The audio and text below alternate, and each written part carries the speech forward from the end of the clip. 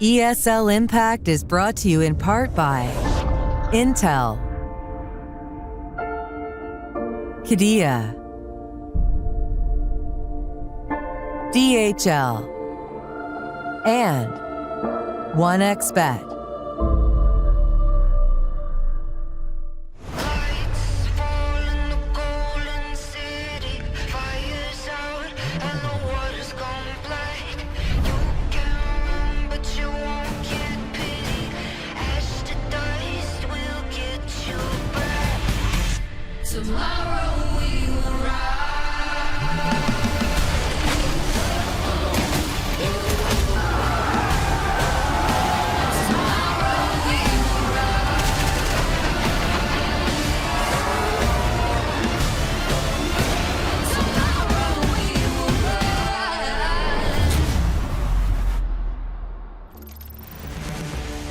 Hello everyone and welcome back to ESL Impact. It's another year, another season. The smiles don't get any bigger and the metaphorical sun never stops shining. Brandon, are you excited for this new season? Of course, look, every season of ESL Impact there is change, and this is no different. Everyone has changed basically again, apart from Imperial and apart from NIP. So roster mania is at an all-time high, excitement is at an all-time high, and I can't believe we're here again to kick off the online season.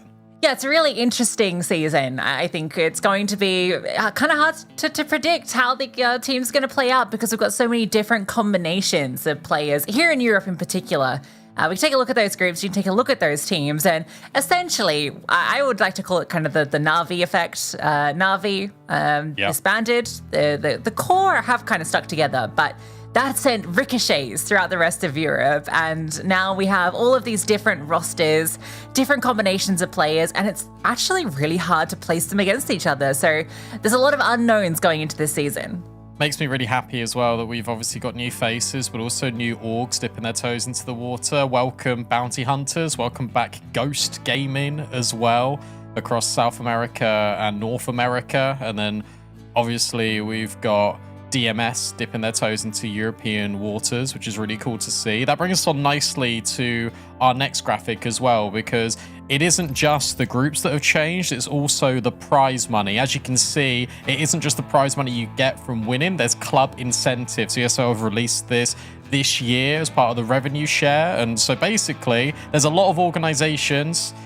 If you're one of them, hello, please pick up one of our women's teams, because if you do and they do well, you'll also be included in the rewards. There's $100,000 of extra total winnings based on club reward alone.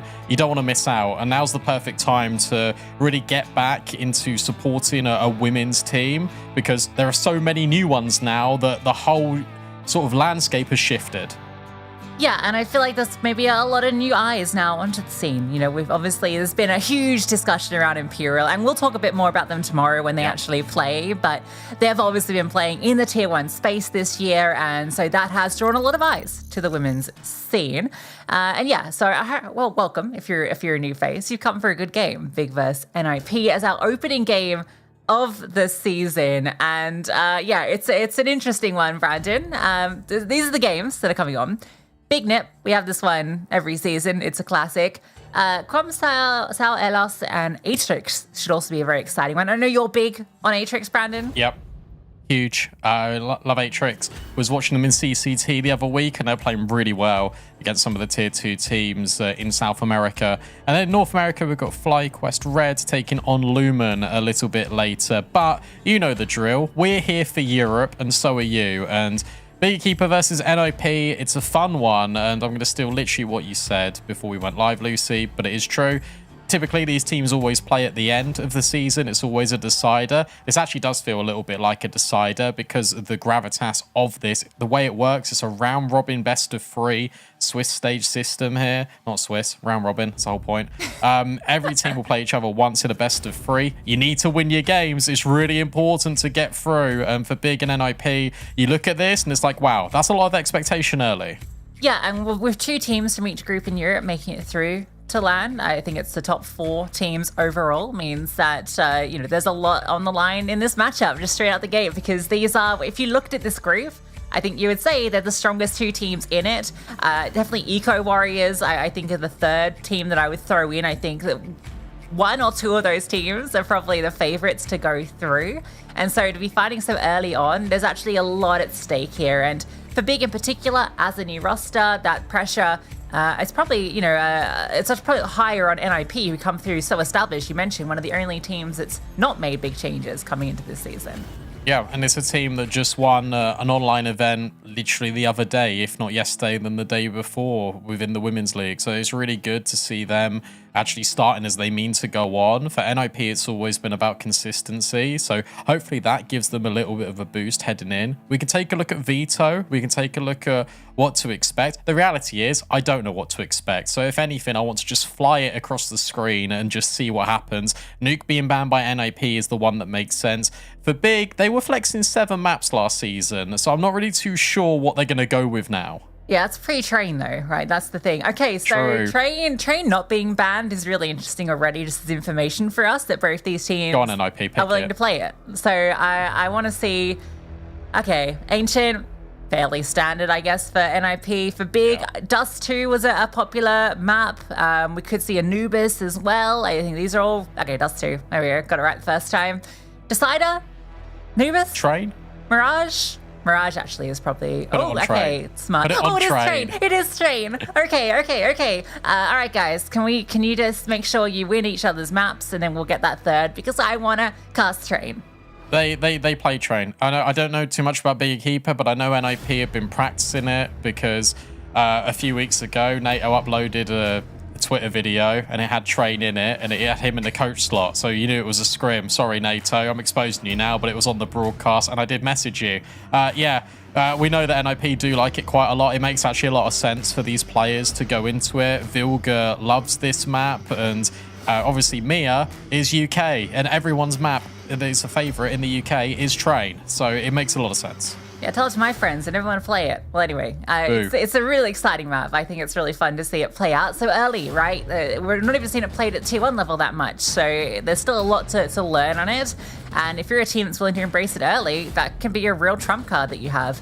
And one of these teams, Brandon, needs a trump card because there's a long storied history, as we mentioned. They've battled a lot of times. Now, you might take a look at this, and, we say that they've fought a lot. This is just last year, Brandon. Yeah. This is just 2024. One map win from NIP versus 5 map wins for Big.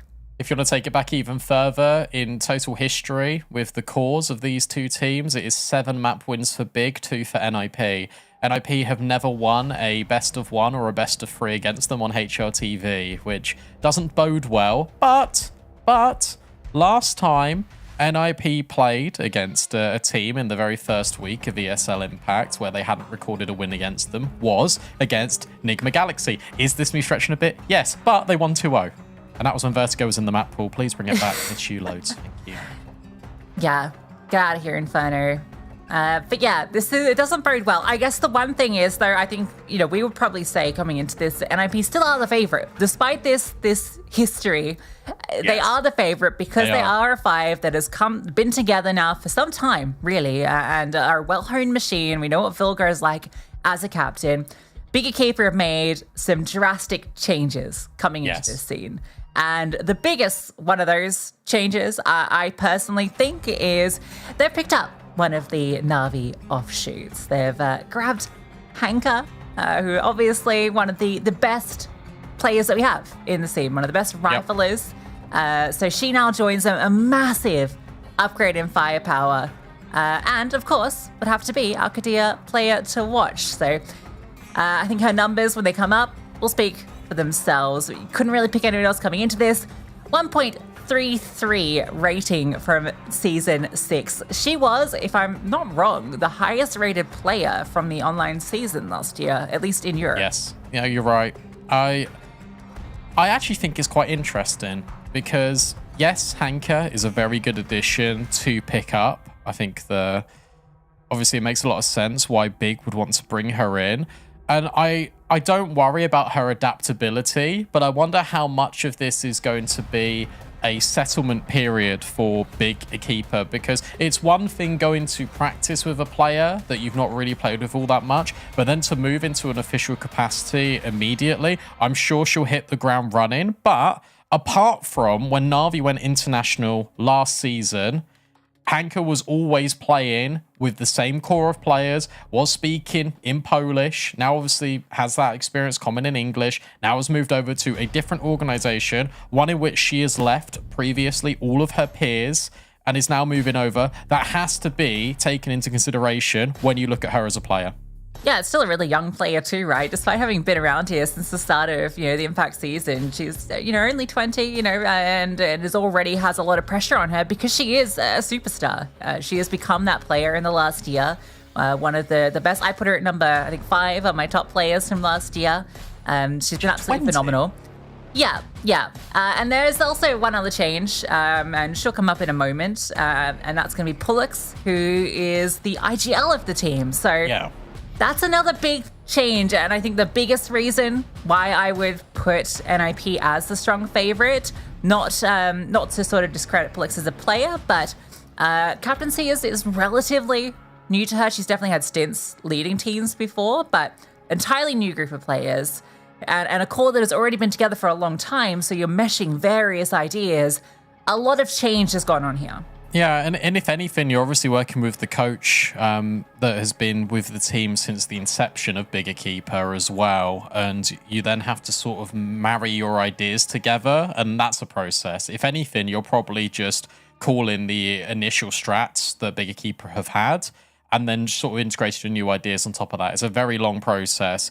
We've got the core floating across the screen as well. We saw Paulie, we saw Jenny, now we see Zana, who obviously is going to be taking across a lot more of the responsibility. I want to see a Bigger Keeper where it is Zana, it is Hanka at the top of the board every single game, prioritized. To be honest, that's the big thing I think with Bigger Keeper, is I think they need designated responsibilities. I think finally we've got that now with a set in-game leader, with a set AWPer, with a set star rifler. It should all align. I reckon she likes Star Wars. I love her new setup.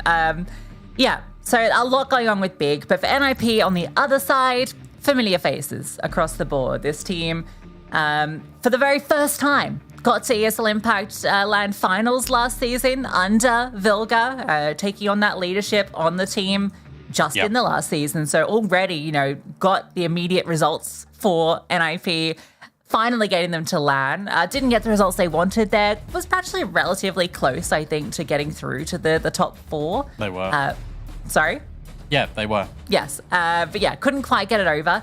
And obviously looking to, I guess, especially given they're a team that comes through without those significant changes, they should be the favorites in pretty much every matchup. Mia has zoomed her camera in loads to the point where it's just stopped working. Brilliant. Yeah, I think Mia has come a long way in such a short space of time. I think she's been brilliant. I think Ramzan is the player that needs to step up this season for me.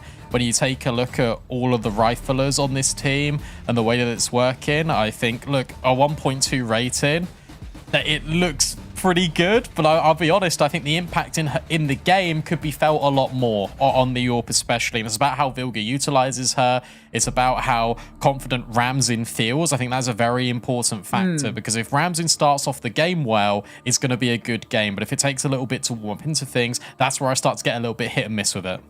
Yeah, I think the 75 ADR with 1.2 rating speaks a bit to that, right? More of a closer than the confident opener. But I do feel that we got to see a bit more out of Ramzan, towards the end of the season. We were seeing her feeling a bit more confident and proactive, particularly on comfort maps like Inferno. We saw that for sure. So definitely a player to be keeping an eye on over the season.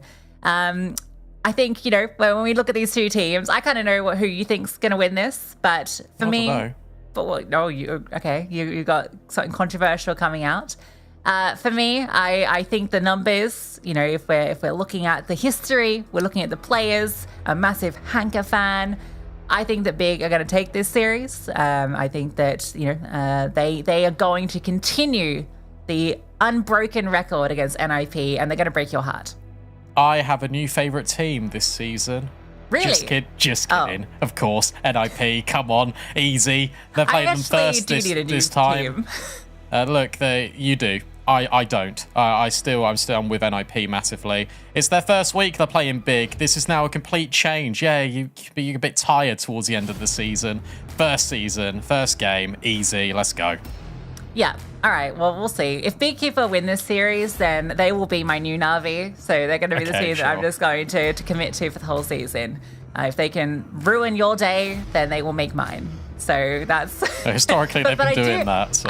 Well, yes. I do still want them to get to the third map, though, because I want to see Train. I've got a good joke ready for Train that I've been sitting on for like a month. So look forward to that if we get to it. And if we don't get to it, I'll have to save the joke for another time. But now everyone at home knows you can't miss this broadcast. You got to stick around for the whole way for my joke when it does come. Yeah, I'm kind of scared because you've been talking about this for like a month and now you've announced it on air that you've got it. So it better deliver, because if it's rubbish, I will let you know. Yeah, generally I've found that humor is best when you really lay it out and let everyone know it's coming and, you know, to be prepared for it. Yeah, anyway, we're getting a little silly because we're a little giddy, we're a little excited, and our first game of the series is going to be taking off. There is another game that's going to be going on at the same time, Brandon. I believe that is Slay and Pray versus CS2 News. They're two interesting rosters as well. I know you are interested in Spray and Slay. Ida, Orping, what do you reckon to that? Ida Orpin. Look, she used to AWP ages ago, and now she's back AWPing again, which I think is really cool. I would imagine she's either in-game leading, it's going to be her or Kit Kat. So that's an exciting one to think about. When we know the updates, you'll know the updates. That's how this works, everyone. But for now, let's focus in on this. It's Biggie Keeper, it's NIP, it's our first game here in ESL Impact Season 7. Let's get to it. It's that big nip game everyone's been talking about. T-side for NIP, as it is their map pick. Double up in the donut, double up in the cave. And a crawl out middle, Naomi with the P250 sent on an investigation mission. We'll spot out Jenny. Let's share some shots, no one connects. NIP continue their stroll. But Pollux has taken full control. So they know this is going to be B. They can start rotating, and in fact, just misses the opportunity. But that's fine, because Hank has deployed a really good counter smoke, and that's just on the edge with the dual Berettas. Pollux has been removed, and that means you know that they know. So you're in this really weird standoff now. Zana's waiting with the dual Berettas just in case NIP fall back, but it's Hanka that goes forward. So quick from Hanka, just on the fade, an immediate headshot, doesn't waste any bullets in the dualies. Bomb gets tapped, see if anyone's going to swing out. In fact, a flashbang forward, and they will swing. They'll go straight into the firing line, but look how many CTs are in here. Ramson will take down 2, but the dual Berettas are rattling off, and it's on to Vilga. A 1v2, she's already been brought low. Jenny is 1 bullet from death. Bazana with the dualies behind default can swing on contact, and there it is. Pissed around for big. Yeah, look, for NIP there, the idea is solid to an extent, but the execution is a little bit hurried. And what I mean by that is where you're flashed in towards cave there, you need to decide immediately if you're swinging, and if you're swinging, you all need to go together, or you're just using it as a block. So when you flash into cave, you get the space naturally by just using the utility, or if you're going to swing, all swing together. And you're half in, half out. Ramsden ends up getting 2 kills, which is fine. You bring it down to a 1v1, but if you use that flash just more as a block, it feels like they would have got the site and it would have been a lot more controlled. Anchor again to be tested. They will charge past 1 for 1. That's a FAMAS to be collected as well, and space being taken. AIM continues to scale through the deep smokes, and Zana has locked them out and continues to. Ramson will get that kill. So a chance, but the bomb, oh no, that went forward on those 2 Ts. Maybe she can fall back and grab this FAMAS. That might have been commed over. So a rifle in hand. A lot of time to work with, but Pollux and Jenny, they partner up. How do you get out of this? Okay, so what needs to happen here for Ramsin is that either one of Pollux or Jenny needs to just swing the angle, jiggle it, and Ramsin gets the backstab. Pollux is playing this really well, just playing by the box, not giving over a shadow, not giving over anything. Well, the timing here is potentially going to be brutal. Pollux looks back and then looks away, and Ramsin slides out for the first. It's the long-range advantage here with the FAMAS and the MP9. trying to scoop up the bomb. Jenny just going to play patient, and the wide swing pays off. Both of these rounds come through to 1v1s, but Big win both. Crazy she was standing on top of that M4 the whole time and never picked it up either. MP9 at long range gets it done. CS2 baby got a wide swing. With how close that came, a 1v1, again, 2 1v1s. With Ramson keeping extra money on hand, looks like they're going to continue to invest in. So 2 rifles, 2 MAC-10s, it's actually, yeah, almost as good a buy.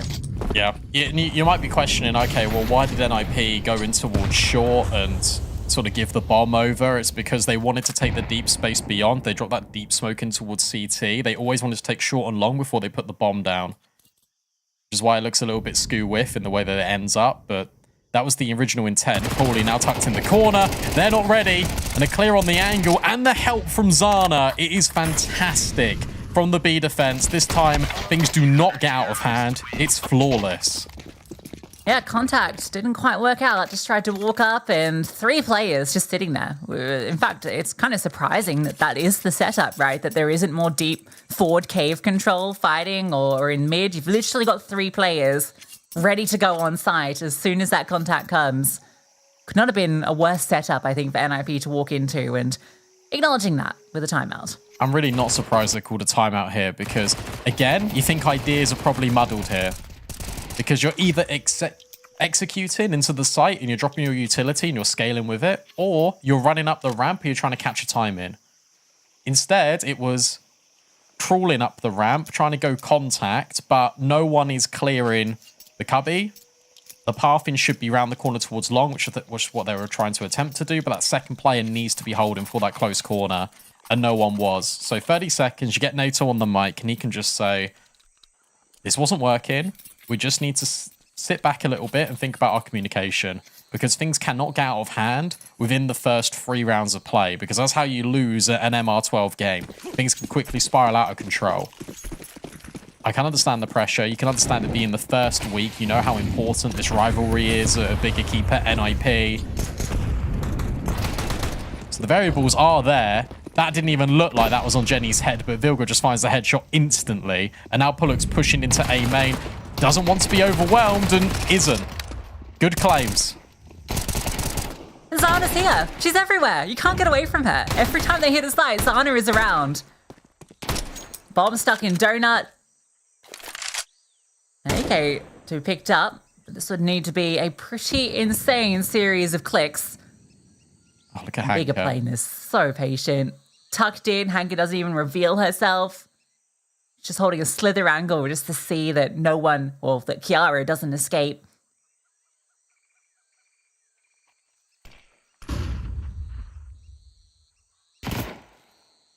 Scouting out where these players are. But again, a single bullet will take her down. And Hanka will start to move, so time now dwindling for Kiara. About to be shot in the back by Hanka any second. There it is.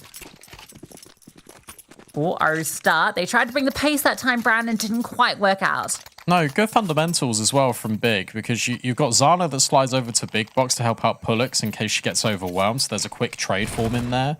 And then in the 1v3, no peeking, no overswinging. You've got the slight jiggle from the MP9 because that's the least valuable weapon to lose. And then you're playing these really long-range crossfires with Hanka, with Zana. Very impressed with the fundamentals so far from Big.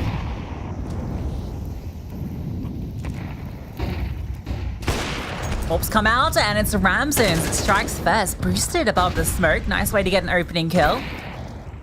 Zana will trade back immediately, though. Vilga gets mollied forward. I think she was close to cave and flushed out of ledge. Nowhere else to go. Paulie pushes down, and it's a 1-for-1. Even trades, but Hanka, nothing is ever even when you're up against her. They're pushing this. I like this. You've got to clear the close left, though, and Hanka just strafes, but she doesn't get the kill. Naomi's then, with the instant trade, drop the molly in towards CT. You can plant the bomb. Zana, last known location was Donut. So Naomi considers the possibility that heaven could have been scaled. Just can't peek. Will make it in towards cave. Zana, this timing is really unfavorable for her, and Naomi is still into the perfect position to try and deal with her. This close clear is tough on the AWP. Zana creeps in, but goes round the corner and instantly hits the no-scope. Big know everything. Big know everything. And they keep things still flawless at the top of the score sheet. Yeah, tough for some, but not for Zana. 9-1 start for her. And another 1v1 going the way of Big. And also the opening kill going the way of the Tees. The Hanker over-delivers on that push down. In fact, she gets that second. And then the follow-up dink too. Her and Zana, 176 and 175 ADR. That is a deadly duo. It's what I wanted. It's what I did call out for in pre-game. I was like, okay, let's see Hanker, let's see Zana just be top of the board and just carry him big. And it worked. I think some of the mid-round fundamentals are good out of NIP, but some of the early stages is what's worrying. Pullux will have to extinguish. Incendiary landed on her position. There's no grenades here. Hanker's in the smoke. It's the same play that she made in the pistol, but moves back just as it fades. Still know these players are in the corner. Flashbang for Pullux, and it's Jenny that gets the kill. Pullux will not escape. So there are at least even trades until Paulie goes searching at ramp by herself. Zana slides through, misses the chance. Naomi will take her head clean off, and this looks like NIP can break through. As long as they can break past Hanker. Yeah, good luck. Almost had a chance. The smoke spreads a little bit too much. She wide swings out, and there's just too many bodies there. Jenny does not fancy her chances. We'll find an escape route by removing Kiara, but this will be NIP on the board. Jenny thought that was maybe an AK. It was not. Yeah, Kiara did a classic B-Dog moment where you're aiming at someone, but your keyboard hand is just got a mind of its own, and you just walk off the box. Played a local LAN last weekend. I was in a 1 versus 2, and I accidentally fell off heaven on Nuke. Oh no! Still won it somehow, but just was trying to clear. You know, like you're trying to clear your angles, and you're so like locked in, but you're clearly not locked in because you walk off heaven. Yeah, good times. Gravity gets the best of all of us. This was a little bit more disjointed from Big, and I think they just felt a little bit settled. They were being uncomfortable to NIP in towards mid. Pullux with the flashbang play to try and get Jenny a quick kill, which she did end up getting, but Paulie pushes B ramp by herself. That leaves Zana isolated, and Hanker can only just watch on as the rest of her teammates fall. So there will still be teething issues here for Big. They've got to make sure that they are strictly remembering what is necessary. You can't get carried away.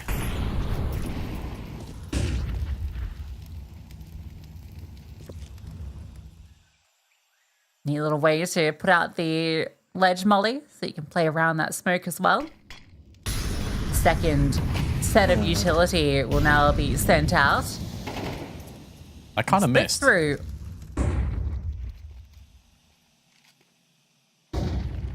Jenny's sitting in the smoke. She is in a dangerous spot here. There are 5 Ts close by. She'll still find a kill. Zana will too. And Jenny gets out of the way. That is a classic Jenny maneuver. She's still standing. Pullux is pushed. Oh, Pullux should get this kill. Yeah. Oh, MB9. What? Huge damage. If you've seen this pushing elbow, you know that the player in Zana would have rotated towards red room or over towards B to reinforce the site. You've got no ramp control. There's been a smoke that's just been put up, and Pullux is just waiting. This is tough. You know you're boxed in if you're NIP. Ramsin needs to hit this shot, and she does. And Hanker's still waiting on the other side. Now been spotted by the AWP of Ramsin, and Ramsin follows up with another instant shot. Holding for Zana, but can't get by her. It's a 2 versus 2. Good swing from Zana. Gives them a chance in this one. Pullux is a little while away. Had to root all the way through middle. Zana going out towards long. Might not be needed just yet. Sees the arm, and that is all she needs to take down aim. They were stuck behind default, had nowhere to go. And I think after Zana found that kill on Ramsin, they felt pinned in. They didn't feel like they had that escape route. But I think they had to. They had to wide swing just to find a way out of that. Not even that. It's when they get the kill and Ramsey's holding short for Zana, someone's got to get out towards long. So someone needs to take space. If it's not long, then it's ramp. If it's not ramp, then it's cave. You just cannot have every single player on that bomb site because that's exactly what happens to NIP. As you mentioned, they just get boxed in. And it's so difficult to play an afterplant when you're firstly in the same position as your teammate, but secondly, you've just got no control. And this is what I meant about the smoke being a little bit wayward. Where that lands, not indirectly the entrance of cave, but it lands a little bit further forward, it gives Jenny that room to move. Because to the naked eye, it's like, oh, okay, no, cave is smoked, it's fine, we can't see anyone pushing. You still got to get that communication across. And I do think communication is hamstringing the ninjas right now in map 1. Which is concerning, really, given kind of the situation we put forward for this team. Yep, I agree. Orpers are doing their work, though. Both Ramson and Zana are having good days of it. Ramson is, in fact, second highest on kill count right now. Yeah, behind Zana. Yeah, exactly. 2 Orpers. Doing a lot of work. Oh, the incendiary. Gonna flush Ramson out. That's not comfortable, but she actually won't be any followed up on. Smoke hadn't quite faded in red. If we're going back B, which is where NIP start to move after losing that mid control, well, look who's lying in wait. They haven't done enough to force these players off. There's been the initial mid utility, as there's always been, but then there's no follow-up. And there's no sort of scaling of your lurker in towards red room. It feels very obvious. Hanker can just drop this smoke. AIM can't get ahead of it. Here comes the scaling. And with this scaling, you need to firstly check the boost. Secondly, clear out Hanker in cave. Great angle from Hanker. But she will be removed by Naomi. That bomb has now been planted. There's not a lot of utility to get big forward here. Yeah, just some smokes. In fact, no one else has utility to save these smokes, so it's just going to be straight up fights on the site. Zana wins hers first, and with Naomi and Vilka low, and in fact, Vilka failed. Looking pretty good for the retake. Pullux takes another. Naomi with 2 HP, still taking names. It's all going to be AIM. The wide swing out can't connect the spray, and they almost line up for a second. But too many targets to deal with. A successful retake despite the limited utility. They did the same thing. They did the same thing again, Lucy. They had the site, and then they didn't take any control off the back of it. You had Ramsin that was stationed towards ramp. Then you had another player that was up ramp, but just on the corner. They went in and got the cave space. Yes, they killed Hanker, but they didn't have anything off the back of it.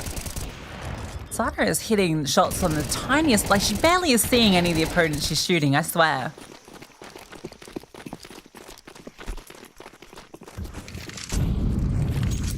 When B doesn't work, you got to try A. Guess who's there? Big up the read. They know the B hasn't been working, so Zana posts up over to A early. Out wide, ready for a swing, flashbang. She eats it, goes for the timing shot, doesn't connect on the re-swing though, full confidence. And smoke missed. Oh no. Everything is falling apart now for NIP. In their pajamas, the way they look like they're in bed right now. This is a disaster. This is such a disaster. That smoke, I think, is supposed to go donut. That's the only thing I can really say about that. It was supposed to go donut, it didn't. And then you've seen the AWP fire off. The molly goes in towards CT rather than Temple, where Zana is. I don't know. It doesn't look good. Looks looking good in the couple of multi-kill moments I've seen from her and the proactive pushing. That's the main thing, I think, for me. The amount of info she's getting and being deployed as more of a lurker is actually a really interesting one. Normally you see in-game leaders being deployed more as the anchor players. Naomi will get the best, but Hank is still here, just finding so much success. Vilga will finally trade out. It is a 3 versus 3, but again, for Big, everyone is here. Everyone is here on B. Pullux has just dropped a little bit of utility and is now forcing Vilga and the rest of the squad back even further. Smoke goes on long. Bomb can be planted. You have one flashbang. Please take some space. Yeah, you feel like you got to do something here. We've got smokes, we've got flashes, we've got kits for the CTs, everything they need for this retake. Here's that flash, Brandon. Waiting for the smoke, and then Vilga will be going around that corner. In fact, when they see that utility, they call for it. It's perfection. But Paulie falls back, and now Vilga out in the open, swung on, and she is the one that knocks them down. Pullux cannot get this done. NIP takes space, Brandon. They take the space, and they get the round. Thank you. Come on. That's all you need to do. One flashbang, literally right before that smoke phase. It completely catches the player off guard. And it's easy for Vilga. That was a half buy for NIP. They're working with Tech 9s. They trade out efficiently. I think Big give them a lot of respect here. They say, okay, well, your after plants have been rubbish, quite frankly. We'll just get you on the retake. And finally, NIP answer back. Given the landscape of this game, when you look at the money as well, this has come down to 3 or 4 1v1s in this first half. It could have been completely different. So you walk away with this if you get 4 and you think, fantastic. But that's if you can even get there. Zana will be removed by Vilga. That's a bit dodgy, and Naomi comes through the smoke, but so does Hanka. Right through Jaguar. Paulie now starts pushing. Aim on an internal timer. Looks back in the nick of time. And you are in a 2 versus 1. Naomi's now got all the space towards A, faking it out, but Hanka's already on the rotate. She's in temple.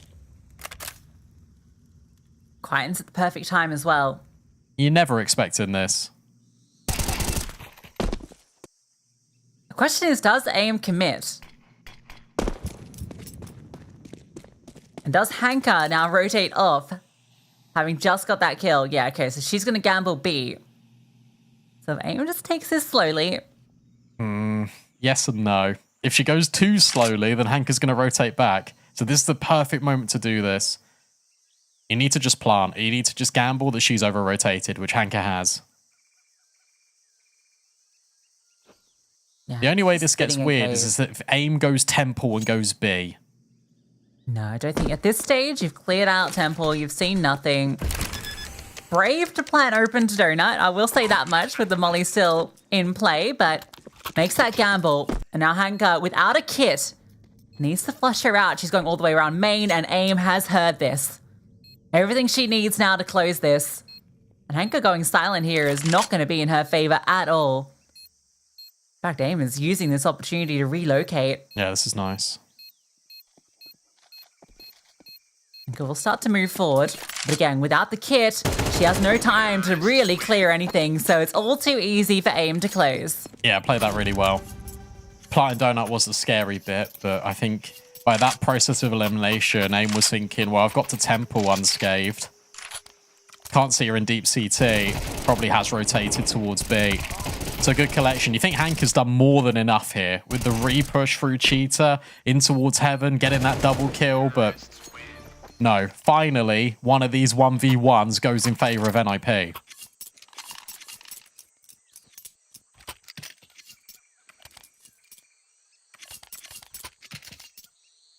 And a critical one too, given that the finances that you mentioned, not in a good place for Big, so NIP can walk away from this half with 4, which, given how it started, would at least be something to work with.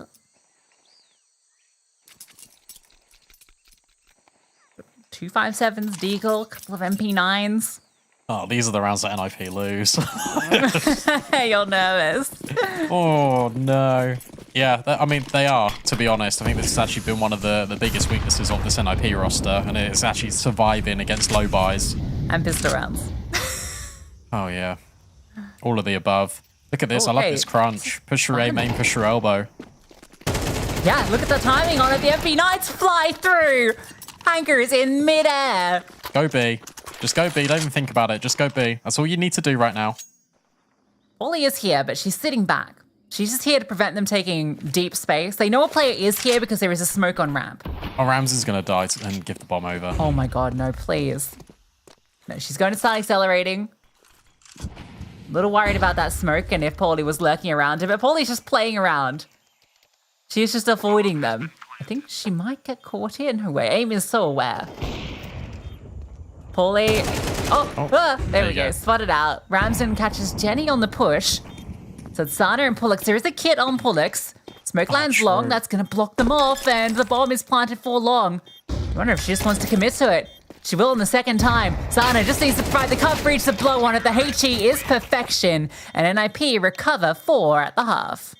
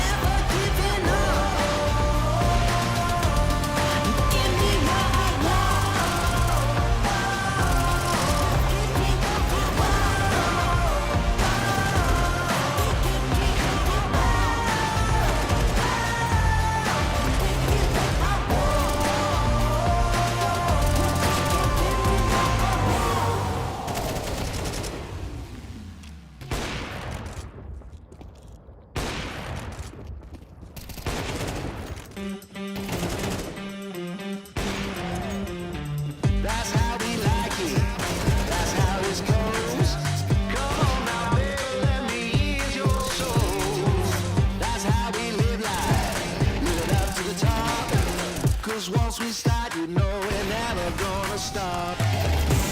We own it, we're winning every time.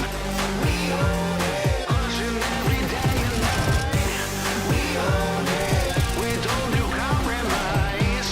Yeah, yeah, we touch it every time, every time. Tomorrow we will rise.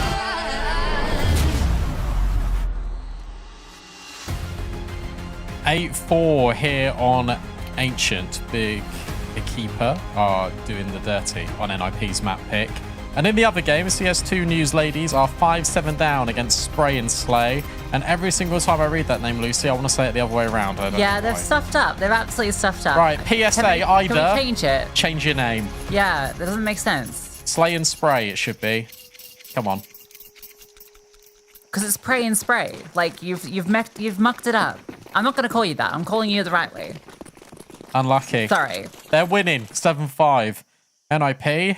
Oh, they need to get a pistol. Brandon, they're not going to do it. What do you mean? Vilga's literally in the perfect spot. She's going to get hard cleared because they're contacting. Okay, maybe not. Rotations will be quick. Smokes for... No Molly. Smokes for CT, not for Donut. So scaling, good. Vilga undetected, swings out, but lost teammates in Donut. Aim has alleviated somewhat. Nice. In fact, doubles up Vilga as well, and it's a pistol for NIP. It's the duo. Vilga and Aim. Vilga, that was touch and go for a moment. But she did spray the USP, and she did slay. I've seen some Aim frag movies with the USP. She's quite nifty with the old pistoles. Check out her YouTube. AIM. I don't know if searching that will find her. She's out though. Make sure you like her video and subscribe. And like mine. Thanks. Yeah. Shout out B-Dog one time. Just once, though. 8-5. 2-round game, in fact. Because well, it's Glocks, Brandon. That's... Even I think that Big will lose this round. This is actually, to be honest with you, this is actually going to be a really interesting sort of limit test for Bigger Keeper, because what you are going to expect out of them is that Zana and Hanka are going to be like top of the scoreboard every game. And then you need the rest of the team to up the floor. That is the one big concern, pun not intended, I have for this team. Is how low the floor is compared to how high the ceiling is of Zana and Hanka.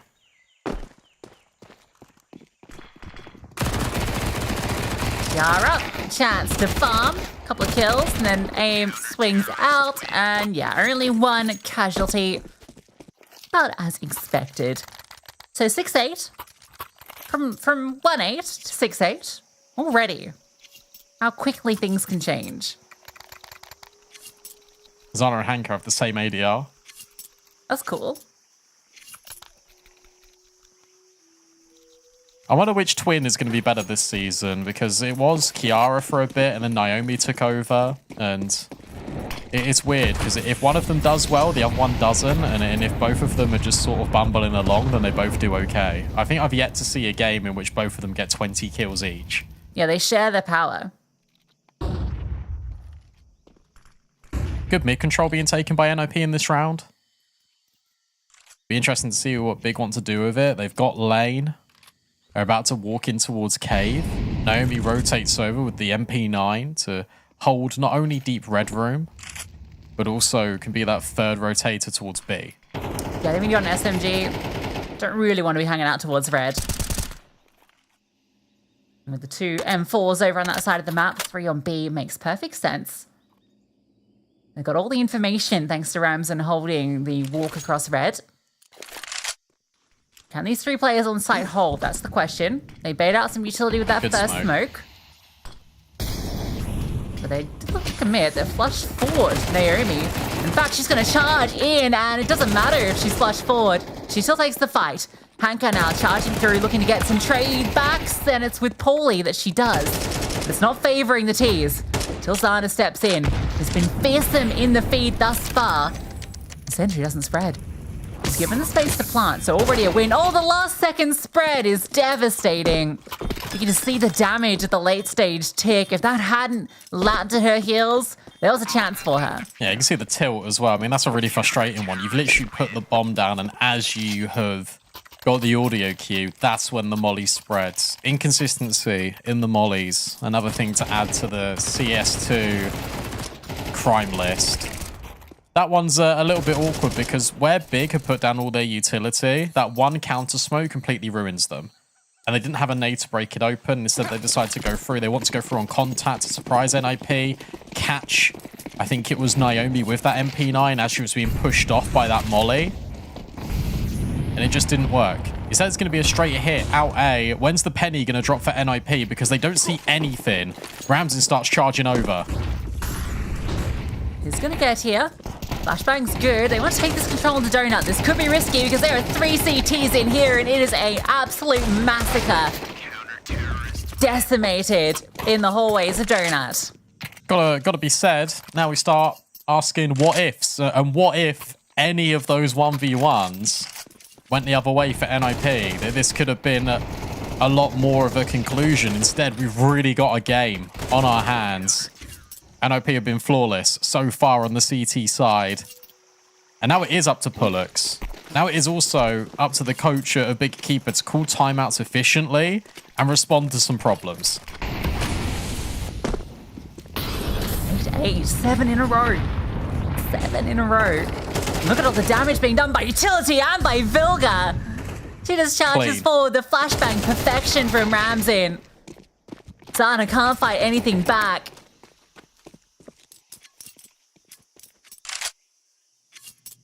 I can't believe it. NIP are about to be in the lead. 8 rounds in a row. Yeah, this was going to be the difficult bit, to be honest. I think actually when you look at this team of players for Big, I think you've got Hanka that wants to be aggressive. You've got Zana that will go for opening kills, but she's more of a closer, in my opinion.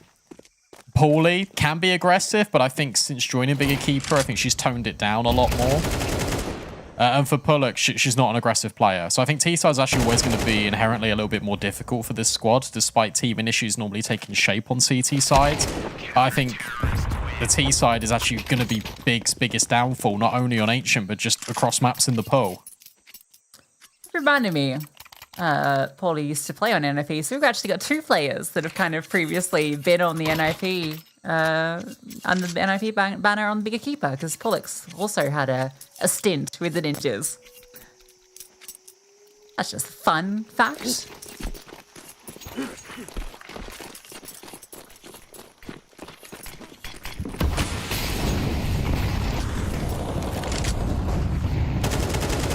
A lot of utility expended early for Big. They have a Molly and a Flashbang, and they have Ramson's AWP to contend with.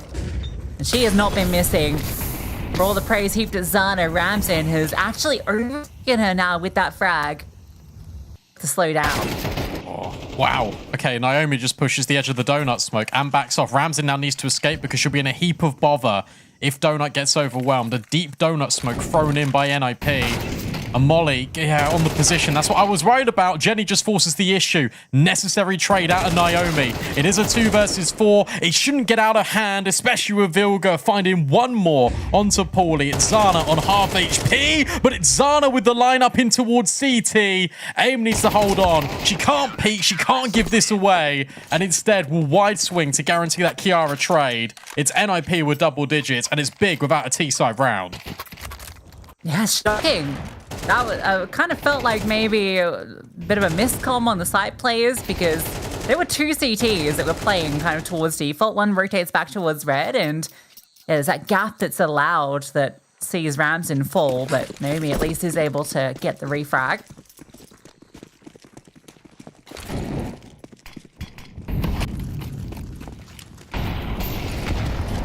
This side is really kind of where I expect, yeah, to be kind of Hanker and Jenny doing a lot of work for this team. Oh, good flash. Yes. Clean. 1 dig, 1 tap. All it took. See, yes and no, because I think the way that Pullux was played on CT, it wouldn't actually surprise me if Pullux just becomes more of a lurk and you got Jenny being in with the pack, which I think I prefer it the other way around. Jenny naturally a really good lurker. I'm sure we'll probably see more of her lurking, but that's kind of what it indicates to me based on CT positioning. Oh, okay, this Deagle is not working out. The good news for NIP at the very least is that, number 1, Jenny isn't hitting 1 digs. Number 2, they can't get the AWP. Yeah. But the danger for NIP is that Big are going into B, be careful. Listen, she got the Deagle kill. She did. Don't forget that. Can these pistols do any more damage? Hanker certainly can, and Zana's aim was considered. And these are the rounds. These are the rounds. And now Vilga, she might lose her life too.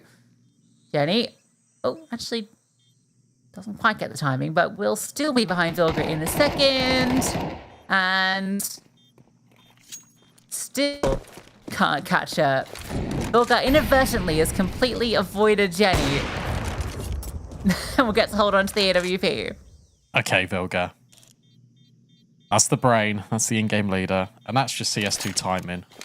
But that's another one of those rounds. These are the rounds that NIP can't afford to be dropping. But these are the rounds that get dropped so often by NIP. They're in complete control of a game, and then suddenly they let their opponents in. They need to win this next round, to be honest, in order for this to feel comfy. Yes, they got all the money. Fortunately enough, Ramson was able to be dropped the AWP by Vilga, so you don't have to reinvest that. But you're still living a fine line here, NIP. This is still a 1-round game. You have been comfy here on the CT side, sure, but it only takes 2 rounds for that economy to break.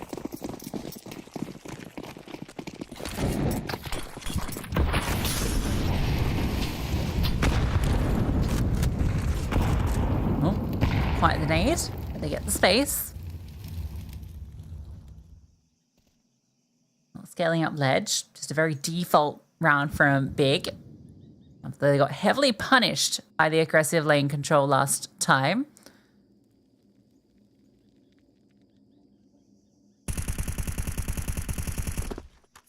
Great spam. Great damage. And we'll have to play away from the angle now.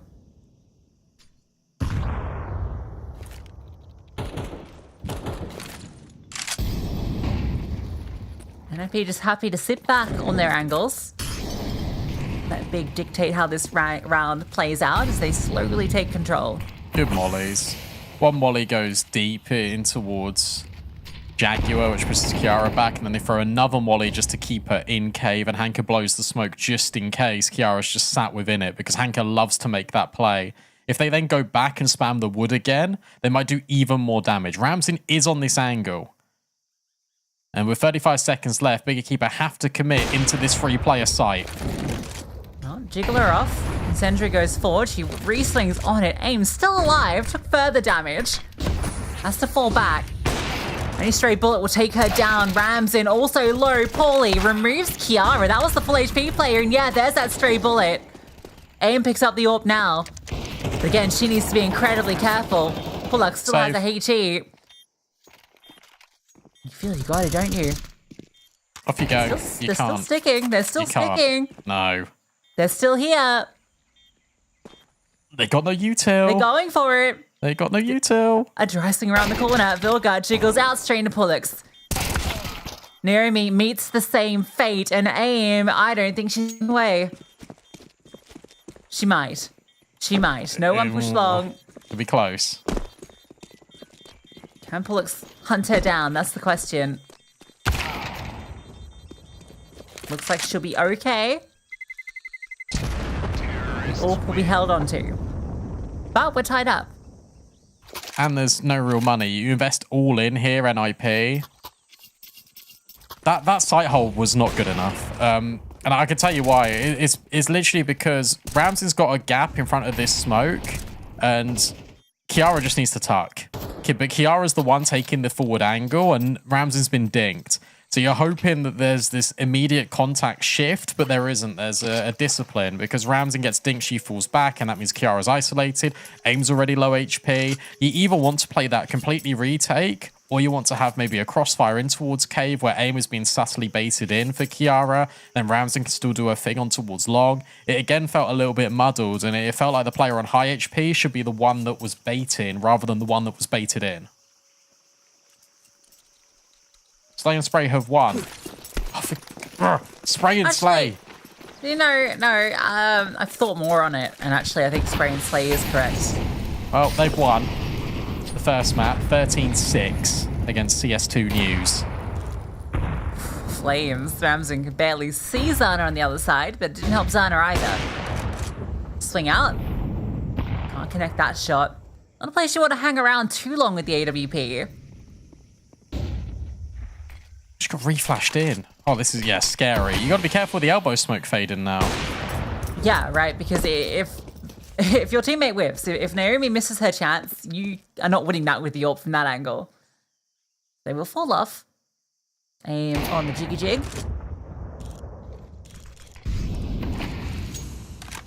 Drops the smoke after the AWP shot fires.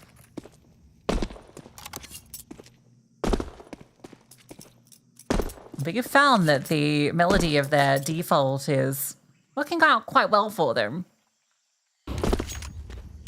Getting a lot of space without too much needed, just their general protocols, and NIP are respecting the utility thrown out. Yeah, well, it's because NIP aren't being able to defend against these late hits, and they're not keeping enough utility to be able to defend against it.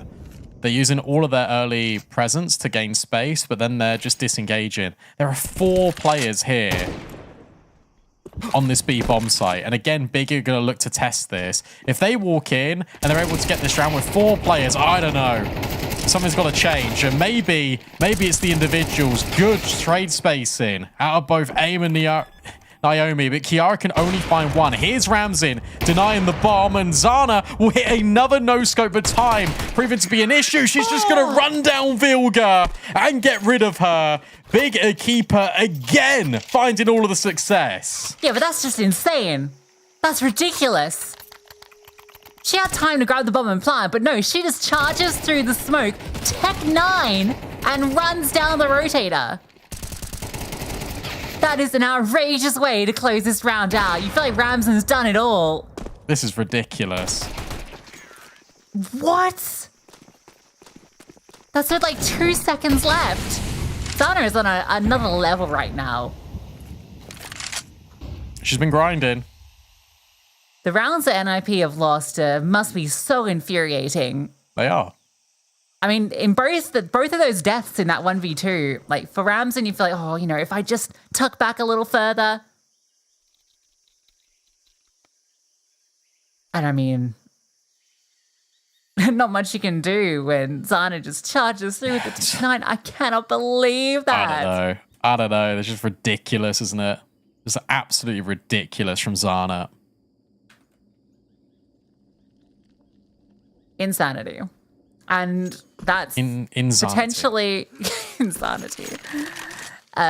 Bookmark that one. This is that might be the round that wins the game. Oh, that's it. Yeah, honestly, that's completely over now because they're just going to go into B again. This time we're on 5-7s. Yeah, see you later. Kiara. Oh, hang on. Ramsey's found 2 headshots with the P250. It's the 2 versus 2. This one is still on, and Naomi's got a deagle. Bomb needs to be planted. Zana, that's your job. You got the AWP. You put the bomb down. Vilga spotted. Just gonna go looking. Oh, that's dangerous. And now Zana has the clutch again. First is hers and can't swap in time. Vilga closes the distance. Maybe it's not done yet. Maybe it's not. Maybe it's not. Ramzin finds 2 insane headshots. Anything you can do, Zana, I'll do better. Vilga's thinking, how on earth have we won that round? Look at this. They line up for Ramzin, and then Vilga does enough to bait Jenny into Naomi. And she is just running at Zana, hoping that one bullet will connect, and it does. 11-11. NIP need to make a wish because Bigger Keeper are coming up with everything and the kitchen sink against them.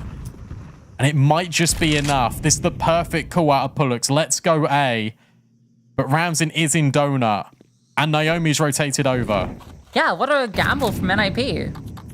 I don't think they've got any specific info They don't. outside of the lack of sound over on B, but it's just a jiggle from long from aim, and that's it. That's called this gamble over. Oh, there's a gap in the smoke. How did Vilga cross?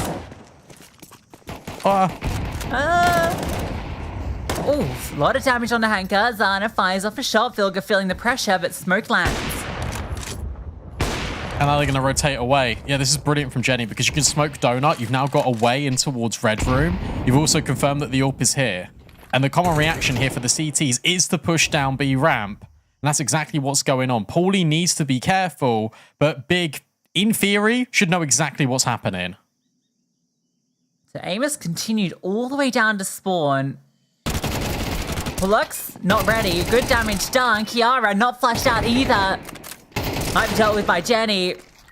You can remove aim. You can maybe make something work in this round. Zana is slow pushing behind, so maybe Jenny can worry about other targets or just go for the swing. Ooh, risky. Does connect, but there's Naomi from up above. And Zana, this one's impossible. 20 seconds. It's not for Zana. She's 2 had the players on volley. site. Not ahead of the AWP. Oh. Despite all of this, NIP are somehow on map point first. How's this happened? I don't know. What a map to get us started. This has really had it all. I'll tell you what, I think that kill, aim pushing forward in towards the B doors and catching off Pullux, that is going to prevent Hanker from clearing close because your immediate attention is towards the B doors. And that one moment, that slight half second is enough to find that double. What do you do here? What's the call? Rush B. Genuinely, like, has been working. Maybe you don't want to rush. But the mid space into the B play has been working really efficiently. You're that Just have AK to another one of Zana or these. Hanko. True. You just have one of these slow rounds where you catch this aggression from NIP, and then you throw it into a B exec. That's what's been working this entire second half. Oh, that's not how I throw that elbow No, smack. me either. I do it on a bit to the right.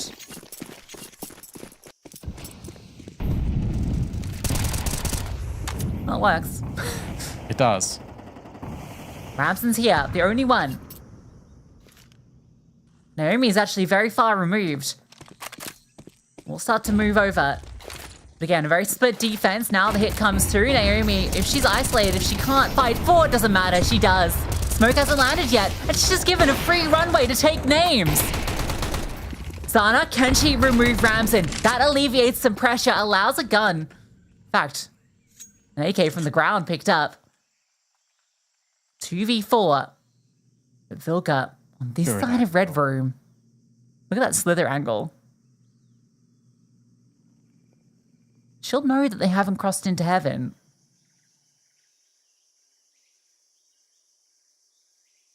Yeah, so you get aim to mobilize in towards CT as she's doing. She should be looking towards long in the next few seconds, but then you got the twins just on A. It makes so much sense. There is a smoke that Pullets can deploy, but you want to go contact here if you're big. Just as you get in towards this site. Now you can look to limit options. You came through Donuts, you probably don't expect them there. Zana goes searching in towards Temple. And she will find Naomi. Second twin unexpected. Pullets, new leader, needs to really do it all. Brought down incredibly low. And time also, same state. No chance to even plant. AIM will secure it. NIP, against all odds, take it 13-11. This was an 8-1 scoreline to big at one stage. Yeah, this... I mean, it's so impressive, but you also got to sit back and you got to think, why was it 8-1 in the first place? How many 1v1s did they lose? Then you go on to CT side, it's a lot more controlled, it's a lot more measured out of NIP, it's exactly what you expect, but how have Big dropped the ball? That's the bigger question for this map. NIP's map pick, their CT side, immaculate. Yes, and that one round, right, 10-11, where Big are about to take map point, and it's Ramson's PT50 double, was shocking to get them over as well. Brilliant stuff from her to get that round in particular. I mean, there was just so many ridiculous moments in this game. You think that's that Zana 1v2 that you're speaking about? That she's hit another no-scope to sort of get the team so many rounds in a row on that CT side. And then Ramson with the P250, the eco win for NIP. And then that is enough to force them over the line. You can tell that NIP have been working a lot just on the macro of the game and the small micro decisions that need to be made in the middle of the rounds to get them over the line a lot in CT sides. I think the CT side has improved enormously, and that's not just because of the comeback they've been on, but it's because of what we saw just on a different level in this game. It was really impressive to watch them. They are still struggling with pistols. They are still struggling against the 4 spies, but it did look improved when it was against the guns. Yeah, and, you know, for the first outing we've seen for Big on their opponent's map pick, you know, obviously they let it, you know, slide in the end, but I think good showing. Pullix in particular, I think what she showed on the CT side was very proactive, and I enjoyed quite a few of those calls on the T side. So already praises to Big, even though they lost the map. It feels like they probably should have won it. It really did, and if it wasn't for Zana in that second half, to be honest, that scoreline wouldn't have looked as competitive as it did. And if it wasn't for Zana and Hanka in that first half, then maybe it wouldn't have looked competitive as it did. The reality is, it did look competitive. I'm right there with you. I think Pullix's call in on the T side was actually very good, and it's a shame that they went up against NIP, who didn't get rocked by the fact that they were down so many rounds, able to scrape a number together towards the very end and just carry on with their momentum. NIP are a very big momentum-based team, and once they get going, they're hard to stop. Yeah, you can see very evenly matched, in fact, particularly towards the top. Did feel the absence of Paulie in that one. Yes. I think there has been some inconsistency to her games on occasion, and again with big adjustments. I'm not entirely sure because again, this is the first official we've seen in this team. I don't know how much role changes have come into effect on this squad on both sides. You imagine that I think with Hank coming in, that would cause that to occur. I think Anubis in particular, I'm very curious to see what that we won't see in this series, but that's one where I'm really interested to see what change-ups occur. But yeah, definitely could feel a little absence there. But from the top, I mean, Zana, Hanka, Ramzin, and Naomi was the twin that kind of took over a bit more than Kiara. Yeah, but I think what's staggering here is that you've got everyone so tightly woven together in the middle of the pack for NIP. Vilga stepping up in a big way. I think her individual form dropped off a little bit in Season 6 and has really stepped up here. So if she can keep going, we know how much of a fragging in-game leader she is. Shout out Vilga one time. Then, that will definitely help NIP as well. We've got a head-to-head we can bring up and speak about as well. I'm not sure if it's ready yet, but I'll start speaking about it anyway because we've got to talk about Zana, we've got to talk about Ramsey, we've got to talk about the Orpers.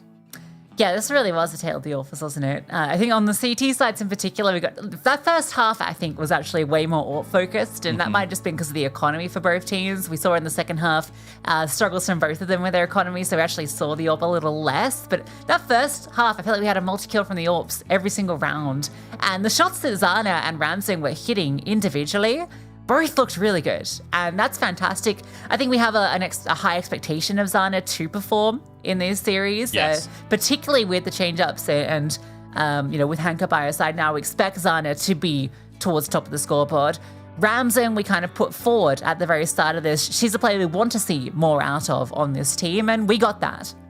Yeah, we did, and I think Ramsey's impact was very high. Obviously, Zana's was like Zana was ridiculous, but for Ramsey, for her to have impactful kills is really important for this NIP team because it isn't just about putting up stats. It's also just about what can you do with this AWP? How does Vilga want to integrate the AWP? We saw how successful Vilga was with Anna, and obviously now this is a different Anna. But it's more about going for these opening kills, or do you want Ramsey to be the close? It feels like Ramsey has been going for a lot more closing kills and maybe playing off the riflers a little bit more than what we saw on that T side than we're normally used to for NIP. And I think that's actually interesting because if she molds herself into being more of that Zana-esque player, more of that closer, more of that clutcher, then I actually think that is a role that she'll find herself improving a lot more in than going for these entry kills, because you've got the likes of AIM, you've got the likes of Naomi and Kiara to get you those kills in the first instance, and maybe Ramzin's adaptation and responsibility shifting might be a big boost for this team. It's actually a really interesting conversation between these two teams because I think both have a very aggressive rifle call. Like Hanker and Jenny, I think, are two of the most aggressive riflers out here who will find those opening picks, and Vilga, as well as an IGL, is famously a very aggressive rifler. Will take that space. So it's an interesting position that it puts these two AWPers in, and you can see why Zana ends up being a bit more of a closer because of the rifles around her. But yeah, the same conversation can definitely be had about Ramzan, as you say. Yeah, I think so. And it'll be interesting to see if they do that. It's quite funny because we're talking about these teams taking space, specifically NIP, and then they just didn't want to take any space on those bomb sites on Ancient, did they? That was map 1. NIP, I don't know how you've done it, but you've won 13-11. We now go on to Dust 2, a bit more aim-focused, and with NIP warming up in the way that they did, I think it's going to be a little bit scary for Bigger Keeper. All that, and potentially more to come on the European side of things. We head to Dust 2 after this short break.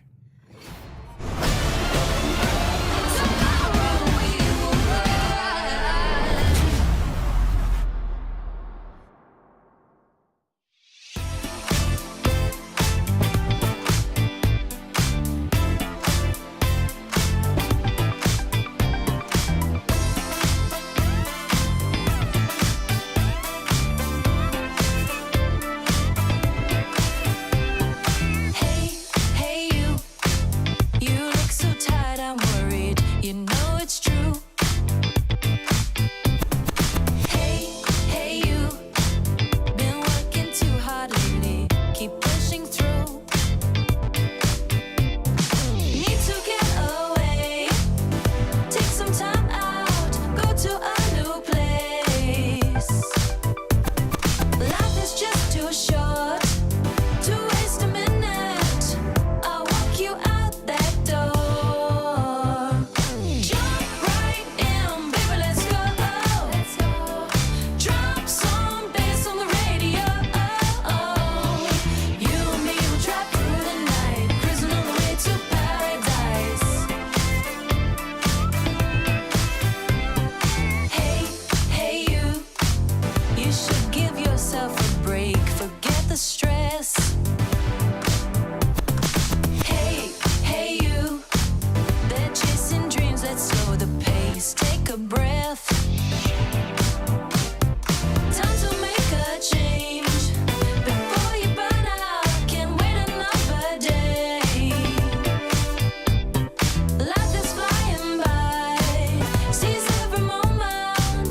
Come on, turn that key, let's drive. Jump right in, baby, let's go. Drop some bass on the radio.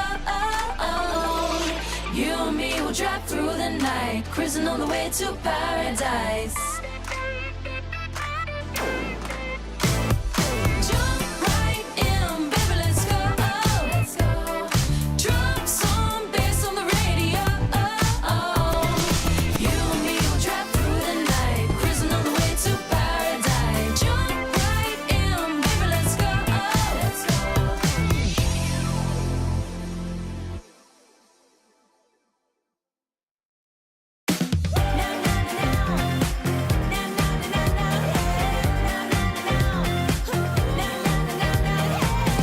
Everybody, I wanna see your hands. All right now, let's raise the roof, yeah. I wanna make it louder, shake it up, come on, yeah. I can't help my feet from taking over. Just wanna dance the night away. I feel so good with you. I'm in the moment. Now I just wanna live it up. Oh, what a life. Oh, what a feeling, yeah. Oh, what a life. Now I'm feeling good, yeah. Oh, what a life. Oh, what a feeling, yeah. Gotta live that life, gotta keep that dream, yeah. Now, yeah. I wanna live it up, wanna keep on dreaming. Gotta live that life with no regrets, yeah, chase that feeling. I wanna move it up, yeah, wanna make it real. Gotta live that life, gotta keep that dream, yeah, chase that feeling. I can't help my feet from taking over. Just wanna dance the night away. I feel so good with you. I'm in the moment. Now I just wanna live it up. Oh, what a life. Oh, what a feeling, yeah. Oh, what a life. Now I'm feeling good, yeah. Oh, what a life. Oh, what a feeling, yeah. Gotta live that life, gotta keep that dream, yeah. Now, yeah. Now I'm feeling good, yeah. Now I'm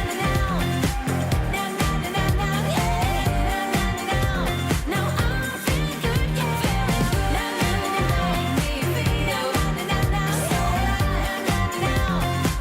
oh, what a feeling,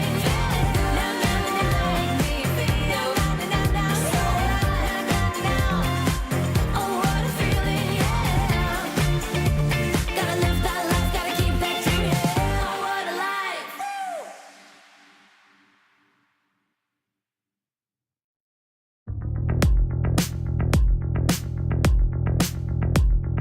Hungry for attention, you're so hypnotic. Take me for a ride.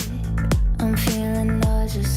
Oh, I'm delicate, just like the pick-me flower that you're crushing. Feelings out of guard, you say they're valid. Take me to the party, buy me drinks, I guess I'm lucky. Pull me apart, like when I'm broken.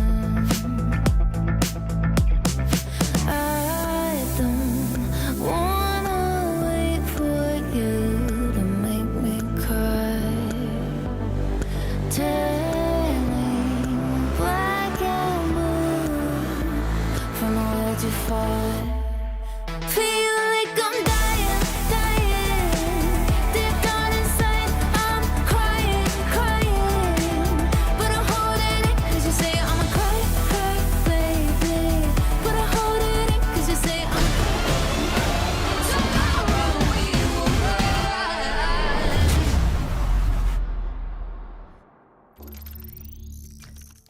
NIP take map 1 in rather dramatic fashion, Brandon. That was Ancient NIP's map pick. We now go to Dust 2. This is the pick of Bigger Keeper, the one we kind of expected them to be leaning into. Even though it is a new team, it's still players that we kind of expect to continue to enjoy this map. And I think even the new addition should feel relatively at home here. Yeah, they should do, but last time it was NIP versus Bigger Keeper on Dust 2. Bigger Keeper did win. It was 13-11, and the player that stood out in that game was Giuliano. And obviously, she isn't here anymore. She's on Eco Warriors. So, I don't know. I think with the way that played out, yes, it was messy. Yes, it was scrappy. But the overall pack of players for NIP performed better than that of Bigger Keeper. Yeah, I think that's fair enough to say. I'm excited to watch this one just because we've had such a good taste of the authors on a map that isn't necessarily known for its authors either. And so now going to Dust 2, I think that makes it even more exciting if Zana and Ramzan are playing like they are. But it does feel like this is a map that I really need to see Paulie step up for Bigger Keeper. I think it's a map that she has a lot of responsibility out towards long, and I think she's going to be, incredibly important if Bigger Keeper want to push us to train, which I really want them to. Yeah, and do you know what? I think they can. I think this is Paulie's best map by far. I think what will be interesting to see is who plays that B-bomb site for Bigger Keeper on CT, because I feel like that could definitely be an exploitation if NIP find it relatively easy to break into. I do worry about the individual form of someone like Pullux, for example, and if she's playing the Bianca role, then that potentially could get a little bit out of hand. Not to throw her under the bus, but I think when you're in a new team, in a new role, if you're put there, it could be dicey. Let's see.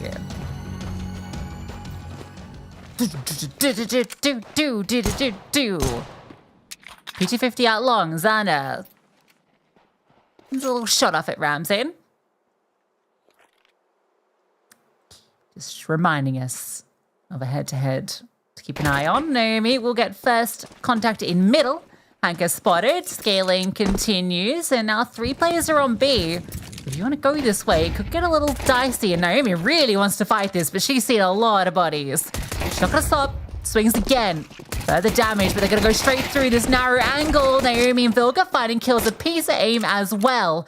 Paulie alone on the site.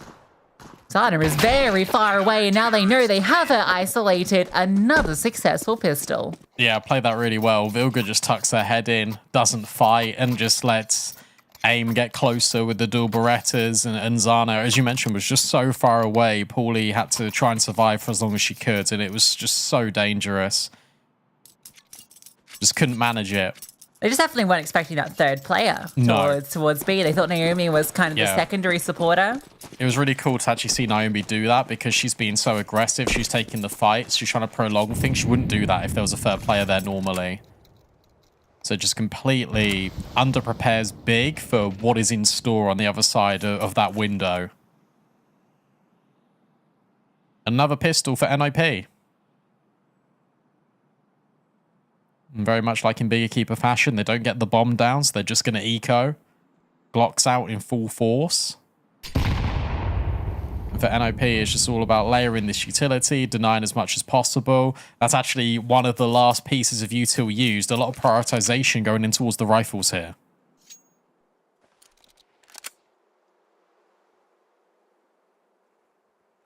Makes sense on a map like this.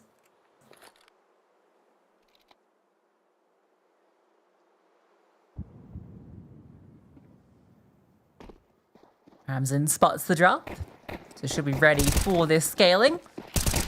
I'll just be a little concerned. They're ready to get the bomb down because of this passive position, and find a kill as well. Make it 2, so a little costly.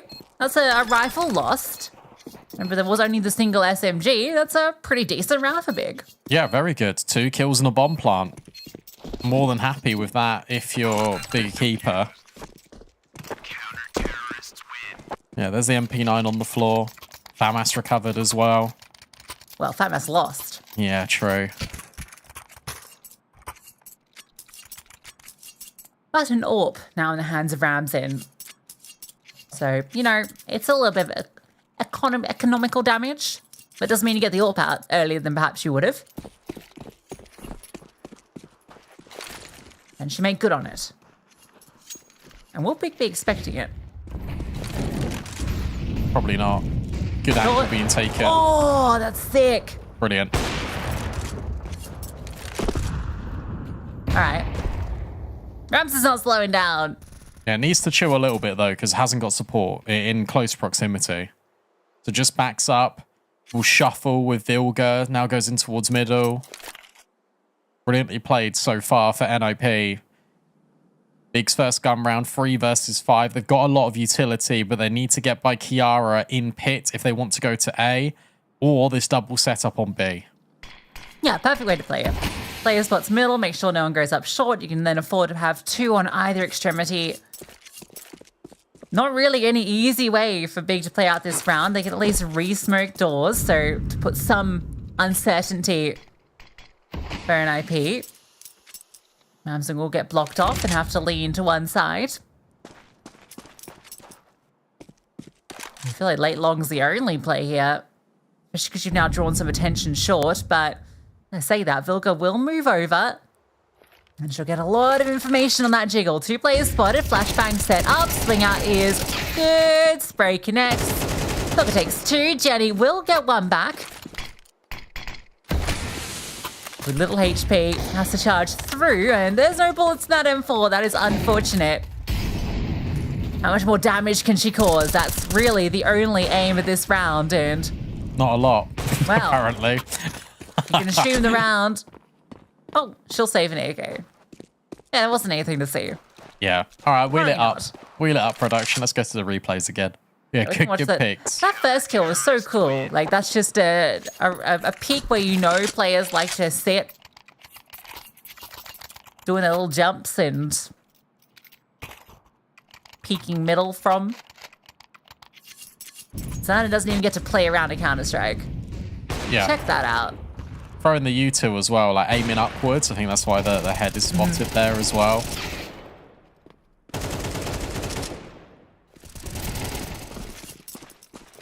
Easy does it. 3-0 so far.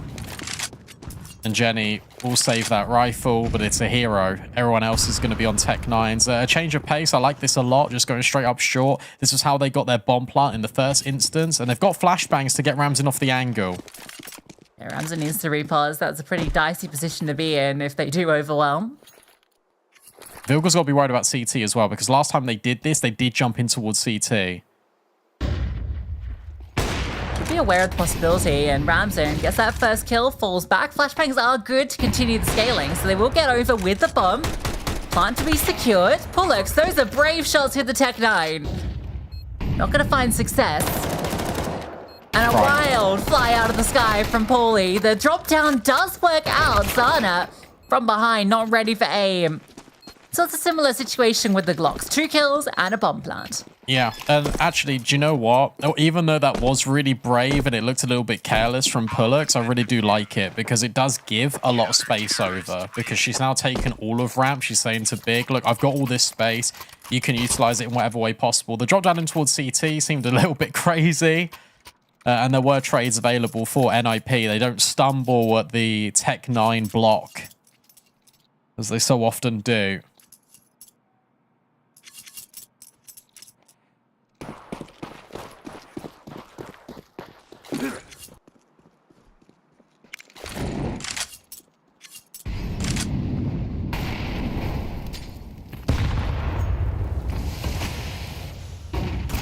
Thought she's going to go for the timing shot, and instead she's the one that gets got by the timing.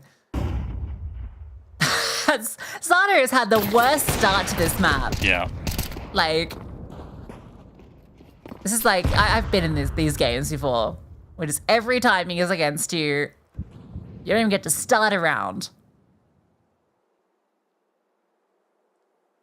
And conversely, Ramsden's had a brilliant start to this game. And Pullux can't get the kill on Naomi. Now there's a drop down in towards CT. Crossfire now established between Naomi and Vilga.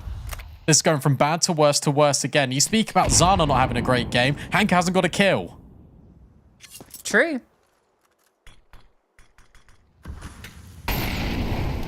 Big have not been able to get going just yet on this T side, and this round doesn't look too much better. Ramsden still sentry with this AWP.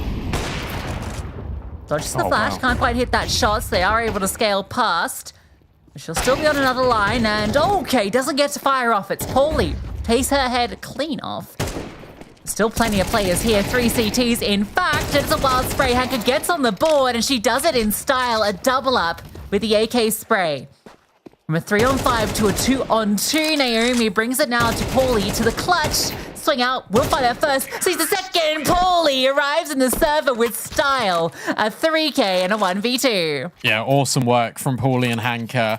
At NIP, they think they can just consistently overwhelm Big. They can keep swinging, they can keep forcing the fights, and that's not going out well for them. That was a 3 versus 5 that's been able to be converted here by Big, and it is all because NIP just weren't giving them any respect. They were just swinging brazenly. Where were the trades? There were none available, and Paulie works the 1v2 masterfully.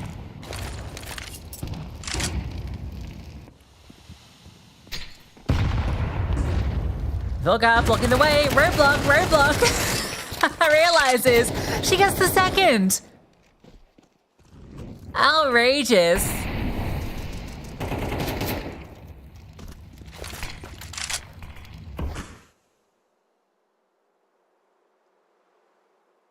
And that was the bomb.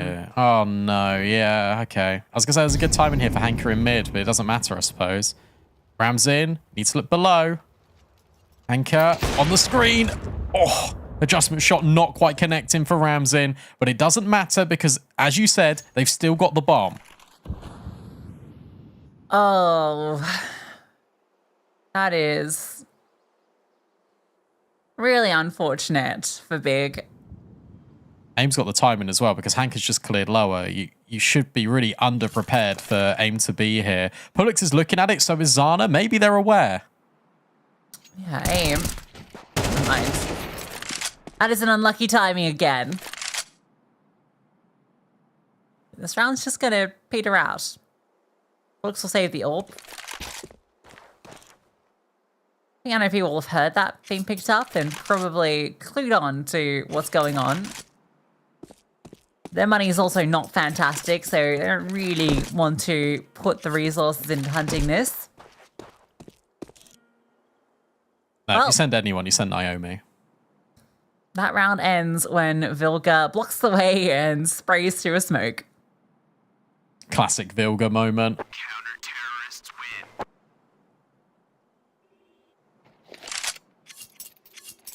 That's horrible, really, for Big, because you think maybe they can start something. If they win the next gun round, they're breaking the economy, and then they can go 4-2, 4-3. It feels a little bit better. Yes, they are all in again. Lost bonus is now building up to a critical mass, which is pretty okay, but Jenny's on the Deagle. Paulie's only on a Galil. Zana needs to hit a shot, and she can't do it.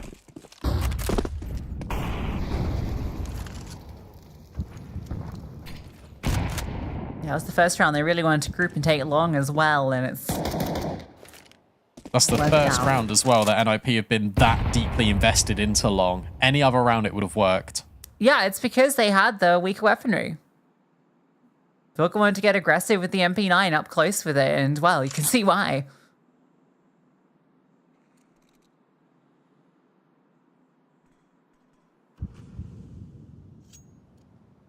Vilga's now got to be careful she doesn't get overwhelmed here in short.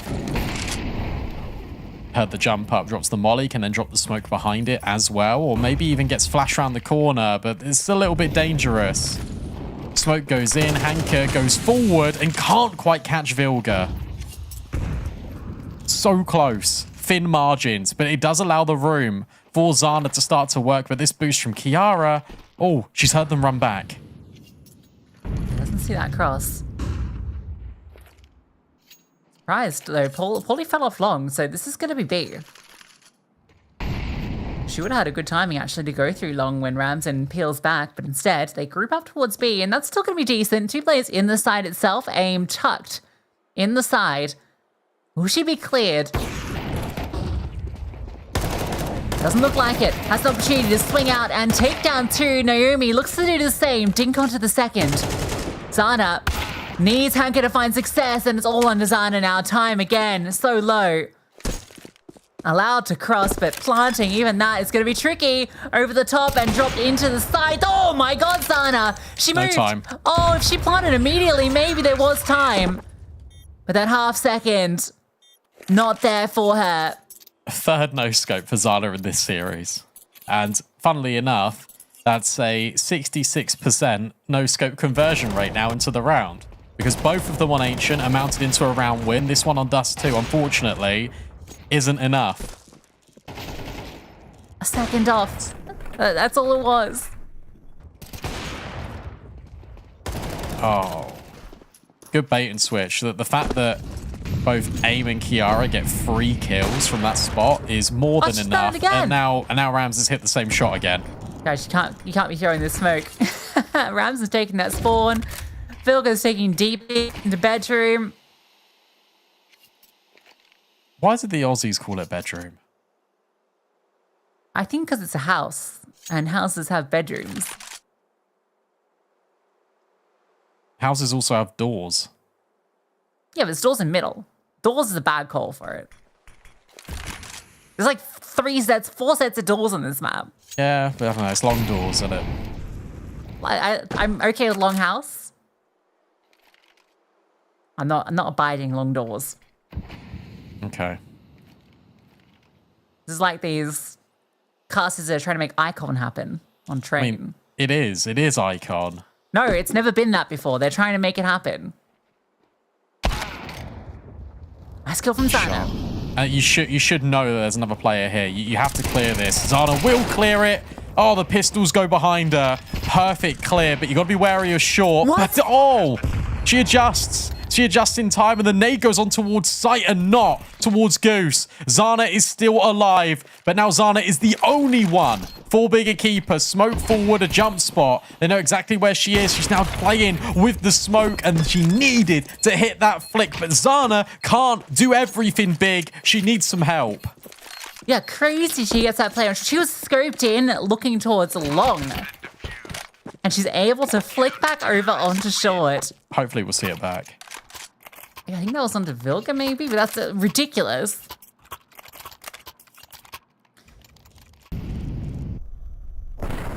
There's that Really? opener from Ramsden once Really, more. Ramsey? Okay, see this. Oh, you didn't see it back. But Unlucky. NIP, 7-1 up. They're the ones that have got a dominant lead. You're right, Zana needs some help. Getting close in some of these closing positions, but just needs that extra kill to help her out. Because so many of these rounds, Oh, here they're we go. actually... Here we go. Oh, Ooh. that wasn't as cool as I thought it was. That was in slow-mo. Doesn't get much cooler than slow-mo. Slow-mo bullet time. That was the pinnacle of cool once a time, you know? Matrix. There's an explosion behind her. Sunglasses. Sort of badass one-liner. It's not a badass one-liner for Big. Oh, it's a bad one scorer. Yeah. Yeah, nice. Yeah. That's why they, God, I set it up and you dunked it. Oh, yeah. Going for they're dunking one-liners. down behind the molly. Ramsden does see the second one at least, so can get out of dodge. Bigger going for the short play again. It has been working in terms of the control, but just not the landing.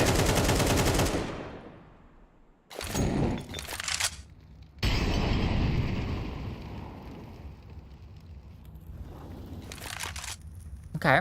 much like on Ancient, Big have managed to get all the control they want. They've got NIP in very kind of default positions on the CT side. And they're going to keep it simple. Short. Vilga's hearing this mid to B smoke, so I think she's not going to bite on that. Dropped down through the smoke rounds and didn't see that, and so she won't be ready for Hanker to scale. This is the best looking round for Big in some time. Yeah, much better. Got to be careful of short, so Jenny's looking to accommodate that. Flashbang, not good enough. And suddenly all the players are here. Paulie needs a multi, and she finds it. It is still achievable for NIP because AIM has now dealt with Paulie. Zana hits the necessary shot, and now Zana needs to hit another one. AIM goes back to the AK. Zana out wide, but it's AIM again with a triple kill. NIP retake through short. Yeah, they just met each other in short, and NIP won out that first fight, and that was the player in the best position to then take duels. Hanker was really in the open and in a really difficult place to win her fights. Paulie does get two, and Zana hits a half-blind shot on long. You almost feel like it's enough until AIM comes through. Runs out of bullets, has to go back and pick up an AK from the ground, and in fact, I think that need to go back and swap guns gave her a decent advantage then on that swing. That was the best position Bigger Keeper had found themselves in, and it still falls apart. This reminds me quite a lot of that first half of Ancient, where all of the rounds NIP would set themselves up in, and Bigger Keeper would take it away from them. This feels vaguely familiar. Jenny holding and securing onto Ramsin. There's another rifler which she can hear. Can't lose It's this AIM, one. who is 10-3. Hoping for more, and we'll find it. Pollux needs to be careful. You can't really commit the bomb into this. Or maybe you can. Oh my God. Instant headshot. That fight goes the other way. This round could get lost, but Vilga with 8 HP. Listen, I rate Vilga as much as the next person. But that one's not happening. No. They convert their opening kills.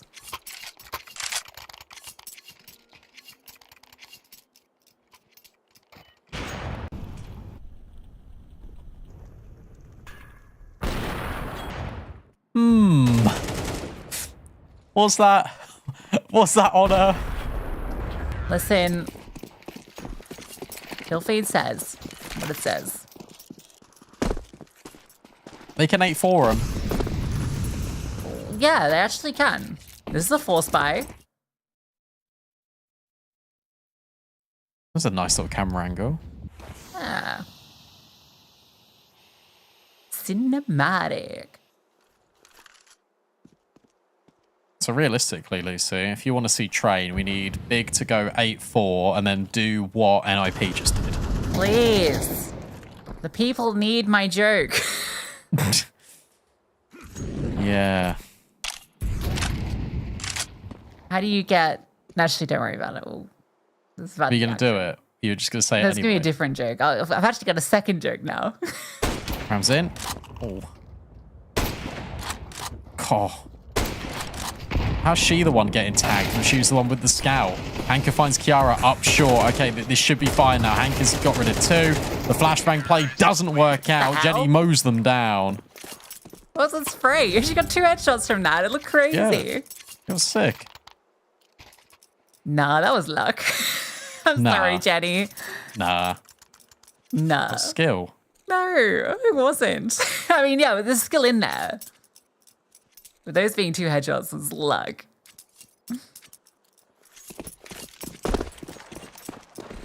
Okay, 8-4. We'll be all tied up in, check back in about 15 minutes. 20 minutes, I suppose.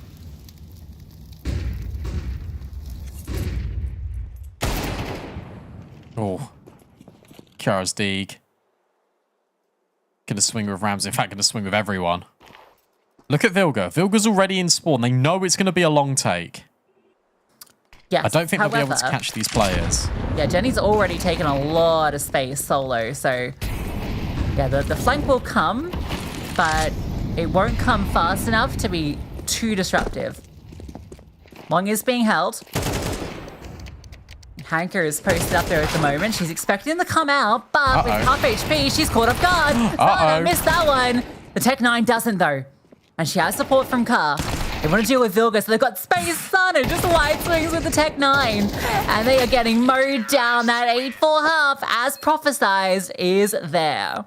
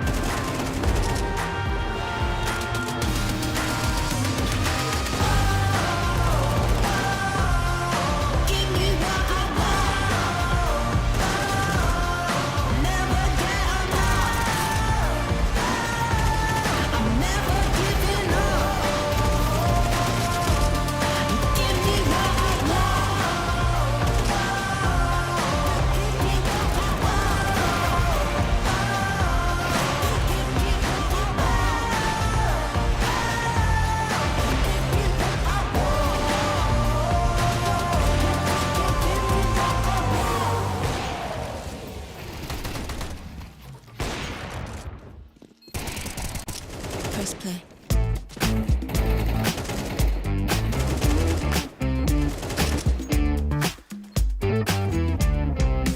You know I feel the same way. Something crawling under the surface. Snap your fingers, we'll go there. We can find your inner furnace. Listen to the mantra. Don't stop, get what you're after. No rush to find an answer. Get it all out. Stay moving as the beat goes. Feel free and let the rain pour. No need to know tomorrow. Tomorrow we will rise.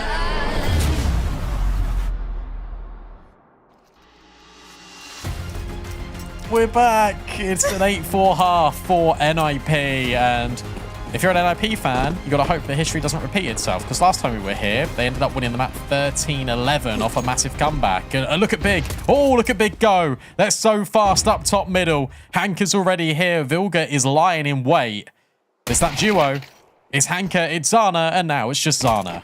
But it's just Zana. Come on. It's never just Zana. Now you feel a little weird. You've just been pushed. You're like, oh, I don't like that. They kind of know our whole thing.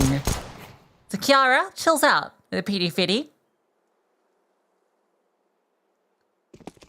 I like this push out of Paulie. She's cleared deep into upper tons. But if she keeps going, that's not good. She needs to hang around. She needs to be here for the information, because at the moment, NIP are just going to stroll straight into B. Maybe it's Jenny that will move over. It will be. So in fact, now it looks great. Does it? Maybe. Oh, Paulie. Oh, she's in trouble. Maybe? No. She Just is the accelerate. trouble. Just accelerate. You don't need to be hanging around here. You don't need to be fighting the dual Berettas up close. It feels so silly. Well, It feels so silly. But they did manage to get the trade. 3 versus 3, but now you're going back into Zana. They are trying to push and pull these rotates so far. They now know that Zana's behind default. They know one's in towards CT, and Kiara and AIM deal with both. And now it's just Jenny. No kit. No util. And the space for NIP has been taken up short. okay. It all should be fine. Jenny has got a nice little timing to slide up, but can't find that first kill. So, much to the jubilation of AIM, it is a pistol round for NIP. 2 out of 2. 3 out of 4. 3 out of 4. Could ask Vilgra about that. If NIP are able to take this map. But they're not going to, because we're going to see the comeback from Biggie Keeper. That we can get Train. Actually, I think it'd be so funny if Train keeps being a decider and we never get it, and then, you know, I keep talking about the joke. It's going to be an ongoing joke about the joke. Oh, this is a new bit. It's going to be fun. Haha.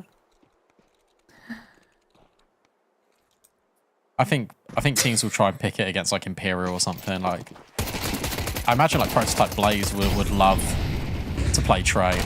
That feels like a very Prototype Blaze map, you know? Yeah.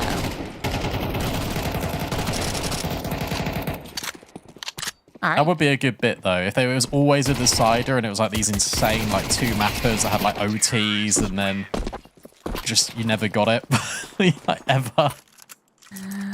That made me sad though, because I really want to see more Train. I'm a big Train head.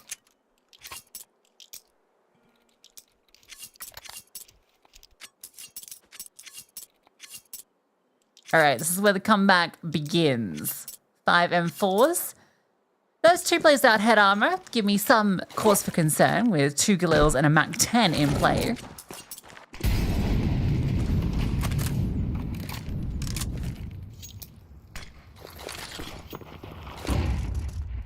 It's gonna be a straight hit in towards B. Pullux is alone. Jenny needs to get here to help her. She's tucked down, and she's arrived at a perfect time. Kiara, look at the kill back. Flashbang was good, but Jenny can't quite pull out the pistol. Flames in towards the window, deny further entry, so Kiara allowed to plant the bomb. But it is an advantage for Big in the retake. A lot of util here for NIP. Another molly drop. Kiara's still got another smoke, and it's just been replenished in towards the doors. A further molly. This is just keeping them back so much. There's 1 flashbang to break in. There's no defuse kit unless there's one on the site. So Hanka will flash forward, but Kiara's already in the corner, and Naomi swings in as well. It's all Kiara. Here on the edge of the site, Kiara gets all 3 kills, and it's the twingers of NIP to put them forward up to 11. Yeah, it felt a little disjointed, didn't it? It really felt like they were kind of crossing their wires in the way they wanted to approach that retake. Zana goes in first through the doors, and there's no kind of contact from window at the same time, and she's walking through a smoke, so she's never going to win that duel. You kind of feel like she needs to be the player that goes second after the window contact. You go 2 out through the window, Zana goes out through the smoke same time. Or could have been Big's first CT round denied.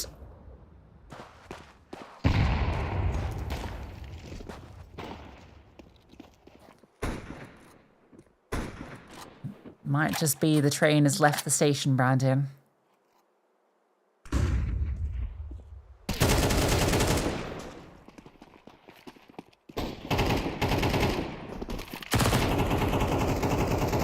It might be, but Hanka's still getting kills.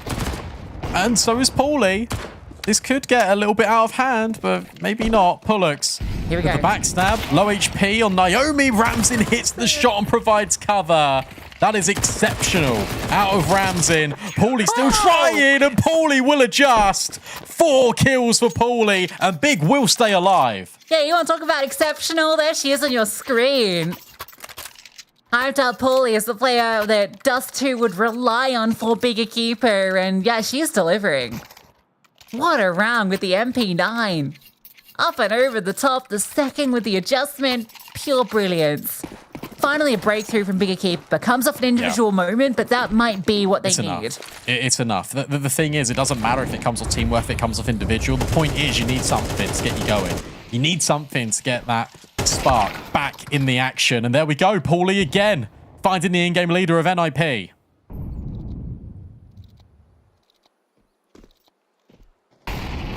Very good D2 player.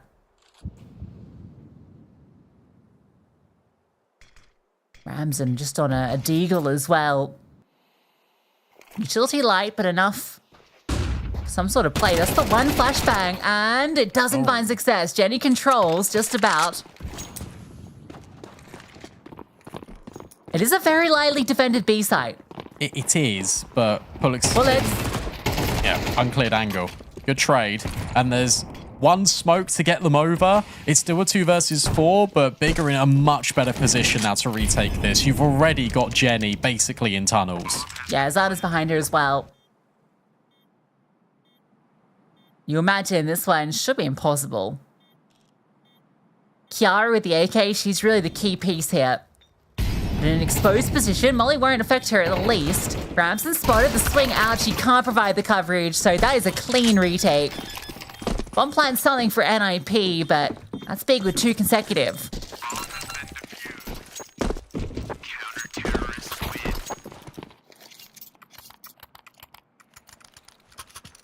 And that's now NIP just using their timeout. And it isn't to talk about whether they invest in or not. It's to talk about more, how do we make sure this doesn't get out of hand? How do we make sure that Bigger Keeper do not inflict the same punishment as we did to them on Ancient? I'd like to see a little bit more conditioning in towards short, a little bit more of a faster play. These default rounds haven't actually looked that defaulty, in essence, from NIP. It's basically throw your head at long. If it doesn't work, okay, well, we'll just go tunnels. Normally, you see the same thing over and over and over again on the T-side default. We've yet to see that once, really.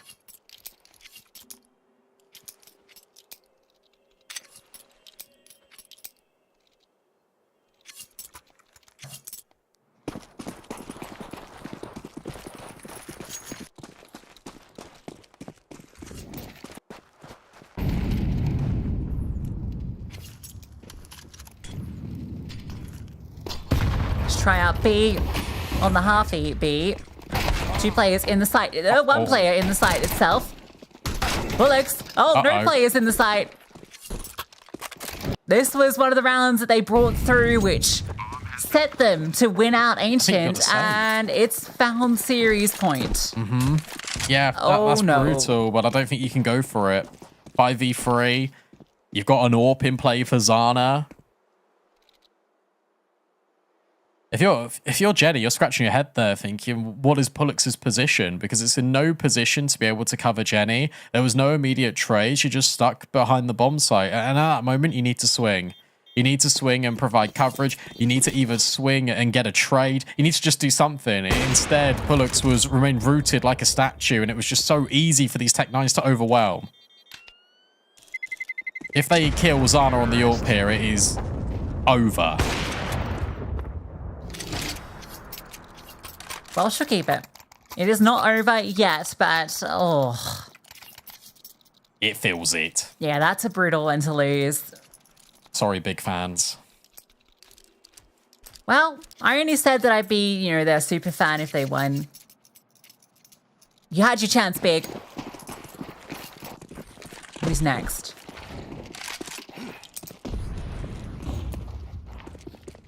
I'll have to decide. Maybe the French. Just to annoy you further. As a Brit. I like the players on that team before you start anything. All right. Great flash.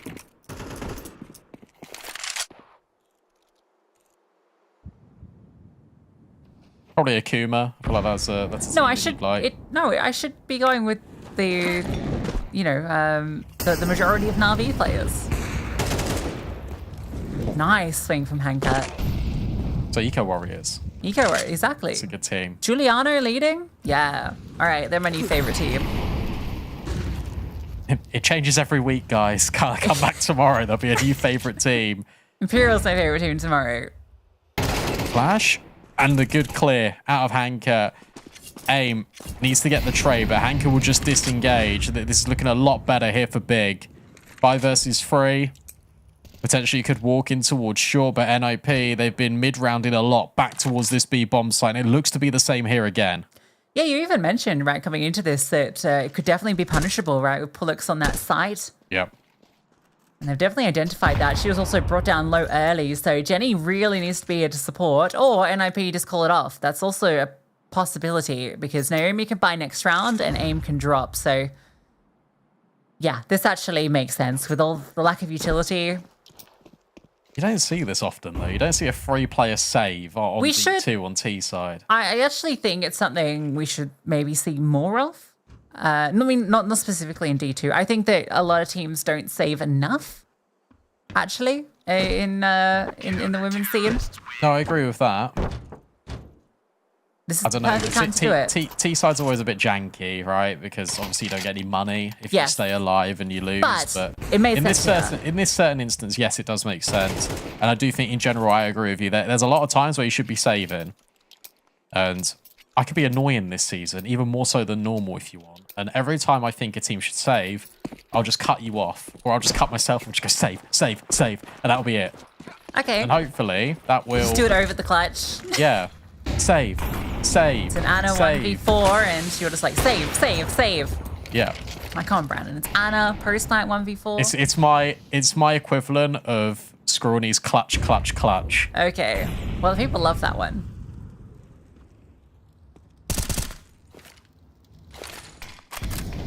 Jenny's in a funky spot.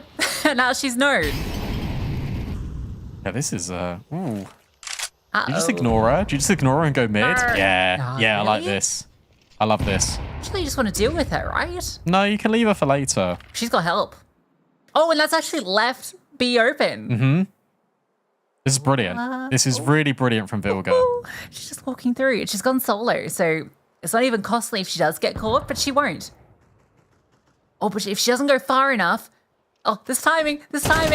Ah! Oh.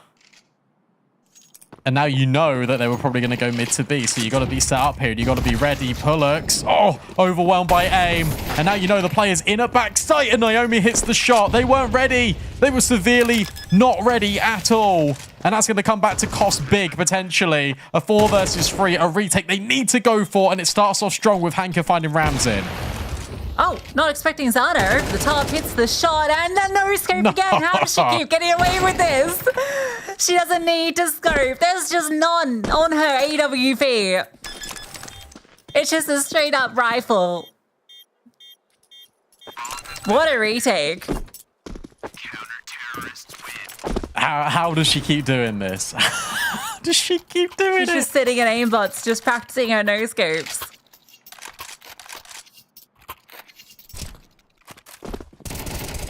Four no scope Zana. 4. That's insane. Everyone's hit. I haven't seen her miss a no scope yet. Just goes over the top. Look at the half second. She had to fire that off. She couldn't have scoped if she wanted to. But I don't think she wanted to. Take a half by NIP. Rush short. Rush B again. Bomb plants the objective here. You can't force into this. Big fans, we might be back. No, you've already pledged your allegiance to somewhere else. You can't just be a plastic fan. Well, no, I'm just waiting for a team to win me over, and this would be how Big win me over. Whatever. Being courted. It's currently El Riz. Elris. The L stands for Lucy, right? I guess so.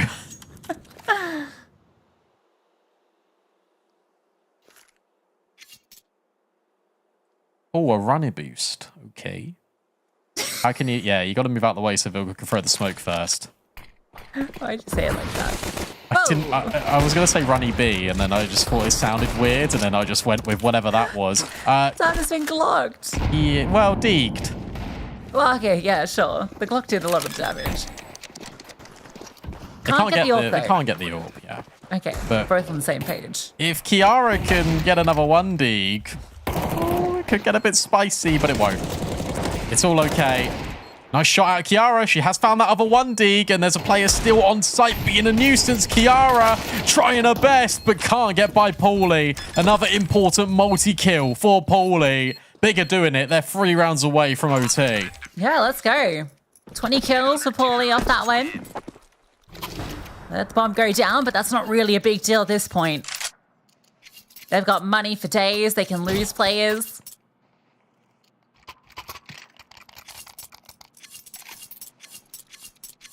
Well, the bomb actually getting planted has allowed Ramsden an orb, but it does come with some costs. It's another spawn for long. Look, it does. She'll be meeting a lot of players over here if she decides to push through.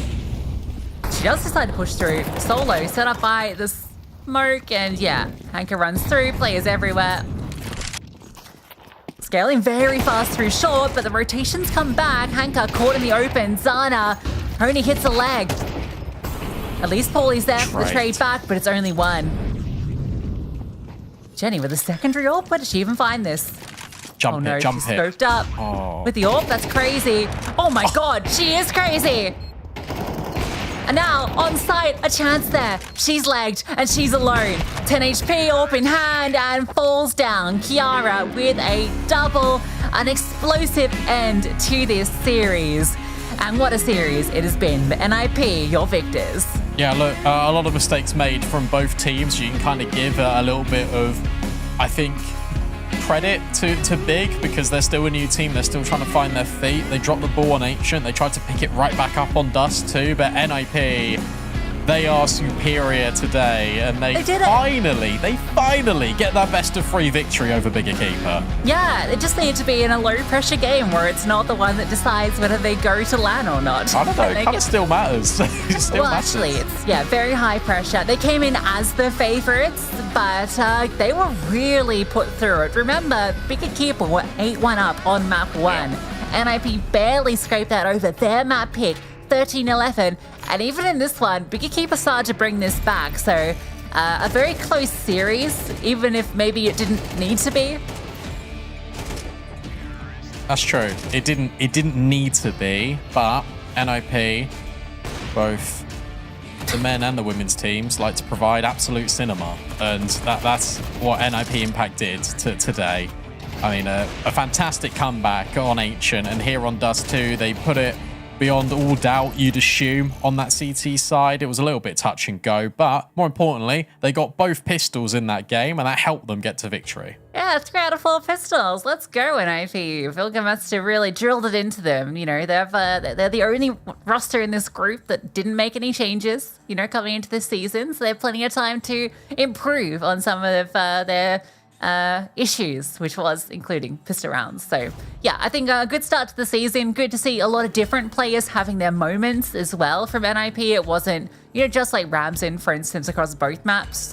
Ancient was definitely hers, but we saw different players lighting up the feed on both sides, in fact. Really happy to see Paulie, in particular on Big, having a lot of impact on Dust 2, particularly after Ancient seeing her bounce back and really deliver big moments that actually allowed this game to go as long as it did. Yeah, for sure. I mean, look, Paulie is, I think, Big's best player when it comes to Dust and when it comes to Mirage, and she certainly delivered that. I'm really happy we are seeing Zana's consistency. Obviously, that is the thing you rely on the most when you talk about Bigger Keeper, but it is really good. Week 1, we're seeing it. And I do think players were raising the level a little bit more in Dust 2, despite the scoreline actually being a lot more disparaging than it was on Ancient. I think Hanka took a while to get going, but then had some really good moments. I thought Jenny was a lot more influential in this game than she was on Ancient. And for NIP, it's Kiara this time being the twin that succeeds over Naomi, and had that awesome 3K bomb site hold. And then you had AIM, who has just been phenomenal from start to finish, a really consistent piece of the puzzle that NIP desperately needed. Yeah, I think she's definitely lifted the floor of this team a lot, and that's been really great to see. It's definitely a team with all the pieces when they're all clicking. It looks unstoppable at times, but can slip in some of these Yes. rounds. But definitely some things there. But overall, I mean, just look at the entry kills column. NIP were in control of this map. Big just had some moments where they're able to bring back some of these rounds, and there was a couple that, they probably shouldn't have been able to bring back. There was a 3v5 they converted, and even that round where it was like, I think, a 2-on-4 that Zana almost clutched out at the very end, but just didn't have the extra second to plant the bomb. A few of these rounds got very close, which I guess credit to the big keeper individuals, but yeah, NIP definitely let them get away with some stuff there. Whoa, so the CS2 ladies versus Spray and Slay, that was 8-4 map 2 in favor of CS2 News. And Spray and Slay have come back and they're now in overtime. It is now 12-12. In fact, the game was just finished and Spray and Slay recovered and won 16-13, and they take the series 2-0 as well. Yeah, Slay Queen, let's go. Spray and Slay indeed. Can you give me your best Slay Queen, Brandon? No, we're not doing Oh, please. this. No, not on camera. Oh. Well, okay. Instead, we can talk about our Kadia player of the match, our player that we decided had the most impact. Brandon, AIM. Guess who chose this? Slay Queen, she did exactly that. Brilliant from Mia. Yeah, it was me that picked it, but to be honest, she deserved it. 35 kills, which means 17 and 18 across both maps. I think the ADR does her a bit dirty, but she was brilliant. 6 entry kills, and that was mostly just on CT side with players coming into her bomb site, and she was just killing them all. So I was really impressed. I think NIP have gone through a lot within their roster about sort of what pieces should be consistent, and finally we're getting a lot of consistency. Mia has been really consistent ever since Vilga came in, and she's not looked back. She's getting better and better every single week, every single season, and I'm glad she performed well here because I wanted to highlight it, and what better way to do that by giving her the Kadia player to watch and the player of the match. Yeah, and I think it's a little part of her impact that definitely is understated is her pistol rounds. She was a huge part. I think she got multi kills in at least 2 of the 3 pistol rounds they converted. So obviously is a big player in getting those over the line, which have been a big problem for them. So yeah, a lot of understated impact, I think, from AIM. Yeah, I would say so. I think Ramzan obviously was performing really well and I think was really influential, especially in that Ancient comeback, but I think she did peter off a little bit towards the end there on D2. Yeah, Riflers really need to step up there, and where it could be a little bit unfair to Ramzan because she didn't really have the AWP all that much because the economy was the way it was, but you needed the Riflers to step up and they did exactly that. Yeah, I mean, to be fair though, Ramzan got the same entry kill twice on the CT side with that peek from short, right? That ridiculous one. So she was able to find a lot of openings when she did get that AWP. So continuing kind of that conversation after map 1, she was looking when she had the AWP to find those aggressive openings, and she was continuing to find success on it. So I'm liking this actually out of her. I know that you kind of push the narrative, potentially the other approach being better for her in this team, but it is really good to see her really delivering. We take a look at the standings, now updated after our first 2 games of the season are complete, Brandon. Spray and Slay at the top of Group A. CS2 News ladies down the bottom, as that's the only game that's played out. Imperial. How about Imperial? They've not played a game. They're playing tomorrow versus Prototype Blaze, so you don't want to miss that one. Those 2 teams, I think, well, Prototype Blaze probably the next team you look at as a title contender in that group, so very excited to see them play. Yeah, I think also Leather Cook are always just really good at being consistent and always give the teams a run for their money. I think DMS is also a very exciting team to watch out for. Group B is obviously the teams I'm most interested in because you've got Akuma, which is a ridiculously scary mix. You've got the AKA Hero CSGO girls, who are the Finnish super team, and then you got Eco Warriors, which is D7, my new favorite Juliano, team. Wayne, Lucy's favorite team. Yeah, super fan of Eco Warriors. Shout out Eco Warriors. As long as you don't lose to NOP, then I'm on to the next one.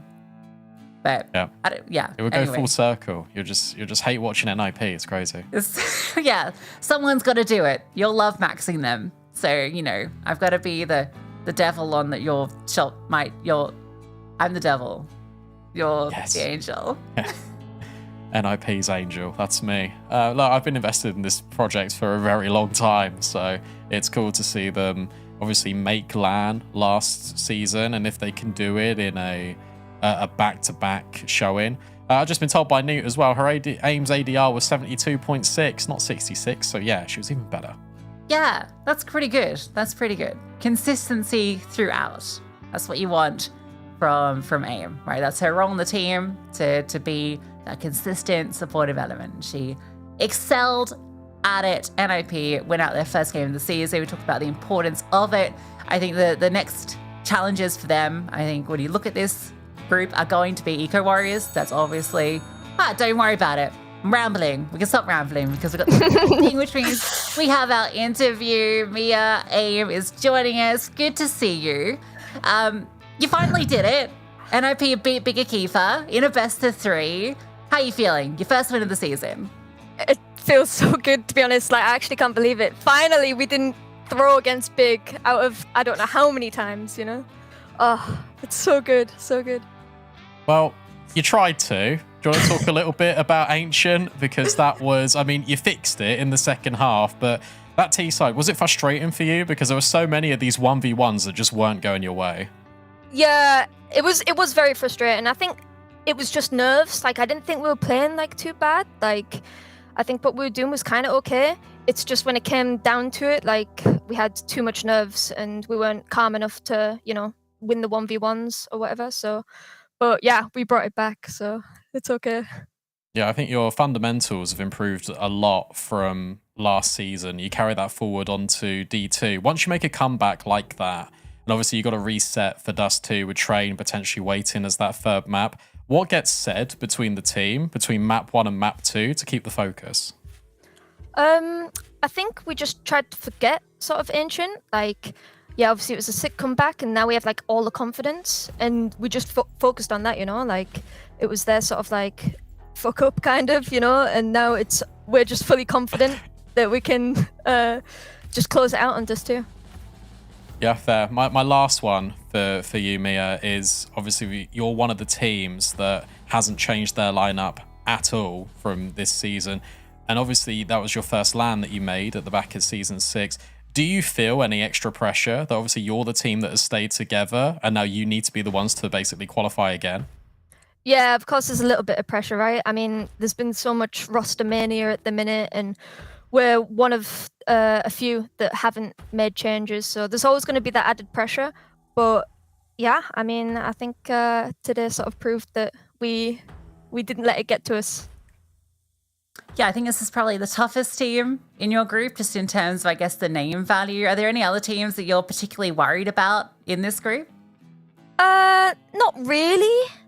I think like every team, we sort of have to be focused and concentrate and don't like underestimate anyone, because I think at the end of the day, any team can beat anyone, right?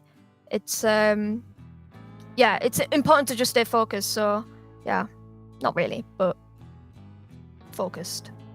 Focus. Well, I mean, we've seen already some improvements. 3 out of 4 pistol rounds as well in this series. Have you guys been working on that in particular? Not really, but Right. maybe fine. Bilka wasn't happy about the pistol rounds. Yeah, we suck at pistols, can't lie. We really do suck, but I mean, we just trusted our coach, Nato. He brought some good pistols today, and yeah, we actually won them. Surprisingly, I don't know. Lucky, I guess.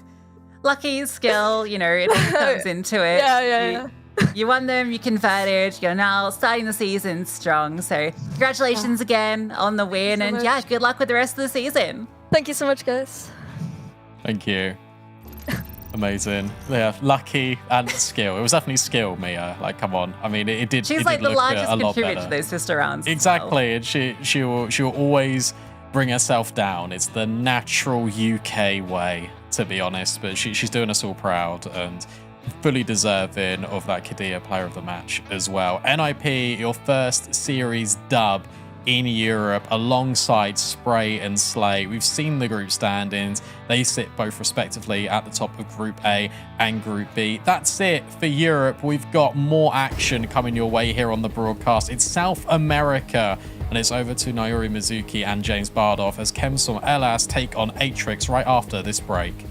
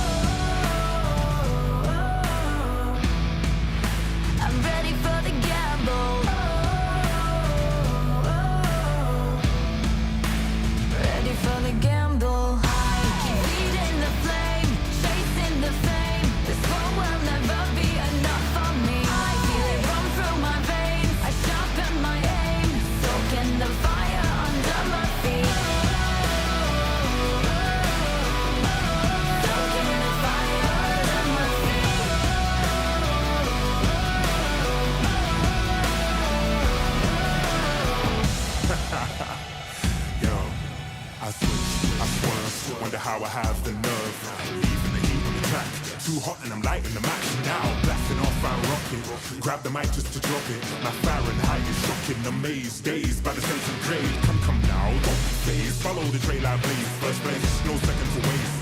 Pyromaniac, fanning the flames. Burn the brightest they've ever seen. Give an arm of that third degree. I'm the kerosene and I smoke them out. Fire away, counting down.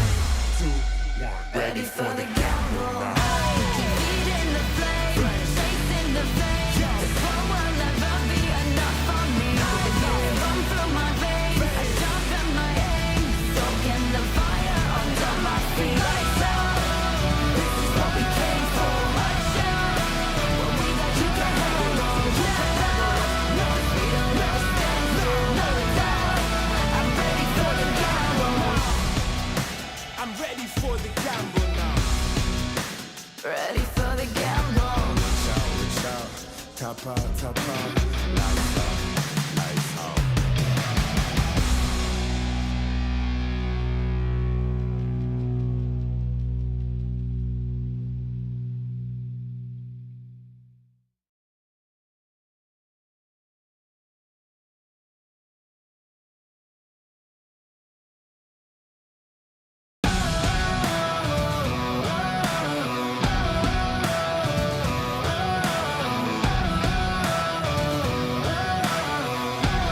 Soaking the fire under my feet.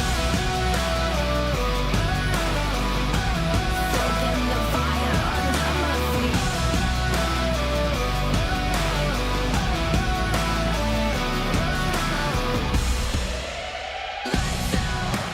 This is what we came for. Watch out, what we got you can't handle. Step out, 'cause we don't ever stand still. No doubt, I'm ready for the gamble. I'm ready for the gamble. Ready for the gamble. Feeding the flame, chasing the fame. This world will never be enough for me. I feel it run through my veins. I sharpen my aim. Soaking the fire under my feet. Soaking the fire under my feet.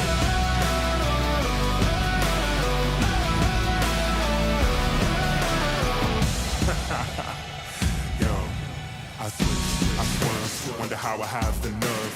Leaving the heat on the track, too hot and I'm lighting the match now. Blasting off, I'm rocking. Grab the mic just to drop it. My Fahrenheit is shocking. Amazed, dazed by the sense of grade. Come now, don't be phased. Follow the trail I blaze. First place, no second to waste. Pyromaniac, fanning the flames, burn the brightest they've ever seen. Giving all of that third degree, I'm the kerosene, and I smoke them out. Fire away, counting down. 2, 1, ready for the gamble now. Feeding the flame, chasing the flame. This whole world never be enough for me. Run through my veins, I sharpen my aim, soaking the fire under my feet. Lights out, this is what we came for. Watch out, when we got you can have on. No freedom, no standing, no doubt.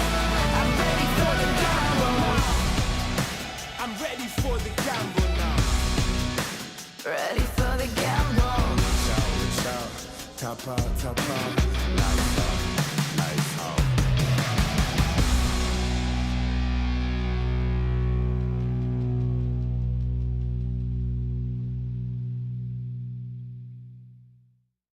You called me the other night. Don't you know I've got no time? That's it, I'll never ride for you and I. Don't you call me babe? Thought you had a chance dropping DMs on my page. You can stay outside, you can park it on the pavement. Waiting, I don't need a man that's cheap and basic. I'm ranking. Back up. I don't need another suitor, babe. Man up. Put your pouting on the Twitter page, yeah. And I'd advise you to take a deep breath, cause you gon' hold it till the colors in your cheeks left. Whoa, child, I don't mind. You can follow if you like. Just know I got no time. Now for you and I. Call me if you like. Don't expect me to reply. Don't expect no ride or die. Now for you and I.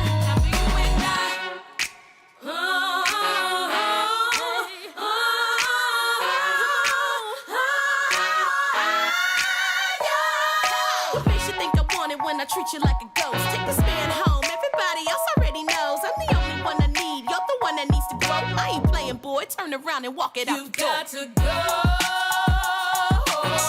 For the love of God, for the love of time. Watch, baby, I don't mind. Just stand home, yeah. Televised, you don't need to come by. From a distance, though. Whoa, child, I don't mind. Follow if you like. Just know I got no time. Now for you and I. Call me if you like. Don't expect me to reply. Don't expect no ride or die. Now for you and I. Only love I need to keep is from the mirror on the wall. I'll never let her fall, no. Yeah. The only time I need to keep a smile, I'm never playing games. I'm shining every day, yeah. The only love I need to keep is from the mirror on the wall. I'll never let her fall, no. I'll never let her fall, no. The only time I need to keep a smile, I'm never playing games. I'm shining every day, yeah.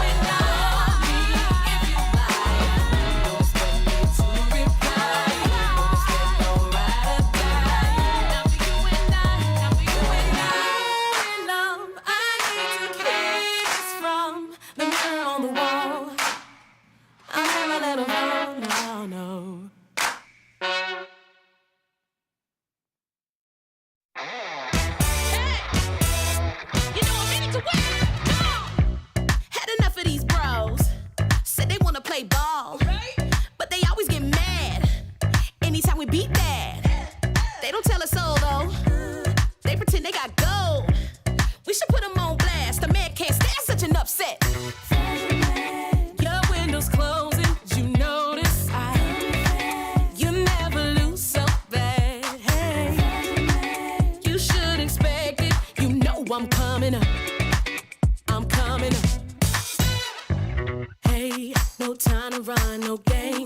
time has come today. Just stopping by to say we're taking over. We're made for this. We're taking over. You know what time it is. We're taking over. We're made to win. We're taking over.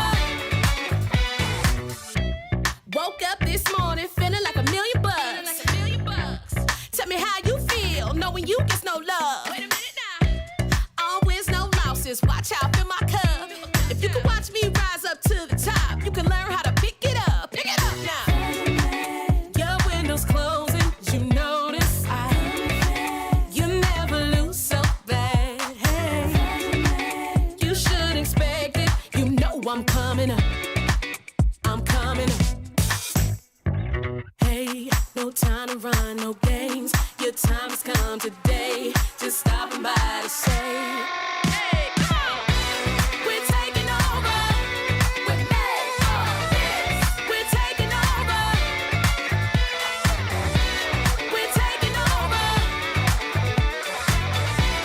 We're taking over. We're made to win. Yeah, yeah. Say what we're made for. We're made for this.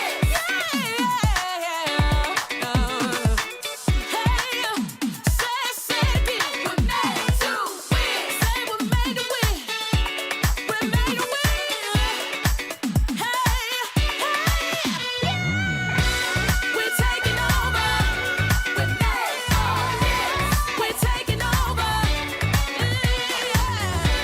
We're taking over. We're made to win. We're taking over. We're made for this. We're taking over. We're taking over. We're taking over. We're made for this. We're taking over. We're taking over. We're taking over. We're made to win.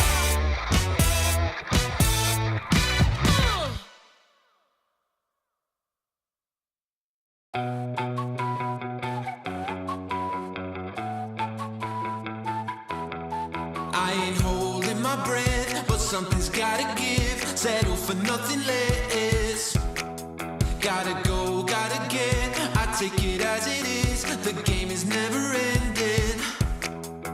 We never signed into life, but we're here for the ride. So hold on tight. We're moving fast and time don't slow, so we gotta let go. We already know we're just living for the good times. Nothing better than the good times. Stay living for the good times. We're living for the good times. I don't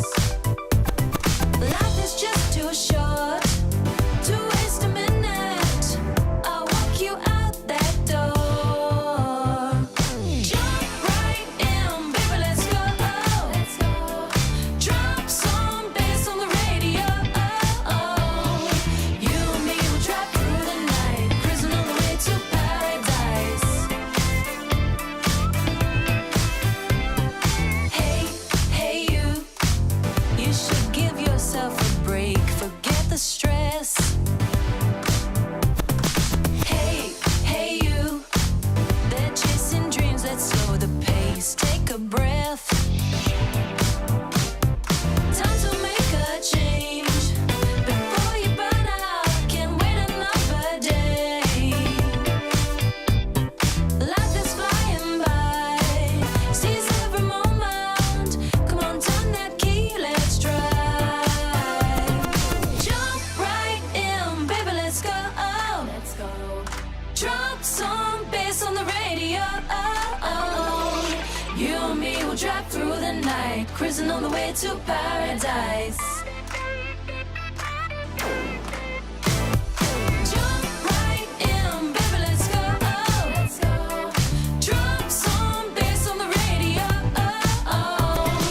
You and me will drive through the night, cruising on the way to paradise. Jump right in, baby, let's go.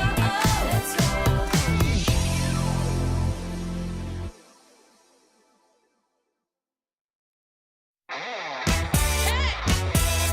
You know I'm ready to win. Come on. Had enough of these bros. Said they wanna play ball, but they always get mad anytime we beat that. They don't tell us so though. They pretend they got gold. We should put them on blast. The man can't stand such an upset. Your window's closing, you notice. You never lose so bad. Hey, you should expect it. You know I'm coming up. I'm coming up. Hey, no time to run, no games. Your time has come today. Just stopping by to say we're taking over. We're made for this. We're taking over. You know what time it is. We're taking over. We're made to win. We're taking over. Woke up this morning feeling like $1,000,000. Tell me how you feel knowing you get no love. Wait a minute now. All wins, no losses. Watch how I fill my cup. If you can watch me rise up to the top, you can learn how to pick it up. Pick it up now. Your window's closing, you notice.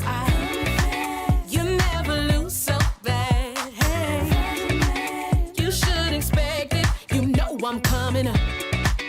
I'm coming up. Hey, no time to run, no games. Your time has come today. Just stopping by to say, hey, come on. We're taking over. We're made for this. We're taking over. We're taking over. We're taking over. We're made to win. Yeah. Say what we made for. We're made for this.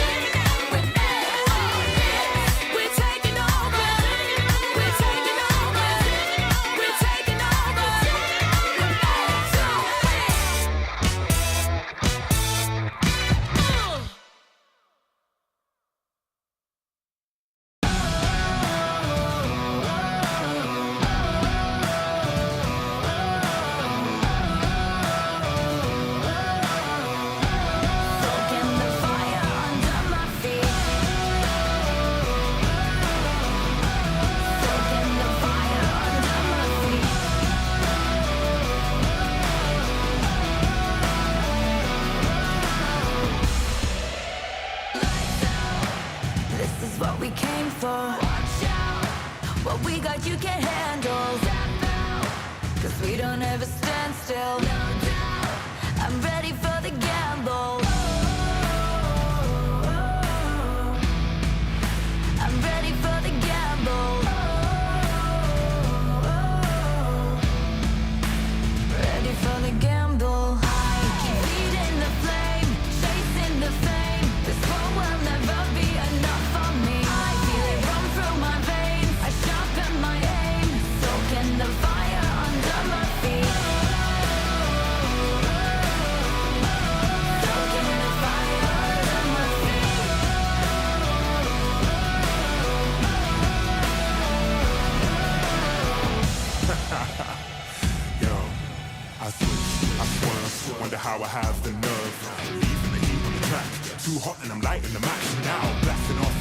rocket. Grab the mic just to drop it. My Fahrenheit is shocking, amazed, dazed by the centigrade. Come now, don't be phased. Follow the trail I blaze. First place, no second to waste. Pyromaniac, fanning the flames, burn the brightest they've ever seen. Give an arm at that third degree on the kerosene, and I smoke them out. Fire away, counting down. 2, 1, ready for the gamble. Feeding the flame, chasing the flame. This world will never be enough for me.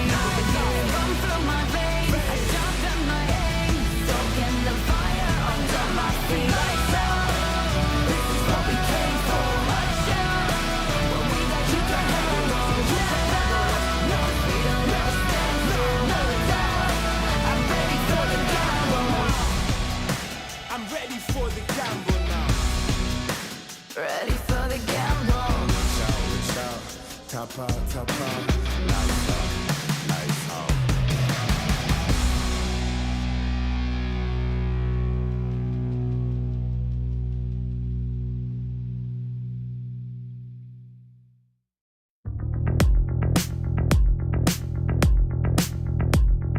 Hungry for attention, you're so hypnotic. Take me for a ride. I'm feeling nauseous. Oh, I'm delicate, just like the pick-me flower that you're crushing. Feelings out of guard, you say they're valid. Take me to the party, buy me drinks, I guess I'm lucky.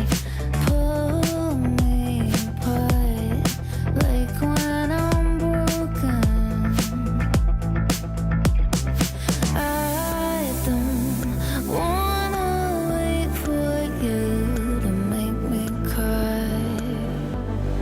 Turning black and blue from the words you fought. Feel like I'm dying, dying. Deep down inside, I'm crying, crying. But I'm holding it, cause you say I'm a cry, cry, baby. But I'm holding it, cause you say I'm a cry, cry, baby. Feel like I'm dying, dying. Deep down inside, I'm crying, crying. But I'm holding it, cause you say I'm a cry, cry, baby. But I'm holding it, cause you say I'm a cry, cry, baby.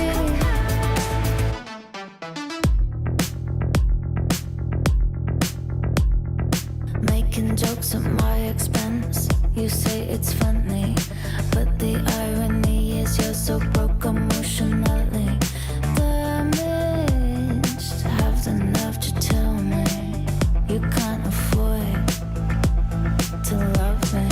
Think about my body with somebody else, hope it feels like hell. Feel like I'm dying, dying. Deep down inside, I'm crying, crying. But I'm holding it, cause you say I'm a cry, cry, baby. But I'm holding it, cause you say I'm a cry, cry, baby. Feel like I'm dying, dying. Deep down inside, I'm crying, crying. But I'm holding it, cause you say I'm a cry, cry,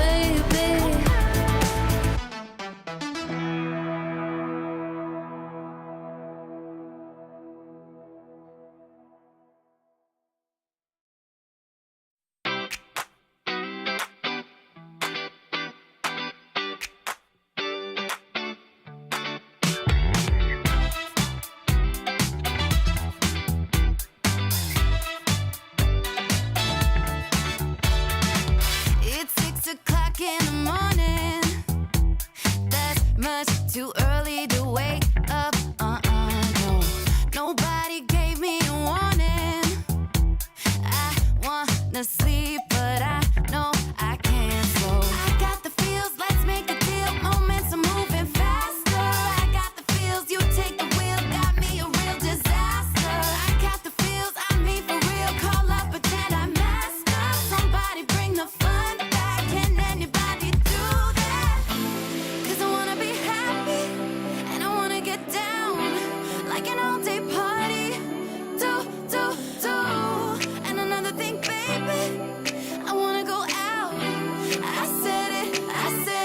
Hey. I'm too young to grow up. On Fridays I don't wanna show up. And the shots keep coming. I'm too young to grow up. And you can make me.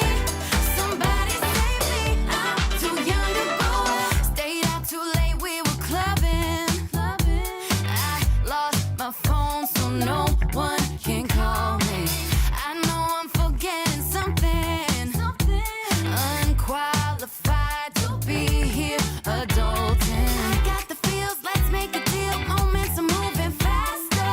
I got the feels, you take the wheel, got me a real disaster.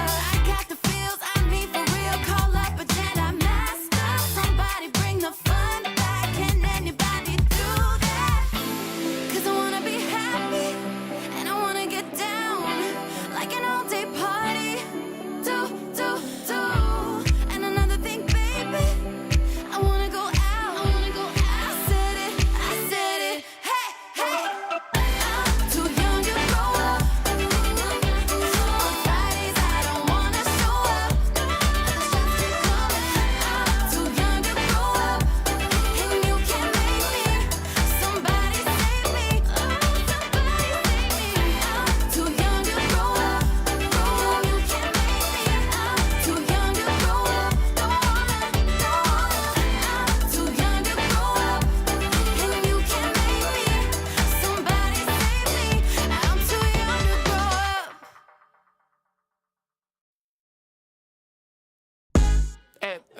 Excuse me, señor. One moment, please.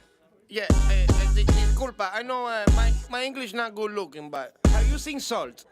Cause there's no flavor in this place. Dile a quien fue que cocinó sin el sazón que no se aguante. Ponle un poquito de cebolla y limón a ese picante.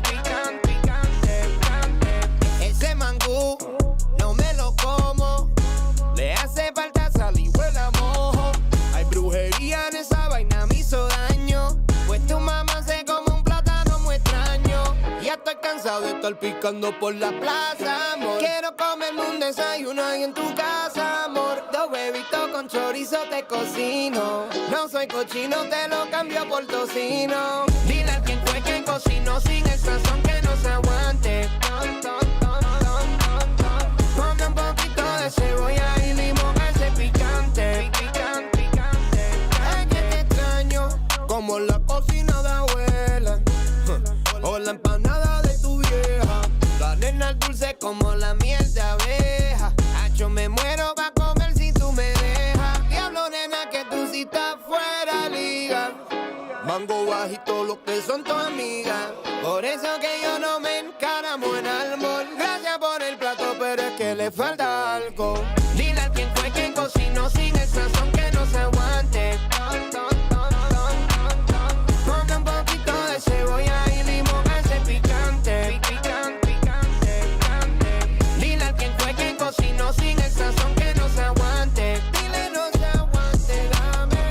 Ponle un poquito de cebolla y limón a ese picante.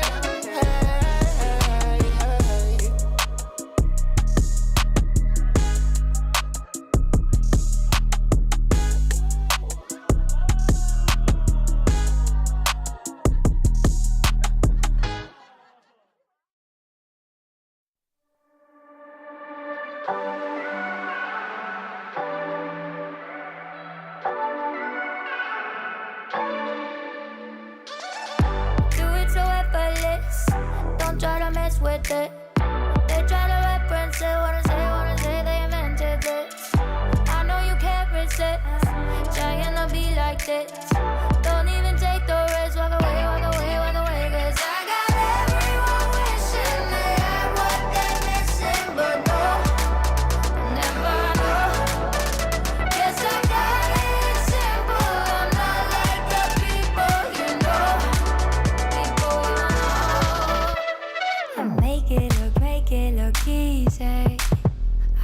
I make it look easy. Don't try to fake it to be me. Just cause I make it look easy.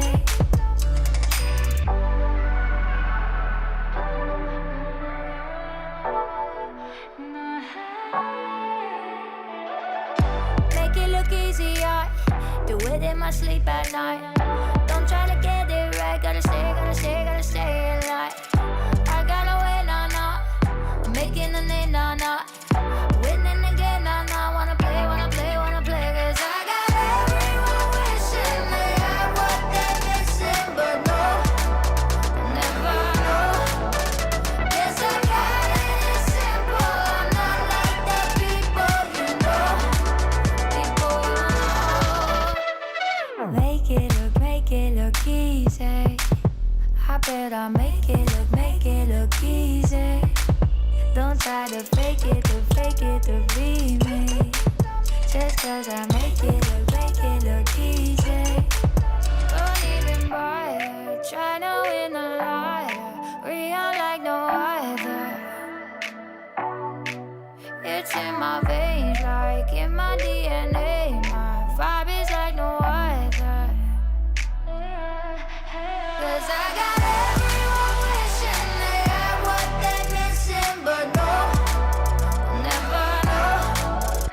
Guess I got it simple. I'm not like the people you know. I make it look easy. I bet I make it look easy. Don't try to fake it to be me. Just cause I make it look easy.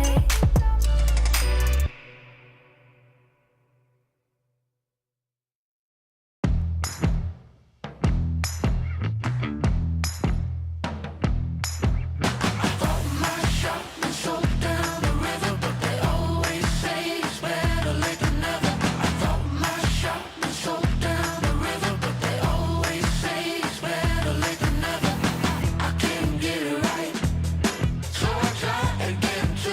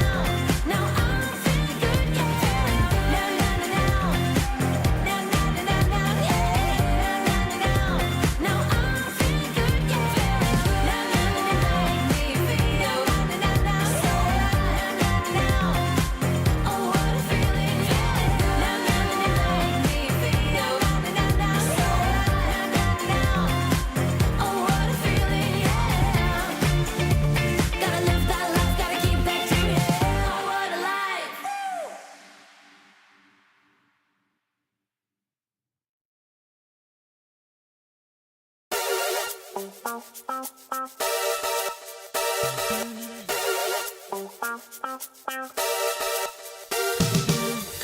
me out like a photo from a magazine. Cool dead eyes, all tied up in the web of your fantasy. Little white lies, scandalous, scandalous, scandalous, and scandalous. It's in your eyes. Scandalous, scandalous, scandalous, and scandalous. No big surprise. Headlights creeping up and down the boulevard. Dialing 666. Hey, can I speak to God? Helicopter spinning in the cold night sky. Underneath the stars, it's an eye for an eye. All tied up in the web of your fantasy. Scandalous, scandalous, scandalous, and scandalous. It's in your eyes. Scandalous, scandalous, scandalous, and scandalous. No big surprise. Hey, Yahoo, can I speak to God? Speak to God. Hey, Yahoo, can I speak to God? Speak to God. Scandalous, scandalous, scandalous, you're scandalous. It's in your eyes. Scandalous, scandalous, scandalous, you're scandalous. No big surprise. Scandalous, scandalous, scandalous, you're scandalous. It's in your eyes. Scandalous, scandalous, scandalous, you're scandalous. No big surprise. Speak to God. Speak to God. Speak to God. Speak to God.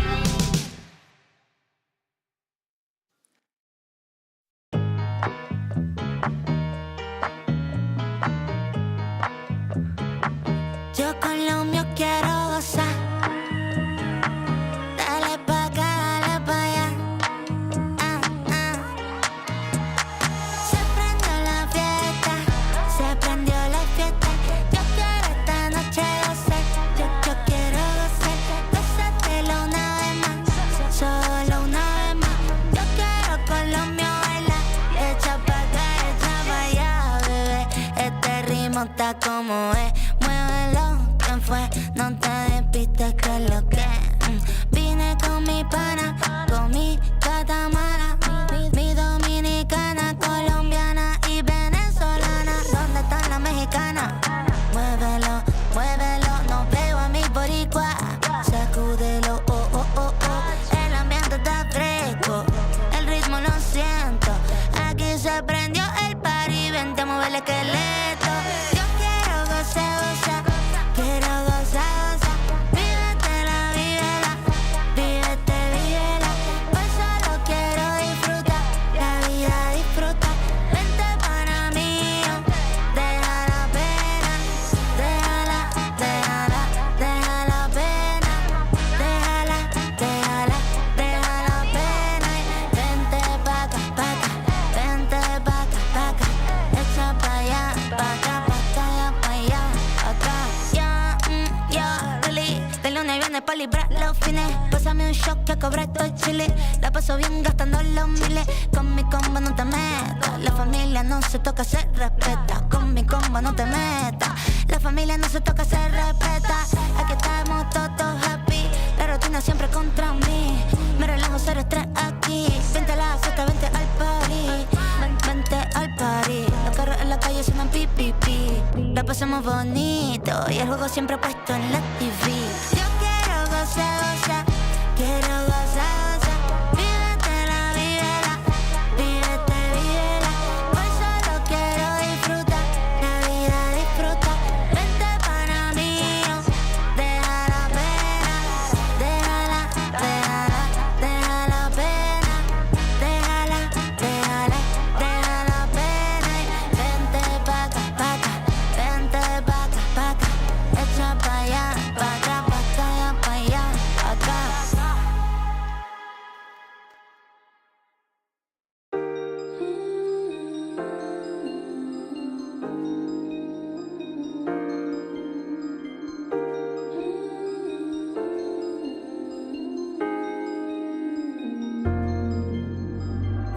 Feel it spilling over. You've gotta cry just a little. Cry before you let it go. Gotta take a moment, then move on. Leave the past behind you. You've gotta die just a little. Die before you learn to live. Let the magic find you and go on. And you might fall down a little, get back up again, fake it till you make it, and don't have to play or pretend. Get into your flow, come on, let it show. There you go. ESL Impact is brought to you in part by Intel, Qiddiya,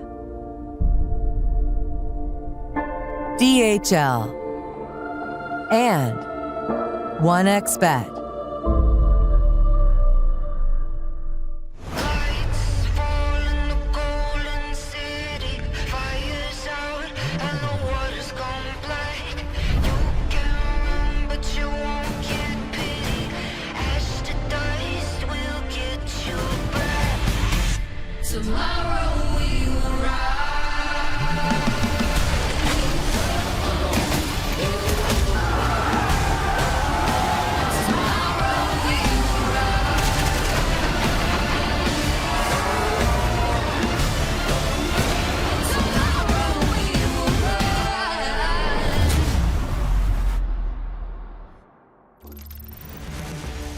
Hello, everybody, and welcome back to ESL Impact. We are now in Season 7. We just had a fantastic matchup over in Europe, but now it's time to get down with South America. I'm Nari, I'm going to be one of your casters today, and joined by me is the wonderful James Bardoff. How are you doing this evening?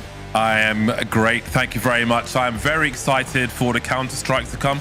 All changes you may have heard earlier, both in the teams, but also with the question of Train to be thrown into the mix. I'm curious to see if we will see that going through the series. But of course, the big story has to be how many changes we've had, some brand names we have lost, and we've got some very interesting pieces moving around to make some nice matchups in teams. Yeah, exactly. And on that note, we'll take a look here. So just a reminder for everyone, it is day 1, so let's keep the memories fresh. We've got all of our regions up on the screen for you, but of course, we're going to be focusing in on South America. And as you mentioned, one of our orgs that is no longer with us is Fluxo, who did incredibly well last season, but they had some of their players move on over to MIBR, who were looking to obviously, improve their lineup. They didn't get the results that they had wanted, and off the back of that, Fluxo just weren't able to, restructure and get themselves back into it. Thankfully, those last few players that weren't picked up to MIBR are still competing in our event. They're going to be playing on Kemsao Alas, so we'll still get to see them compete. Yeah, I know we're here to commentate South America, but I've got some really close friends who are playing in North America. Obviously, I've got one of my best friends, Knopka, playing for Black Mold, so good luck to her. Tilda's out there playing on Ghost Gaming as well. And of course, we've got the FlyQuest girls. Shout outs to Goose, Bibi, and Emmy. So I'm rooting for all of them, personal bias. But yeah, South America, because we've lost a team like Fluxo, we have the fascination of having a player like Poppins next to a player like Gabby, which is going to be really interesting to see how strong players like that can mesh over a season, and how these new mixes of players, what they look like, and who the big threats are as we go on. So, things have been mixed up so much that it's going to be a great journey of discovery, I think, for all of us watching these games. Absolutely. Now let's take a look at our schedule to see what we're going to be doing today. And we kind of hinted at it a little bit earlier on. We had Ninjas in Pajamas versus Big Akeepa. That looked like it may have gone the distance with how map 1 was going for Ninjas in Pajamas, but they had a great comeback and a fairly dominant second map, so they finally got their victory over Big Akeepa. Now here in South America, we're going to have Kamsawalas, who I mentioned moments ago, having 2 of those ex-Fluxo players on the team, coming up against Atrix, who were one of those teams that was snapping at the heels of some of our more prominent teams in the region, getting so close but not quite getting those results. Yeah, I was having a look at the Kamsawalas. That's the last time I'm going to try and pronounce it. Okay, before the show, I was like, how do we pronounce that? I have a friend in Brazil. I sent her a message. She has not responded yet. I was like, could you send me a voice note of how to say this? I'm going to say QSA because my brain. Anyway, that is a big mix of players. Looking at the history of some of these players, and they come from a few different teams.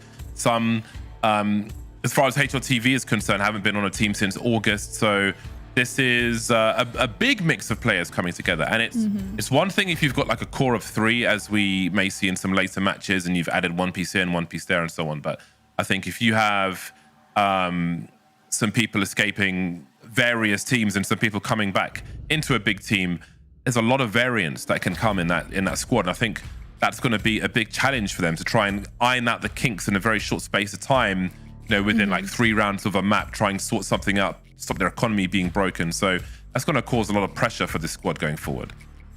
And on the flip side, we've got a team like Atrix, and of course they are our big storyline for today. They're always so close, they're never quite making it, they're always on the cusp. But what puts them kind of at odds with Kamsawalas is that Atrix is one of the few teams that has made like no roster changes. They come into this so strong with the same players that they've been playing with for quite some time, and they're always so close to that finish line, so close to overthrowing our 3 biggest names in South America, but never quite making it happen with very competitive series. But always the bridesmaid, never the bride. Yeah, and this could be, with the changes other teams have, this could go into their favor. For example, if you have, say, 2 incoming team members joining a team, and let's say they come from different teams, if they play the same position on a map, one of them, at least, maybe both of them, are going to have to learn to play a different position. And if that particular player just knows what you want to do when you're going up against each other on that certain map, and they're a thorn in your side, but now they're forced out of their comfort zone, and you've got somebody fresh to face with, that kind of thing could swing things to the advantage of Atrix, where they might have been on the back foot otherwise. Absolutely, and we're looking forward to seeing how that does pan out. So now we're going to take a look at our Kadia player to watch. And of course, this was a difficult one. There were so many amazing options on these 2 teams, but for this initial one, we went with Babs. And part of that reason, we're talking about how Kamsawalas is a team that's kind of got all of these proponents and components from different places that have merged together, trying to make some magic happen. And Babs is someone who comes from MIBR. She was on that roster and was part of the reshuffle in the off season. So she comes into this as a player with kind of quite a lot to prove for herself. She'd been benched and then eventually let go, and now she's coming back and she wants to show MIBR, you guys made a mistake. I think picking up a player from MIBR will have great pedigree for the team, and again, where you've got a lot of variance, a lot of turbulence coming into a squad, she might be the person who settles all of that in that team. So I think, and she was on MIBR for quite a long time as well. So I think that kind of stability and solidity will certainly help if they can make her the core of the team and kind of feed off of that confidence that she'll no doubt have coming into the squad. And looking at the rest of Kamsawalas, right? So we have 2 players that come from Fluxo previously. In addition to that, we also have Kami and Le, who used to play on W7M. Some of you may remember Kami's insane scout ace last season. I know James did. He was asking me about it earlier today because it really did. It stuck in the memory. And then, obviously we rounded off with Babs from MIBR. So we've got these players that have all played on pretty good teams that have had fairly decent results. But the question becomes now that they're all together, can that mixed firepower net them the results that they want? And to be honest, I think that, coming into this, coming up against Atrix is probably the best they could have asked for, because Atrix is an incredibly strong team. So you want to get that out of the way first and know that the rest of your matches, barring, of course, your Furia and your MIBR, the rest of them should be more manageable. Well, we shall see. Again, no changes is good. So again, there's a lot of questions from the Atrix side. Obviously, having the same team is good, but going up against a team who have been put together fairly recently, like you're not going to have the intel. Again, if you have an individual playing the same position they normally play, then if you're familiar with how they play the same person going up against them, then you may know how to exploit them. But if they're playing a different position or just a different setup of a team, somebody new, maybe controlling the pace, and that unpredictability could make them uncomfortable as well. So while they have advantages going into it as a solid team, they also have tests in how they deal with unpredictability and maybe a bit of chaos. Maybe we're going to see some more like mixed team style play in some situations and simple T-side numbers abuse, and it's going to be up to them to put a stop to such shenanigans when they're on the CT side. Well, speaking of put a stop to, train is not going to happen. We're going to be getting rid of that straight away as the veto comes up on your screen now. So we're going to be kicking things off with Inferno and Mirage, firm favorites. The big South American favorite for a long time was Ancient, but instead we're not going to have that as our decider. Well, wouldn't you know it? It's the Holy Trinity, Inferno, Mirage, and Dust 2, James. Yeah, absolutely. I think Ancient might give some extra difficulty to a new team like QSE, but these maps are relatively nice open fragging maps, and pop flash and swing, some headshots, and that'll certainly have its advantages. And I think they've got the right players for it as well, with the likes of Cami on the squad. We're definitely going to see some more highlights from her. Right, now it's time to put everyone on the spot. I'll start with myself, it makes things a little bit more comfortable to get me out of the way. But I'm going to go with the easy pick. I'm going to go with the almost surefire pick. And I genuinely think Atrix walk away with this one. I think they come into this season with a lot to prove and looking to finally stake their claim. What about you, James? Who do you think's taking this? I'm going with QSE. After reminding myself about that crazy... Not just that crazy scout ace on Nuke, but also like what the likes of Cami is capable of, and the other pieces that they have on their team. I think that there's a surprise to be had here. By no means is it guaranteed, but I'm choosing the chaos of this scenario. I'm going with QSE. We'll see if your perfect run will continue as far as predictions are concerned. We start on Inferno then, with Atrix on the CT side. First of potentially 3 here in our first South American game of the season. No Julies for the T side, but of course, there are much closer angles here on Inferno. But easily get close enough for a one-shot pop, and that Glock magazine has plenty of rounds in it. Sophia quietly falling away back to the bomb site. Just a smoke here for Bokor. I say just, it is quite powerful. You can see Littles is on long towards the A bomb site with that flashbang. So that smoke may buy time for her to do a flash from the well, but a double nades!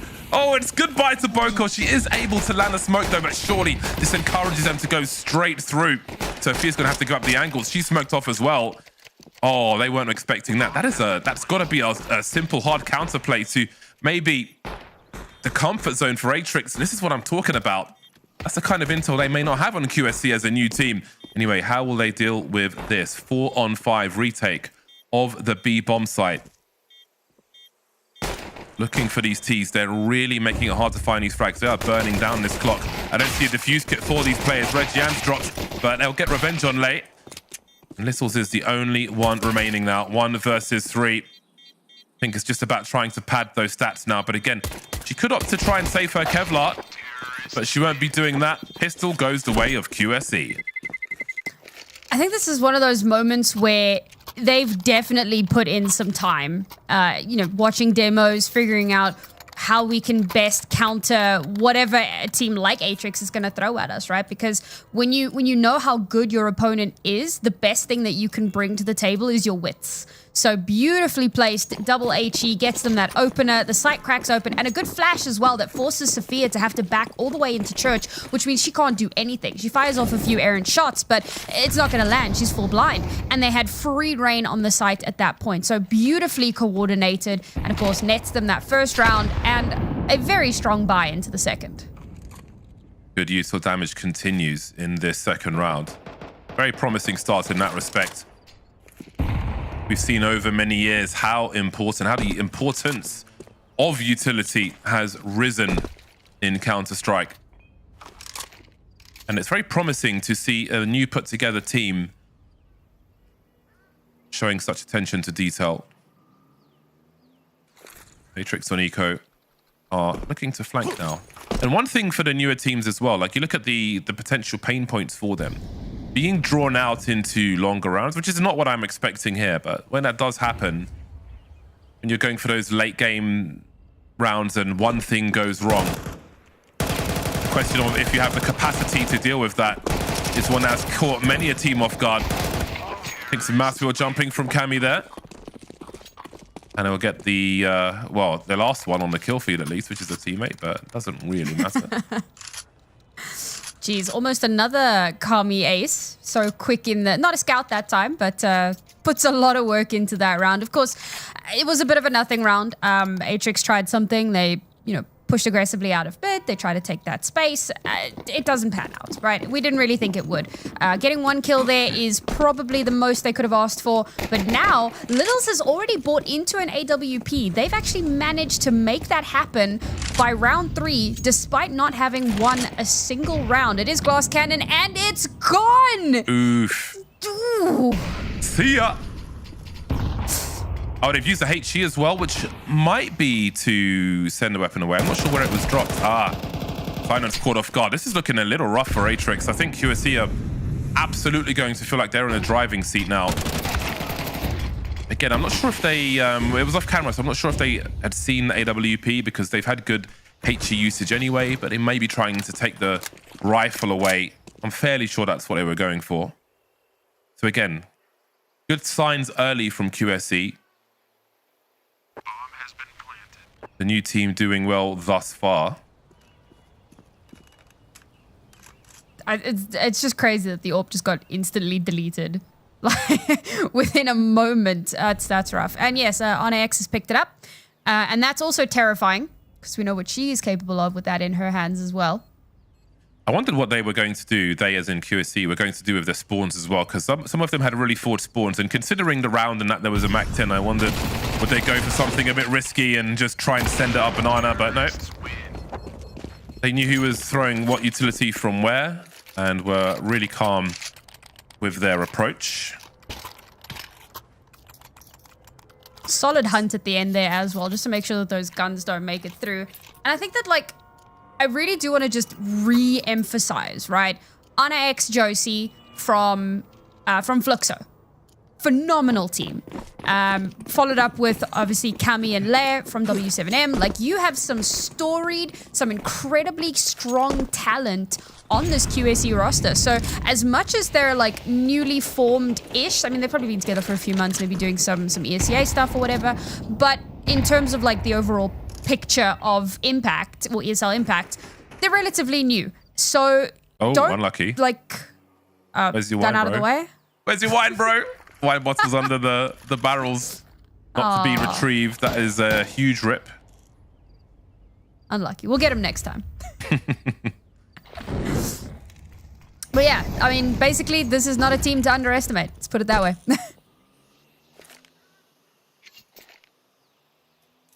Oh, and just an update for anybody who was interested. One of our community streamers, Hegemonia, is busy casting Furia versus Brave Bears on their channel. So if people want to go check that out, that's where you can find our community stream for the evening. Or stick around here because we've got nasty HEs. It is beautiful. Their pacing is good. The pacing in anti-eco rounds is also important. We see the challenge now from Atrix, but there's still time on the clock for QSE. to wait out the smoke if they need to. So again, good detail we're seeing so far. There was a little chance there, but it was brief as Cammy announces her presence with the AWP. So now the game begins. At 0-4, the game begins for Atrix on the CT side. There's so much importance on winning this CT round. Otherwise, we could be looking at a 0-7 scoreline, really. I'm actually kind of amazed that they can afford to buy into an AWP again with how, you know, one-sided these rounds have been. And sure, you've got quite a bit of loss bonus to work with, but... the comeback mechanic. It seems, yeah, if it pays off, right? I mean, the last time she had it, she was deleted in the first 3 seconds. This time she's lasted a little bit longer. All right, what's the response to that?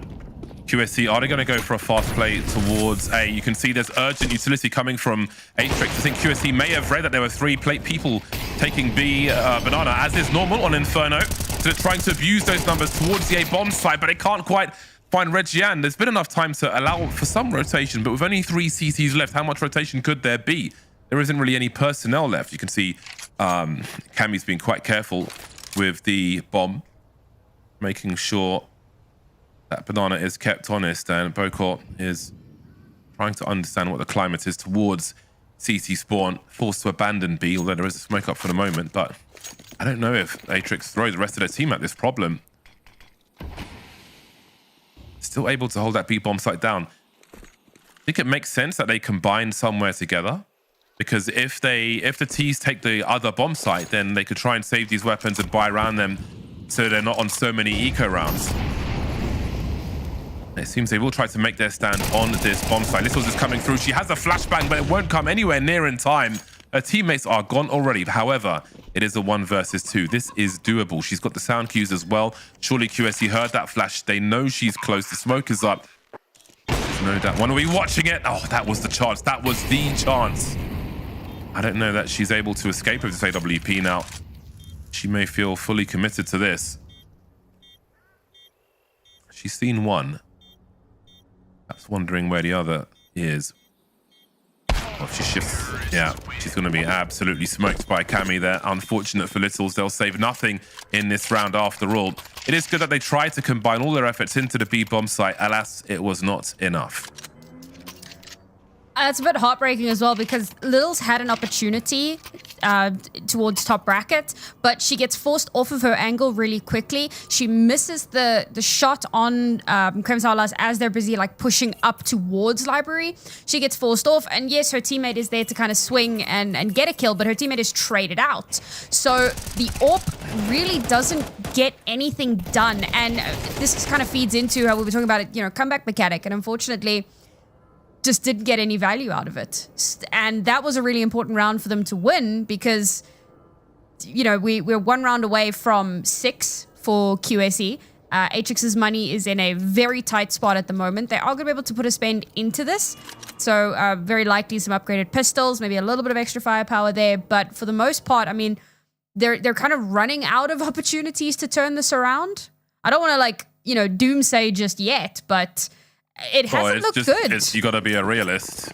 Yeah. Yeah, and they're I mean, they're not really getting many kills to even feel good. There's no really redeeming feature here, and here is the send from the Mac-10, which I thought may have come earlier on. All right, how many did they push through the smoke then? The second one will be enough. Babs opens up the B bomb site, and what do you do with this? How much do you throw at this? With the rifle on Bocor, they have money to buy in the next round, but, well, never mind the but. The rifle's gone. Everybody else is on the other side of the bomb site. In they go. It's a dicey situation. When you're basically on eco running at T's who haven't lost the round, there isn't really an impact you're going to make on their economy, or it won't feel like there is. But you got to do what you got to do. You got to try anyway. Got to try what you got to try. There you go. Write that down. And Kami was like perfectly positioned as well. I mean, there's so many places where you could put the AWP in that post plant, and the fact that she is, you know, at top banana waiting for the lurk, and it happens to be the rifle, the one rifle that Atrix had, beautiful. I mean, that couldn't have worked out any better. So we go again. Littles, Nice. one more opportunity with the AWP, but it's the HE that gets some beautiful early damage. Yeah, some revenge. Some revenge. Didn't quite get a frag, but that damage could come into play later on. Lay's keeping the team honest, keeping Atrix honest towards the A area. Double smokes up towards long, and we've got a focus of 3 CTs on that short position. Finan's got angles though. She has vision to know that no one is top mid. But are they willing to rotate over? They don't know if anybody's in the apartments. If they just run off, that could be heard. You can see Regiane start to move now. Over towards B. Sophia has a second smoke, so it won't be too urgent most of the time, at least, in terms of a rotation, because she can delay more. But if they go straight through it, then what? Here comes the surge with the chain flashes, and this is where you don't get a time to respond. But with the M4, she certainly will. And maybe she's kept her team in this. We still have Lay lurking towards the A-bomb site. Does she go for the flank? Surely she does, as that rotation starts to come through. Bomb planted as we have an incendiary landing by default. But she chooses to fall back and head towards Banana. She has no flashes to offer her team. Anna and Cammy still have some mollies, and they're still delivering some utility damage. Oh, great patience by Cammy, dropping Regiane, going back for Sinan, but she will get her revenge. Down to 2-on-2 then. Sinan has a kit as well. Anna looking in 2 different directions. Got to be careful because Littles is still creeping. Pops out, takes one in the back of the head, and now it's Lay trying to get a transfer. Littles has to find a kit. She will. Finds the bomb as well, and we finally have a round for Atrix. I mean, that was beautiful coordination, particularly between Littles and Sinan in those last couple of moments. It's starting to look so dangerous, right? Like, Littles is aiming down scope. She's looking for an opportunity. Anna X is pushing through the smoke, and I'm thinking, oh man, it's over for Littles. But Sinan is in the perfect position to shut her down before that can happen. Even that swing onto Kami, like, after the first one, I'm like, there's no way. The second player is too late. But they do manage to get that kill onto her and force their way in onto the site. That probably one of the better looks we've seen from them. And okay, yes, very scrappy. It wasn't clean by any measure. But the fact that they're able to make it happen, that they play off of each other so well, and they finally get that first round on the board, sometimes that's all it takes. Just that one round to remind you that you're still in this. Still some problems for them, though, because they survived with only one player, which means they will have to spend all their money for this round. So if they get put back into the bin, then things are going to look very dire once again. Let's see how this one plays out. QSC with a 5-round lead and momentum firmly in their favor. They've got plenty of money as well for this round and the next, so the pressure will remain red hot for Atrix. Utility starts again. Cammy dropping Regiane, and I'm not sure if there's an answer to this for Atrix. Sophia has to take these risks now. She knows they've got to find a way back into this round, but they only get further away. It gets further from their clutches. As with 1:30 on the clock, QSC have a 5-on-3. The nades still continue. Little's channeling JW with the AWP and the apps. Now, we've seen QSC be good with pacing. Very nice search there by Littles. Able to escape as well. But she will certainly be heard. This is free real estate for Lay, who I don't believe has been detected. Yeah, Littles is a goner. Surely! Oh, okay. What? Flying, no scope. A swipe to the left, and suddenly everything looks different. A 3-on-2 as far as the B bomb site is concerned. And with that smoke drop, do QSC feel like they have to go for this? Worst case, there are 2 CTs here. That is certainly the case. There's a flash at the back of the site. Babs has to look away. I'm not sure if Bokor spotted her. She does it eventually on the other side of the pillar in the middle of the site. 30 seconds to go. Little's on the way as Bokor is getting barbecued. And now QSC have to get that bomb planted soon because those smokes won't last much longer. Little's closing the distance, scoped in. She knows one is to the right-hand side here, but again, Cammy's got the superior angle, and Little's is surely a goner.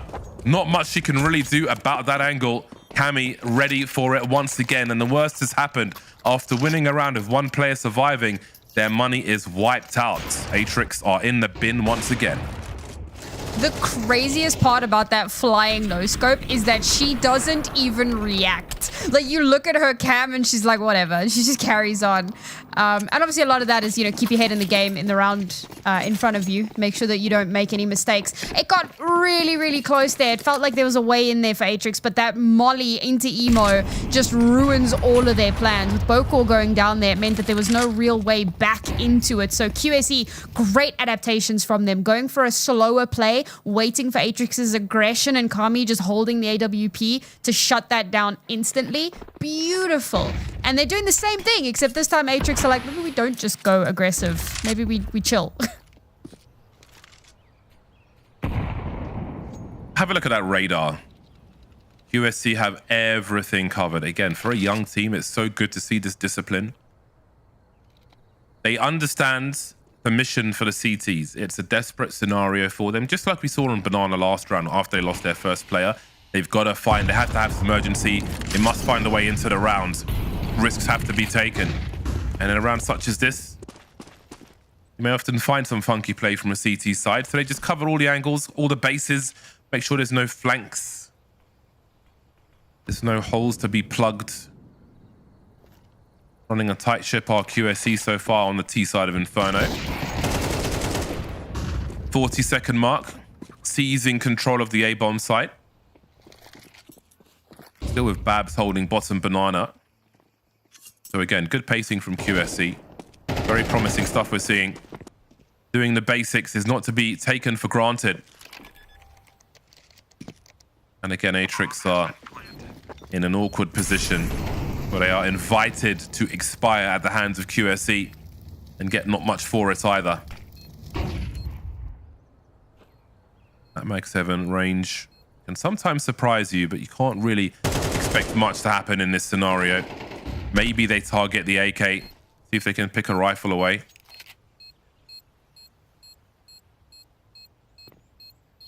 Eight to 1 for QSC then. And Atrix are maybe playing for 3 maps at this point, or are we speaking too early? You know what? I mean, this is QSC's map pick, right? So we do kind of expect them to at least have some sort of an advantage on this one. And bearing in mind that all 3 maps in our veto are Pugger's Paradise maps, right? Maps that teams are very familiar with. They're not your like super high technical maps. So I feel like there's a lot of opportunity for either one of these 2 teams to, you know, either we get the 2-0 from QSC or to get the full 3 mapper. I see a world where we get the 3 mapper though, because I feel like Atrix, even if they wash out in this first map, that next map, there's no way that they allow that to happen a second time. They're just too good of a team. At least that's my cope for the day. We'll see if that does actually pan out. They've still got a little bit of wiggle room in this map though. If they can get the next 3 rounds, big if, but if they can, then they're in with a chance. They're in with a really solid chance. But anything less than that, I think that they're going to struggle. Even with pistol and conversion, it's going to be very, very tough.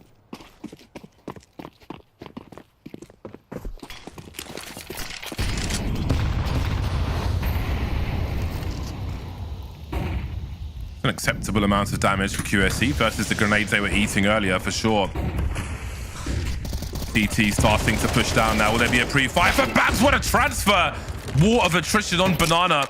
And they still have 1 CT there. Regian desperately trying to get away. 2 on 3.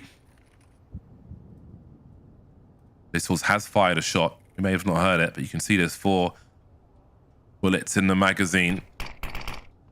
So they know where the CTs are, the remaining CTs, but Anna will still get caught, it seems. Now they change places. Littles and Regian, who makes her way to the A-bomb site.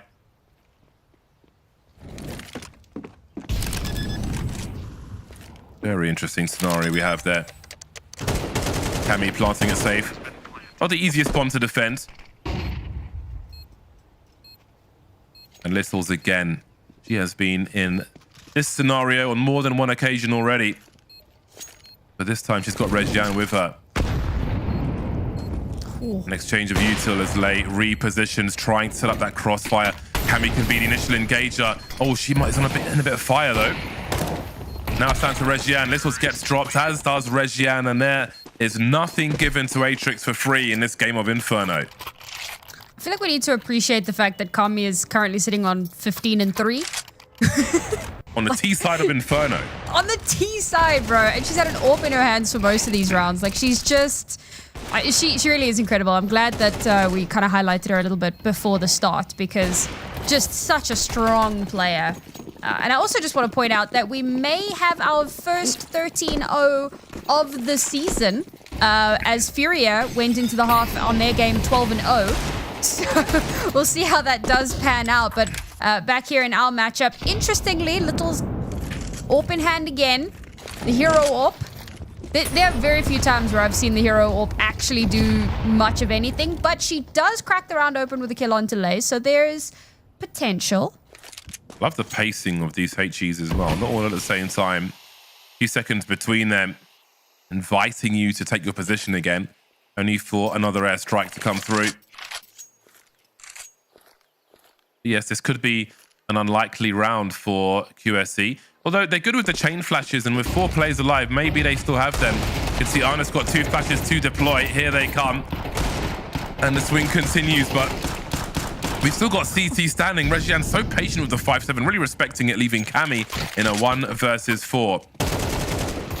They'll take any round they can find. Oh, no. Cammy, not again. Surely not again. She's got 4 bullets in the magazine, though. Has somebody told her that? She needs to be really careful. There's the reload. Now, she's got 38 seconds. Where does she think the second CT is? That is a big cue, because she could still rotate towards the A-bomb site if she believes 1 is still here. It might be worth the gamble. 26 seconds, and Sinan will finish her off, making just the second round for Atrix. Oh, what an unreal round. I feel like Atrix, the 2 rounds that they've won have just been like really crazy situations where it's not, it's not like you're proper full buy where you're expecting to win those rounds. It's like always these like really weird, janky, and they make it work. The fact that Lei opens that up with that, Littles opens up with the first kill onto Lei, and then the pistols that were stacked over towards B just continue to pepper down, and QSE just can't land a shot. And somehow Kami almost clutches 1v4. It's just, it's unreal that is the round that Atrix wins. But they need this one as well. They absolutely have to pocket this one if they want a good opportunity into the second half. And it could start. No, missed shot. And now the AWP is known. We saw NIP come back from a significant deficit in the first half on Ancient earlier on.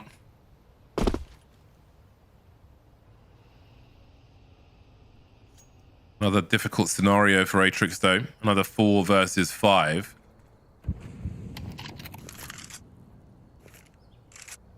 Plenty of time for QSE as well. These are nervous times for a CT side, where information is costly, risky. 2-woman push to clear top mid. So much information there, but nasty surprises await, because it isn't just a 1, even though 1 is necessary. All that's necessary, that is. They may see 2 on the def cam, but what does it matter? Because they are getting absolutely domed. Brutality with the AK-47s here from the T side of QSE, working with 2 great effect. Wonderful start for them. It is, and always will be, about how you finish. But they're not far from doing that with the score they've accrued here. Bokor 1 versus 5.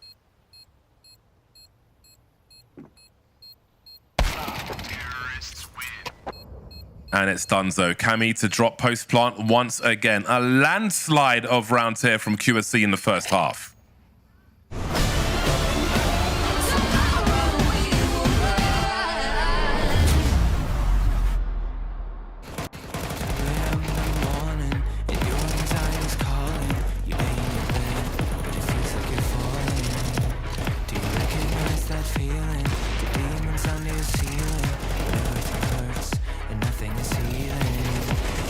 I don't even wanna be awake, cause every second that I live is like a wasting. Can you help me start a replace all the memories that stand in my ways?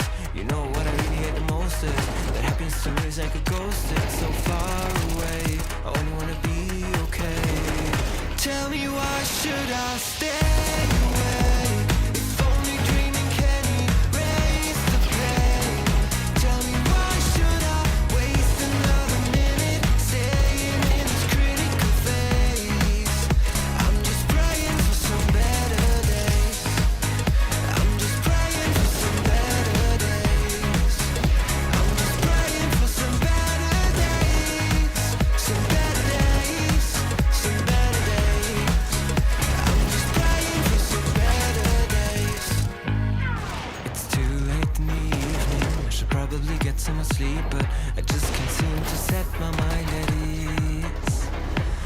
can find an escape.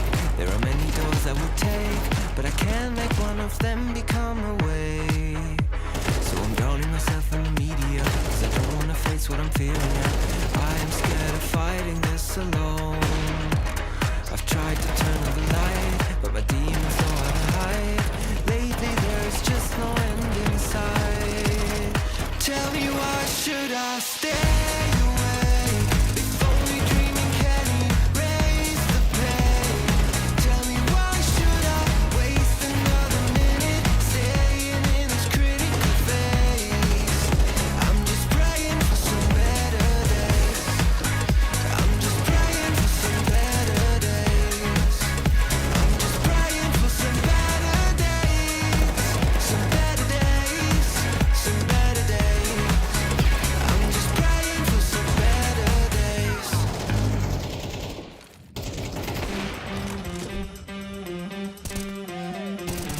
That's how we like it.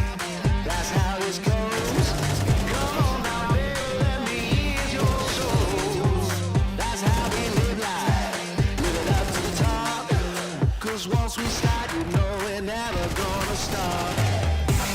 We own it. We're winning every time. We own it. Pushing every day and night. We own it. We don't do compromise. Yeah, yeah. We touch down every time. Every time. We touch down every time. This is our time. Hit it up with the rebound. This is our turn to see.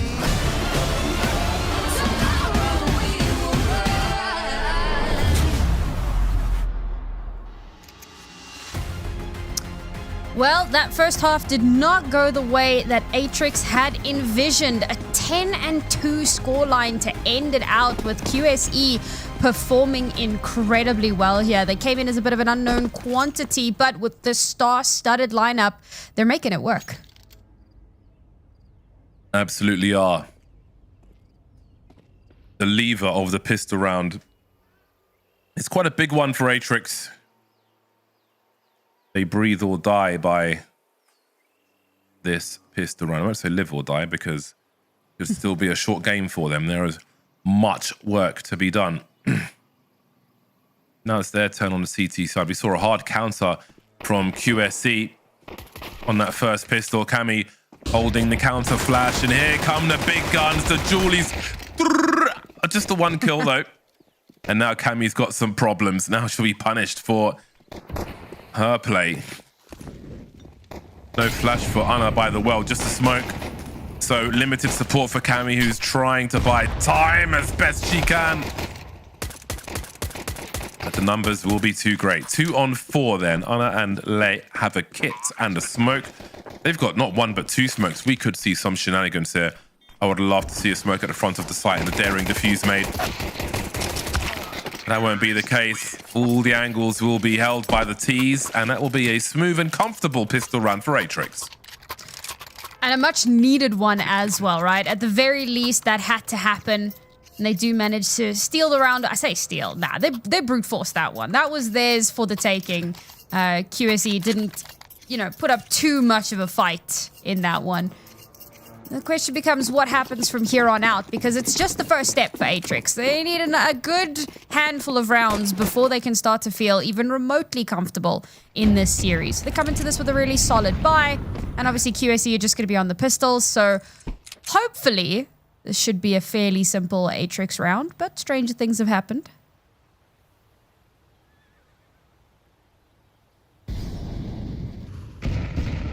Full eco. Want to get to business as soon as they can. So now it's our turn to study Atrix.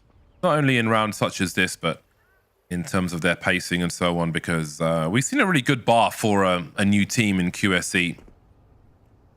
Now, no one's heading to long just yet. Sinon is expendable with the MAC-10, and she will be sent into that A-bomb site. So regardless of which bomb site they check, technically speaking, both are clear. They've smoked off long, so if they go via apps, then they're good. They know not to go top mid, which is great. So again, we see that attention to detail. And now Silent has the information. Good nade. So rest of this round should be a pedestrian affair for the T side.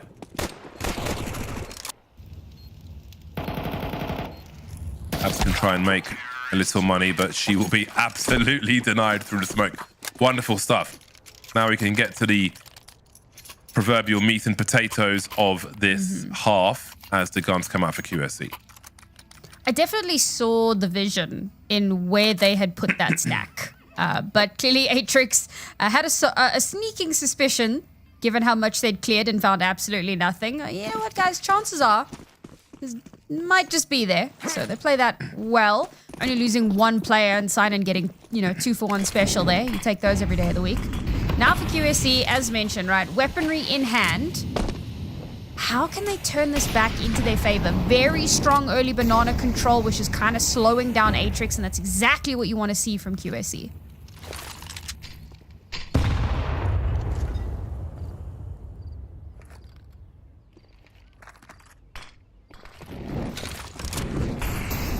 Nate put it behind the sandbags.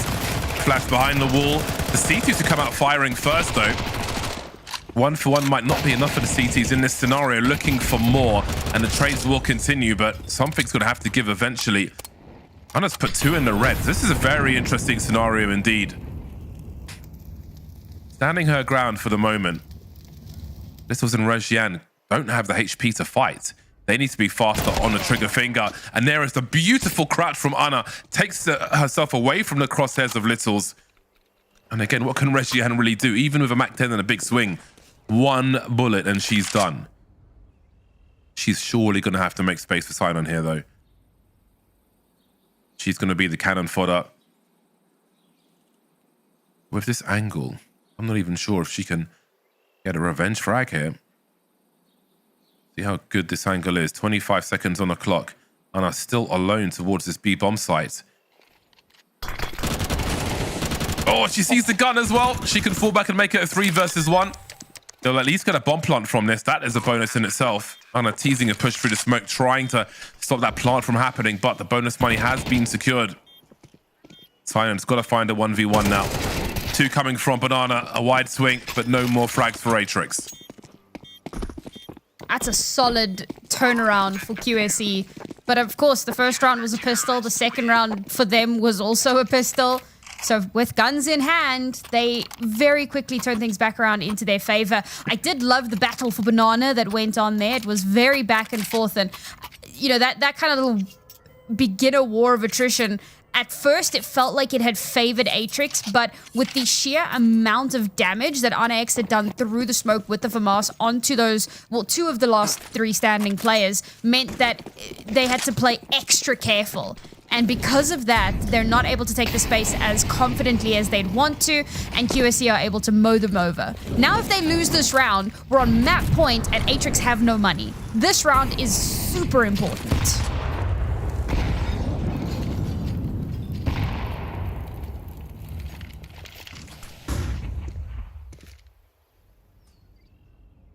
Big huddle of Atrix players towards top mid.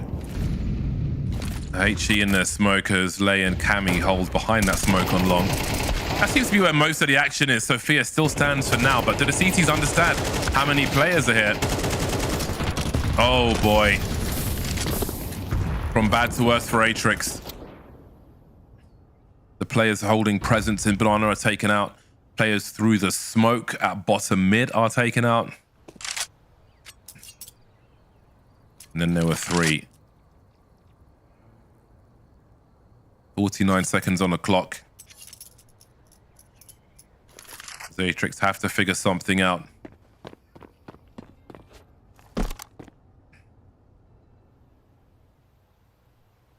Still with a fair amount of utility. Look at the confidence for QSC to leave Babs alone on B.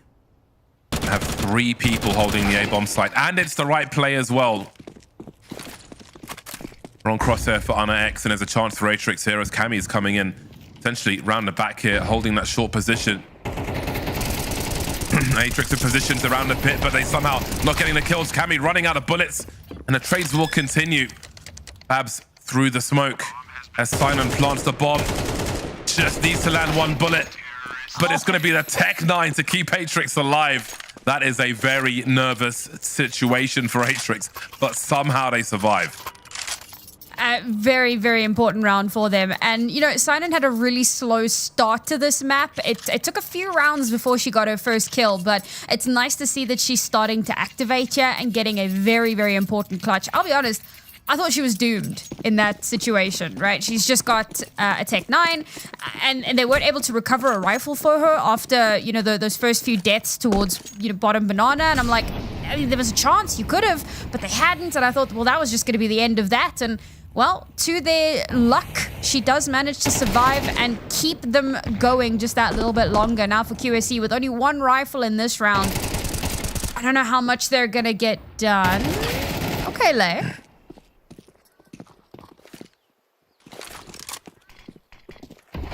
This should be fine for Atrix.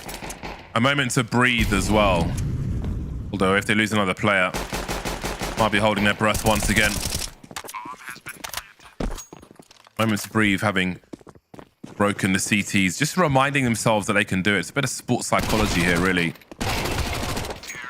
Really important moment. Nice upgrade for Littles as well. I still remember the days when people would drop an AK to pick up a silenced M4 on the T side. Not everybody, but some people. Anyway, CTs will be on the buy once again.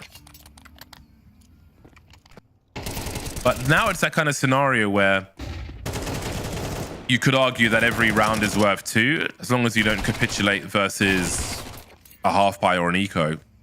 If you win that round, the CTs are broken again. So they have, by some measures, made it easier. But again, in that chaos of pistols rather than rifles, rounds can be won, as we saw Atrix do in the first half. Let's take it one round at a time and see if they can make the score more competitive here on the T side of Inferno. I'm very impressed with the comeback that Atrix has managed to mount so far. The question becomes, can they continue doing that? Now, Kami with AWP in hand could make things that little bit more difficult. That's a great flash, though. It gives them a lot of space to work with as well. But look at these counter smokes that have just kind of trapped so many of their players down towards mid. Changing their timing on these HEs are QSC. Not going to work this time, but you can see the pushes through the smokes to try and keep these numbers even. Josie's got to be careful, though. Lost her angle now. Once again, alone. Oh, boy. My ears almost exploded with that one. 3 on 3. Atrix looking ever dangerous now on this T side. Somebody's got to rotate and collect the bomb. I wonder if that's going to be Sinan, as USC are being quite proactive, threatening to have a look down bottom mid, maybe. And guess where Sinan is? Currently in the pit, spotted, but well, the Fat Mass is better. Do you want to take it? That could not have landed better. Wow, that was like an alley-oop. 3 on 2. That forces Littles to go and collect the bomb, while Rezjan shows presence towards top B, top banana. And Cammy is just back to business on that B bomb site. Josie's there for support as well. I don't think that bomb's going to get planted. Yeah, that rotation from that third player going into mid there, instead of going maybe second mid, which might have been safer to collect the bomb, might have been the play there. By the way, it fell to pieces for the T side. I must say, like, I was still impressed with I don't want to call it recovery per se, but so we had these 2 incredibly deep smokes that came out of QSE, and it was designed to like slow things down, obviously. But Atrix had already pushed so far up banana that the banana smoke didn't really make much of a difference, and QSE kind of cottoning on to that, still opting to go aggressive and to take that space. So impressive to win that out. But now, Kami getting dropped so early on in the round is probably the worst way that this could have started, because they've completely lost control of banana now. A scrappy fight for Atrix. The one they can do.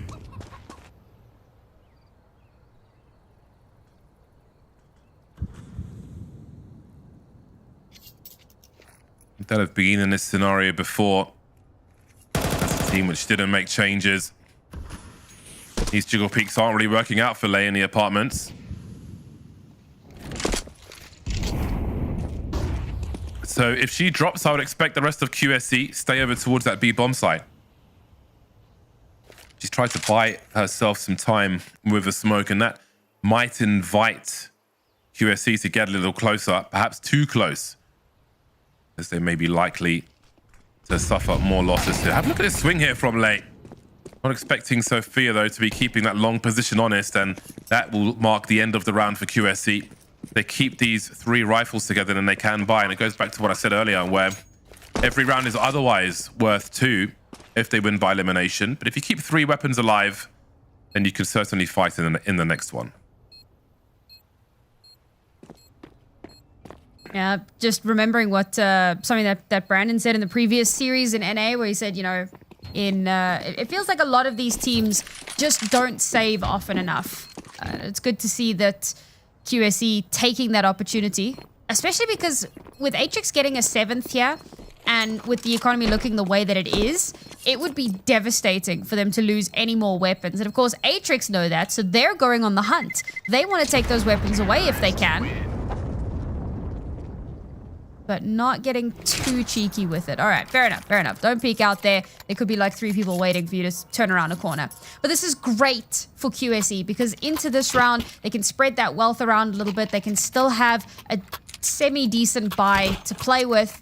But is it going to be enough? If this is a round they win on, it would be a little bit ridiculous. But if they lose this round, they go back down onto pistols, which means Atrix conceivably get up to 9.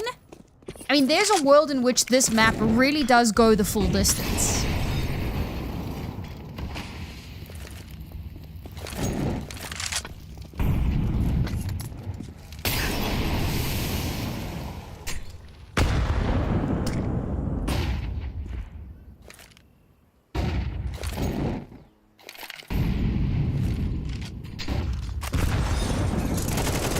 Here comes that swing then. Where are the reinforcements though? So much util being dumped here on Banana by both squads, and Josie's in all kinds of trouble now. They have been checkmated on Banana on this occasion. And that's been a constantly evolving challenge for both squads as well. But it will certainly give Atrix some big advantages, because there will be holes in the defenses for the CT side.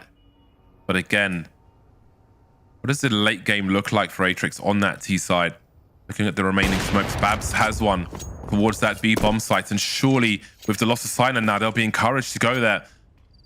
They'll have to force their way through the smoke, and there it is again. 40 seconds and another smoke is dropped. That is really brutal, and they're going to go for that surprise surge through that smoke. It's not going to work out. Anna and the FAMAS will be enough. Bomb dropped, and now it's Regian versus 4 with 27 seconds on the clock. A full rotation coming through, and maybe the end of the line for Atrix. 30 bullets in the magazine. She will absolutely need the round of her life if Atrix are to continue here, but it's the USP to finish off the job. A big victory on Inferno for QSC. Oh, they're going to be so happy with that. They do manage to take their own map pick, and in style as well. It really felt like for that first half, Atrix were barely even on the server, and they had a really solid comeback into that second half, but at a 10-2 deficit when the second half starts, it's so difficult to climb back into that. If they'd managed to pick up a couple more rounds in the first, maybe this goes a bit further. Maybe QSE don't win it, but they got shut out entirely on that first half, and so QSE will go up 1-0 in the series. Underdogs, maybe, but our on the cusp team looking to stay on that cusp, unfortunately. Yeah, I've got to give huge credit to QSE again. We kind of outlined the challenges that a new team will have coming into a scenario where you're playing experienced squads. There are lots of things lots of tests you have to pass, especially starting on that T side. You know, their pacing was great the whole time. They were aware of the clock. They were aware of giving themselves time to move into sites and have the time to kind of, for error correction should things go a bit wrong. So they didn't run down the clock too much. They didn't make terrible mistakes. The cat didn't pull the wires out of the PC. You know, everything's going the way it's supposed to for QSE. Yeah, I'm really impressed and I'm really happy. You know, obviously I came into this and I had predicted Atrix and I thought that it was kind of low-hanging fruit. But I do enjoy being proven wrong in situations like this because I tend to go for the safe bet, but I do love when the underdog does well. So very impressed with how QSE have done so far. But it is only the first map and there's still so much more to come and I can't wait to see what's going to happen on our second. You know, we had some standout performances and one of them obviously being Kami. We highlighted her coming into this and she maintained a stellar performance. I think she ended on 20 or plus 20 kills at the end of that one. She was sitting on 15 and 3 somewhere in the first half. Like she had a lights out performance on this map and it felt like Little's, I don't want to say she couldn't keep up, but it felt like she didn't really have the same opportunities because of just how one-sided particularly that first half had been.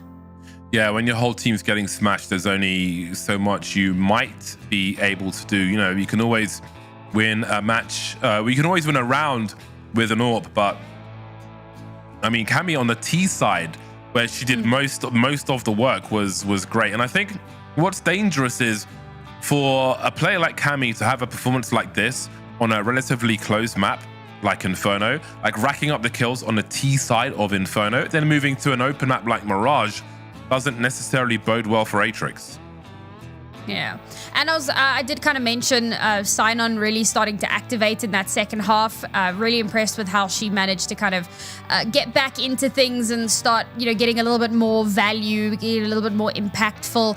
But Sophia was someone who had really stood out as well. Maybe not a name that we were kind of shouting as often, and again, a lot of that is because Atrix, unfortunately, were struggling quite a bit more. But she had a lot of really standout moments, whether she was anchoring or whether she was providing, you know, crossfire support. Like she was a really strong proponent in a lot of those rounds. So yeah, just overall impressed and looking forward to what that second map will bring. But before we get into that, we do have our head-to-head, and we did kind of mention them already, but it's going to be Kami and Littles, and this might feel like a little bit of a bully, but it is important, you know, to when you highlight these two AWPers and you see how much value someone like Kami is getting on the T side with her AWP, as opposed to Littles, who, yes, okay, a lot of it comes down to Atrix just not having as much success in general, but there were a few moments where it felt like there were really important shots that she was missing, really important moments where she wasn't getting that full value.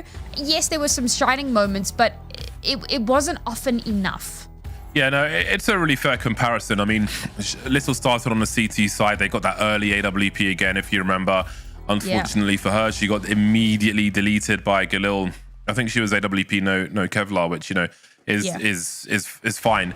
She was often in the apartments of the AWP. There were some missed shots there, or maybe just opportunities not necessarily coming her way with the aggressive play that she chose to make. But yeah, I mean, Kami, again, was in the double figures on the T side of Inferno, which is great. And it's a difficult thing to do. And I think stylistically, not every person who plays a sniper is going to be able to do that. But Kami, we know that she's, when it comes to like battle sniping, close quarters, she's absolutely done that. She probably has a career highlight from that already. So she's definitely the right woman for the job in that respect.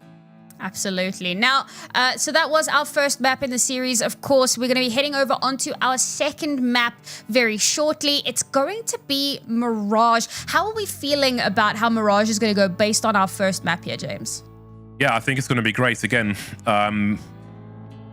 Little should have a better time. I mean, that's easy to say considering how Inferno went, but I think as a more open map, as you know, every sniper knows that window is going to get smoked, so they're going to have their plans. You know, you can go for those. We've seen she's willing to make those aggressive plays, so maybe we'll see her getting the quick boost up in towards the apartments and so on, getting that early 5 versus 4, then disappearing. Where is she gone again? Kami, not much needs to be said. She's going to be there. She's going to be a problem. It's going to be an AWP's paradise, but it's going to be like a fragger's paradise again. We saw really aggressive headshots from both squads when they had the AK-47s in hand, and Mirage is going to be a playground in that respect as well. So I think it's going to be a very fun game. Absolutely. Looking forward to seeing what our snipers are going to do, but also looking forward to seeing how our riflers step up and keep things in contention. But we will find that all out after a quick break, folks. So refill your drink. We'll see you back here in just a few minutes.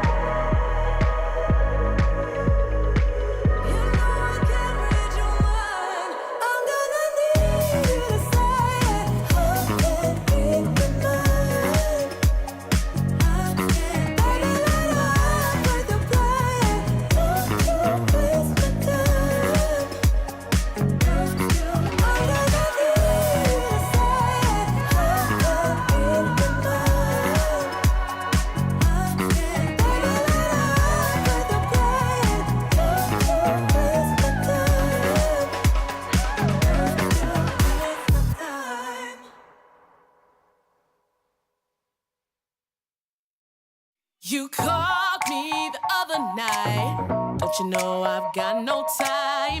That's it, I'm never right for you and I. Don't you call me babe? Thought you had a chance dropping DMs on my page. You can stay outside, you can park it on the pavement. Waiting, I don't need a man that's cheap and basic. I'm ranking. Back up. I don't need another suitor, babe. Man up. Put your pouting on a Twitter page, yeah. And I advise you to take a deep breath, cause you gon' hold it till the colors in your cheeks left. Whoa, child, I don't mind. You can follow if you like. Just know I got no time.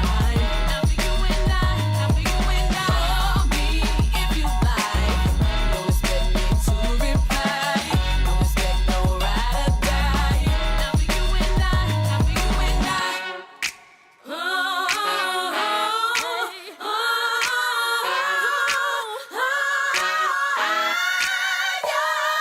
What makes you think I want it when I treat you like a ghost? Take this man home, everybody else already knows I'm the only one I need, you're the one that needs to grow. I ain't playing, boy, turn around and walk it out the door. You got to go.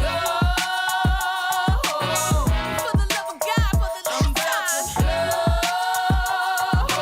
Watch, baby, I don't mind. Just stand home, yeah. Televised, you don't need to come by. From a distance, though. Whoa, child, I don't mind. Follow if you like. Just know I got no time. Now for you and I, now for you and I. Call me if you like. Don't expect me to reply. Don't expect no ride or die. Now for you and I, now for you and I. Love, I need to keep this from the mirror on the wall. I'll never let her fall, no. Yeah.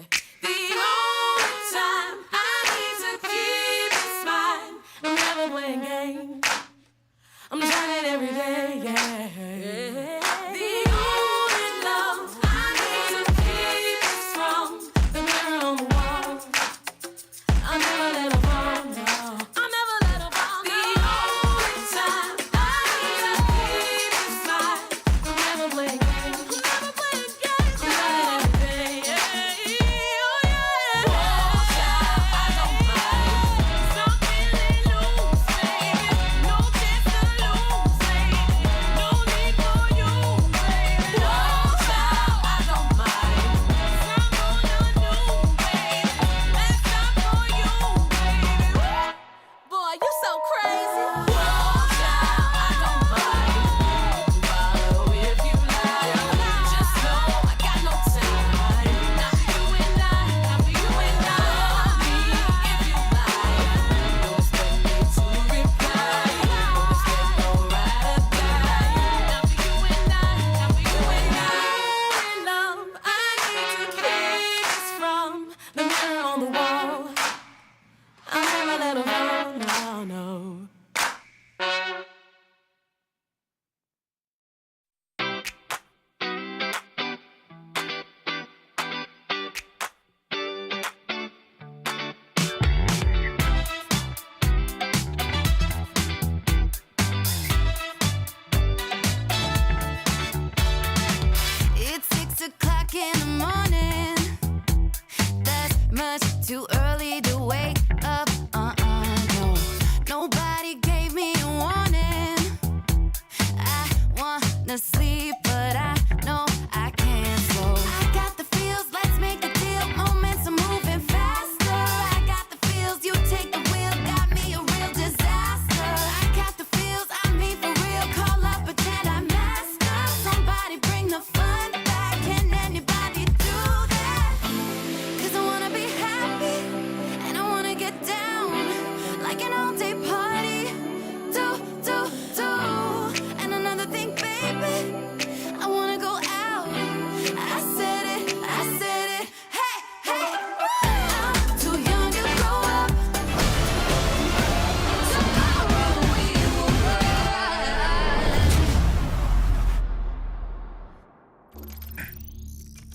Welcome back, everybody, to ESL Impact Season 7 here, and we are in South America, having just completed our first map of the series. QSE in a bit of a surprise performance, perhaps, taking their map pick pretty one-sidedly? Yes, they did well. But now we're going to be heading on over to Mirage, which of course is going to be Atrix's map pick. And given the performances that we saw on our first map, this should be another absolute barn burner. And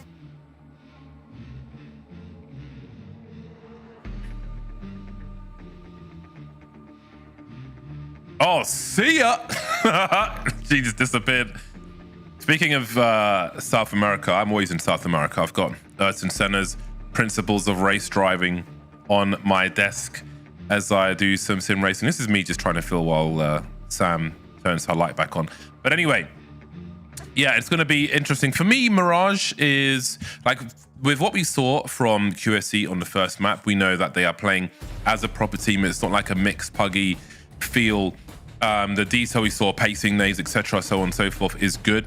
So obviously, this is a comfort pick for Atrix Mirage, so we expect them to be comfortable on there, but I think that we'll see a good matchup between the two squads in the fact that we're familiar with many, if not all, the players on QSC and what they did on Inferno, starting on the T side as well. And it was more like not the rounds on the board, but the way in which they were playing the rounds, the coordination, the synergy that they had, I think shows promise for the game to come. So I think that there's a serious threat here for Atrix, and I wouldn't put it past QSC to seize the opportunity to win the series 2-0. That could absolutely happen here, and it would be exciting for me if it did happen, because it would mean, you know, like we saw Furia in their game had a really big, I think they were 12-0 in their game on the other stream.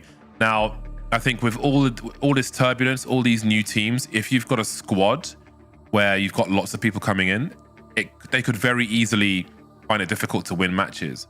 That in the small sample size we have for QSC, I don't believe that's the case, and that excites me. So I want to see them do well in general, not necessarily within this match, but you know, I want to see competitive matches, and they have certainly given us that so far.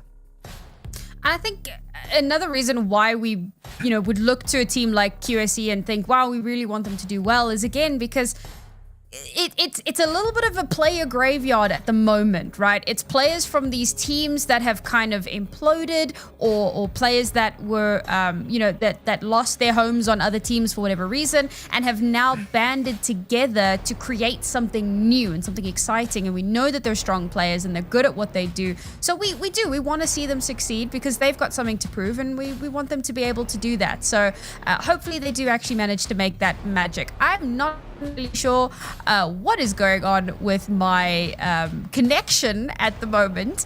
It was a great position for me to be frozen in. Just great little guppy scenario there. You got to close E-Donkey, then you'll be fine. E-Donkey? I wondered if you know what E-Donkey is.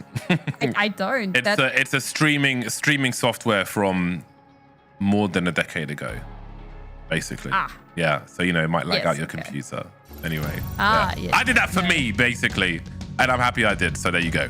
Moving into Mirage, the second map of the series, I have zero doubts that this one will be competitive. Atrix have to show us why they picked it, why they come into this one with confidence, and I hope they're not shaken after the loss on Inferno.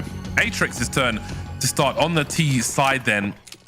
Let's see what QSC have to offer them. We saw some hard counters on the T pistol for QSC against Atrix. Do they have expectations of their T side as well? Currently, there is no one on the B bomb site for the CT side.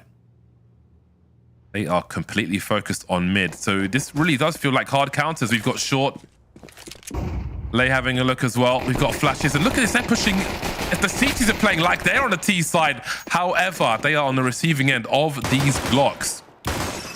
So again, we're seeing the info that QSC are playing. They're watching the demos and they're playing hard counters. However, Atrix are ready for it this time. They'll simply pop the heads. And it's another very important pistol round win, I feel like, for Atrix. They're second in the series. And I think that it does set them up quite nicely to potentially kind of springboard off of that. Would have been great if they'd been able to do that in the first round, the first half on Inferno. But this time around, they do manage to secure it in the very first. So hopefully they can string a few rounds together. For QSC, it's not the time to panic just yet. A little bit of a stack over towards A, waiting for these Atrix players to push in through mid, presumably. But no, instead, they're going to be pushing in through main. I've got to say, even though Atrix won all those fights, if your pistol rounds are getting countered this hard, make new pistol rounds. You're clearly doing the same thing too many times. If the CT side are executing on you in mid at the beginning of the round, make a new pistol round. Because while that one went in your favor, perhaps the next one might not. So the jig is definitely up, as they say. you gotta switch it up sometimes and have a second pistol round in the hole, because it seems that QSC are very keen beans indeed. Combined 2 frags for QSC in these first 2 rounds, but they'll have the M4s coming through despite the reduced price of the M4A4. It'll be 3 silence and double FAMAS, which has finally been improved. Like, bloody hell, sometimes Valve have glacial level movements because that took way too long for them to do. I love that Boko actually managed to get 2 in mid there as well before she got traded out. Little bit nutty. But now with guns in hand, QSE potentially could make a change here. I do like this aggression from Josie, but instantly flashed out and punished. And QSE just got deleted. It took moments and they were all dead. Yeah, that is quite some violence from Atrix. Angry, seeking revenge. Good detail of the molly in the halls as the bomb rotates over where it needs to be. And looking to hunt an AWP maybe.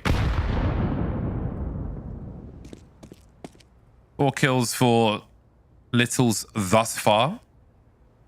So Atrix definitely off to the races. The loss bonus will of course be rising very quickly for QSE. But this is a brilliant start. I don't know if Anna's going to be inviting Tease to die to the bomb explosion here. Maybe she will. She does have a defuse kit, but she doesn't have a head anymore. Thanks to Bocort. 3-0 Atrix. Good attempt, good attempt.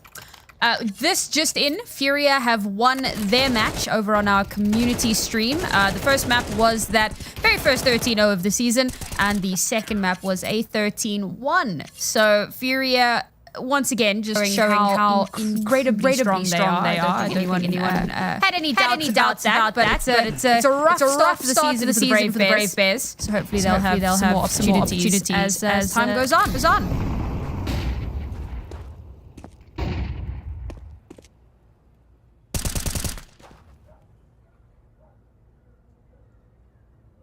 Such a good read from Atrix, man.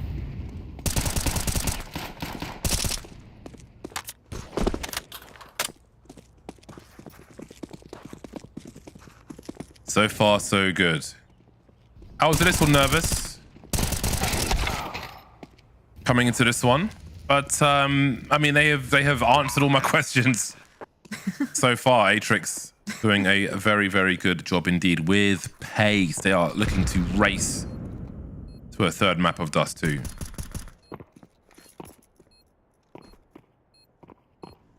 QSC have done mid-aggression. Four rounds consecutively. 4 rounds, whether it's pistols or weapons, like actual guns. Whether it's pistols or weapons, time it's like really actual netted guns. Them too many results. Neither time it's really...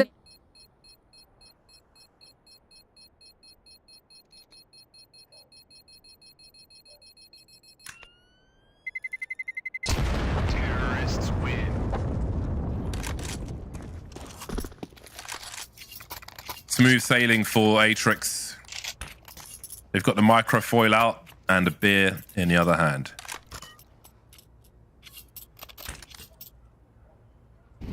Well Well then, here comes the big buy for the CTs, AWP and such. Love a P250. My favorite firearm in the game. One that, yeah, because it's just perfectly balanced. It's perfect. It pays for itself. It sounds nice. Feels good running around with it. You're moving fast enough. It's perfect. I often like it as a sidearm to an AWP.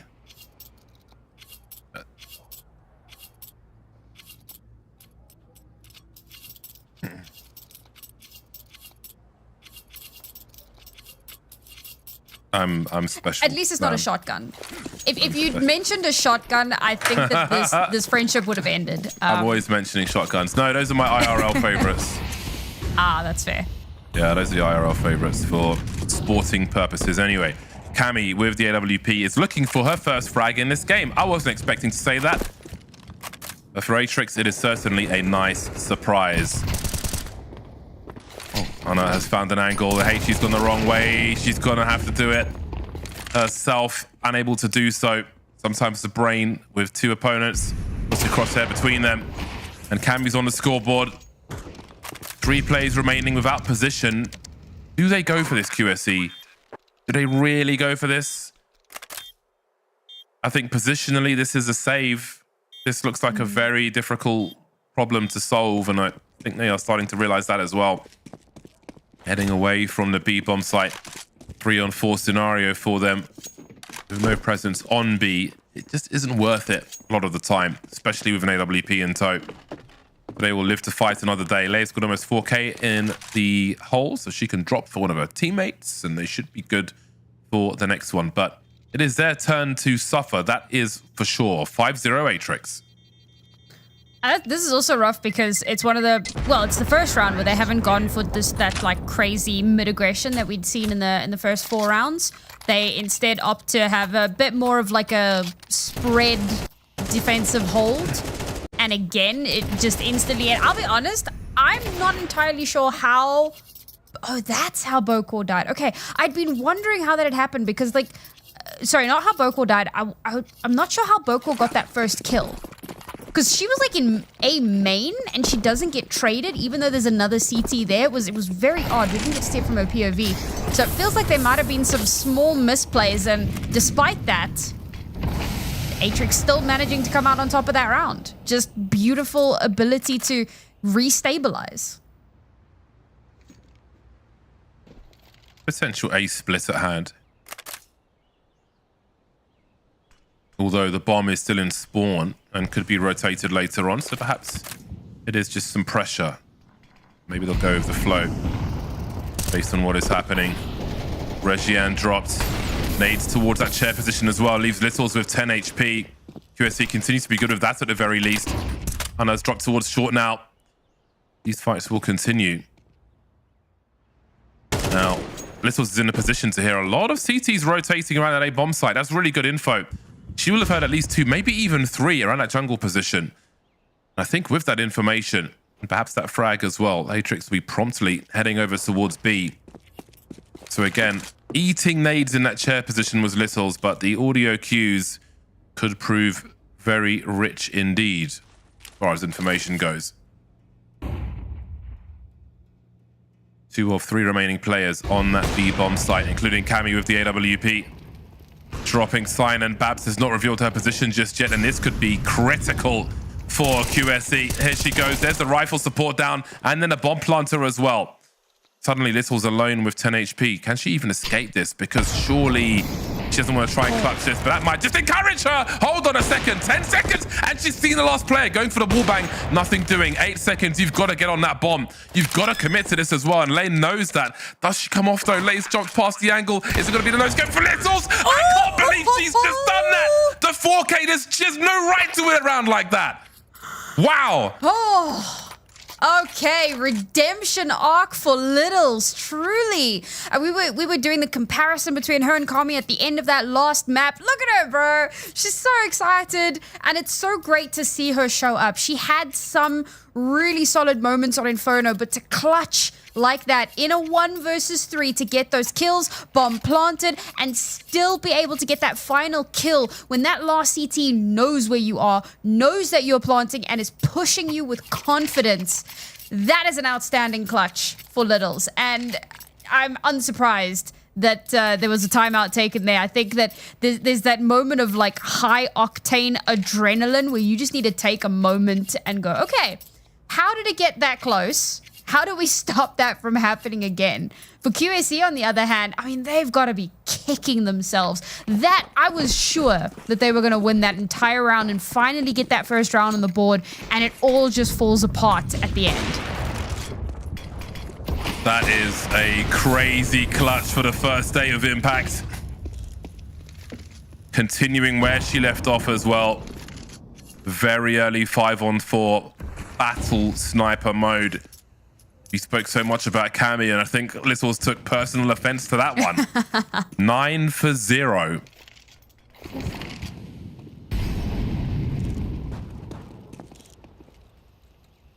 You can see Anna making her way through Palace. We'll see if she goes further than that. A lot of presence in mid. Happy to allow QSE to make a play. They've got the numbers to fight it. And Anna's gone through T-spawn now. Problem is, though, there are so many people coming her way. They're lining up almost too. Well, I guess we could give her a second one there from the TK from Regiane. She did a lot of damage. Not sure how much more she would have seen on the death cam, but they are racing towards the A bomb site. And Bokel's made her way in towards jungle as well, trying to cut off rotation. Unbeknownst to her, 2 players have made their way past already towards CT. Matrix will have to assume it is compromised anyway. But with one person planting the bomb, they'll only have one to cover, but Simon has a superior angle. Babs made a misstep there, goes down for free. And Lei tries to buy time. They're both here. They're going to go for the charge. They're going to go for the push.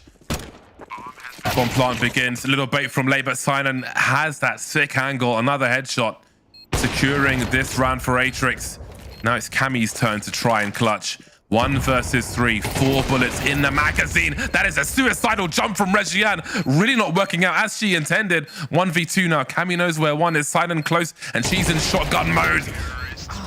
Somehow misses the second shot, though. That was a nervous one. Boy, Regiane dropping like that was scary. I'll be honest, Ana X... So, ultimately, I think that best case scenario does pan out in that 2 T's die from her flank.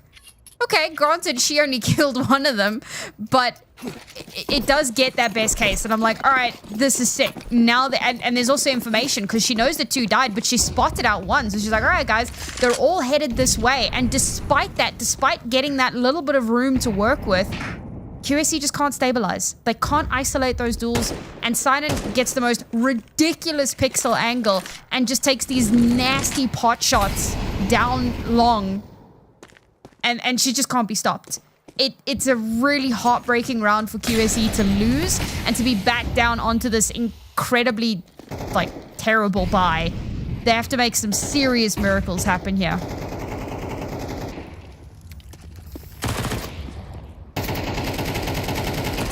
Smoke will be a bit friendly to these CTs, all things considered, but the AK-47s will not. 8-0 coming the way of Atrix.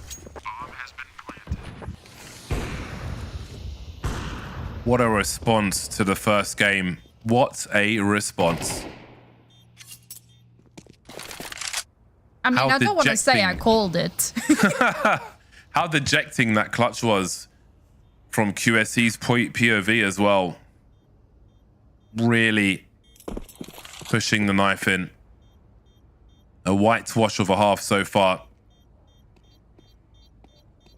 Nobody with more than 3 frags on QSE.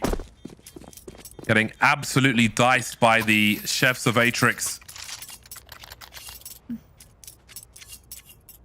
It really is night and day. Yeah, I mean, Littles she's losing money by winning rounds at this point. Suffering from success. She's got a hand on her face.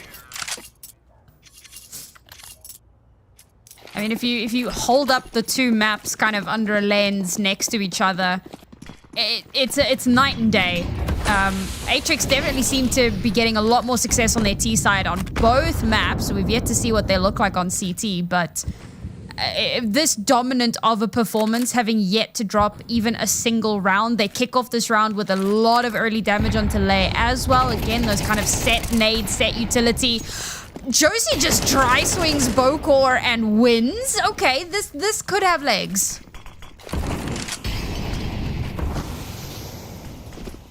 Clearing the bomb site, but nobody is there. Not sure if there's a boost potentially. Boost opportunity rather here for QSC. Not going for one either way. Behind those smokes. Might have been spotted by Sophia as Josie is near triple. A lot of utility, but Atrix is still stuck in the choke point. Still stuck by Tetris.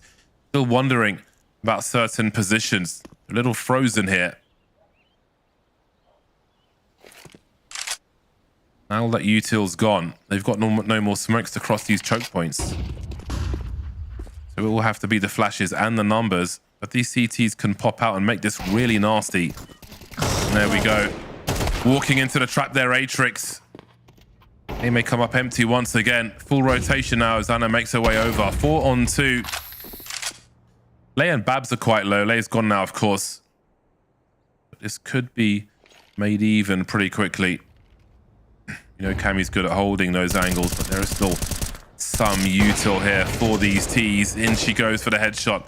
Now Sophia's in a 1 versus 2. Collects the bomb. 7 seconds, and I don't see this one happening. Cammy just needs to peek here. Somehow squeezes a bomb plant out of it, but that is all. A couple of questionable moments there. I think first and foremost is Lei just not getting sufficiently checked. I mean, they do like a little bit of a check, but they don't check behind the wall. They've like checked stairs and they're like, all right, cool, stairs is clear. Let me go check out jungle. And we don't consider the possibility that there could be somebody in that mid tunnel hiding behind the wall. Bit of a weird one. But then Lei follows it up, so she gets 2 kills and then she walks out upstairs full blind. But yeah, just some really odd moments in that one. But for QSC, they're going to be really happy with that because Lei does get a 2-for-1 on that. So not the end of the world. They've bought a second AWP into this round because they've realized they can't really afford to, you know, convert any more rounds. Good pathing on this occasion. We saw some hesitation last round, which maybe cost Atrix, but on this occasion, it is W all the way. Perhaps learning from their mistakes. Util dump, bomb planted, 2 remaining, make it 1. And the money is dicey for the CTs on this occasion. They will try to quietly slip away, but Simon will be there to trade. So yeah, I feel like the last 2 rounds, maybe there were some learnings for Atrix after the hesitation from the one prior, which definitely made things a lot harder for them, if not cost them the round entirely. But now they have a chance to scrape a little back towards the end of this first half.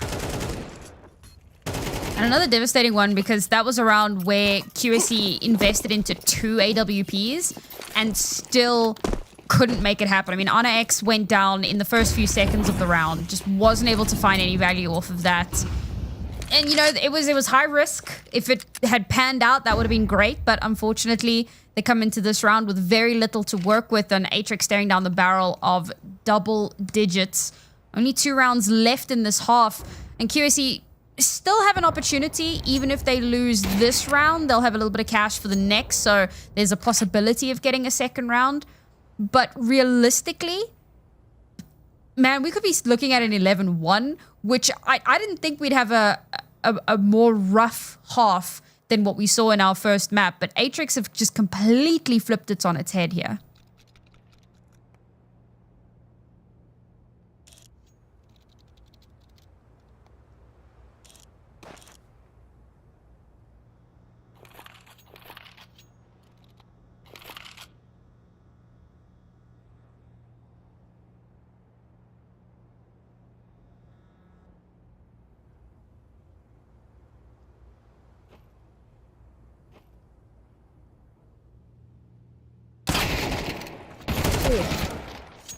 Love the silence of that. 33 seconds to go. Atrix with the foot on the gas.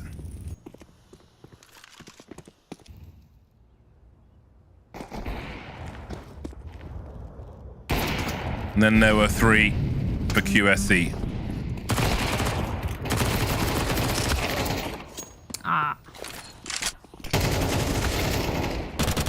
Josie and Anna remain. Just Josie then. 1 bullet in the magazine. When your teammates are dead, it's their job to look at how many are in the mag and let your teammate know. Always important. So she'll hold on to the AWP, and Atrix are looking super comfortable here on Mirage. Wonderful, wonderful work. During that like setup, when everybody's kind of sneaking around, shift walking, not making a sound, no util the whole way through, I've got like the James Bond theme playing in my head. It felt very sneaky kind of spy moment shenanigans, especially with some of those timings where it was like, oh, but you didn't see him, you turned away, you know, very James Bond. But I think that round goes pretty much exactly as we expected it to. And now we're back in that situation that I was speaking about before. The last opportunity for QSE to get around in this half. This first kill, I feel like, is going to be pivotal. And Atrix just continue to play patient, continue to work the space slowly. Kind of, I mean, so much of QSE's util gets used very, very early on. And it's just Atrix allowing that to happen.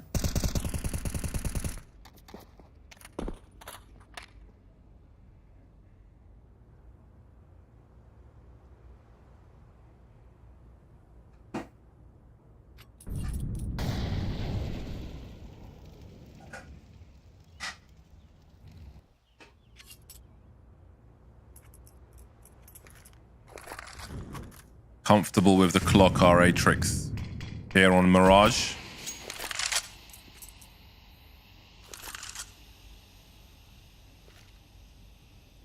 Now, Babs has 1 more smoke, which she has dropped to Anna. Different ways to use this. You can redeploy it in the app somewhere. Well, she's going to do it early as well, so she can maybe post up with her angle. Now she jumps. Oh, that's awkward. That's awkward. Maybe going for the fast jump on the barrel, but it is irrelevant. That really hasn't worked out. So the other option, we'll talk about it later. See what these remaining players can do. Does Cammy there walk straight out the window? I mean, what choice does she have, really? Out of the guns pointing. Hasn't been seen just yet. Now she has. And that'll be that. 11-1. Atrix exact revenge for the first half of the first map. Not much for them to do after this break.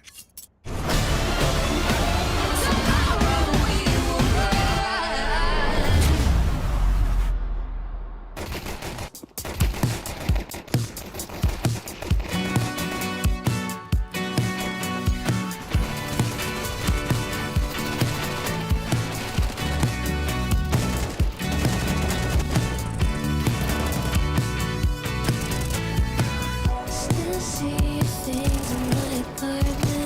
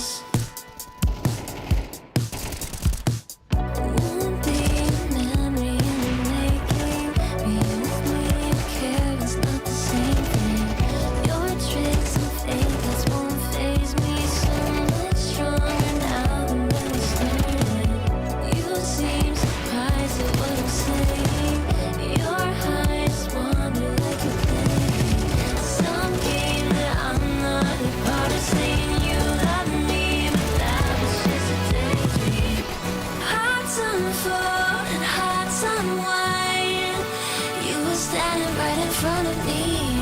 The museum of our lost time. Where you had me on display, yeah. All the while, I wonder why. Never saw you in the daytime. You feel through glass, I almost shine. Now you keep me in your archives. Now you keep me in your archives. Now you keep me in your archives. Now you keep me in your archives. Now you keep me in your archives. Tomorrow we will rise.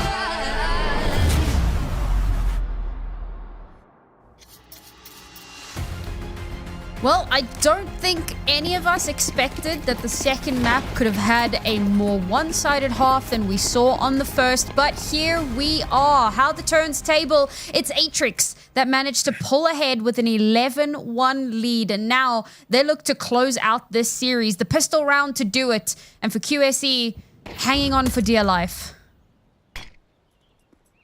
Keeping it simple with a play in towards A. This was opting for the flank after a charge up mid from Atrix. Wanting to take control. Love the repositioning from Silent.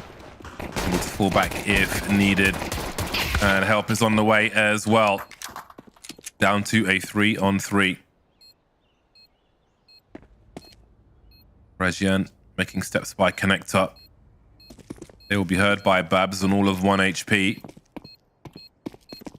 2 on the ramp as well. Bomb planted for everywhere. Babs lost in isolation. And it seems it will be the bait setup. And this might just work with the time that's on the clock if they haven't both been spotted. But Regian has other ideas. And that is a 12-1. Last one out. Turn the light off. Oof.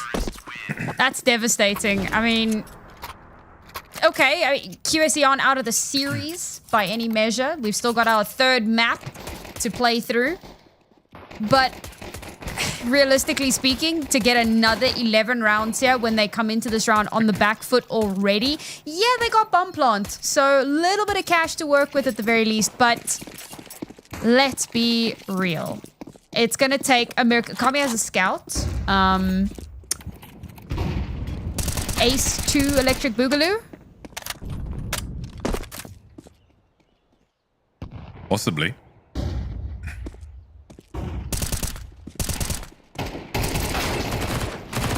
QSC forcing their way into the A bomb site. Choke points at the very least. Regian now is going to be enough. Just standing in the corner is enough to focus the attention while the rest do the job. That is one way to get revenge. That is a avalanche of rounds in the second half. They did what QSC did in the first game, but they did it better, stronger, and faster. Pure dominance from Atrix.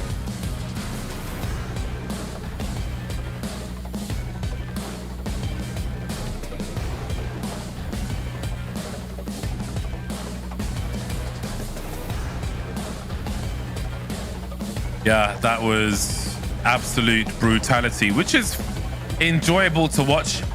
I love the way it happened. I love the clutch from Littles was incredible. You know, we came into this remembering the clutch we saw of the scout from Cammy in the previous season, and now Littles did something incredible on that B-bomb site of Mirage, because that was a really, there was such a small chance of that happening, and I don't think a lot of people even go for that. But she did more than go for it. She took that one down in beautiful fashion, and after a frustrating Inferno, that is a hell of a way to charge yourself up and charge your team up also. So again, credit to Atrix for a really strong victory on Mirage, which forces a final map of Dust 2, a deciding map between these two squads. And at this point, I don't know what to expect. I came into this one confident on QSC, and now I don't know what's going on.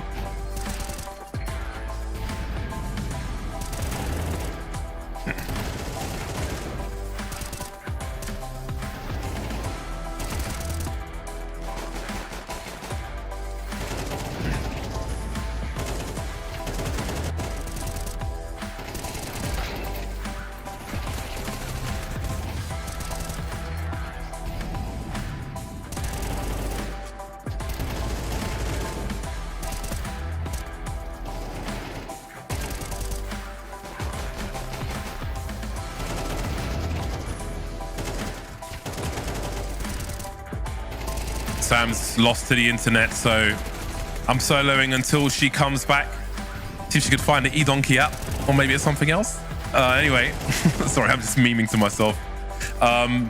Yeah, this was a huge win. I think, especially to like, it's one thing to lose a map. It's one thing to lose a map in that fashion. It's another thing to lose it to like the first map. It's another thing to lose it to a new team, as we said, and all those parameters. So to come back in this way, I think it's just good for the confidence which you need. You need to be ready to have that confidence. You need to be ready to win this third map and kind of put your stamp on this match as the team who were the same team in the previous season. You know, that has its advantages. You have your expectations, and you should be ready to deliver that once again. Sam, are you back with us? I don't know. I hope Is your so. stuff working? Let's hope. But yeah,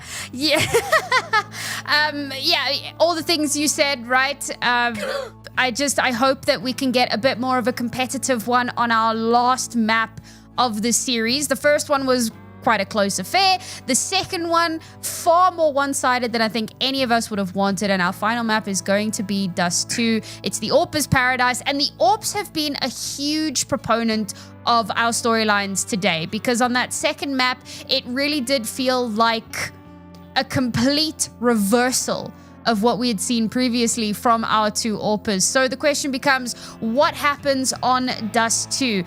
We will find out what happens on Dust 2 after a very, very short break. So again, folks, don't go too far away, because we will be back with our third and final map of the series very shortly.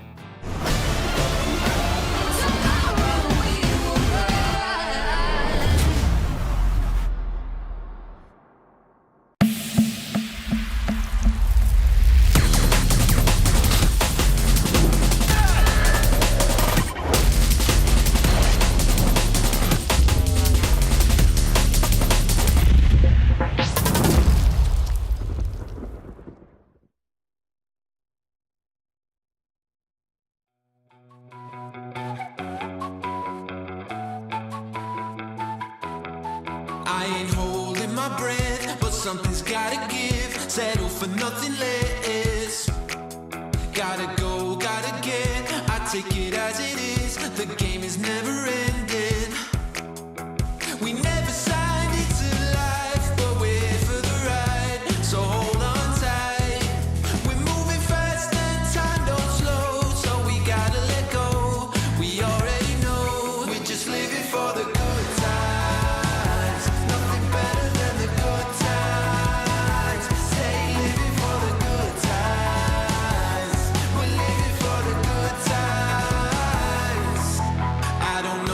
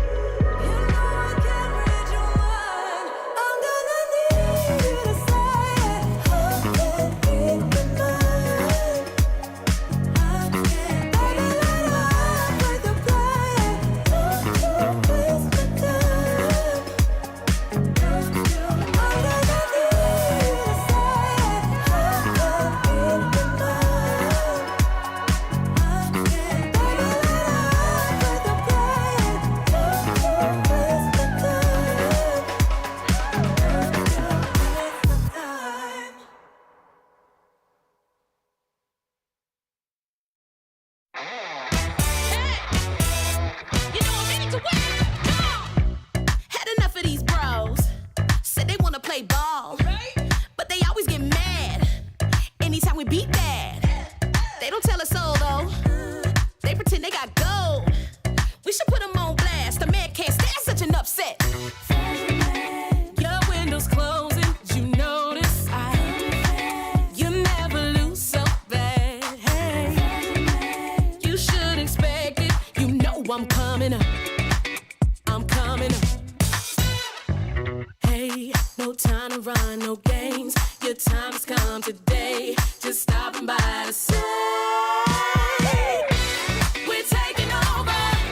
We're made for this. We're taking over. You know what time it is. We're taking over.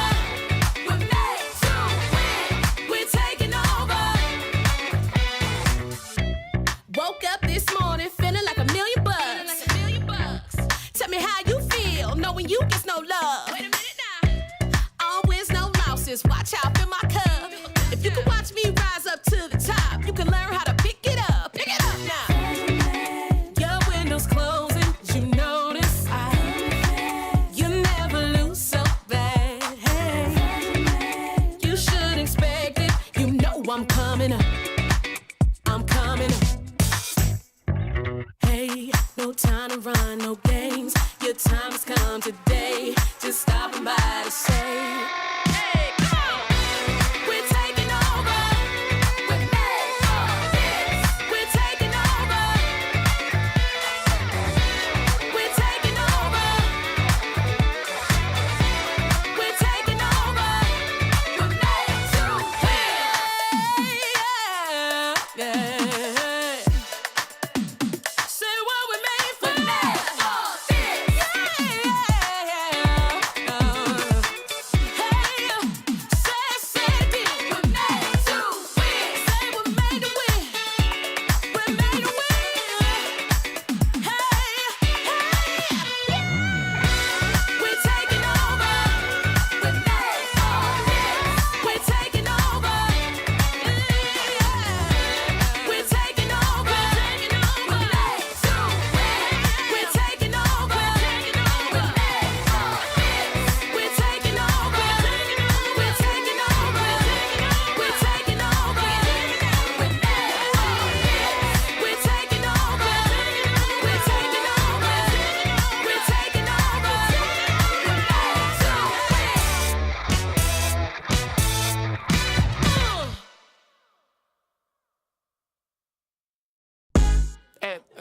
Excuse me, señor. One moment, please. Yeah, disculpa. I know my English not good looking, but are you using salt? Cause there's no flavor in this place. Dile al quien fue que cocinó sin el sazón que no se aguante. Ponle un poquito de cebolla y limón a ese picante. Ese mangú no me lo como. Le hace falta sal y huele a mojo. Hay brujería en esa vaina, me hizo daño. Pues tu mamá se come un plátano muy extraño. Ya estoy cansado de estar picando por la plaza, amor. Quiero comerme un desayuno ahí en tu casa, amor. Dos huevitos con chorizo te cocino. No soy cochino, te lo cambio por tocino. Dile a quien fue que cocinó sin el sazón que no se aguante. Ponle un poquito de cebolla y limón a ese picante. Es que te extraño como la cocina de abuela o la empanada de tu vieja. La nena dulce como la miel de abeja. Hacho, me muero pa' comer si tú me dejas. Diablo, nena, que tú sí estás fuera liga. Mango bajito, lo que son tus amigas. Por eso que yo no me encaramo en árbol. Gracias por el plato, pero es que le falta algo. Dile a quien fue que cocinó sin el sazón que no se aguante. Ponle un poquito de cebolla y limón.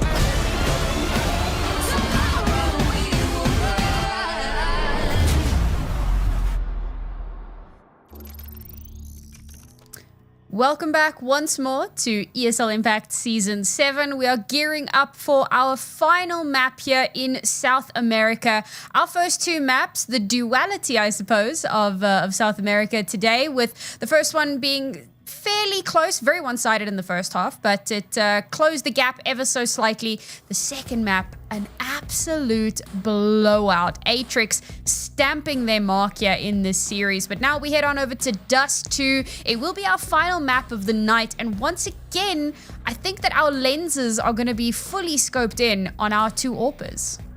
Yeah, this is an interesting one. It's getting more and more unpredictable now because of just how heavy these first halves have been. I mean, that second game was nasty, and now, I was measuring QSC by the common indicators for a new team. Basically, in the first map, we get to the second one, and there are no indicators. Everything is in the sub-zero region. But now we get to the hot territory of Dust 2, a map everybody is familiar with, even with some of the changes over recent years. I just don't know what to expect. We've seen QSC go for hard counters in every pistol run, it feels like, versus ATX, and I don't know if that's going to really pay off for them because the fragging in that second one of Mirage was nasty. Atrix now heading towards that short position, and they may find Anna alone unless Josie can find an angle as well, but they are passing her position as she tries to spam the inboxes with those Julies. That smoke won't last forever. Anna will have to reconsider her positioning. Falling back to the bomb site. Josie will be readying a new position as well. We've got Lay on long. She has no flash to offer these players in the pistol. Do they hear that connection? Is there anything to be done with it as they send one lower? Bokor actually will get crated Quake style. Littles and Sophia remaining then. Now we're in a 2 versus 2. The Glock's trying to get to work as the CTs find themselves in an awkward position. Josie and Babs. Fake of the bomb plant. Sophia tries to keep these CTs honest. It's a great headshot and delivers the second one comfortably as well. 4 in the round for Sophia and gets the Julies also. And that is Atrix taking their 4th pistol round of the series. They lost that very, very first one. And from then on, they just have been on an absolute tear. And again, they kick off this map in the best possible way that they could have done. And of course, starting off on that T side as well, I mean, we saw throughout all 3 maps, this has been where they've had the most success. Okay, partially because on the second map, they didn't get much of a CT side. They ended the map rather quickly. But the fact that they'd gone 11-1 on that T side, it does just kind of go to show that this is a team that's very strong when they're on the offensive, and it shows no signs of slowing down now.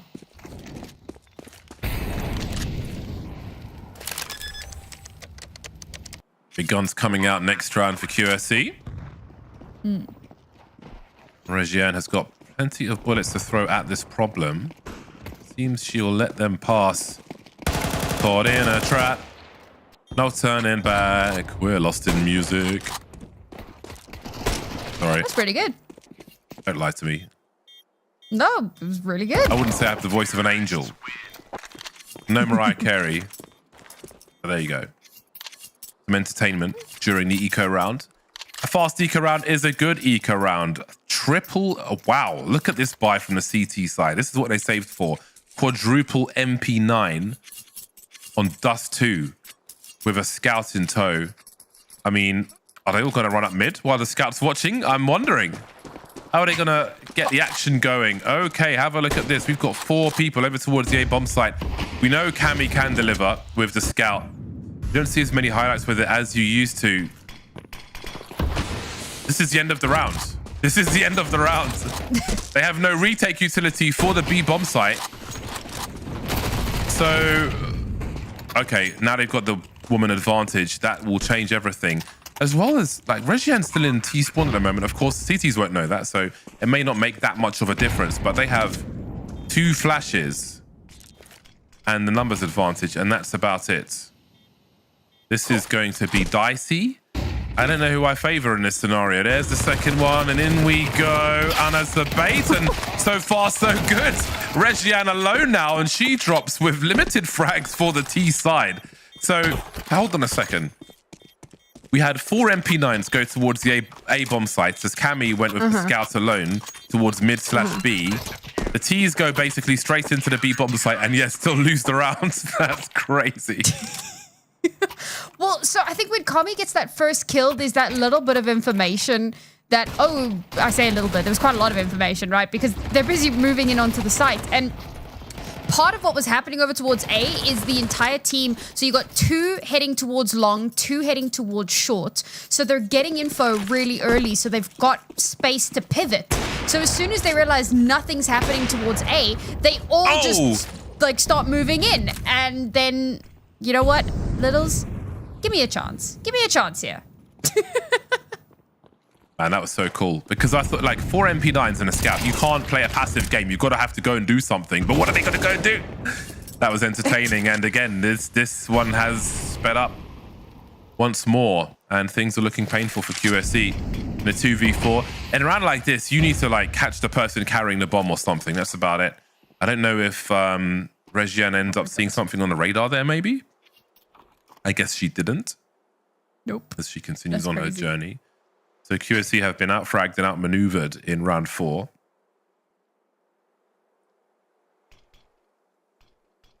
Now that bomb will need to cross. Now, does Babs find an angle on Sophia as Anna desperately tries to stay alive? Indeed she does. That will pull the CTs away though from the A bomb site. Safe passage for the bomb. Now, do you want to risk losing this AWP by making a play towards the A bomb site, or do you look to hide elsewhere? That's a question that QSE will answer immediately as Atrix will pull away 3-1. Funnily enough, this was a very similar round to what Atrix did in the, or rather what QSE did in the previous, but a little bit more presence out into mid. And it turns into a bloodbath to kick things off. And actually, I liked the way that QSE ran the round before. I was trying to explain it, and then Littles just went absolutely nuclear. But yeah, so they had taken a lot of that early map space and map control. They had all that information, so they could then push in to a site where they knew where the entirety of Atrix was. So they pivot off of that really well. But in this round, Atrix go for a bit more of a split and a bit more aggression, and they kind of hit where it hurts, especially because Littles is holding door, and they just feed her 2 opening kills. The first one is like, all right, cool, you know, that's what the AWP does. You kind of expect that. But for the second one to come through so in such rapid succession, that feels like a bit of a missed timing maybe from Kevzalas, and the whole round just starts to fall apart from that point on. Really good buy, though, in round 5, despite those heavy losses in the previous.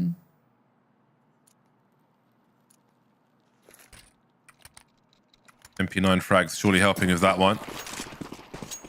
Finan, the only player not on the scoreboard just yet. Vocal charging down mid, and look at that. Littles has brought that momentum straight in from the second map. You missed Mirage. You missed a really nice highlight for her. I think the T's used the HE to cover the suicide run at the beginning of the round. Kicking up the dirt. A classic move on Dust 2 especially. Ooh, I thought she had that one. Yeah, it looked like it.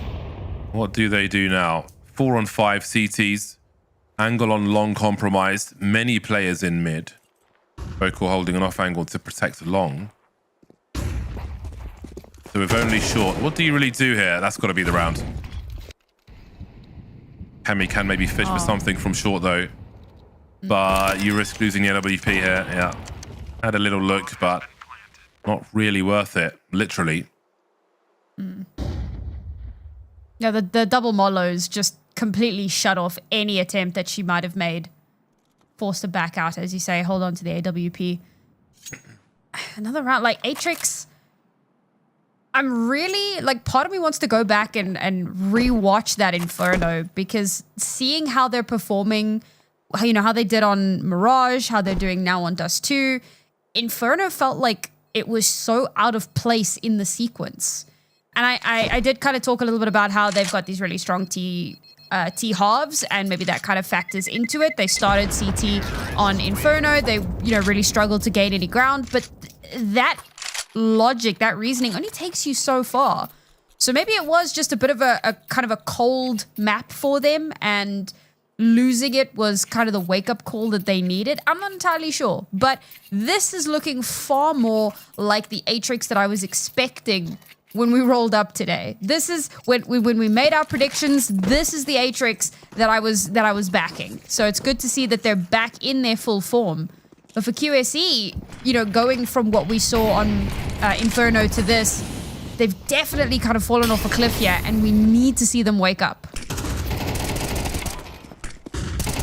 They need to find two here, and that's exactly what Babs will do, and she's got reinforcements also. I like that they're not going for the whole shebang, and they're just going to keep the person advantage 5-on-3. They can secure long now. Cammy's got the angle. Sorry, because they can secure short now. Cammy's got the angle on long with the AWP from sight. They can be comfortable with that. That's a big advantage for QSE. Double peek on short should it be necessary. Now Atrix will have to figure out what they want to do. Long possession, but many questions. Sophia hoping for a rotation, which is actually coming her way, and she'll get what she was looking for. A pick on late, a way into this round. A headshot, no less, from Cammy. That is a hell of a flick at range.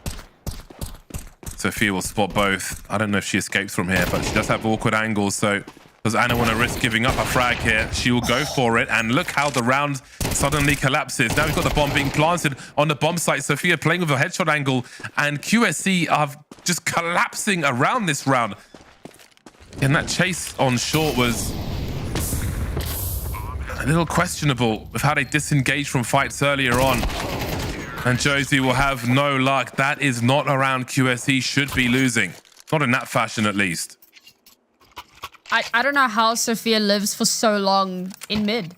I mean, sure, she's playing around that weird ramp angle, using the wall to her advantage, ducking and diving, but she was on a headshot angle, and those shots were just not connecting with her. And then she's able to shut down the high-low that was being set up and bring, you know, what looked like a massive disadvantage back into their favor. It's heartbreaking for QSE because they weren't able to maintain. Their mid-rounding has been poor, to say the very least, and even when they have that advantage, they don't know how to hold on to it. Now back down onto pistols, 1 MP9 for a little bit of cash farm, maybe, and that's a big maybe. Atrix punishing QSC for being curious for info, even with that 5-on-3. Allowing the opening, having a look through mid. With 2 players on short. Maybe nervous for a pop flash play or something, but that cost them everything. Such a dire situation for them now. After they really were in a driving seat, after such a good fight in that long position. An expensive lesson in that round.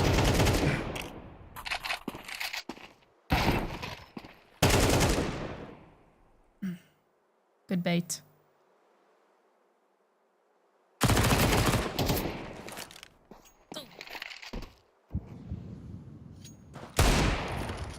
Nice swing.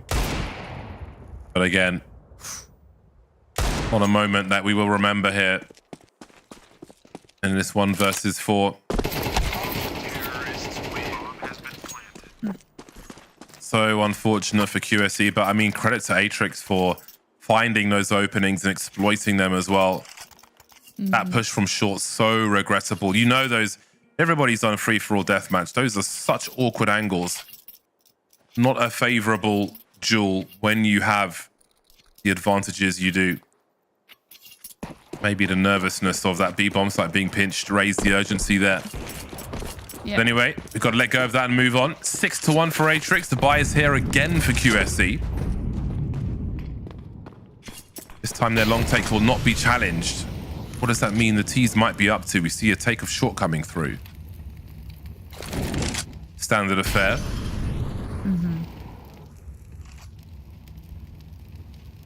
I mean, Atrix have really enjoyed these mid pushes and they've had great success with them. So, you know, if it ain't broke, don't fix it. They're looking to do the exact same thing once again. Kami holding, no, uncharacteristic miss. But she redeems herself. She gets that kill. Player advantage for QSE. We've seen them in this position before, but now they need to hold on to it. Like the weird angle there from Kami. And again, Atrix, they have a minute on the clock. Will the CTs get too curious once again? Molly outside the window. They're going to feel so isolated on this B-bomb site. Anna showing some presence. Lay going for some quick info. Does she go back to the well? She does, and she is punished for it as the push comes through from tunnels also.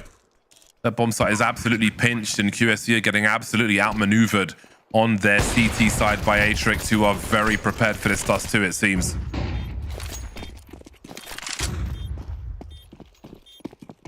Having a go then, 3-on-2. How about that trade for Babs? They've got all the positioning, know where Littles is coming from, and Kami has had such good angles here. The crouch peek is fast. They both whiff though, and Babs will finish off the job. A much needed, maybe desperate second round here for QSE. Great to see that they're able to maintain, right, and actually press that advantage this time around. And it's good that Kami is playing a very like dynamic AWP. I mean, that's exactly what you need. So she's holding that short angle. She gets that first kill, waiting to see if somebody else is going to push through. Then we get a kill in mid. And it starts to get a bit nerve-wracking because Regiane follows it up with 2 of her own. And then things are back into a far more contestable position. And Littles is really far away. And she's trying to hold off 3 players in mid, trying to buy that little bit of time. And she finds herself under heavy pressure. So for QSE to be able to maintain that hold and, you know, continue keeping the round under their thumb. Really great changes from them. Really good to see that they're able to do that. And then we kick off this next round with an instant opener from Kami again. When Kami gets that opening kill, it gives them that numbers advantage. They need to press it. Going for the B play again. The util might slow them down. You can see Bokor went for a spawn-based play with the AWP, which was then naded away. So this will be rifling for this round. With how she's been playing as well, that might be a little ideal. Spray's nowhere to be found, and we find ourselves in a 5-on-3. Maybe there's life in QSC yet. Bomb's been lost for the time being while the bomb site's been taken by Atrix. And QSC don't need to go for this. They don't need to push these directions. The important position is Josie and Babs either side of that bomb in B tunnels. Sophia can try and do damage. That will not go in her favor. There is money for Atrix here for the most part. If they can make it expensive, that could pay off later on. One more frag to squeeze out before QSC find their third round. I like the way that they're starting to play things now, right? So you got Kami playing over towards A, either short or long, just being a little bit more dynamic in that positioning. Then the 2 players on B take a far more aggressive position. And it's not just about, well, I mean, the big thing there is control, right? You want to control those extremities. You want to get that early information. So they push out and they take a fight and they win it. So they've won the battles on both extremities. Now all that's really left is the mid control. Speaking of mid, we've got a charge from the CT squad. Anna not shy to have a look-see through suicide there. And drop Littles, instant trades, and there are T's all over the shop. She's got good info, hasn't seen the bomb.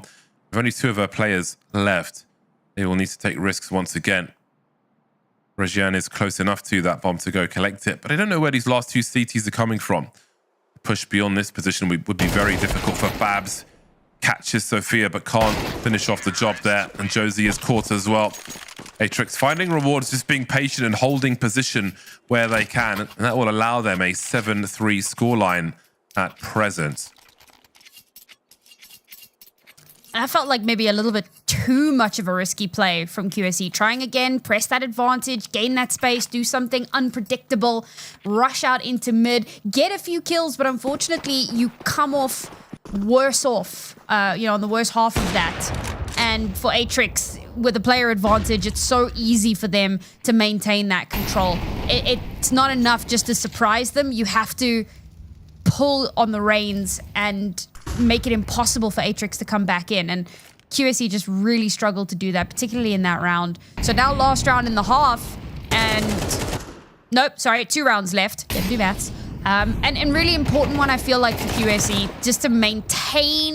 Josie cracks it open beautifully. A second here would be game-changing.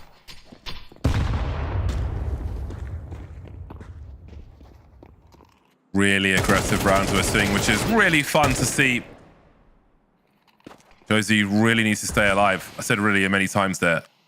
I really did. 4 on 3. The QSE bomb still in the possession of ATX as they hold in that mid position. Anna is a little curious, but again, Atrix are so good at just playing that patient game and allowing these CTs to walk to their demise. 40 seconds on the clock, but that's when the urgency starts to rise. But there's that curiosity once again. Always mid. Just a little too curious, and it falls to pieces once more like a dog through a Jenga tower. It's a complete disaster out here. Dog through a Jenga tower, I like that. And they're losing rounds by peaking mid late round. The info is costing them the rounds. But maybe that's a lesson to be learned over a longer a period of time. You have the advantage. You may have to just take that risk and not peak that position. But again, that 40-second mark is where the T sides, the hair starts to stand up. You got to get your skates on. But Atrix just know that QSC just want to peak. Just wait for them to peak. They're going to peak. And they always do. Not this time. Oh, it's heartbreaking, man. Again, it comes down to that mid-rounding, mid to late, right? Like, they burn a bit of util early on. And as you said, they want to find that information. And we see some kind of messy peaks. And Atrix have shown their patience throughout this series. And obviously, particularly on the last map and on this map. They show that they can play that slower style. Wait for you to make a mistake and then capitalize it. They're not playing that very typical South American hyper-aggressive style. They can be aggressive, but they like to be patient and wait for the opportune moment. Just like that, sign in full advantage. Beautiful. Good lord. That's a wrap.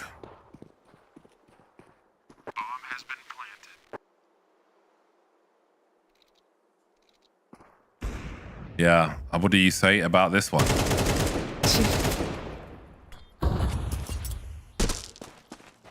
Babs versus the world, and the world won. Scoreline's not as bad as the first half of Mirage. Not a whole lot better though. A rough one, but again, I think some errors that they can learn from. Some lessons in patience being served to QSE in this first half by Atrix. 9-3, it will be a strong start for Atrix, but will it be a strong finish?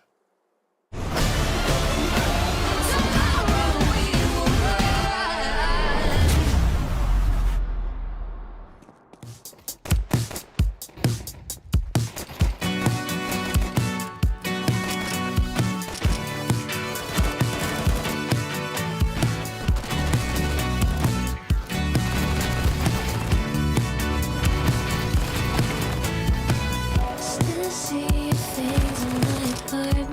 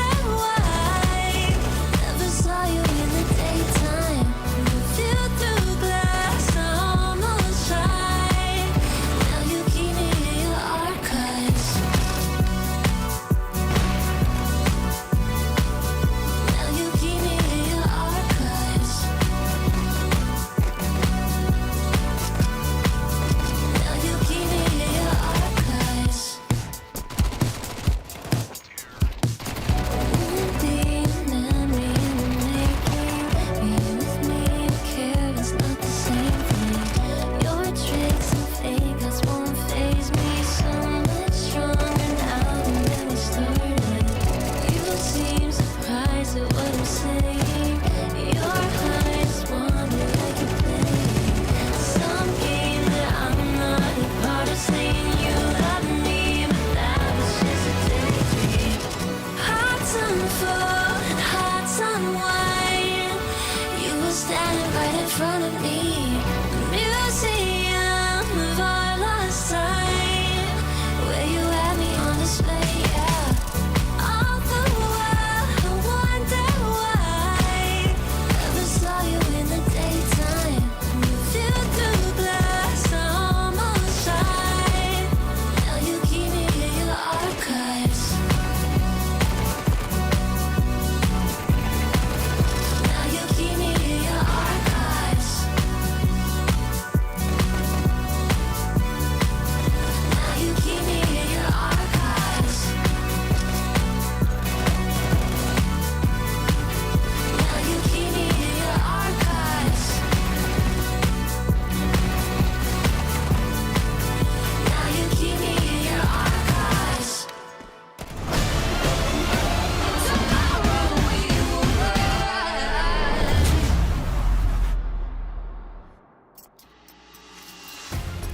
The closest half we've had so far in this series, Atrix coming through with a strong and forceful 9-3 on their T side. Now QSE have a chance to try to match that. All kicks off here with this pistol, and we saw a great comeback after a 10-2 half on Inferno earlier this evening. Can QSE do something similar here? Maybe turn fortune on its head and somehow steal this series away from Atrix?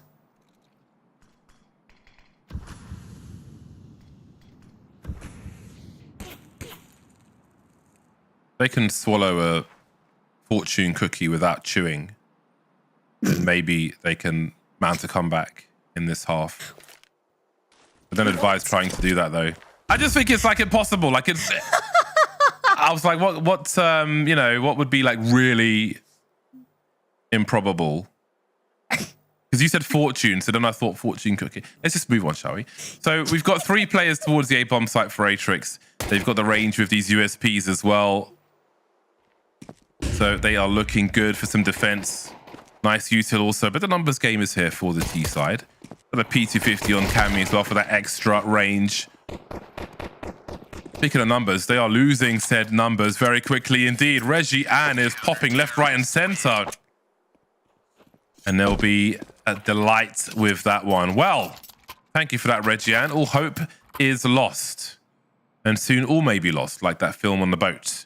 10-3 for Atrix, and they are celebrating like it's over already. I mean, the worst part is no bomb plant, no cash. I mean, if there's at least a little bit of cash to work with, maybe there's a world. But there's nothing to work with in this one. And that's of course Atrix's 5th pistol round in this series. So they only dropped 1 pistol, and that was on the map that they ended up losing. So makes sense that this is looking far more dominant of an affair. I want to say I see a world, and I kind of do, because we've seen teams do a lot more. I say more with less. You can't really have less than what they have right now. But we've seen teams pull off miracles on these like full eco pistol rounds.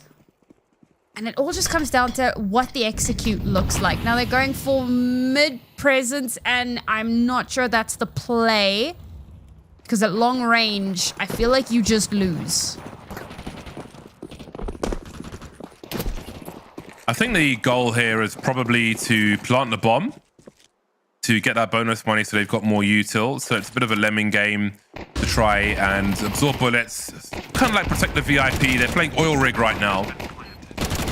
Bomb's been planted, so achievement unlocked. Any frags they can get would be great. They've made it a 2-on-2 with these Glocks. Excuse me, unexpected for FAMAS. Not this way, not this way. I can hear Dazed already. 1 versus 2 now as Josie tries to do even more. She dinks again. Sometimes you need 3 dinks with a Glock. Oh my word, how did we get to this? 3 frags threatening to win the round, and the goal was surely just a bomb plant. Chaos. I feel like if they didn't have that molly, there's a very good chance that Josie can burn down the clock. Because obviously there's no kit. Because like why would there be? And there wasn't. So if they didn't have that molly, if she just had the space to work with, I see a world in which she holds on to that so dangerously close.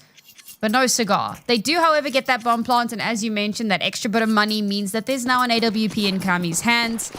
This could be the very thing that they need. Who wins the AWP battle? No one just yet. Oh no. Beautiful. QSC can play the patient game on the T side as well. Careful.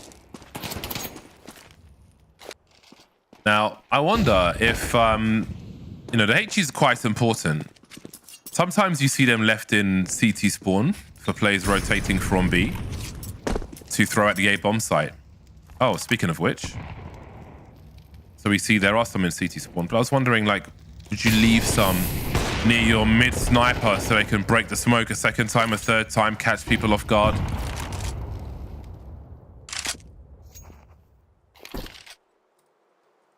Second HE collected could be quite good here, and indeed it will be. And there's another one.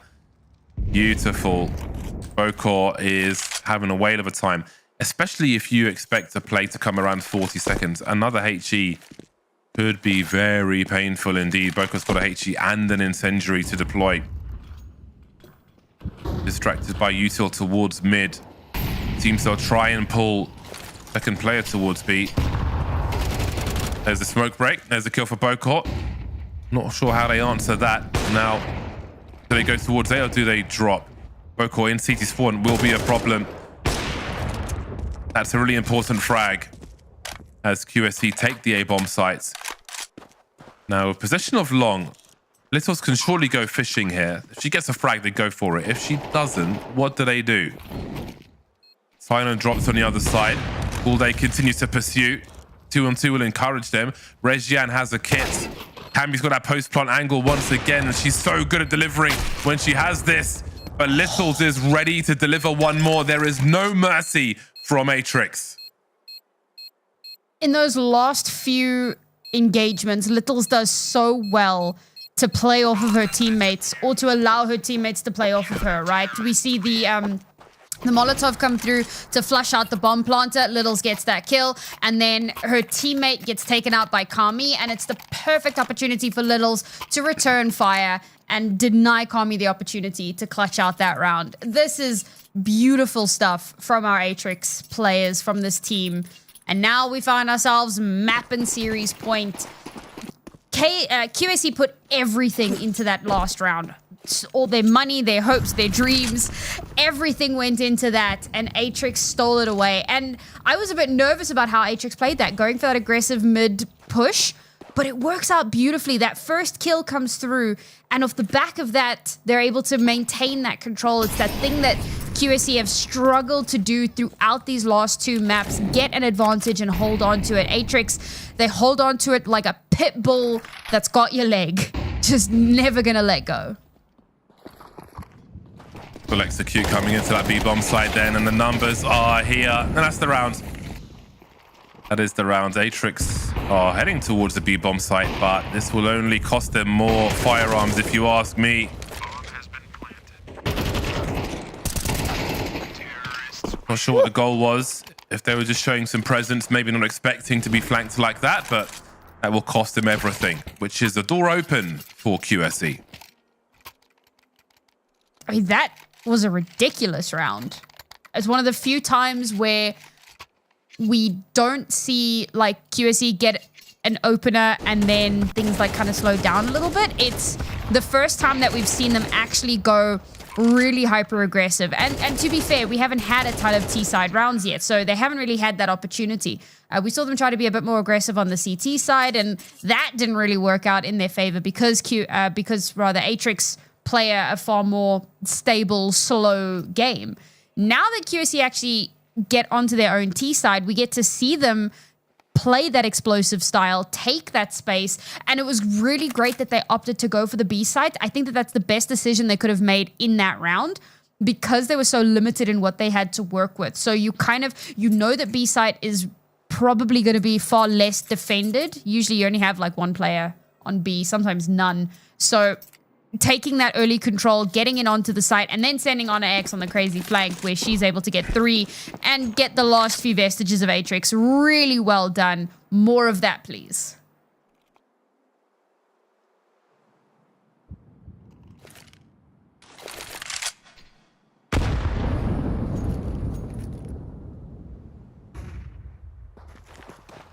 Fly around for Atrix. Moments to breathe for QSE. If they avoid that B stack, they should be absolutely fine. Textbook stuff. Uh-oh. They have lost all position towards A, which means they will likely run into the stack here.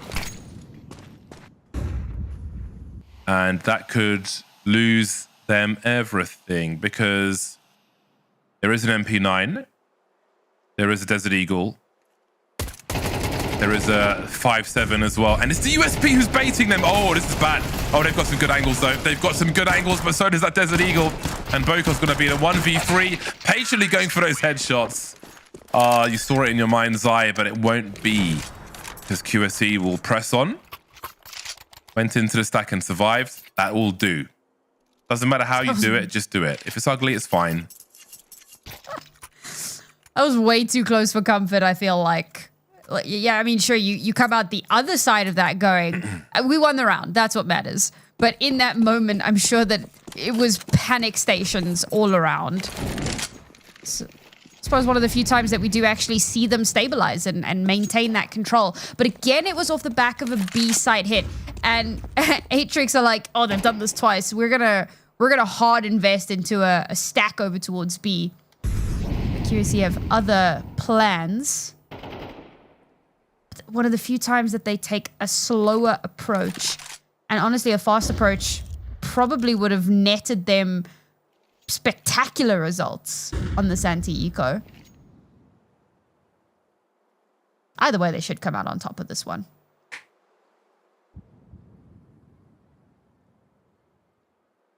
Again, a scenario where every buy round win should be worth 2 rounds total. Because the other round should be ropey, yeah, pistols, or MP9, etc.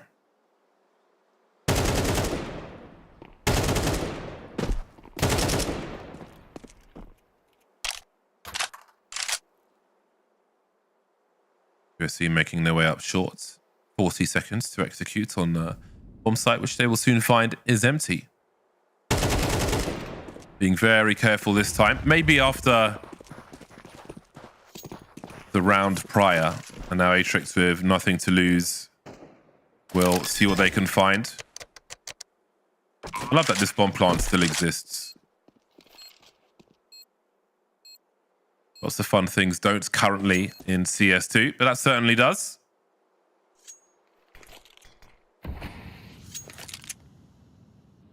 Very safe indeed. Oh, QSE playing it. Not wanting to give rifles for free. They don't need to, of course, exit from long. So a 12-6 scoreline is what we're looking at as Atrix will come on to their next buy round. Regian currently leading with 17 frags on the server. Terrorists win. This is certainly looking reminiscent to Inferno, obviously on the reverse, where previously QSE had a phenomenal start to that map, and it was Atrix slowly clawing their way back in. Now we have the complete reversal, with QSE fighting tooth and nail to continue to survive in this series. And to take a win off of Atrix on day 1 of Season 7 would be such a feather in their caps. You could tell how badly they want it and how desperately they're fighting for it. Oh. Wonderful. Little's really fired up after that first game. She has been everywhere.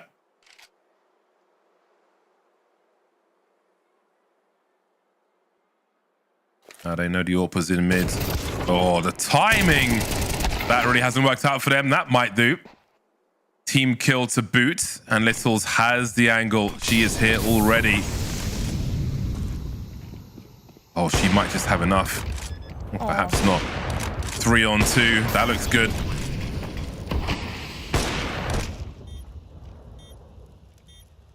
No util. Smokes have just gone up. No kit.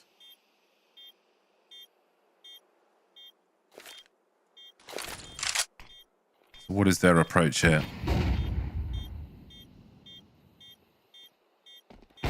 In that they go. Littles has made it into the bomb site now, and Lei has to really deliver and stay alive.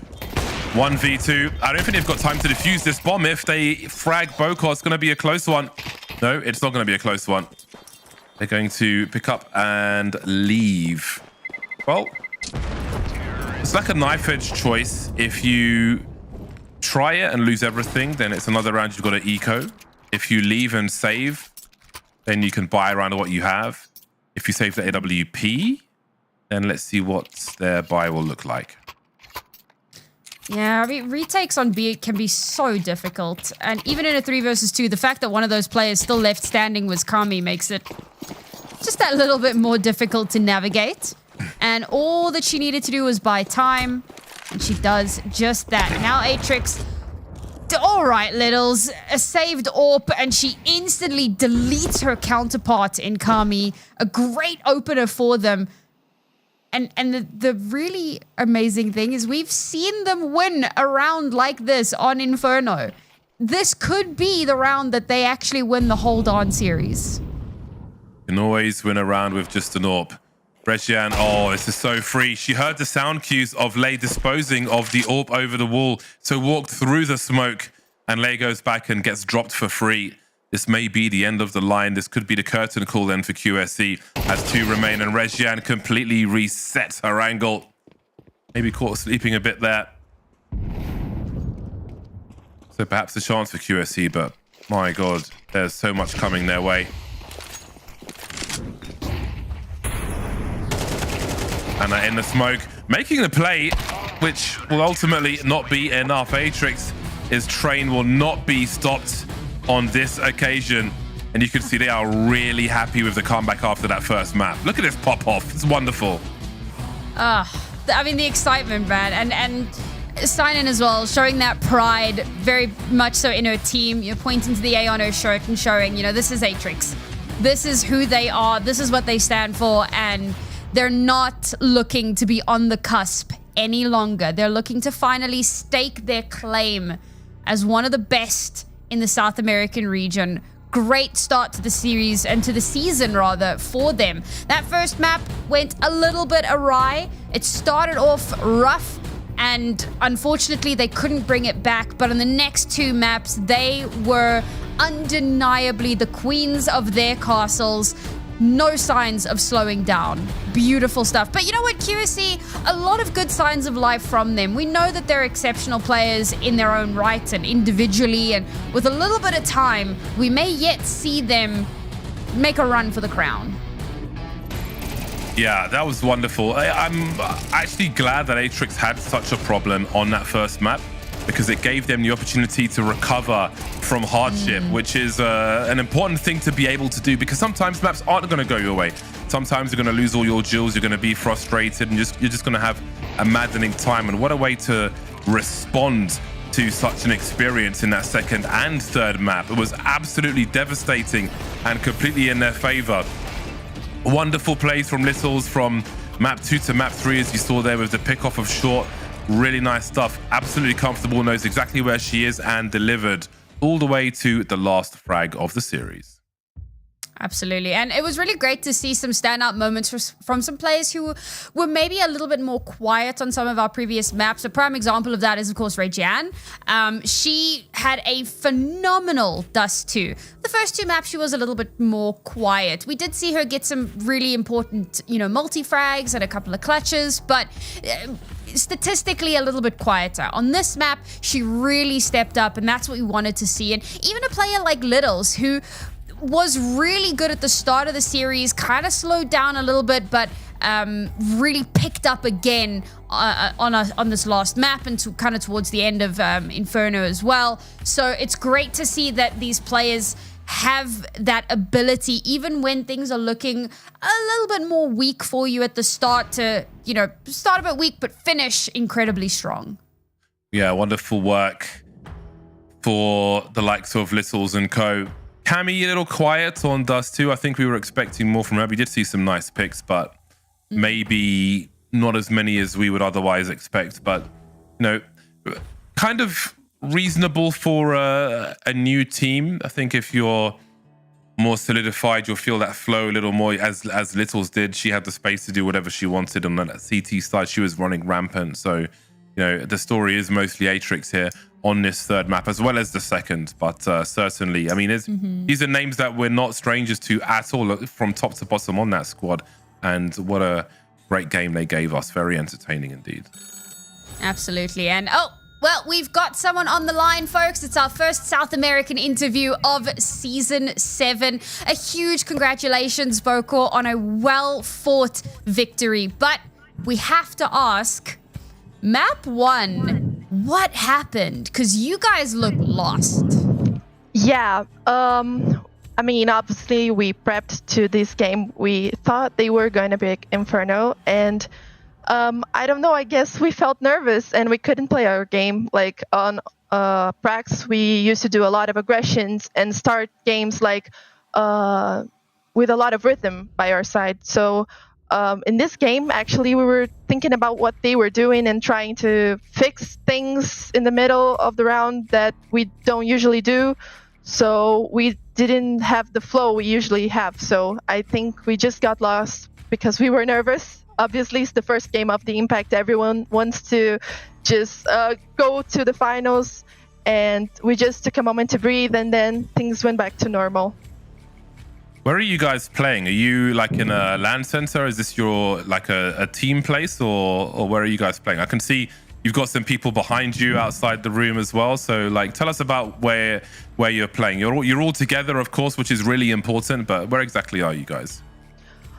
We are at the Plano facility. It's not actually our facility because actually Atrix, it's just us as a family trying to do things and trying to make it work. So it's very new, and we didn't have that structure to make another bootcamp. So Plano helped us a lot with that by doing this partnership with us and letting us stay here for the 2 first games of the Impact. So we're staying 2 weeks here, and it's been awesome for us. I mean, we are here like since Sunday, and I think we evolved like so much.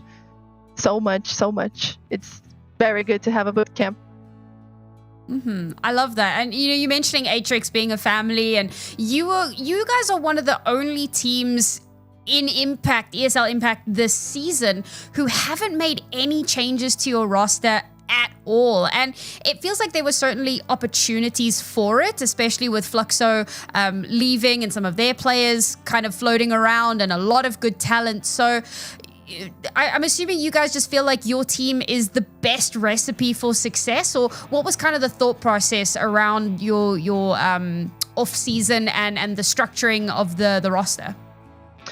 I think me and Sagala, the coach, we think like almost the same about this. We believe in players who want to evolve and players who are willing to do everything to win and to be better every day. So, I mean, I'm young, but I've played a lot of teams in the scene and in the South American scene, obviously. But I've never found like a team that felt so connected as this one. So we wanted to find someone who had experience, as Regiane does, and who is also a great player, and she's like, she dedicates her life for this. So I think we're all on the same page. We all trust each other, that it's very important. We value that a lot, trust, and we respect each other, our times, and we are just here to learn. That's what I always said. We are here to learn every single day, and we learn by each game and each loss and each win, and we respect that process. And I think that's what we thought, and we don't want to make any changes that gonna make this harder. Tell me about the AWP clutch on Mirage, because afterwards there was a lot of shouting. I think in that scenario, some people walk away and save the AWP. I think a lot of people do. Some people go and try and clutch, but my God, that was a crazy clutch. But what was it like for all of you watching? I mean, for me, I just felt that we were back in the game, and I saw her doing things she usually do, and that's her art. I mean, I always let her bait because I know she's going to win every clutch she plays, because she's probably like the South American Zaiwu, I don't know. But I felt we were back together, and I always pause after these rounds because it's tilting for the opposite team, and it's also like very emotional for us. So we want to shout, we want to celebrate this because we know how good we are. She needs to feel good about this. It doesn't have to be like another round, okay, we win and we are all tense. No, we need to celebrate. We need to be happy because we're good and we can win this. So I think that's the whole thing. We need to be happy and celebrate this kind of rounds because she's worth it. I love that. I love your energy. I love your passion. And I look forward to seeing you guys compete for the rest of the season. Unfortunately, we do have to say goodbye. So congratulations once again. And please send our congratulations to the ladies as well. Okay. Thank you very much. It's been a pleasure. Oh, man. I love getting to chat with our amazing players and hearing their insight and really like understanding a bit more about the team dynamic. And that's us more or less wrapped for South America. But let's go ahead and check in, have a look at our Kadia player of the match. And, it was a bit of a tough one to decide on, and you might look at this and go, but Reggiana had such a great last map, but we can't let recency bias guide us. Sophia had a great series all in all, 39 kills, 6 entries, so many high impact multi-frags. She really performed out of her mind tonight. Yeah, we had some good performances from the squad. Obviously, you can pick the flashiness we saw from Littles and so on, but it's the heavy lifting that some of the other players do as well, which also is worth highlighting. So congratulations to Sophia for being the Kadia most valuable player. Wonderful work from her. And again, just a great comeback, especially, they said they were nervous. You saw the countering on the pistol as well will make you nervous, but to come back that way is great, and you really want to start this in the right way, and they have, as have Furia. We kind of mentioned it during our second map of the series, but Furia had an absolute blowout performance today. 13-0 on map 1, 13-1 on map 2, and it was against one of our newer teams, the Brave Bears. So a bit of a difficult opponent for them to come up against right out the gate, but at least that's one of the more difficult battles done and dusted. So they'll perhaps have a few more opportunities as the season goes on to show us what they're made of. But now, finally, it is the end of South America. But don't go too far, folks, because we've got Apples and Daft Mike coming to take you through North America very, very shortly. It's your favorites in FlyQuest Red versus some upstarts in Lumen. Thank you so much for joining us for South America. We'll see you in Twitch chat for North America after this break.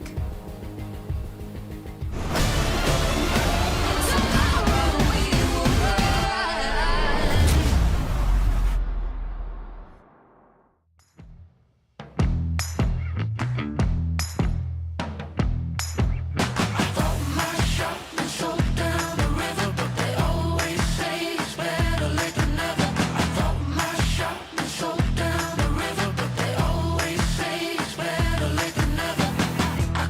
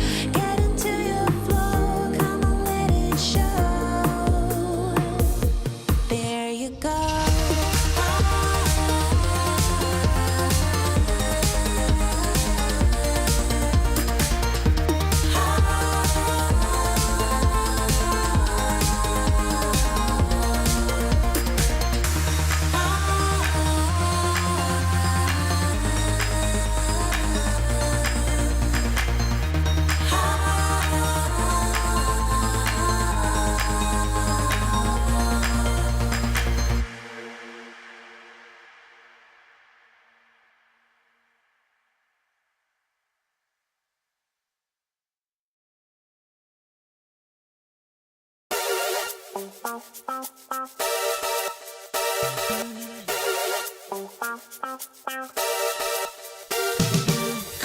me out like a photo from magazine. Cold dead eyes, all tied up in the web of your fantasy. Little white lies, scandalous, scandalous, scandalous, you're scandalous. It's in your eye, scandalous. Scandalous, scandalous, the scandalous. No big surprise. Headlights creeping up and down the boulevard. Dialing 666. Hey, can I speak to God? Helicopter spinning in the cold night sky. Underneath the stars, it's an eye for an eye. All tied up in the web of your fantasy. Scandalous, scandalous, scandalous, you're scandalous. It's in your eyes. Scandalous, scandalous, scandalous, you're scandalous.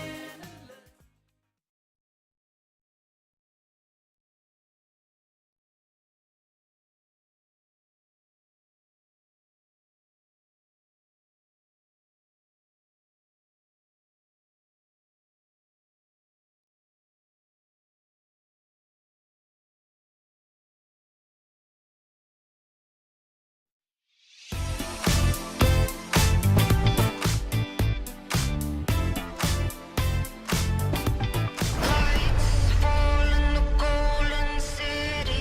Fire's out and the water's gone black. You can run, but you won't get pity. Ash to dust will get you back. Tomorrow we will rise.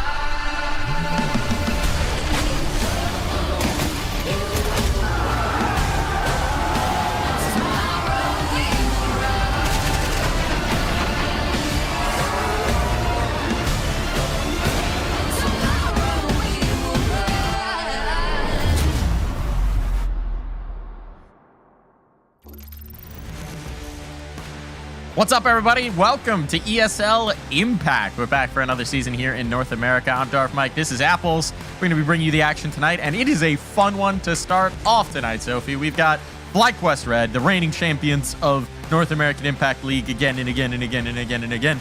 And a new contender, Lumen, coming back into the fray, trying to offset the Queens to knock off their crowns. How are you doing tonight, though? I'm doing great. I mean, we had a big day of games. We had big Equip losing to Ninja in Pajamas 0-2 earlier here in EU. If you saw that last series, I know I did. I was on the edge of my seat as Atrix was able to cinch the win back 2-1. And now finally, FlyQuest Red versus Lumen. And you know what's interesting? A little bit of a fun fact. They started the season, last season, with this as the first game on air. So, I mean, I guess they're the ones that are going to be setting the tone once again. History repeats itself. And I mean, the cores of both teams still present. I mean, for FlyQuest, it's only been the one change. For Lumen, it is the core of that roster that started off last season. Daria, Sakura, and Scraff, now with Olya and Kira joining us. And you were just telling me a little bit about Kira. I'm very curious about this. This is a completely new name to me. No information here. So, Apples, what should we expect from Kira? So the little bit of information that I have is from Olya that I got from a little bit earlier today. I was like, hey, who's your fifth? Because she has no information about her on HLTV. Do you have any info about her? And all she said that her name is Kira and she's a very talented young lady. So what I know is that she's 16, 17 years old. And, you know, we love our young guns here at ESL Impact. It's a great place to kind of set off your career in esports. So maybe we'll see something a little bit interesting from her tonight, but that's all we really can expect so far. It's something that's very exciting about the Impact scene, right? Every new name that pops up, every new player that steps in, you're just curious to gauge the talent level to see if they can really rise to the top. We got our veto coming in. It's the Anubis pick for Lumen. Feel like that was home ground for FlyQuest a lot of last year. Dust 2 coming in from the FlyQuest Red side, and then Decider's going to be Mirage. Now, we have had changes over in FlyQuest Red, notably Cowday out of the roster, who had been calling for them for at least the last year for most of the maps. Now we're presumably back to Goose Breeder taking the helm on all of that. I know you're well plugged into this FlyQuest roster. What do you think of them? So I'm really liking how it has been looking for them in their league. They're currently 11-2 in their Face It NA league right now. They got bumped down to main, but honestly, that has really been the ground that they've been able to kind of get their knees dirty, ready for this upcoming Impact season. Emmy is now opping for the team, and she is doing fantastic. I mean, we saw her a little bit earlier. I think if you watch that CCT game against Might, they went 10-2 on one half of Nuke against them, and she was incredibly electric on the op. And we do have a new player also on FlyQuest that is going to be but joining them on that 5th role. We have Marie joining them from Astralis FE, all the way from EU, another addition to FlyQuest, and it's going to be interesting to see how she fares tonight.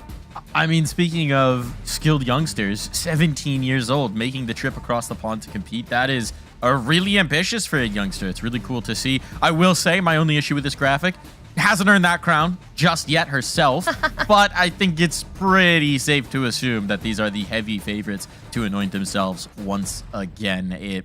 I mean, look, the graphic tells the story, right? It's been FlyQuest dominant in North America again and again and again. They've had no issues with domestic competition. Their struggles have come when they hit the lands, when they hit the international stage.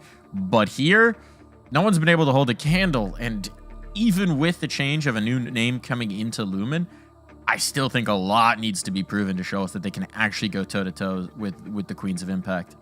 Yeah, it's going to be a little interesting, a little different, but FlyQuest, I mean, they have a new player here, and she is going to be the Kadia player to watch for tonight. We have Marie. We've talked about it just a little bit, but she is from Astralis FE. She played in IESF last fall for Team Denmark. Like, she is an incredible player. And now finally FlyQuest could maybe get a little bit more of that European energy that they need for this LAN. Still though, she is not currently yet moved to America yet. She still has to make that journey. So playing on 110 ping may be a little difficult, but so far during their regular season for Face It League, it hasn't been too difficult for her. I mean, they're well used to playing with a player on 110 ping. At least it's not the offer this time, right? Maybe that makes life a little bit easier. Swapping out your Euro, keeping the balance, apparently, of international to American players consistent here for FlyQuest Red.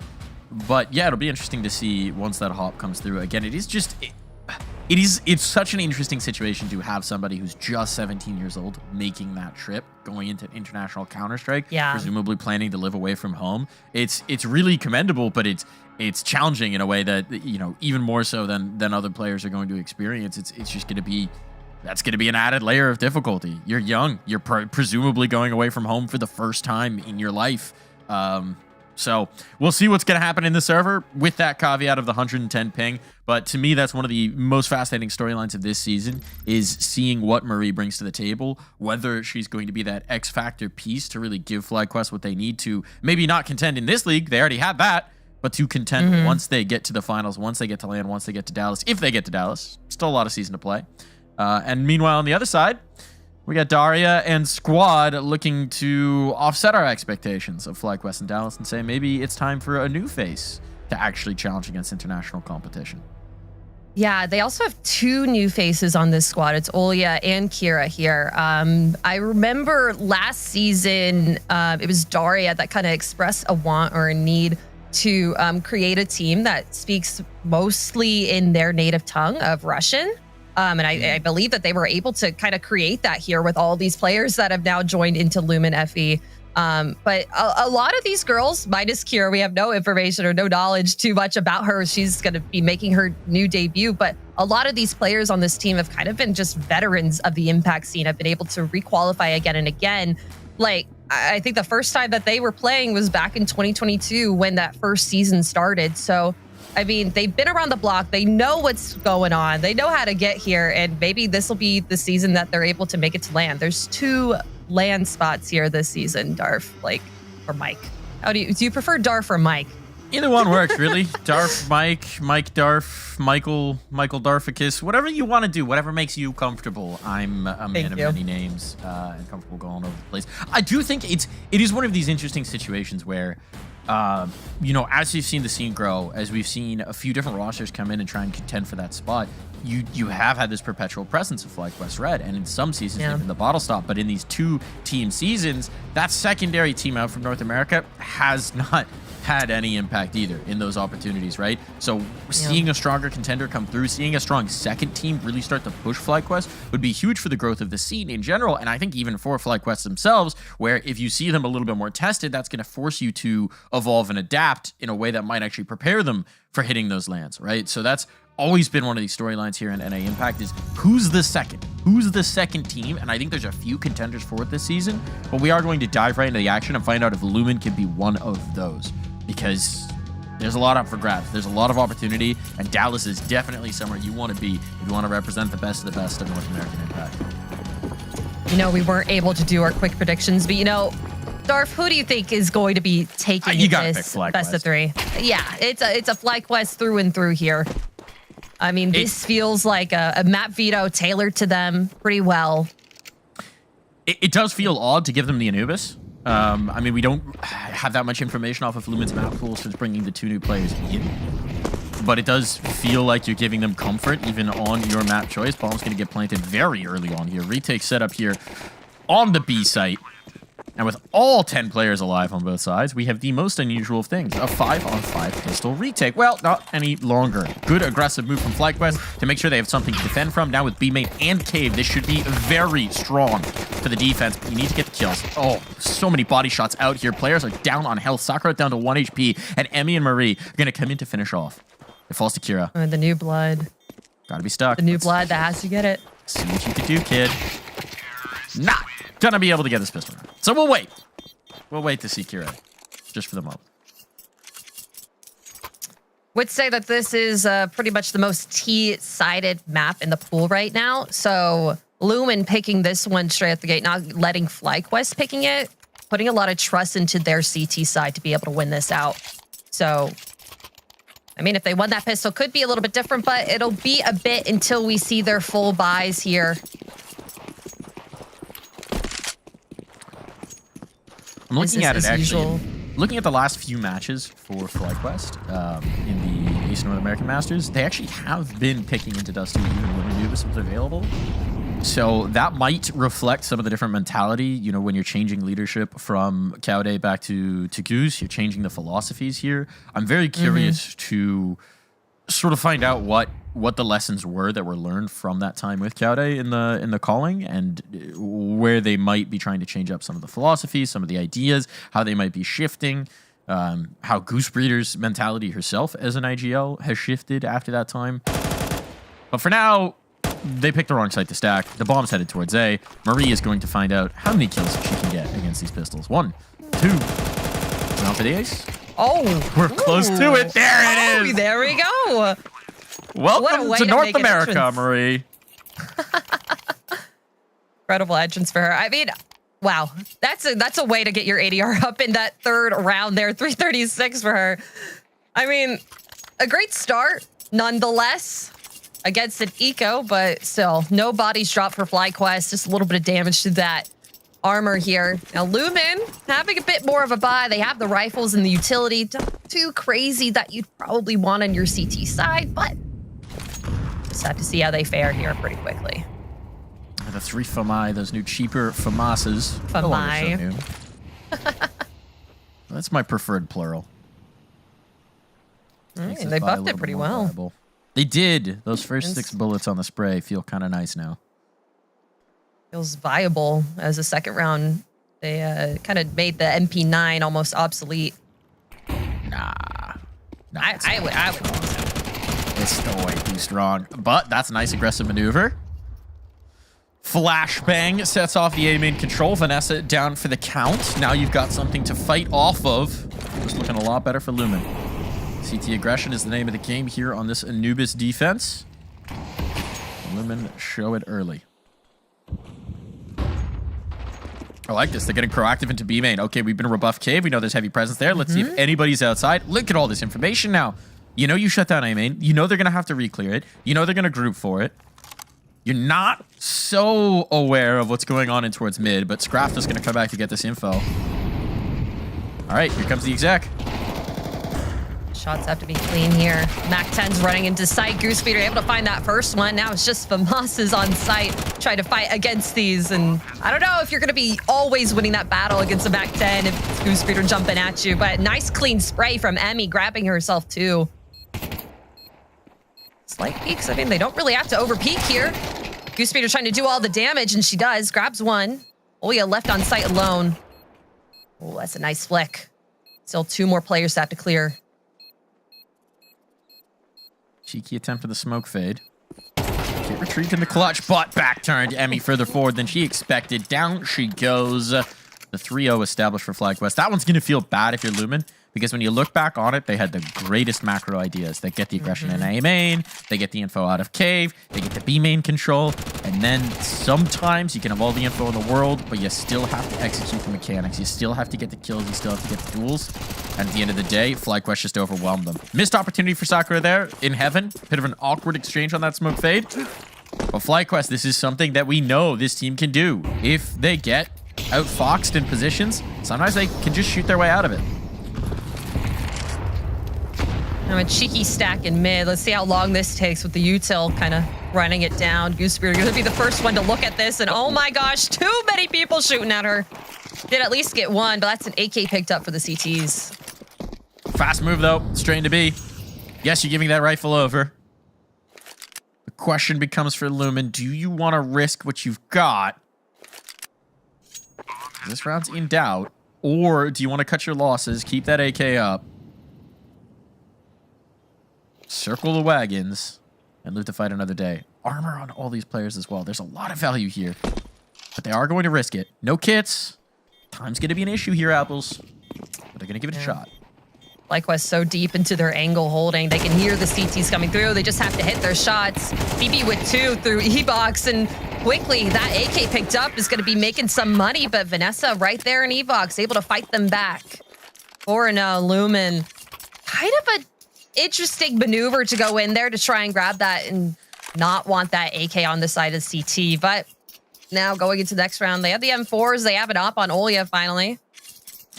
I don't mind it, because at the end of the day, you are going to have the full buy here, and it's very comfortable. Yeah. Right? They didn't have to save the AKs. But you could even see the instincts from FlyQuest. It's the lack of the kit, right? Understandably, you don't have a kit. It's a half buy. It's a partial buy. Time is just so against you. As soon as that Molotov comes out, it's over. And everybody knows it's over. Still, we've got the AWP. Interestingly, no one picking up the new cheaper A4. Sticking on the silencers for now. Could be Smoke Spam City, and it seems like we're getting a straight up B play. Out towards fence. Awkward here, and Sakura gets the better of one. Looking for more. Does so exactly. Swaps to the AK. But can Emmy get away from this? No. Straight into the fray. Straight into the blender. And the faster B hit does not pay off for FlyQuest. Yeah, just really good placement situations through that round for them. Doing a lot better. They're at least going to get themselves one here. I mean, you can get as many as you can through the smoke. But that nice shot at Emmy, incredible. It was really nice awareness from Sakura. Just vision cleared just in the right neck of time for a player coming out smoke to get caught. And from there, catching the kill on towards Pizza. Everyone likes pizza. Be happy to have it.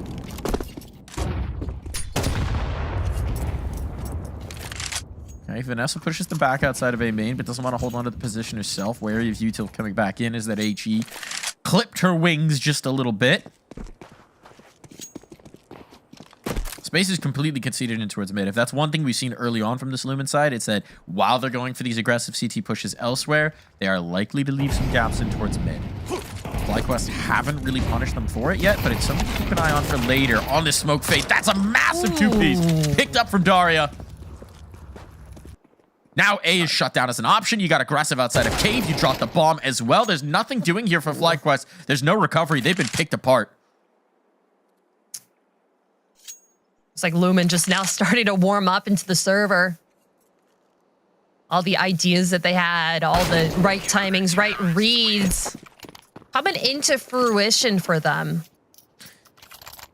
This is a fight to keep an eye on, right? We've now seen 2 times where Daria's gotten the best of Vanessa on that A main fight. FlyQuest really want to play these solo boundary players on the T side and then give themselves the opportunity to move the pack around and towards mid. And if you can't consistently hold on to these positions, to A main in particular, that's just going to make life a lot more difficult to keep pressure up on the CT. So that's something to keep an eye on.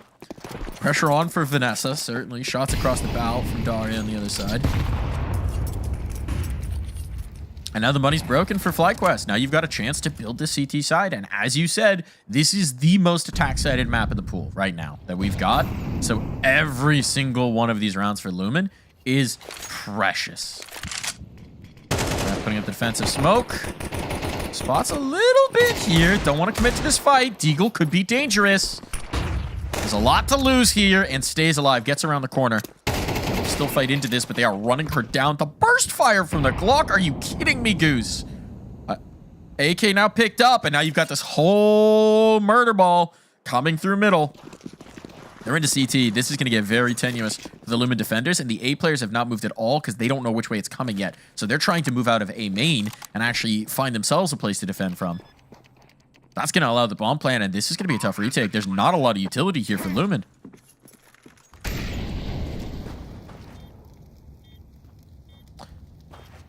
See if they can do it. Molotov down. Clock ticking. Kits available. But again, this is a situation where you might just want to cut your losses, but it's an eco. You don't want to give this up. They've not got the weaponry for it. The Glock's not finding the kills, but the AK certainly will. And now damaged up time is becoming an issue. The Glock connects for one more, and Emmy's just going to run this down. Kira, you got no chance. You got no clock. You're not getting away from this bomb, and you're not getting away from this round. An eco. Pistols, no armor picked up. A cheeky little boost in mid that doesn't even connect, and Glock kills light the way for FlyQuest Red to get back on the board. That is a bitter pill to swallow for Lumen. That is going to be so very tough.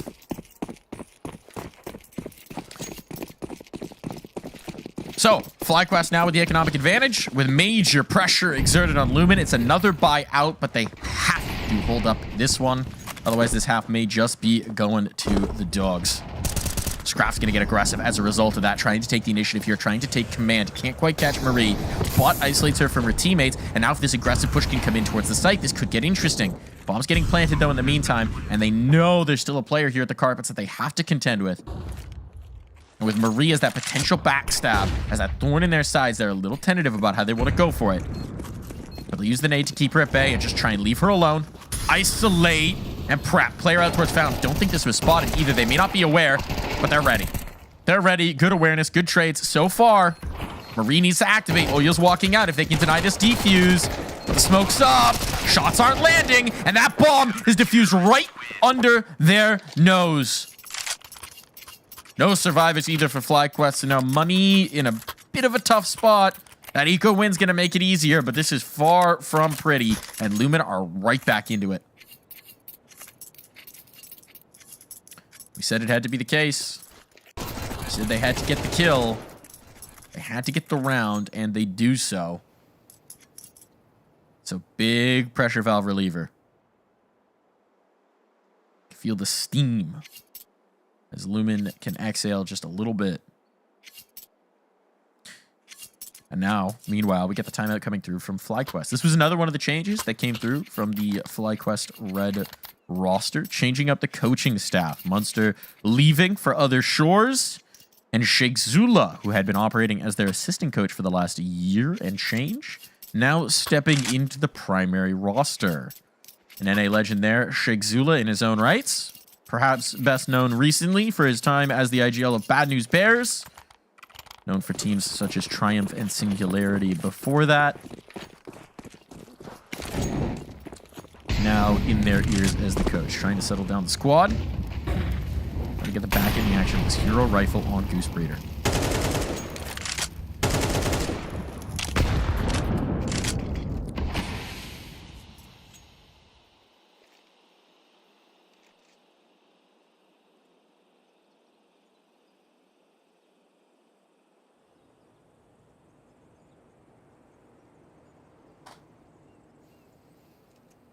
Smoke's still up. As it fades, though, looks like they want to take some pressure in towards mid. You do have Marie there. There's a presence in B main, but with just a pistol, what are you going to be able to do? Oh, nothing. Gets a dink out, which, considering the ping, considering the pistol, is not bad, to say the least. Witchcraft might just be feasting here with these unarmored players coming through. How many can you get? One. One might not be enough, but a clap from the op makes it a lot easier. And Bezdaria can follow it up with the final. That's a nice one from Ulya. Line him up. Knock him down. And Lumen close the gap to just 1.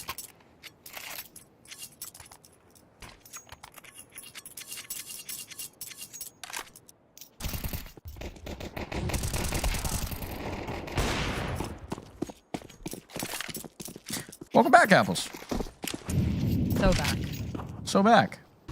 It's like you never left. You know how the internet works, and sometimes it doesn't, but so far, working pretty well for Lumen. Is indeed. That's a nice opener, though. All back in the hands of Emmy. Things are getting interesting.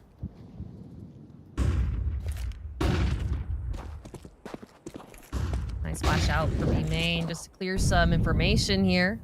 Marie, though, gonna be the one to have to answer back to that. Again, bodies dropping in towards mid. Now you're into so much pressure. Bezdaria knows she has to get active just to give her team a chance at this retake. But you still got Vanessa waiting here. Oh, and the timing on this window peek. This could be brutal. Is someone watching? They are indeed, but still chaos. Pandemonium. That's going to remove your ability to even think about this retake realistically. And now the question is, are you getting out of this round with any guns whatsoever? The answer, a firm no. Vanessa denies that money. And so FlyQuest, they've allowed Lumen into this half, but now they're looking to stack the rounds to close. Working very well for FlyQuest here. Able to just kind of shut down any entry points that the CTs could want to be able to enter into the site. Any retakes are saying no. FlyQuest have woken back up in the server. Now attack timeout coming from Lumen. I mean, playing pretty well. 4 rounds on CT side. Realistically, you want to make this an even half. Just to go into the next one. Feeling a bit better about yourself.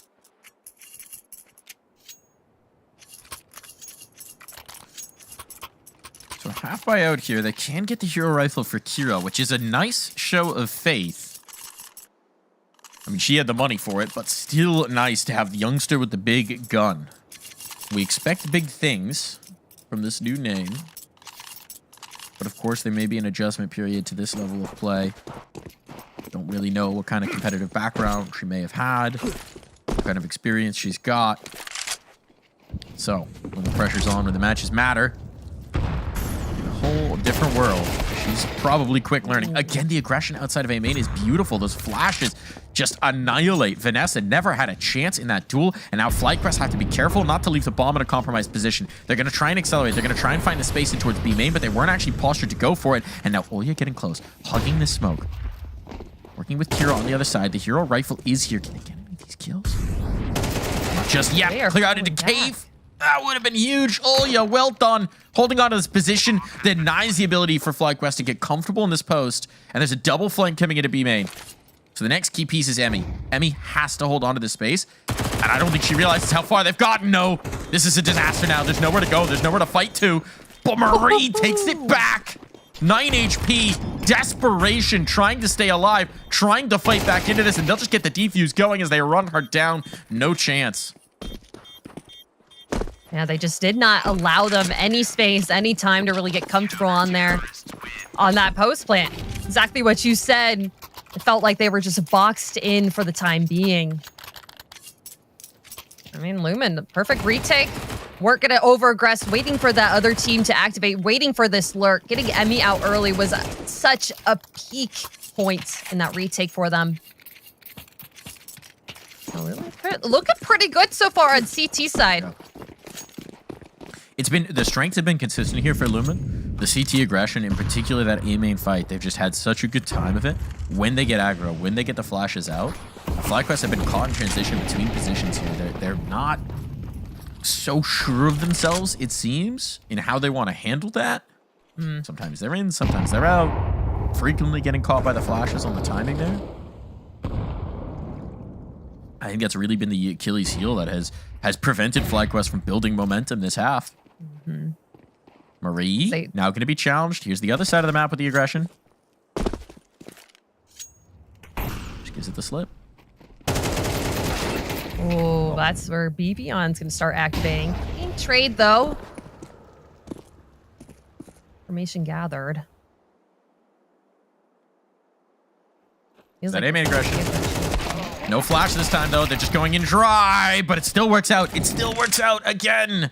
A main control is just a bear for FlyQuest to try and wrestle. And Lumen getting the best of them again and again and again here. The bomb's going to make a long journey around the world to try and get planted on B. And the one thing that's working for them is that with the lack of mid control for Lumen, they're not at all confident in these rotates. They're not at all confident about where they're going to go. That smoke in camera has put the fear in them, and that should allow the bomb the chance to actually rotate in. They smoke it? No smoke. Oh, smoking temple there is interesting. That's such a big risk. It works. But now they're going to see why it was a problem. You planted for CT with no information about CT control. Tried to make an unorthodox maneuver.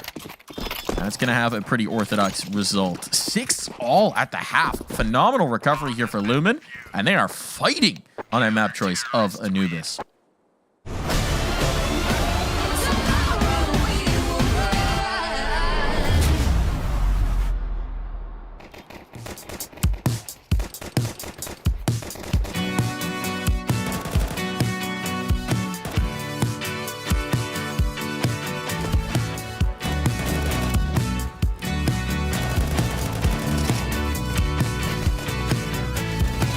Still see things in my apartment, or in me, the places where your heart went. Traces of life got me thinking maybe you love me, but that's just how it started. Warring things and problems that I don't need. Toothpaste, cigarettes and heartbeat. Taught me to whisper when I'm sleeping, saying you love me, but that was just a daydream. Hearts on fire and hearts on wine. You were standing right in front of me. Museum of our lost time, where you had me on display, yeah. All the while I wondered why. Never saw you in the daytime. View through glass, I almost tried. Now you keep me in your archives. Now you keep me in your archives. Now you keep me in your archives. Won't be a memory in the making. Being with me, care is not the same thing. Your tricks and fake outs won't faze me. So much stronger now than when we started. You seem surprised at what I'm saying. Your eyes wander like you're playing some game that I'm not a part of. Saying you love me, but that was just a daydream. Hearts on fire and hearts on wine. You were standing right in front of me. Museum of our lost time, where you had me on display, yeah. All the while I wondered why. Never saw you in the daytime. You view through glass, I almost tried. Now you keep me in your archives. Now you keep me in your archives.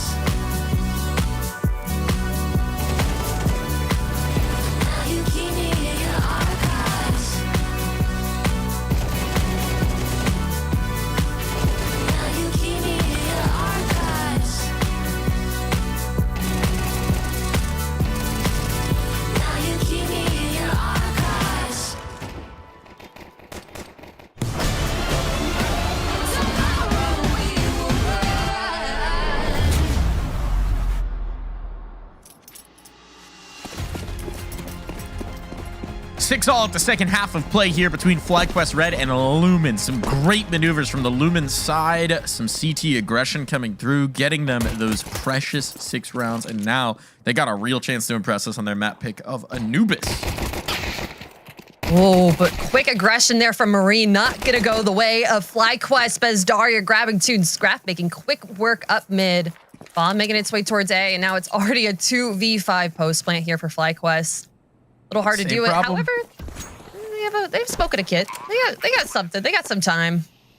It's possible, but it's the same problem as the first half. It's that A main fight that is just causing you so many problems if you're FlyQuest Red. Emmy at least get to pick off one, but still 4 targets to find. This one's going to take a little bit of a miracle.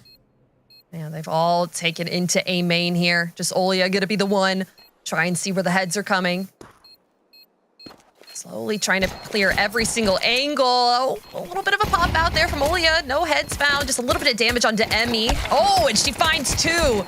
Vanessa making it a little bit easier for her there. Finding 1. Now just Sakura left in the sight. But Lumen, sharpshooters are going to win this round. T's finding their first round win over here on the T side. Now 7-6. A bomb plant. Lots of money in the pockets. And lots of possibilities for them. Yeah, it's looking great. It feels like FlyQuest went into that going, you know what frustrated us the whole time is those A main pushes. So we're gonna go, we're gonna double push out A main. We're gonna go for the space, and then Bezdaria just bop bop. No, you don't.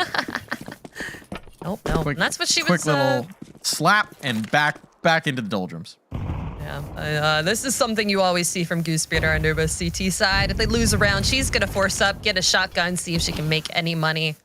It's her CT side Mac 10 basically. Nice. It's a cheeky one. The only problem is if you have to fight anywhere but middle, but they will challenge in middle, so $900 in the bank for Goose. She did her job. Now just for the rest of the team to do something else as well. To pick up that shotgun, but I don't really see much happening there. Olya catching a couple of CTs peeking out through the window. But Lumen, I feel they have the upper hand in this situation. They just got to go and clear out some sort of angle the CTs have not pushed themselves onto quite yet.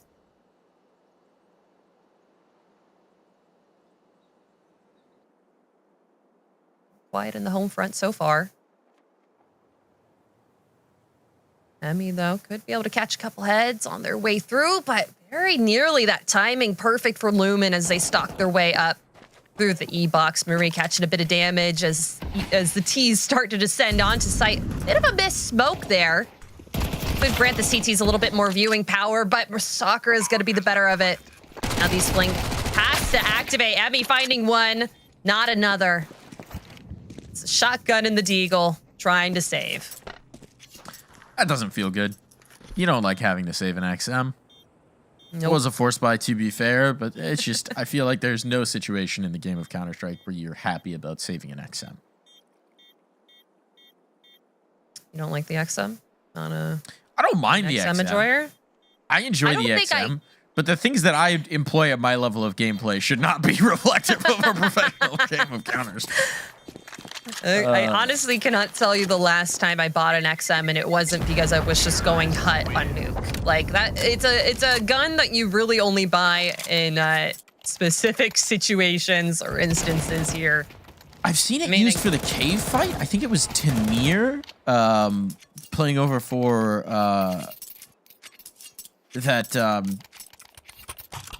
Heroic Squad. My brain just full-throated there. Who was pushing out of cave on this map with the XM. But yes, it's unorthodox. The XM enjoyers are few and far between, but they tend to be full devotees. Yeah. Back in the day in NA, there was a player, Win, who would only buy an XM on Nuke CT side. Do you have a stat track one? I don't remember it, to be honest. I'm surprised I even remember that detail.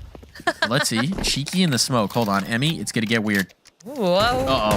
They're kissing in the smoke. Do they realize? Who realizes it first? Scrap knows what's going on and is prepared. It's again gonna be an XM save. And this is becoming a totem.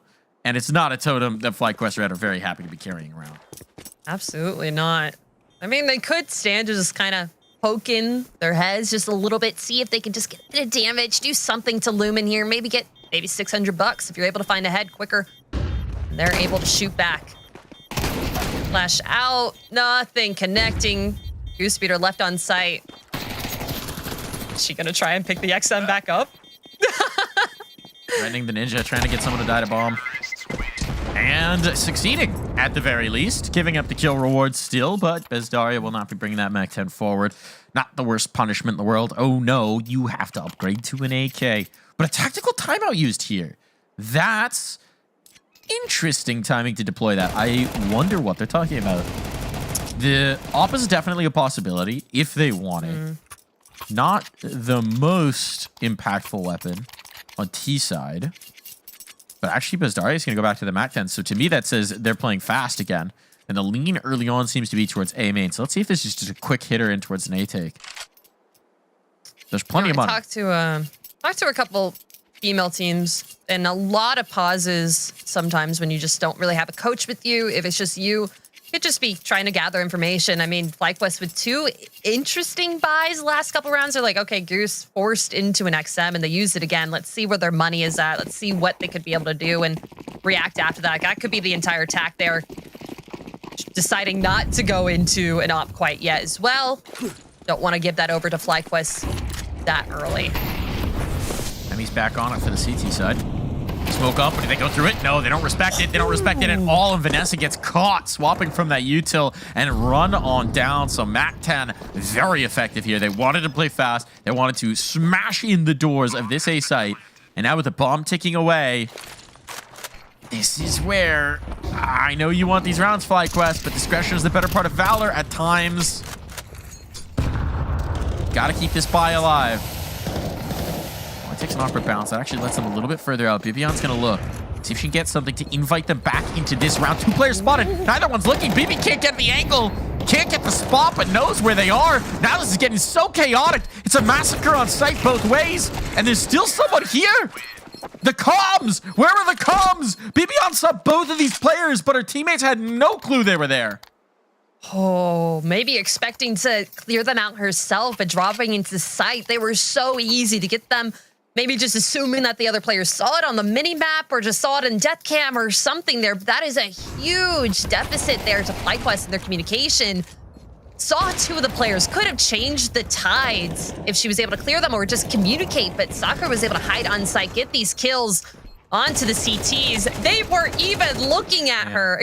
I mean, maybe she only saw 1, but we saw the X-ray. We saw that both of their legs were kind of poking out. Yeah, I mean, it might have been a tunnel vision situation. Oh, that one's really going to sting, particularly for BBN. I think it's probably just a situation, Apples, where there's so much chaos. You have all these flashes going off. Everyone's brawling that even if she's calming it, her teammates may not be actually processing the information in time to react. Yeah. Because also, how do you call that specific spot? Okay, you call, there's one under. There's one under camera. There's one under heaven. Okay, well, we killed that one. 2 tucked, I guess? 2 tucked? 2? In? 2 under heaven? Yeah. 2 under heaven, 2 tucked done. I'm realizing I need more detailed callouts for those corners. I've never really seen 2 players hold in exactly that fashion, and clearly it caught FlyQuest off guard. But either way, I mean, the stage is set right now. The carpet is rolled out for a Lumen pretty substantial map 1 win here. Absolutely. I mean, FlyQuest has to pull something out pretty quickly here. BB, though, with very early canal aggression. I love her placement here. Bezdaria trying to see a couple of these heads. That noise from the MP9 is going to give BB away. The most expensive rifle for FlyQuest is now dropped. Lumen start to descend. Eagles and 5-7s have to do a lot this round for FlyQuest if they want to make this a round win, but still, against 5 players, a sharpshooter like Oya on the op, it's going to be difficult for them.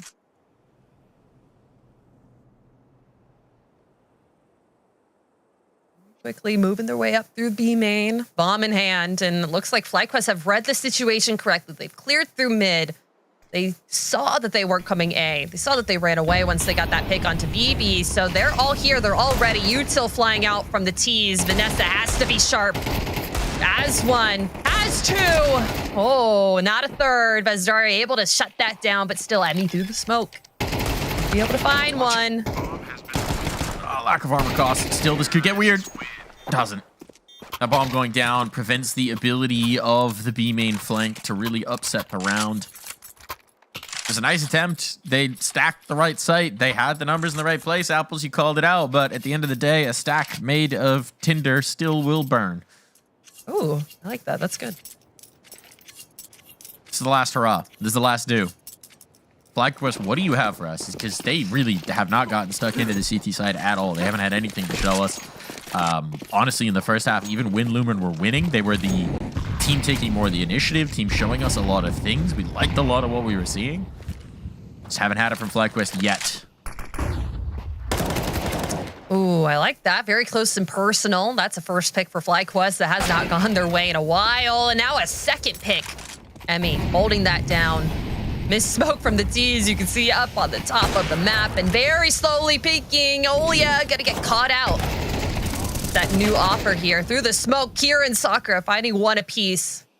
All alone on this site. All the CTs are here. No bomb on this player. Just dropped inside. Just wait and see. What is FlyQuest going to give them back? Oh, she finds the head. Dig down to 15 health. Even without the round, these kills matter. Pressuring the economy, giving herself a real chance at this 1 minute. Good read on the Molotov. Until out, try and give the space, but Emmy on the line. Massive round from Emmy on that AWP. 3 big kills picked up. Draws the line in the sand, says we are not leaving this map without showing our defense. And it has been interesting to see this transition from Emmy into the op, right? Because Emmy playing as the entry so often for FlyQuest last season and last year overall. The player who's going in first, slamming their head against the wall and trying to break that wall down, you know, so often being a space creator and taking that ground. And that's Emmy's natural instinct. She can be a hyper-aggressive player, but as an omper, you have to pick and choose your fights so much more carefully. You can't be risking that gun unnecessarily. You have to be thinking about your battles, thinking about your angles. And we know Emmy's sharp mechanically, but it can be tough to retrain those instincts. And at least so far, it's showing off very nicely here on Anubis. She's definitely been a bright spot. Shake has been great for that. Their coach, Shake Zula, teaching her how to op, teaching that different play style she has to adapt into. It's been incredible for her. Leading the charge on the FlyQuest side, 17. Kills to her name. See if we're going to see another round like that. Last one from FlyQuest anytime soon here. Eyes on the bomb. Double peek out with a flash. It's left back in spawn. Kira has to defend that, and actually it's going to be Oya who goes back to reclaim, but FlyQuest don't press it. They don't press further out on that B main aggression. You can see the fear that it put in Lumen. They're so wary that this space has been taken, that it has been conceded, and maybe the threat, maybe the specter of that's enough, but Sakura is now punishing them for trying to get active outside of cave. Molotov on the swing. Another tag, though, and BB will not get out of that.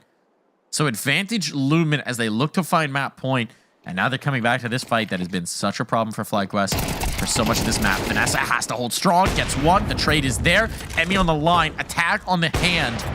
Oh, and the readjusting to the camera player now gives herself a chance to defend. The flick, though, can't land. And so it's going to be left to Goose in the clutch.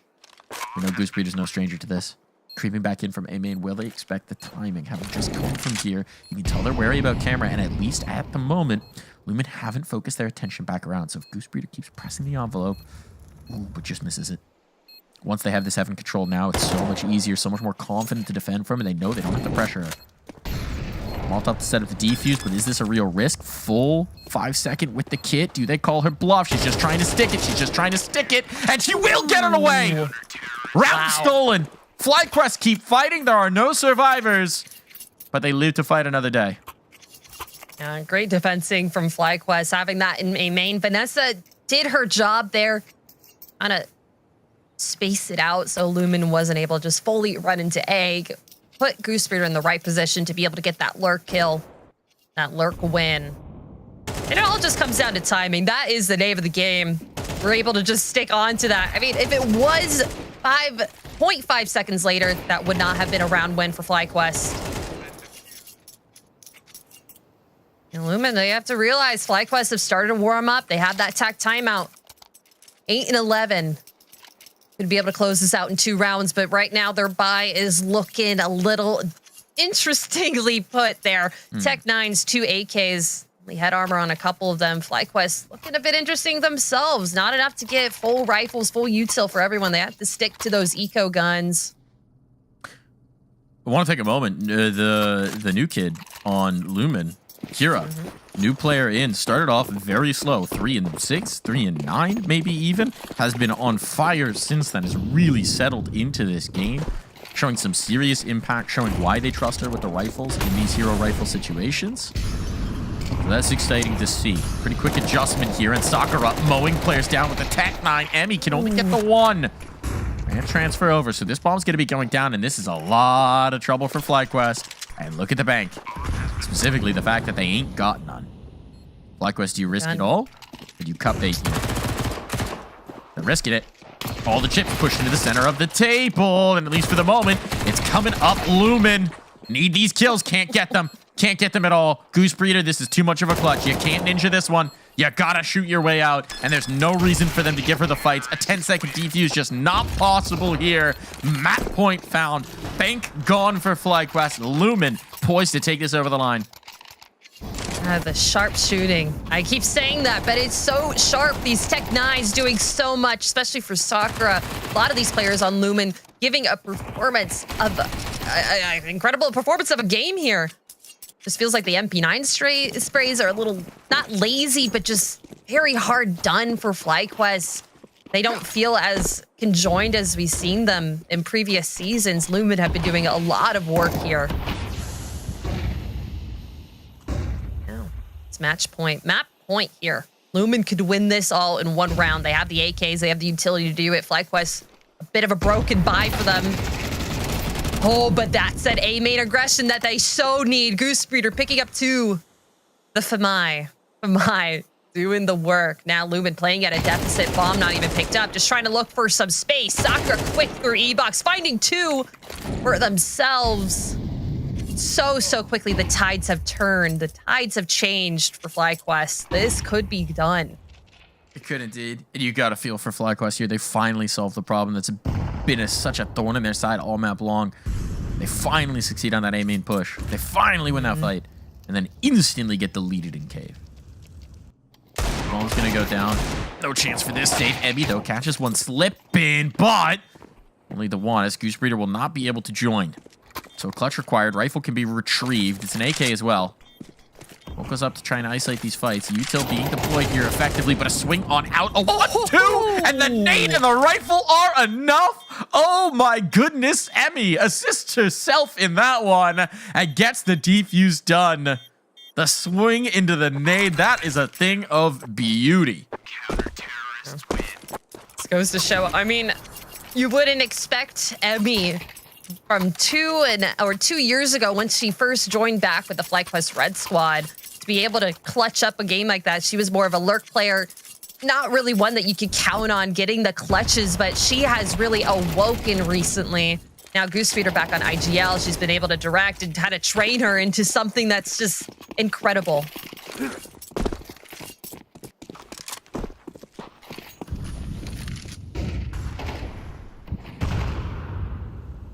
Now FlyQuest, they granted themselves a little bit of leeway. Little bit of space that they could possibly bring this into OT. Still a lot of work to do that. Yeah, 3 more round wins, 3 more rounds of clutches or just full aggression through this A main. And Lumen, I mean, they proved them wrong time and time again. They finally got it right that last round with that Goose Breeder aggression. Oh, wow. Goose down to 1. 1 HP. Vanessa not looking a whole lot better. That spam is costly. It's going to be unconfirmed damage, but they've lost cave. Here's Sakura taking a space. They know that that's been conceded.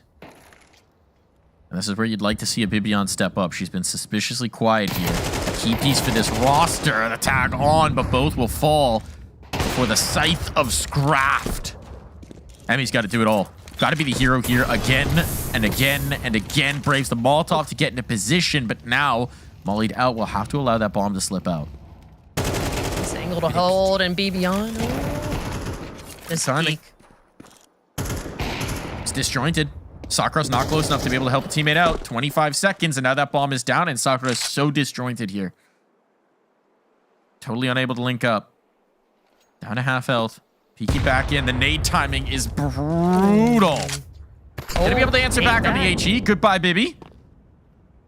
There's just not enough time here, and keeping the AK up gonna be the better decision for Sakura. So backs away. Another impact round for Emmy. Just when it looks like they're sealed out of this map, she clings to it and claws them back in.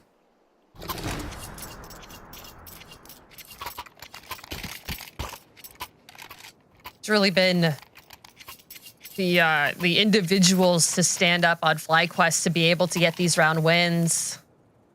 Emmy looking so good right now on the op. Being just so impactful here. Beyond it does taking the initiative to go ahead. It feels like if she could get a teammate to come along with her in some of these rounds, it'd be so much more comfortable for FlyQuest, right? Yeah. Just we've seen so many moments where it feels like you're getting bulldozered by these fast stacks out, and then they're having to claw back impossible player down situations. It's stunningly impressive that they've been able to win this many situations, but they're playing every round from behind, and life's easier when you don't do that. Shockingly, life will be a lot easier if you don't do that. That's what you're always trying to do on CT, is just stay in front of your opponents. Feels like they've been playing catch up, and they've been able to really answer back here, but just comes to show maybe once in a while Lumen haven't been able to prove them wrong. Proven that they have the better positioning, better timing, better maneuvering around the map, but it's a hero rifle on Sakura this round. Hail Mary thrown at the wind. Incredible though. Oh, but quickly, Emmy shutting that down, shutting down anything that they could hope of a push through here quietly. They have to make a little bit of noise through mid if they want to. Just need to get her out of this. So they're going to fight forward, actually. That's not a bad idea, but now Emmy's stuck in the corner with it. Shotgun off, and here we go. Leaves it all to Sakura, but we know what Sakura can do, and Sakura's already found 3. This would be the ace to close it. But 27 kills already to her name. Don't say she can't. Bomb on her belt. Time enough and space to maneuver as both players from FlyQuest go around, but she's looking the wrong way. And so we come to the precipice all the way, the full distance in this map. One more. Will Lumen close, or will FlyQuest live to fight another day? Really depends on how Emmy is going to position her op. She has been the player that is getting the opening ones, the opening seconds, the opening thirds, and sometimes Vanessa and Goosespeed are there, just like in last round. They got a lot of mid presence. That CT side.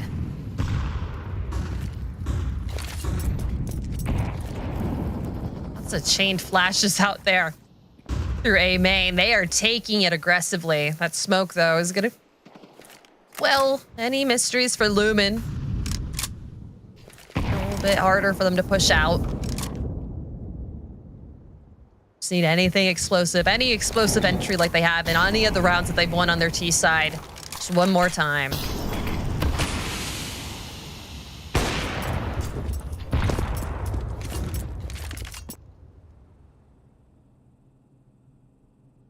Sakura is so close in E-box, though. Just making Marie worried here on B site. I've been such a nightmare out of this. Such a challenge for them to solve. Got the added disadvantage in these fights, of course, of Marie playing on the high ping. Makes getting swung on a bit of a nightmare. We got Goosebreeder here to reinforce. So 3 players into the B fight. They're ready for this. They got the bodies in the right place, and Marie will put down the heavy hitter. Flashbangs in are lethal, and Goose, they've done enough. Bezdaria, it's desperate, but it's not happening. FlyQuest Red somehow, some way, have gritted this out and gotten us into overtime. Wow. They are not losing their first map on their first series without answering back everything that they can, especially on the CT side. I mean, I've been seeing it in their league games. It feels like their CT sides on a lot of maps are a lot stronger sometimes to their Ts. But here's the thing, Apples. I think if we look at the macro of that half, I still don't like the weight of it for FlyQuest, right? The number of rounds they're winning off of clutches, off of player down situations. I think this is one where you're going to be kicking yourself if you're Lumen, because you know that should have been yours. You know you should have had this in the bag, and instead it slipped right out. BB has now gotten a kill despite being compromised, despite being flashed upon. Oh, Vanessa. Vanessa, I think, might have been spotted slipping around that door. Scraft, you want to go through this?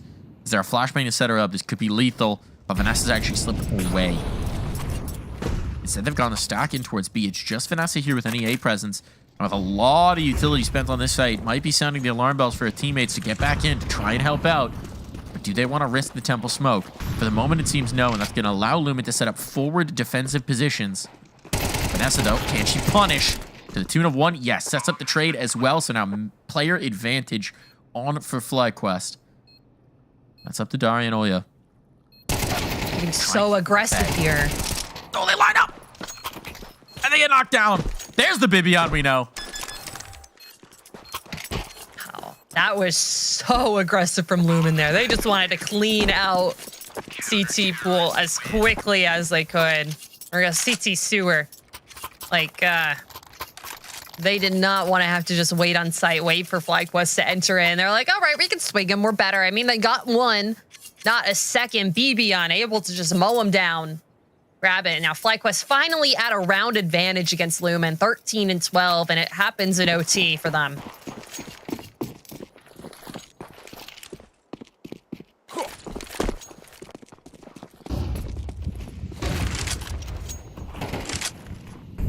Early mid-aggression here from Goose Speeder. Going to crazy, just, you know, looking out through canal, seeing if any T's have pushed up quite yet, but Lumen, they want to play this smart, they want to play this slow. Waiting for this aggression is what they need. Wow. Talk about calling your shot. I don't know whether there was something heard, some sort of audio cue that made BB think there was a player in the corner, but they certainly weren't taking any chances. The problem is with that drop down, with that spam, it's a good read from Lumen saying, hey, if Goose is jumping out the window, then maybe there's no one in mid. Absolutely correct. So once again, it's pressure on towards the A site, but Marie has already started this fast rotation, so they'll have the numbers here. And actually, Lumen might have gone a little bit too slow on this. That makes life a lot easier. Spam on through. Vanessa trying to play the cheeky angle in the smoke, and now Emmy overwhelmed. Lumen are running at them. They're clearing it out now. They cleared out under Evan. Nice molly and a nice nade. Trading out BB on with these nice shots. Finding 2. Now it's just all down to her. 1v2 BB. Will she find it? She finds 1. Sakura left on site. Clear. Switch the sidearm. Not enough. Oh, a battle of the Titans here. And it's Sakura who walks away. BB on for such a slow start on this map has been a nightmare here in OT so far. Truly made you believe that could happen. But it's not to be. This space taking was lethal. You're absolutely right that Lumen is just giving no quarter. They want to get right up in your face and brawl early and not give yourselves a chance to breathe, to think, to rotate. But timeout's going to be called here, and that's Lumen trying to get their ducks in a row. Burning their OT half. Timeout. Well, OT period timeout. How would you describe that? OT period? OT section? OT half? Well, but you only get one for both halves, right? Yeah, Period? Chunk? Yeah, OT chunk. I like chunk. OT chunk. OT chunk. We'll call it the chunk timeout. The chunk out. They have burned their chunk out. And now the question becomes, what plan have they drawn out? Chunk out. Smoke and util out. Emmy not getting allowed early eyes, but that nade could have been lethal. But that shot had landed. Scrap now pushed up so close. Is able to kind of escape, get another sight line onto that mid fight, but so far Lumen giving too much information out to FlyQuest, and they're only just now starting to battle the extremities. Yeah, here's the problem for FlyQuest. They've got no info. They have no info. They're not getting aggressive on B. They took the slimmest of little peeks in towards middle, or sorry, in towards A main. But now, okay, getting active in mid. That smoke came up towards Temple, but you know, there's no one here in middle. So how are you reading this? This is a fake for the A side, typically. There's a spot. Goose getting active here, trying to cross back over, but they haven't figured it out. They haven't put it together. And now it's big pressure onto these B players. Marie has to stand strong. 110 ping or no, it's not happening. Headshot on. Player advantage again for Lumen, and the bomb down. FlyQuest, they got the breadcrumbs, but they couldn't put together the clues. Now they find themselves again in an improbable retake situation. They pull off so many of these in regulation. Can they do it again? Smoke's going to make this a lot easier. Section off that B main player. And actually, there's 2 of them. So if you can get onto the stick, you can provide a lot of pressure. There's no nades to pop this smoke. It's going to be blind fire. Hope they know their lineups. And a fight towards Cave to try and give themselves the space. Sakura down. As Daria, though, will not be allowing you to get on that stick. It's an advantage for Lumen. And once again, FlyQuest playing from behind.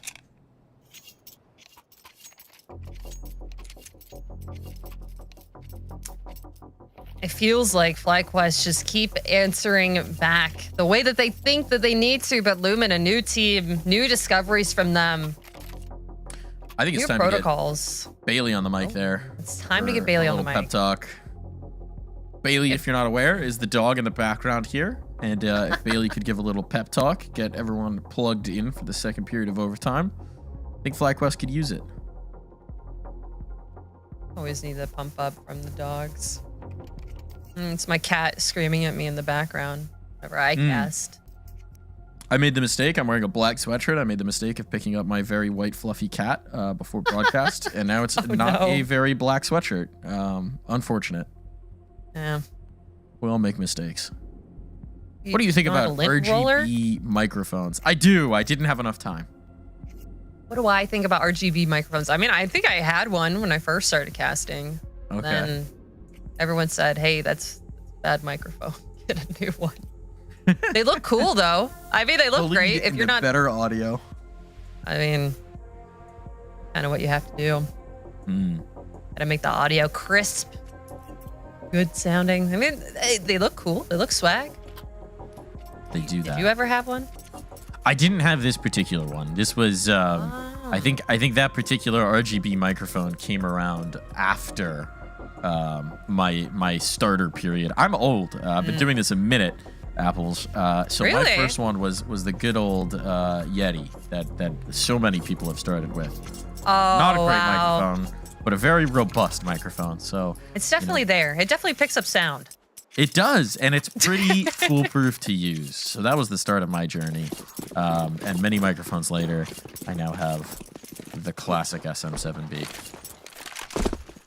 I think I have the baby version of that. Yes, the USB one. Very No, nice. it's still XLR, but Okay. Kira. Kira. Whatever she's attached with, XLR or USB. It's frags coming down the pipe. And this is what we want to see from a new name in the Impact League. We want to see fireworks. We want to see firepower. We want to see explosive play. Speaking of explosive play, Oli is going to look to manufacture some of her own. Anticipates Molotov, gets out of there. Gets the information, but they're not ready for the heavy peak. Still doesn't connect. And, ooh, tagged up. Gotta avoid being fragged up, but the Molotov will make sure that this bomb is going down, and that there's nothing that Lumen can do about this. FlyQuest hit the quick tempo breaker coming out of the half. And now it's Lumen on the outside looking in. A little bit of a restructuring of the retake here. Only a very, very far back in Beach. Vanessa with a nice flash. Yeah, it's gonna dodge this though, and bide one. Vanessa quickly traded, but Bezdaria has made her way through camera. Molly out on that T player. Vanessa can't push through this unless she wants to burn down. See if that smoke in the kit will do anything. Oh no. Oh no. No, she didn't know where the bomb was. And that's the problem with fighting that far off of the site. You can see the idea there for FlyQuest. They're saying we know where one player is. We know that player's isolated. So let's go fight them, try and bully them down while they're alone before their teammate can get here and they can do whatever their plan is on the retake. But the problem is Vanessa gets so far off the site that she loses track of where that bomb is planted. And there's a little bit of an unorthodox spot, just a little bit wide of the cake.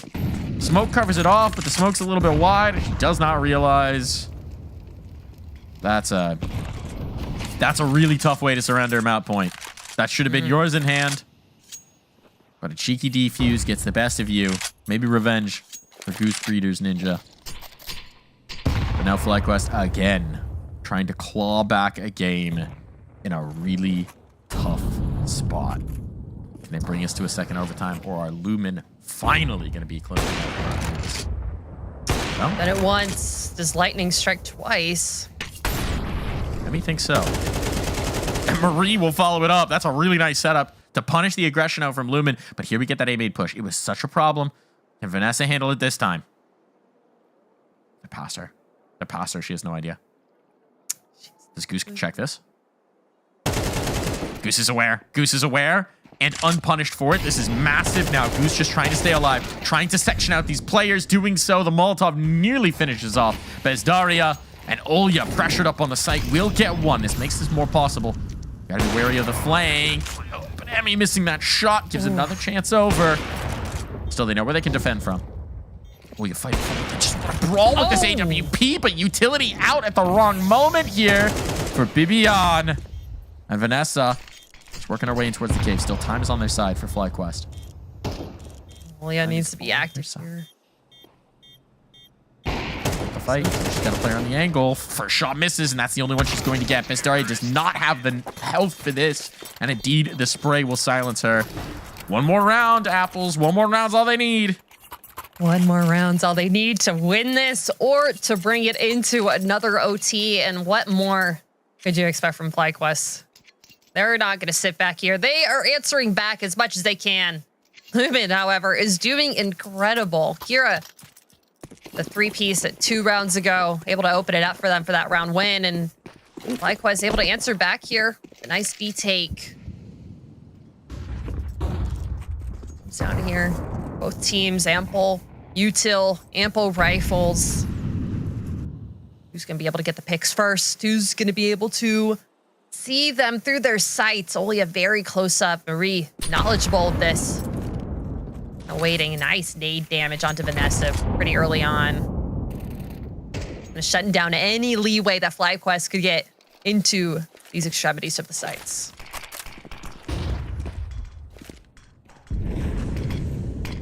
Flash to clear. Nothing too close up. Again, just laying in wait in this smoke. I like the way Lumen have kind of just given up mid towards FlyQuest here. Marie, though, with a nice spray is going to get traded here, but Goose Breeder there not to make it any more of a deficit. 4v3. Cover off Olya's angles. They got the space. Molotov. She's committing. She's burning. Has to back away now. Glass cannon as well, so very fragile for this fight. Vanessa can shut this round down right here, right now, but can't get the kills. So now they know where these two players are coming from. They know where all the pieces are on the board for Lumen. And Scraft is the first to be peeled away. Information on the side of FlyQuest. Numbers now as well. It's working out for them. Attack on Olya and Goose Breeder to finish. It all falls to Bezdaria. And it's not going to happen. We're going again. We're going for another chunk of OT. Another spin around the world of Anubis. Around the world. I mean, both these teams love the map. They just don't want to shut it down quite yet. You know, I was doing a cheeky bit of streaming today. Someone popped in my chat and said, I had a main game against FlyQuest Red last week, and they took us to 4 OTs. So hopefully they won't do that again. Turns out maybe they will. No, I casted that one. Great. That's a lot of overtime. Oh, yeah. I think this might be an addiction for FlyQuest. We need to talk to them about this. And the attack up, the trades there. Vanessa, though, again, this is the difference between regulation and overtime is these aggressive moves from Lumen. They're coming out of it with a numbers disadvantage. FlyQuest have adapted and adjusted, and they're getting the punishes they need now. Mid, nice flash. Beautiful kill. Ooh. Traded, but that's information now. They know there's maximum one on either of these sites. Do FlyQuest accelerate into the take? There's still Olya. Olya has been a thorn in their side on these B takes, but she's nowhere close. She is not at home right now. They have found her out. And so it's time for FlyQuest to move on in. Gambled the wrong side, but I like that they're sticking together. CTs aren't splitting up. They're keeping their firearms side by side here. Bomb getting planted. Bazdaria peeking in through Temple. Is going to be able to find one. Trying to make it a second. That's a lot of information for Olya. Got the util on their side, but it's missed. That Molly going into the CTs. That's going to cut Olya off and give BB on the way to get a two-piece. FlyQuest finding the first one. That second half of OT. Now 16-15 for them. And now they've really messed up. They've let Bibian play into form. Was really having an uncharacteristically quiet map for a whole lot of that, especially, I mean, the first half and regulation as well in the second. But now we're seeing the impact Bibian that we expect in this roster that has been here ever since she joined so many years ago. And now you've got two heavy hitters chiming in Emmy and Bibian. Marie's doing a great job of punishing this B main aggression.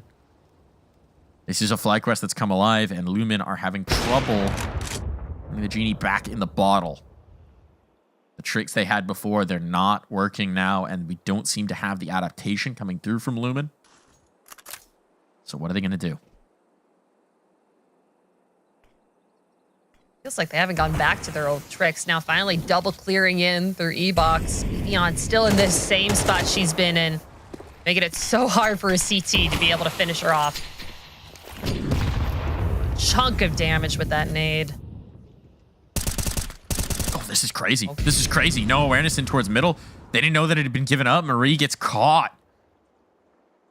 So now this is a really weird situation where the bomb's nervous about moving. Goose does not want to get caught out. And so Bibian comes back to help, but Goose will just shoot her way out. Doesn't need an escort. She'll do it all herself. And if they can make their way in towards A, this is over. I don't know how much they realize was posted up on towards B. Sakura has been playing them most of the time, so they might have a decent idea. Now these kills out from Emmy. She's deploying the util. She will get caught. That makes it a little bit easier on the retake for these numbers, but the bomb needs to be planted, and Goose is going to do exactly that. Perfect place to plant as well. CT's double retake from A main. Now they're taking heaven. They're taking the high ground against them. Flash in. Blind her just a little bit. No T's in sight. Kira just trying to do a little bit of damage onto Bibian. A smoke goes down. They do have a kit in play. A nice shot onto Goose Breeder. Now just have to find a couple more, but BB is able to just mow him down. Able to grab those last two kills. Now 17 rounds for them, 2 in OT. They've been playing a lot better. Just like you said, Bibian has been able to activate in this OT.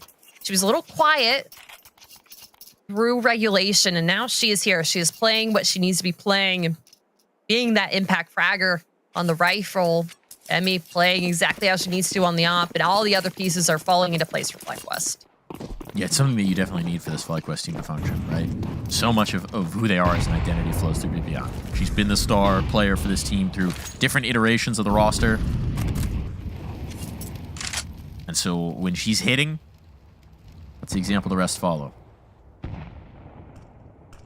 Good to see. Lumen have been whapped on the nose of this CT aggression.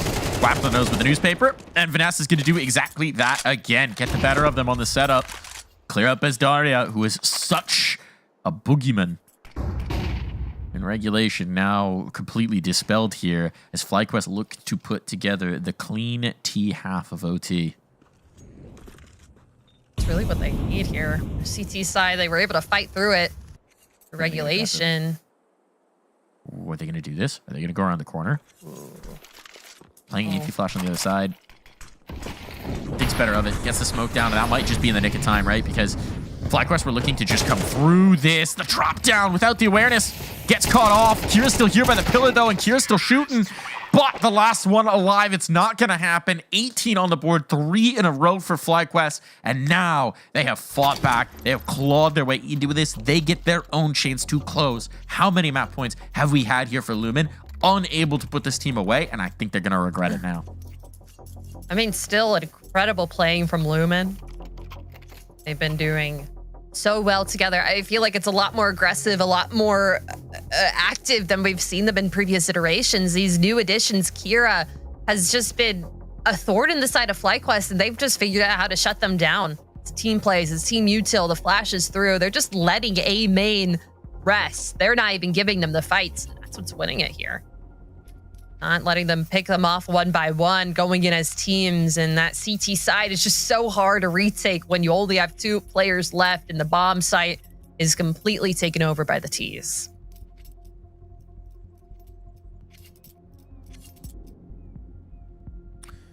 It is a universal fact of Counter-Strike that hardest round to win is the last one. Yeah. That's kind of how it is been for FlyQuest. Sometimes they just make it to 11, they make it to 12, and it's hard for them to close it out. But so far, they've been the team on the other side that's making it hard for Lumen to close it out. Well, let's see what Lumen's made of. We've seen them unable to close the lead. Now they've got to do a little bit of a comeback of their own. They have it in them. Oh, that nade. The timing is brutal. Somehow, Vanessa and Goose get away with this. Not just get away with it, but thrive on the kills. And Bibian edging the smoke. Catch a critical one. Scraft and Olio watching this map slip down the drain. Trying to scrabble at it. Drag it back up into the realm of possibility, but it's going to take heroics. There's no op for Olio. It's the AK that's got to do it. The heavy hitters are out. Sakura is gone. Just these two. Oh, Emmy is watching this a line of sight of the walk through mid for Olio with the bomb. Scrap, nice shots onto sight. 2 cleaned out, just 1 more in pillar that she has to think about. Bibian. That's, I mean, simply unbelievable that in that triangle setup, she managed to get this close. Bibian's elbow, just a little lack of awareness there, right? Staying a little bit too wide, gets tagged up, and that baits the others into the peak. And I mean, Scrapped with an incredible punish. There's no way they should have gotten to this position. It's still an advantage for FlyQuest, and they've completely conceded the possibility of the A plant. I don't blame them for this. They're avoiding getting overwhelmed on B. They're avoiding losing the stack. They'll play the retake if they need to. But suddenly, where there should have been no life, no possibility whatsoever, Lumen have got a real chance. And they're going to get this bomb planted. They're going to be able to play from the post. And we've seen before, FlyQuest have issues with these retakes. Vanessa, for the moment, is isolated. The Scraft want to fight into her. Scraft is low. Remember, Olya going to link up. They'll play together. And Vanessa coming in late. They might think this is clear. How far do they take this? Scraft turning back. Oh, man. Vanessa might have just waited just enough. And there it is. The healthy player done. Doesn't have info on the next just yet. But here's the spot. Here's the shot. And it's all over. FlyQuest. It took 2 periods of overtime. But they're flawless in the second. And a 19-15 close. Some words of celebration there out for the troops. What a comeback. What resilience coming through here, Apples.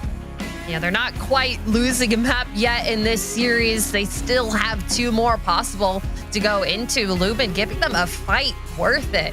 Like, that was incredible from Lumen. They forced them into 2 OTs, and that's not something you really see FlyQuest have to do every day here on ESL Impact. So congratulations to FlyQuest. You're able to crawl yourself back up into the winner's circle, but still, the job is not done. Lumen have a lot to answer to.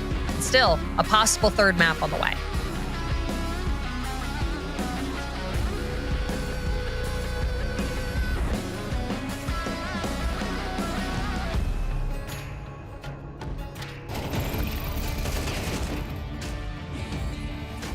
Incredible shot.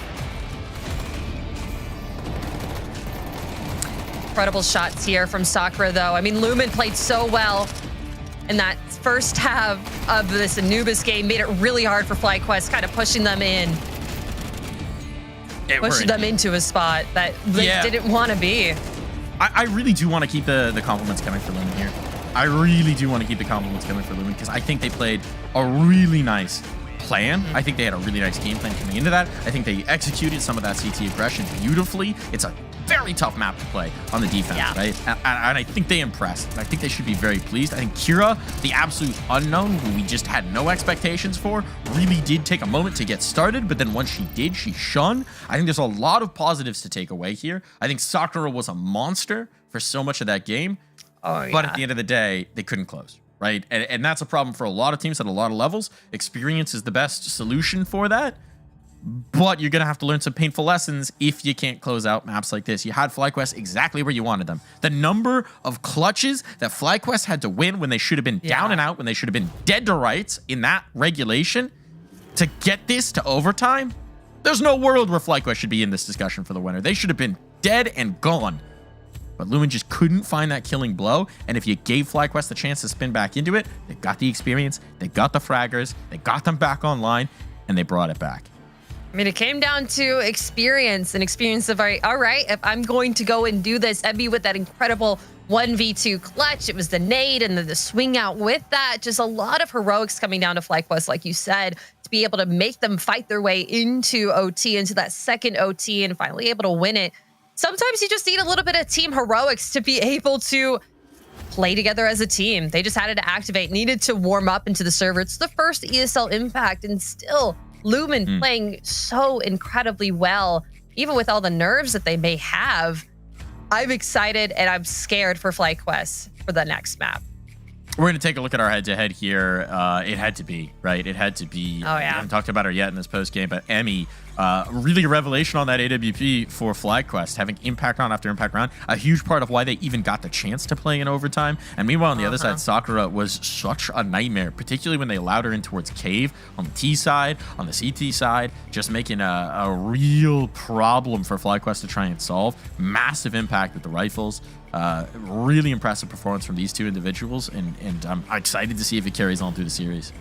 Yeah, I really like Sakura at her playstyle because sometimes her team, when they were on T side, they would be out fighting near A main, but Sakura would be kind of lurking over an E box, and maybe their players would drop down. Goosebeard was able to get a flash out towards A main. 2 players would drop on the side of Lumen, but Sakura would take that time, take that initiative to just go in and clean E box and make it a winning round for them. So an incredible player here, and an incredible just inertia that she has with her firepower. Lots of buzzwords there, but she's doing incredible, and I'm excited to see how she plays next.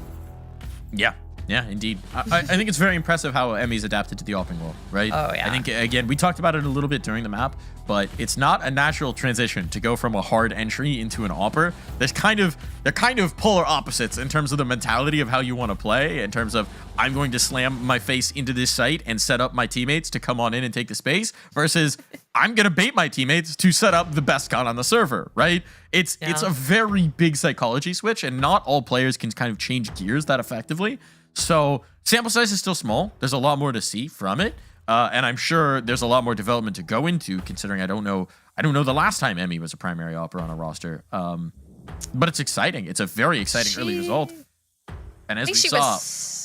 She was secondary opper back in CLG Red when Dai was on the team. So she has like a little bit of experience. You know, a whole different game. A whole entire lifetime ago. Yes. So, I mean, it is just like you said, it's a little harder to slot back into that. But along with their coach, she's been able to kind of learn a lot of different placements for herself and learn how to be able to kind of shut down the other team. And obviously, she was getting a little bit of entries, but she was also doing the angle holding, just that op play style that you're not used to when you're just an entry rifler on CT side. So we'll be back. Just a quick break for our next map of the day against FlyQuest Red and Lumen. So don't go anywhere. Go get some water. We'll be right back.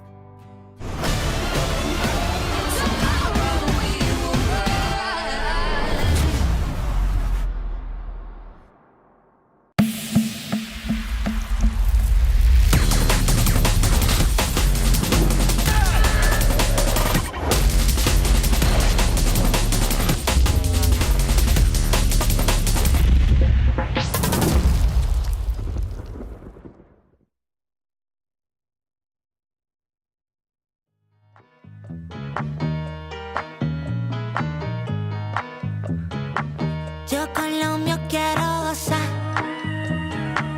Dale pa' acá, dale pa' allá. Se prendió la fiesta, se prendió la fiesta. Yo quiero esta noche gozar. Yo quiero gozar. Gózatelo una vez más, solo una vez más. Yo quiero con lo mío bailar. Echa pa' acá, echa pa' allá, bebé. Este ritmo está como es. No te despistes que es lo que vine con mi pana, con mi catamara, mi dominicana, colombiana y venezolana. ¿Dónde están las mexicanas? Muévelo, muévelo, no veo a mi boricua. Sacúdelo, oh, oh, oh, oh. El ambiente está fresco, el ritmo lo siento. Aquí se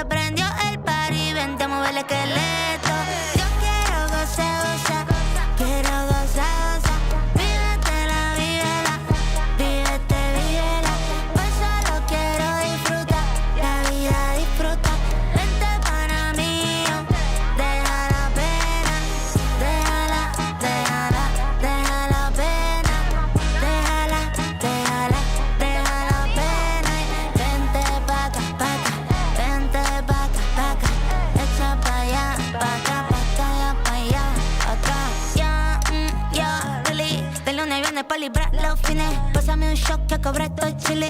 La paso bien gastando los miles. Con mi combo no te metas. La familia no se toca, se respeta. Con mi combo no te metas. La familia no se toca, se respeta. Aquí estamos todos happy. La rutina siempre contra mí. Me relajo, cero estrés aquí. Vente a la fiesta, vente al party. Vente al party. Los carros en la calle suenan pi, pi, pi. La pasamos bonito y el juego siempre puesto en la TV. Yo quiero gozar, gozar. Quiero gozar, gozar. Vívetela, vívela. Vívete, vívela. Hoy solo quiero disfrutar. La vida disfruta. Vente para mí. Deja la pena. Déjala, déjala. Deja la pena. Déjala, déjala. Deja la pena. Y vente pa' acá, pa' acá. Vente pa' acá, pa' acá. Echa pa' allá, pa' acá, pa' acá, pa' allá, pa' acá.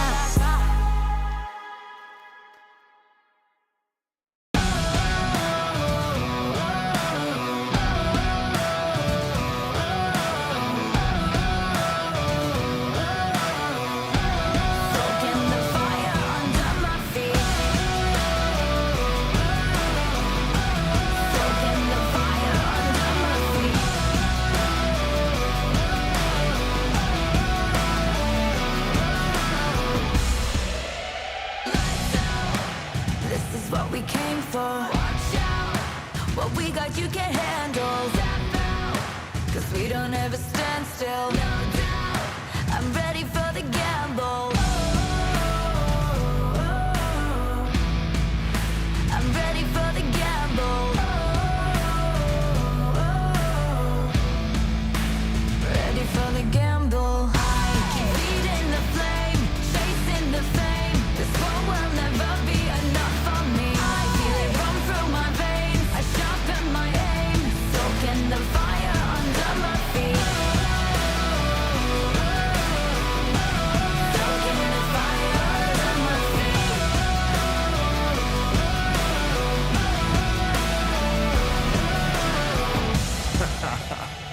Yo, I switch, I swerve, wonder how I have the nerve. Leaving the heat on the track, too hot and I'm lighting the match now. Blasting off our rocket, grab the mic just to drop it. My Fahrenheit is shocking, amazed, dazed by the central grade. Come now, don't be phased, follow the trail I blaze. First place, no second to waste. Pyromaniac, fanning the flames, burn the brightest they've ever seen. Giving armor that third degree on the kerosene, and I smoke them out. Fire away, counting down. 2, 1, ready for the gamble. Feeding the flame, chasing the fame. This world will never be enough for me. I feel it run through my veins. I sharpen my aim, soaking the fire under my feet. Lights out. This is what we came for. Watch out. What we got you can't handle. Lights out. No, we don't ever stand still. No doubt. I'm ready for the gamble. I'm ready for the gamble now. Ready for the gamble. Reach out, top out, lights out, lights out.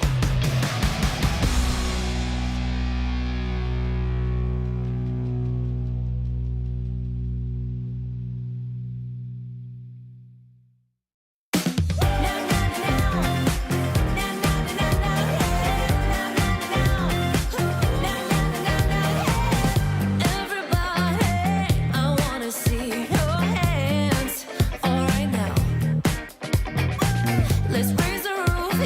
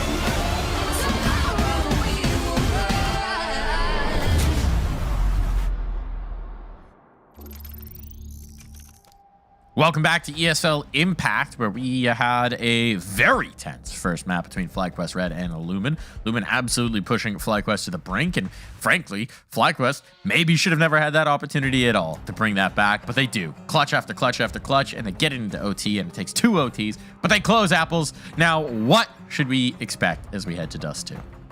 Oh, it's going to be another nail biter, I'm going to expect here. FlyQuest, I mean, they're pretty strong on Dust 2, but we haven't really seen much from Lumen on this new map pick from them. I mean, they are a bit of a baby team, I would say. There's a lot of old players on here that have been in the Impact scene that have been able to play Dust 2, especially in last season, but still, we have that new player, Kira, on there, Olya coming in from Blue Otter Karma. So it just really comes down to how well they scrim this map, and they didn't pick into this, FlyQuest did, so I feel like they may have the upper hand. Yeah, it'll be curious to see the reps right now, right? And Dust 2, it feels like in the smoke popping meta, maybe a little less random than it used to be in the pre-CS2 days. So teams have been finding some consistency on it. We don't have a huge sample size for FlyQuest in the last 3 months. They've played it twice. They've actually lost both, but they were both tense affairs. I'm kind of curious to see. It'll be a tempo setter. FlyQuest are clearly wanting to play a lot of D2. I'd imagine a lot of that comes from Goose and Emmy in particular, where this is a map where an Opera can have a lot of freedom to choose their fights, choose how they want to aggress. And I'm very curious to see, based on what we already got from Emmy on Anubis, if it's just going to be like Emmy off leash on the CT side of this, just taking fights left, right, and center. And if so, what that looks like. Yeah, it's definitely going to be interesting. I mean, FlyQuest have played it a little bit in their league season here, but it's really been 50-50. If they go up against a team that has a lot of reps on it, they end up losing even if they do pick into it. So it's going to be a little tense for FlyQuest. I feel like after that last game, though, both teams are kind of on the mend. They had to go the distance, both sides, bring it into OT2, like you said. So are they going to have enough inertia? Are they going to have enough energy to really close this out quickly? It's going to be the question. And it's gonna, I feel like I'm leaning a little bit closer to FlyQuest just so because of how they had the heroics last game, especially like from Emmy, like you said, and also BBM was really able to warm up into that, get a couple multi-frags just on their CT side. So it's gonna be rough for both sides, but FlyQuest, they have a lot of experience going best of threes. They have a lot of experience kind of just going the distance, obviously. We just saw that. So I feel like it's more in their wheelhouse to finish this out here. Yeah, the question I'm looking for in the FlyQuest camp is what kind of BB are we getting right from the jump here, right? It took, look, she showed up and was a huge part of them closing that map out and getting there, but it took heroics from her teammates to get her to the point that she could show up. And this is not a team where you want Bibian showing up for part of the map. You want that impact rifler from the get-go. And then for the Lumen side, I'm kind of looking for that adaptation, right? I think they had a really good game plan coming out. I think they played a very nice Anubis overall. But I think, especially into the overtime, when FlyQuest had a much better feel for the aggression that they were trying to go for, the adaptation was a little slow in coming, and they couldn't quite figure out what they wanted to do once those B main aggression and A main pushes weren't working out. That next step was the question here. So if you get shut down, if you get stymied and stuttered in what you're trying to do here for Lumen, what's that next stage? What's plan B and C in the playbook? What are the permutations? How are you going to throw in a little wrinkle to keep FlyQuest on their toes? That's what I want to see. Yeah, but FlyQuest, they were able to get ahead of that, ahead of all the Lumen adaptations that they were trying to do. They were the ones that were taking the A main aggressions away from them, taking that B main aggression away from them. But honestly, how much of that can you really do on Dust 2? You have to be able to chain your flashes over towards long. But if the CTs are already there, if they're already not blinded, they're playing anti, could be a little difficult. But FlyQuest, they've been playing this map a lot in their league season. So we'll just have to see how much work Lumen have done on it. Let it through into the veto, so they must have a little bit of a feel on here. It's a B-Rush. Yeah, the most classic lane Counter-Strike. There are 3 players here ready to receive them. And Kira starting off strong here. The new young gun.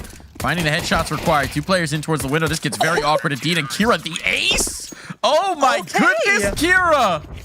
What was that? You want B? Good luck. Okay, well, I guess you just can't just rush B of your FlyQuest Red on pistol here. Kira with an incredible first round ace. What a way to start this off. Lumen answering back all the haters, answering back my doubts here, saying, all right, nope, we're going to try and start this off as strong as we can. Strong, they do it. Nice ace on Kira. FlyQuest not slowing it down, though. They're trying to rush Cat here. They have a flash to their name, but Kira, same young gun as before, is only able to grant herself one. These Glocks doing a lot of damage, though. Down to only 3 players. Just what a bomb plant here. Round win would be nice. On Anubis, it happens. Emmy, though, 1v3 with the Glock. Okay, Pogo Stick, no chance. Not happening here. There's no way we're losing 2 of those. Still, bomb plant, couple kills. Considering the investment of the round, this is a success for FlyQuest. It's giving themselves a really good chance to compete in this next one.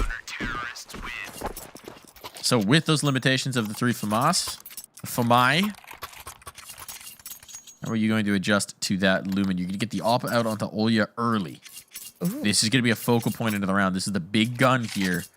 How do they deploy Olya? What spawn she got? Is it long spawn? Long spawn for Olya? Can we check Olya? Ooh, it's long like spawn, but not going long. Okay. Didn't want it. Bibion's got the space. Bibion's got the space. Bibion the terror! One found, second as well. This is the Bibion we expected from the jump on Anubis. And now that they let her warm up by giving her a cheeky 33 rounds? 34 rounds of play? Just about. Might regret that. That's math. 33? 18 plus 15? Yeah, that's 33. I know all the reasons we went to MR12, and it's correct, and it's good, and it's definitely better for the game. But a 30-round game still feels right. When we get 1 period of overtime at least, that's still when the game feels right. They're just rarer now. They're precious things, those 30-plus round games. Lumen are so pushed up. This is wild. This is wild. Yeah. At what point does Goose... Oh, well, now Goose is giving herself away with the utility, and she has no idea the players are here. So, don't leave that bomb. Don't leave that bomb at dumpster. Whatever you're doing, you've got the site for free. You just can't lose the C4. It's crazy to push all 3 on this. And there's... I mean, FlyQuest just didn't expect it at all, but being so out of position like this now... How much do you want to risk it? Like they're going for it. Smoked out, though. Away for this. No counter utility for FlyQuest. Just a molly on Emmy. She's a little too far away to do anything disastrous with that. Molly out for Goose. Molly on to Sai is going to push out Vanessa. Killed. Sakura very quickly pushing herself onto site. Bibion, though, in a nice position to grant herself a little bit of damage. Marie trying to do her best, but Emmy, long range, has to do a 1v1. She can't find the bomb. Oh. She gonna lose that. Survives at least with the AWP. Can't find the round, but maybe this saving grace is that by not finding the bomb, Emmy didn't land the shot. The Krieg didn't find Helm. Yup, still in hand. The Krieg's still in hand as well. Call it a walking up. Do you? No. I'm not a Krieg enjoyer. Maybe I'm crazy. You got to go back to the Krieg meta. What was that? 2018? What was the Krieg meta? I think I was just like playing Civ 2018. I didn't even know about Counter-Strike. It was a strange time, the Krieg and Og meta. It was a very silly time. Sakura. This could get interesting. There's a flash to get her over the lip. Kira's holding that. Let's rifle out for the moment. FlyQuest. They don't know. They don't know, but now they know. And now they've got the kills as well. They expect a second player in this position. Should be okay. This is getting expensive. Oh, scrapped with a 5-7 impact here. 2 kills found. Player top mid drops the bomb as well. So now that's in her control. And this is a problem for FlyQuest. They got to battle back. They've got 1 more smoke. And it's looking likely they're going to have to commit that smoke just to clearing one of these sight lines. They're taking a big risk here. Even the space they're just taking. Maybe on clearing out the doors, making sure they're not going to get quickly peeked upon. 35 seconds. It's going to become a problem here just on the clock alone. Great angle. Very cheeky. And harassment damage here from the 5-7 is huge because it sets up these players on Cat, and it all falls to Bibian. Has to bail them out of a terrible situation. Smoke at least to allow the plant, most likely. And indeed, we'll be able to get those numbers punched in, but the retake's going to be here, and there's 3 players on it. They're all coming from the same side. Bibian strikes the first, spots the second, has the angle to transfer. No, too much to ask. Goes high. Trying to make the cheeky, unexpected play. Nearly brings it through, but that's a huge find for Lumen. Kind of an incredible round, and just from a couple of a broken buy, that 5-7 in mid from Scraf doing a lot. It felt like they were really stuck up there on Cat, Lumen. I mean, you saw Sakura and Kira there holding very, very tight angles, but reacting right when they needed to. Did get dropped, but still the bodies dropped as well for FlyQuest. Playing this a little differently than I've seen other teams in Impact playing this, and it's working well so far.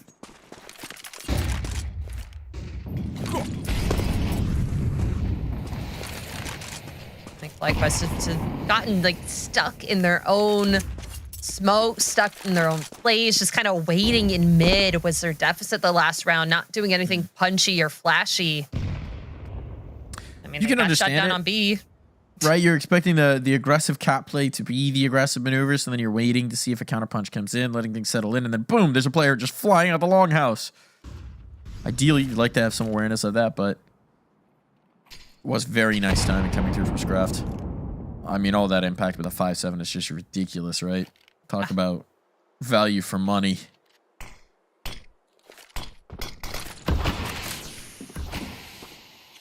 Trading smokes here. Counter smoke. And again, someone just walks out the longhouse, completely uncontested. They're on the edge of the smoke. Vistaria, 1. Oh. A little bit of a hash of this. This might allow a chance to bomb plant, but they need this kill on the Opera. They will find it. Olya misses. And we can't get it done in mid. That would have made this round very viable. But as it is, number's going to be punched in. He can't go over the lip yet for Scrap. Has to wait for teammates to get there. Goose Breeder, try and keep her at bay. Awkward fight here. Reposition right around the lip. Oh, I don't know that you want to get utility up right here and now. And that's going to cost Goose. The Goose is cooked. Goose is cooked. An incredible 3K from Sakura here. I mean, finding impact just as she did in the last map. Again, her CT side. They are catching FlyQuest off guard. Sneaking in through smokes. You saw Vazdaria. There are too many angles, too many players on the T side to have to shoot at, but the information was given that the CTs rotated on over. They were able to shut it down. Now maybe we will see something a little bit jumpier, a little bit flashier from FlyQuest. They have the Tech 9s in hands. The smoke's going out. It's a cat rush. Oh boy, we're getting fast. We're getting quick. Olya demolished by it. That's an op that's going to be retrieved. Marie on the ping. Might not love that gun, but you know what? You're going to keep it. You earned it. Off those Tech 9 kills. Let's see if the kills can't come through. And uh-oh. Uh-oh. Alarm bell sounding. You don't have long control. This is a save. It's not a fun save. This is a save. Especially with that re-smoke up. Cut your losses. Get out of here, Lumen. You don't have any of the positional control you need to get back into this. Oh, they're going to risk it. They're going to risk it. Vanessa wants to go through the smoke. Actually, exchanging positions here. Should have this. There's the kills. And it's all over. Now all those guns are lost. The economy's in shambles. And it's just a simple, straightforward catwalk. Cat rush. Sometimes you have to cut losses. You have to say, you know what? They got the better of us. We got to get out of there. Gotta get fast. That's that pace change. Now it's in the hands of FlyQuest. Lumen have to play off of that. Oh, okay. All right. What an that makes entry. life a little easier. Oh, boy. Okay, we're just going to be exchanging ecos here. This one a force buy at the very least, but still, that's bomb now down in full control. That's one way to compensate for losing all the guns in the last, is you come right back with sticks and stones and scouts and MP9s, and you punch him in the jaw. FlyQuest. Well, Spitting out some teeth here. But Vanessa and Bibian, can they somehow regain this? There's the first piece. First on the very long step to dental reconstruction.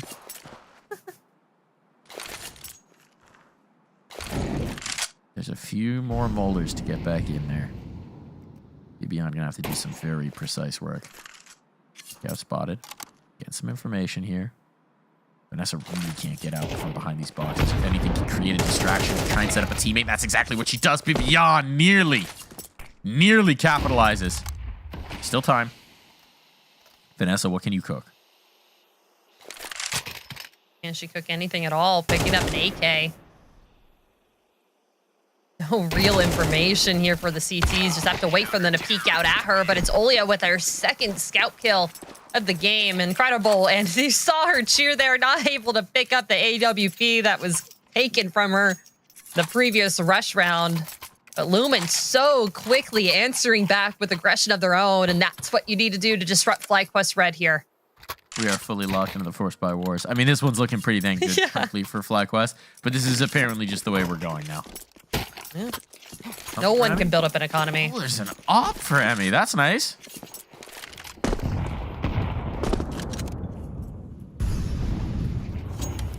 That'll work. Oh, being a little bit more cautious, wary of the push from Lumen.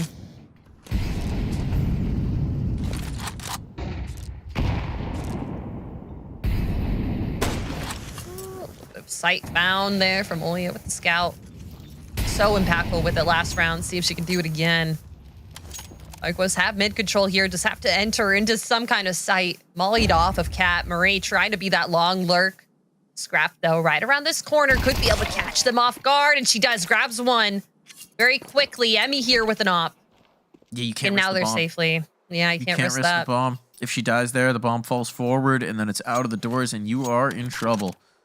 You could tell. This is what I'm talking about with the adjustment between being an aggressive rifler and being the opper, is you could see the initial instinct there from Emmy was swing in and trade.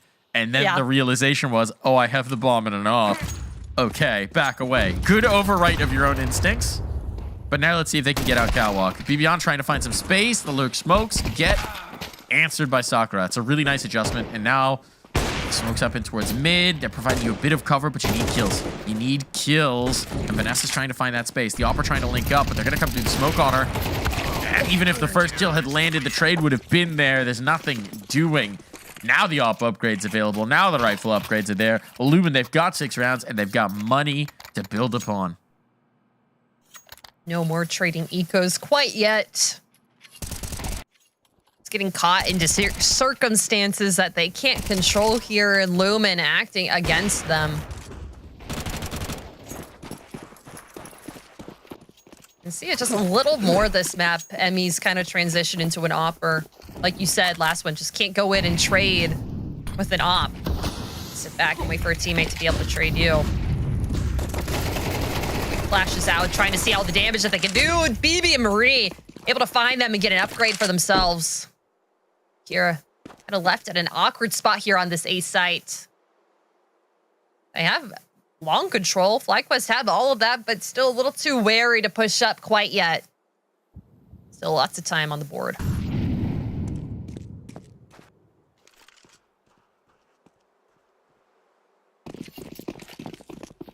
I like keeping Goose there. And Lumen have been ones to really push out any extremities as they can. You saw that out of Anubis.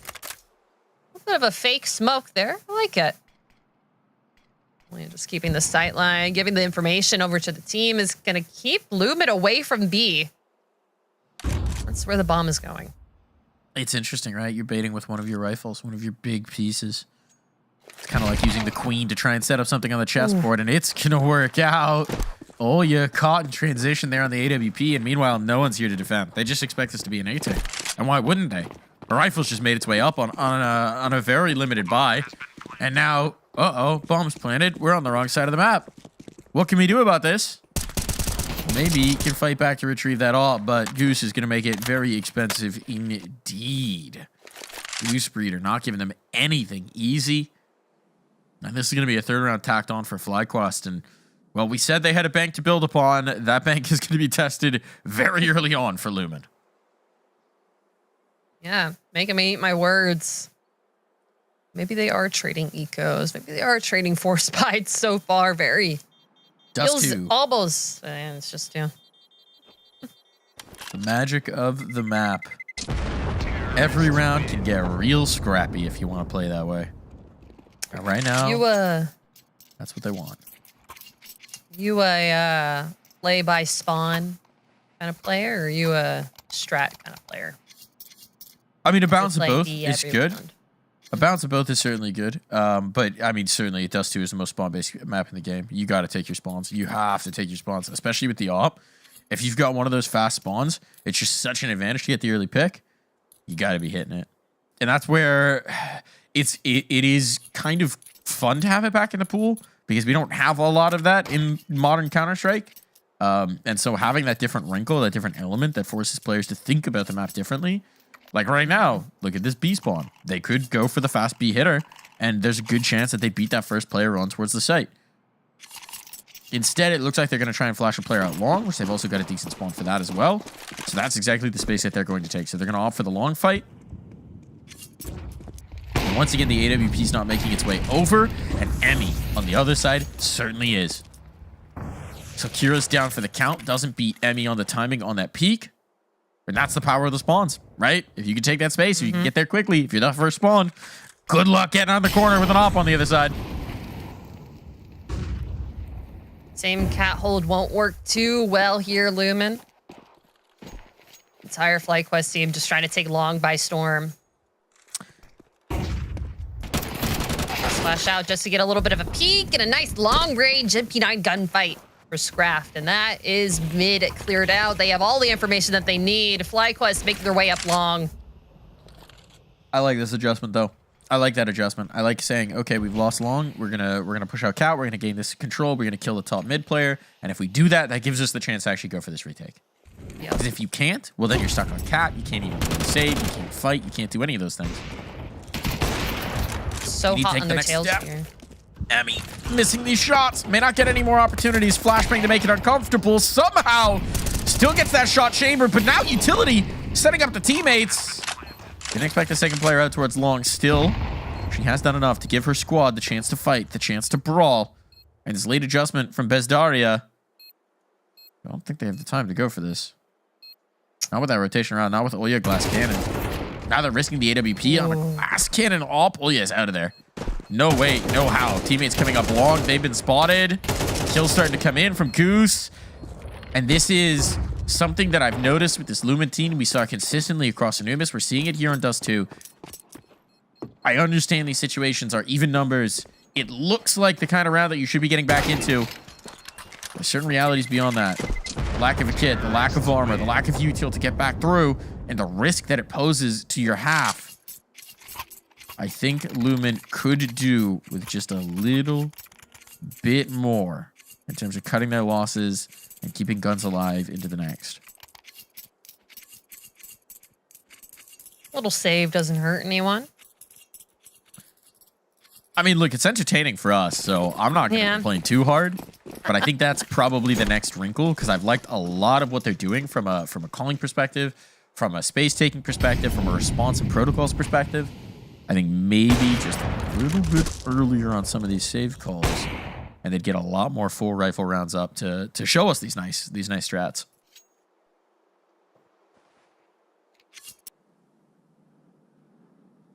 Just comes down to a lot more team experience on the side of FlyQuest. They know when to save.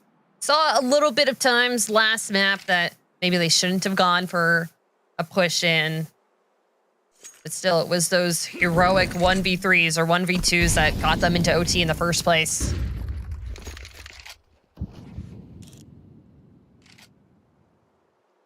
Now still moving their way,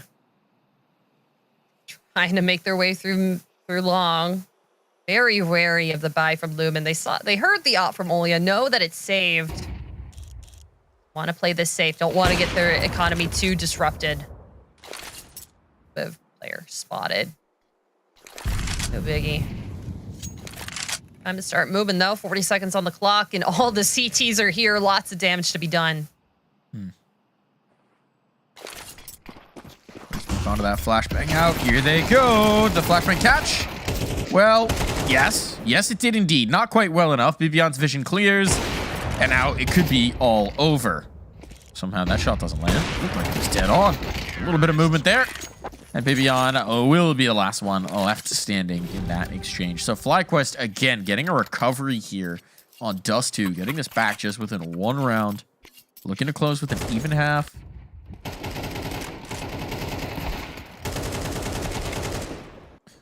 Yeah, it's incredible placement from BB on that round. Able to get around that flashbang, able to get around the CTs and close it out, but still. Lots of damage. It's a rebuying, but still, it's the last round. Buy everything you can, and finally Lumen, no up on their side, but they have the rifles, they have a little bit of utility, but it just still feels like we haven't seen a full CT round from them just by how flippantly they have not been doing their saves, just like you said. Oh, a little bit of a party. Yeah, what are we doing here? Traffic jam? Traffic jam? Who's going out first? Emmy said, you know what? I don't want to. I got to set up util, actually. Change my mind. Change my mind. Trying to walk back up the down escalator. All right. Heavy util execute out towards long. We see this again from Lumen. You lose long control. You take catwalk. This time they haven't lost the body. They just know that the utility's out. So it's a decent crunch in towards mid. If they can catch Goose, maybe they can give themselves a numbers advantage. And FlyQuest are so patient and diligent about the way they set up util for these takes. Oh boy. Goose gets overwhelmed, but knowing that there's a double swing up catwalk, our teammates should accelerate. They should be going quick here, because the longer you wait, the more of a chance that there's actually a defense mounted. And they've read this correctly. There's nobody here. But Emmy needs to get her eyes turned around. Emmy needs to get her eyes turned around towards long. Oh, a little late into this. Eventually on the corner. Does manage to get one, but there's the trade. Could have set up towards car, perhaps, giving herself a better chance at that. But still, her rifles could pay this off. They brought it down to a 2v2, and they've got good positions to defend from. They're turtled up on towards the site, but too quick back in this. These are the details we're seeing, where it's a player who's not used to playing as a primary offer. It's the small windows, the small changes, the margins can make a huge difference of getting your gun on the angle. You know, setting up the util for your team is great. That's wonderful, but you got to get the kills yourself. We'll be right back after this.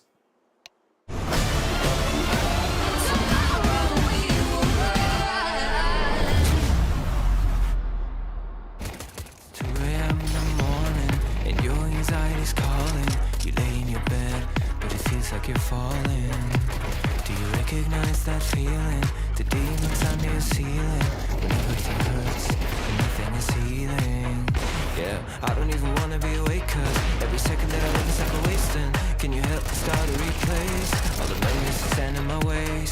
You know what I really hate the most is that happens to me is like a ghost. It's so far away. I only wanna be okay. Tell me why should I stay?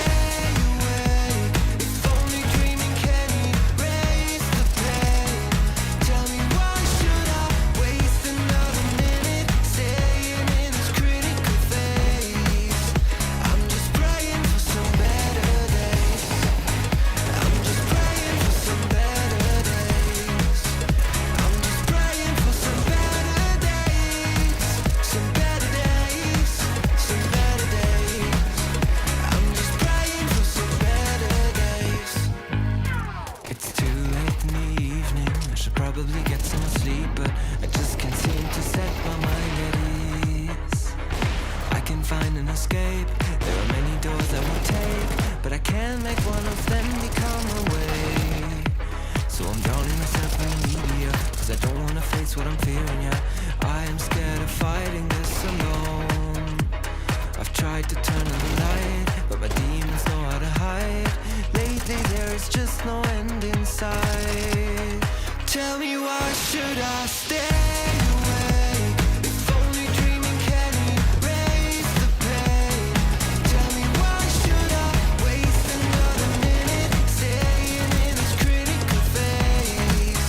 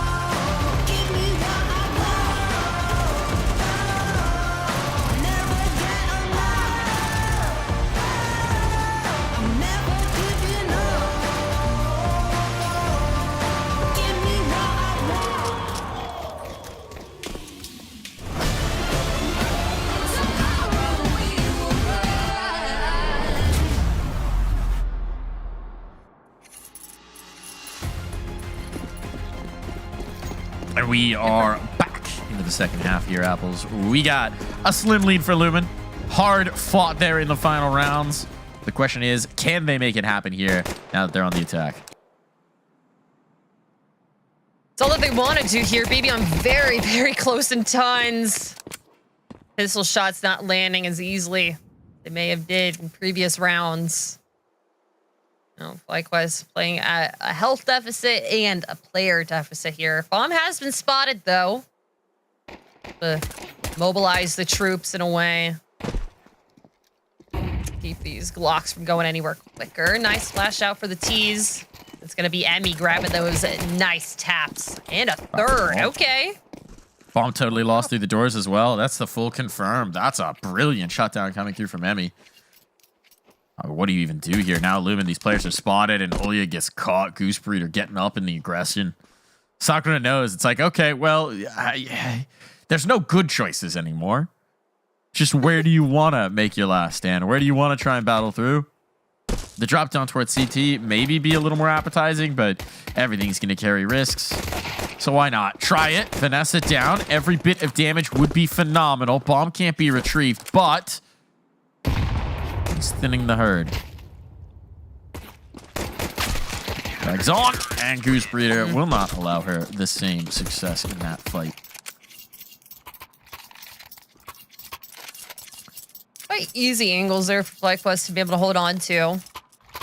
Lumen not doing anything as punchy as FlyQuest tried to that first round. The push where we saw Kira get that ace. So nice one to hold on to. Pay 250.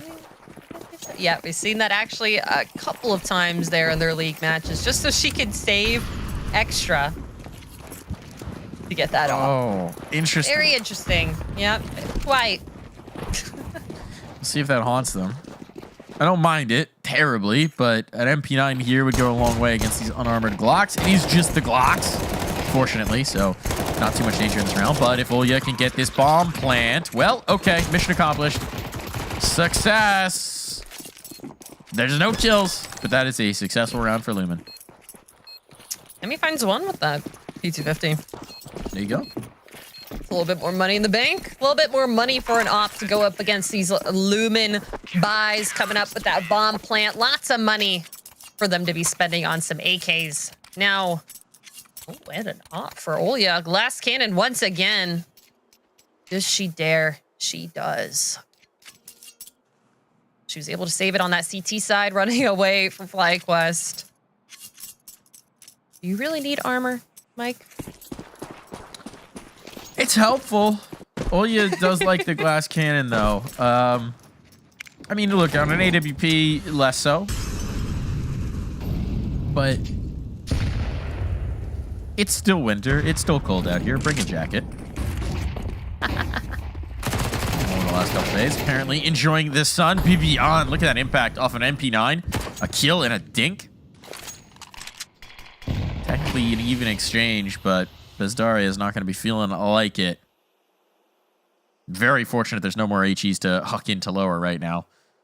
That is a serious trade possibility, and Goose will eventually find that. The round kind of dissected by FlyQuest here. Lumen kind of picking at flies. Bomb is making its way towards lowers. Kira and Olya trying to make their way through doors. Marie, though, has stationed herself here. You know about Olya. She has not made a noise with the op, but quite right there, she does. Marie at a battle against another weapon. Just gonna get out of there. Not letting her take the body. Nice bit of maneuvering. We really haven't seen her be that limited by the apparent geographic disadvantage. Oh, no. That flash hit the wrong bounce off the shutter. She's not going to feel so good. And here's that flank up. Goodbye. Oh, goodbye, Olya. Sakura was an absolute monster on Anubis. Still has been a very heavy hitter here on D2. But a little bit more limited in the room to rumble. Bomb plant would be a miracle. That's the first. But off on the line. Emmy ain't missing. Want to see if the CT op is working a bit better than their T side. So far, Lumen getting caught in every possibility that is possible for them. The assist and the clearing from FlyQuest just almost proving that they're a more conjoined team right now. Lumen just kind of flying by the seat of their pants here with this buy, though. Tech 9s and flashes. I'm running into lower here. Trying to take control of mid very early. Splash in the mid, though. Could be able to take some TT control, but you can see FlyQuest have already postured their eyes here. I mean, looking down, but that smoke could keep them from falling. BBM with a lot of damage towards this mid. Does not want to get ran over by these T's. Nice molly damage. Oh, double entry into sight. Sakura has to plant this bomb and... Oh boy. Okay, Olia.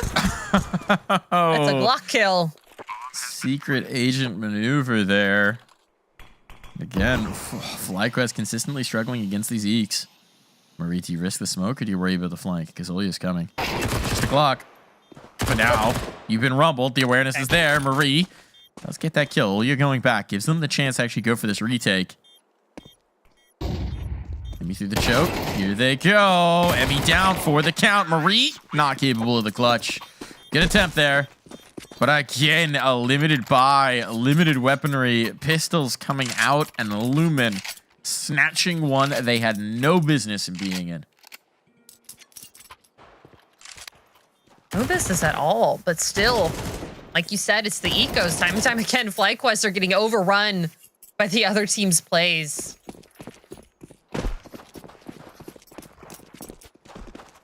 They have a bit of a buy, though. Both teams, full buy. Let's see how the ecos aren't working here. A leg there from Olia, trying to get that long peek with the op, but Goose Spirit now playing at 21 health. Really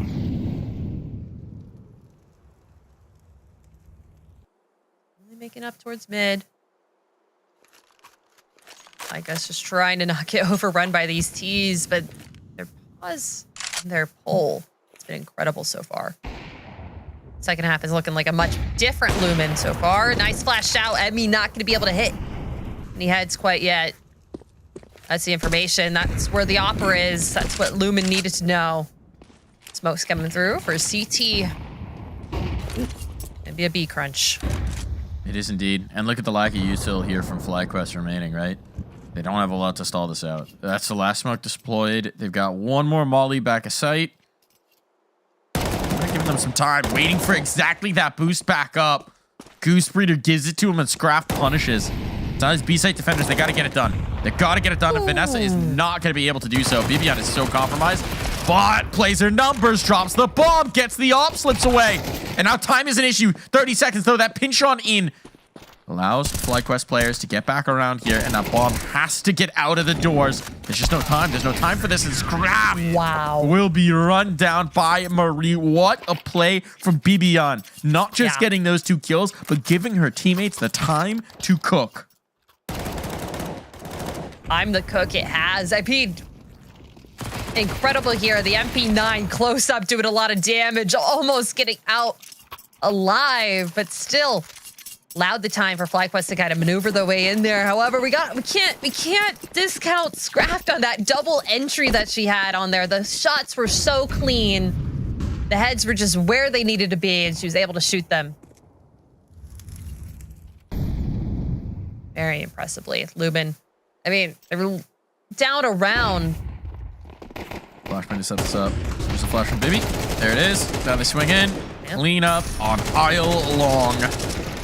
Easy as. Very comfortable coming through from FlyQuest. That's exactly how you want to play that. Textbook Counter-Strike there on that little ping pong peak. Now you hold long.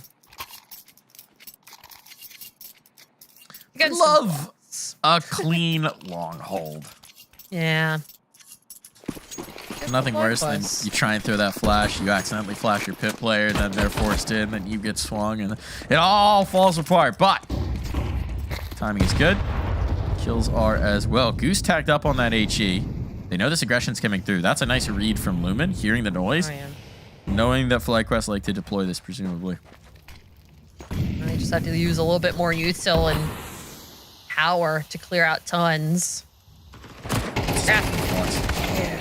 Pushed up. It's a big risk. Vanessa down. Now they have to adjust and trying to cross back over to address B. This is the problem with that setup. It was risky, and now the risks are coming home to roost. Big problem. That's why those forward setups in the B tunnels can be dangerous. As soon as you lose that player who's all the way pushed up, well, you're also pushed up in towards mid. So then I think it was Emmy tries to get back around to address the B control, gets clipped by the AWP crossing the doors, and the tower of cards comes crumbling down.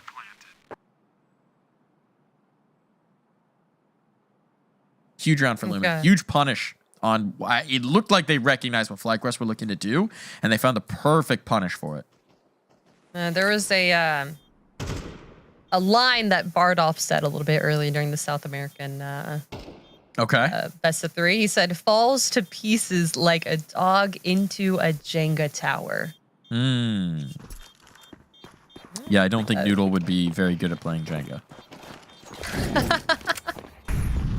Not very dexterous. Fine motor skills need tuning. Although, you know, saying that, he is very good at taking treats from small children who tend to wrap their whole fist around the treat instead of, you know, opening the hand. He's good at that, so maybe he's got some Jenga skills. Aw. I don't know if dogs really know how to play Jenga. That's an Air Bud movie I'd like to watch. The most boring of the Air Bud movies. Do you know what Air Bud is? Is this a dated reference? Yes, I know what Air Bud is. Okay, good. Okay, I'm old enough to know what Air Bud is. Do they still make Air Buds? I don't know. I'm not that young. Okay, okay. Good to know. Good to know. I just know I'm old, and occasionally I make a reference, and it dates me. We both got dated there. If you don't know what Air Bud is... Ooh, you have a lot of watching ahead of you. Go find a VHS tape. Good luck.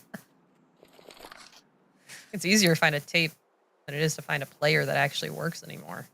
There's no rule that says a dog can't play ESL Impact. Or Jenga, I guess, is where we were going with this.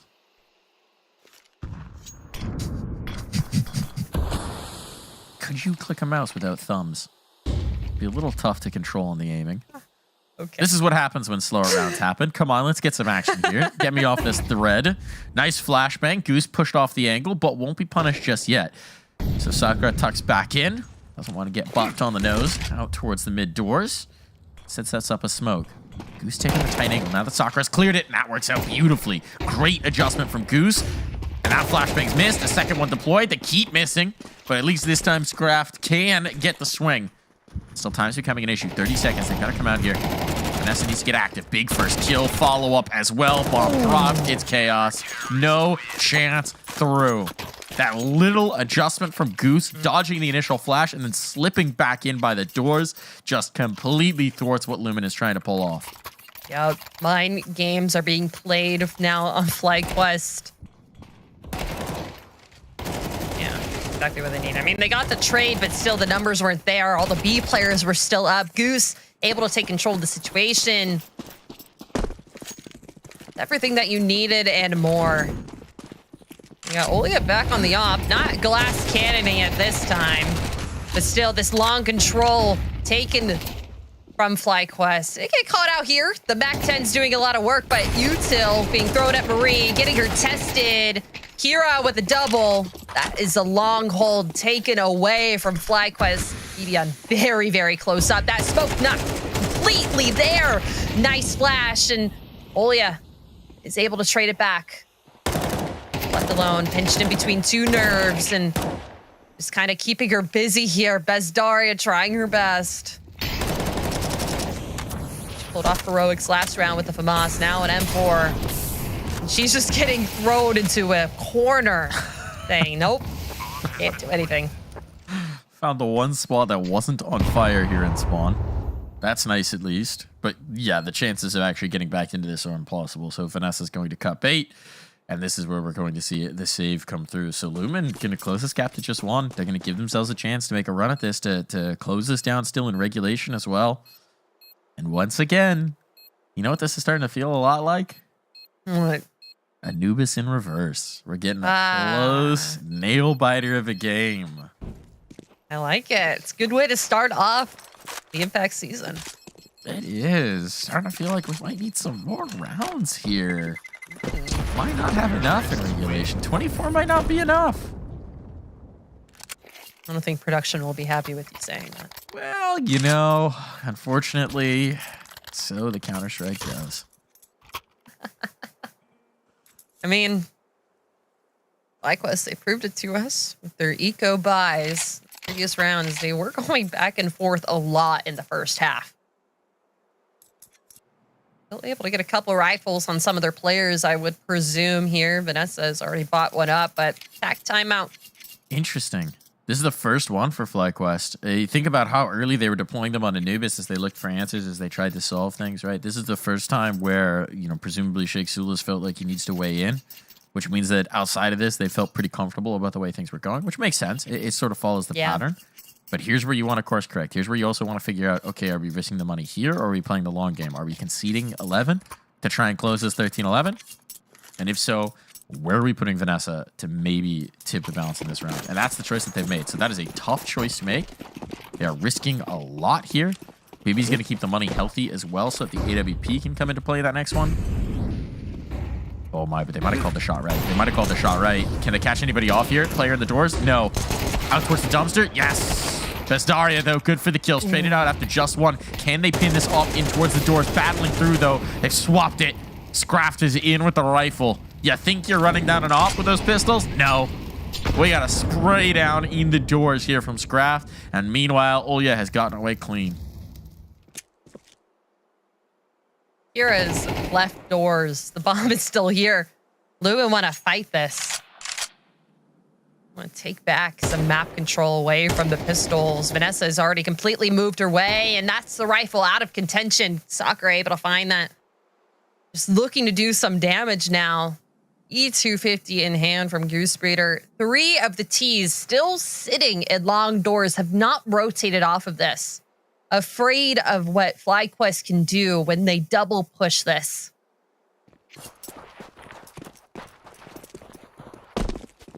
Well, they run away. Running in through mid. They know that it's clear.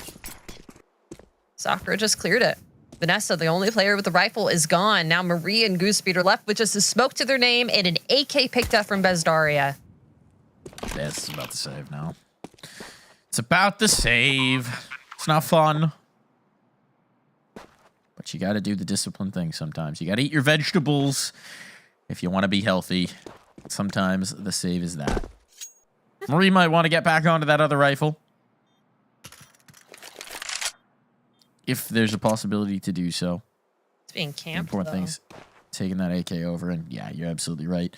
Not likely that they'll be allowing that. So instead, maybe Marie is just being the flare, I guess, attracting attention from the T-Rex that is Scraft here on the hunt.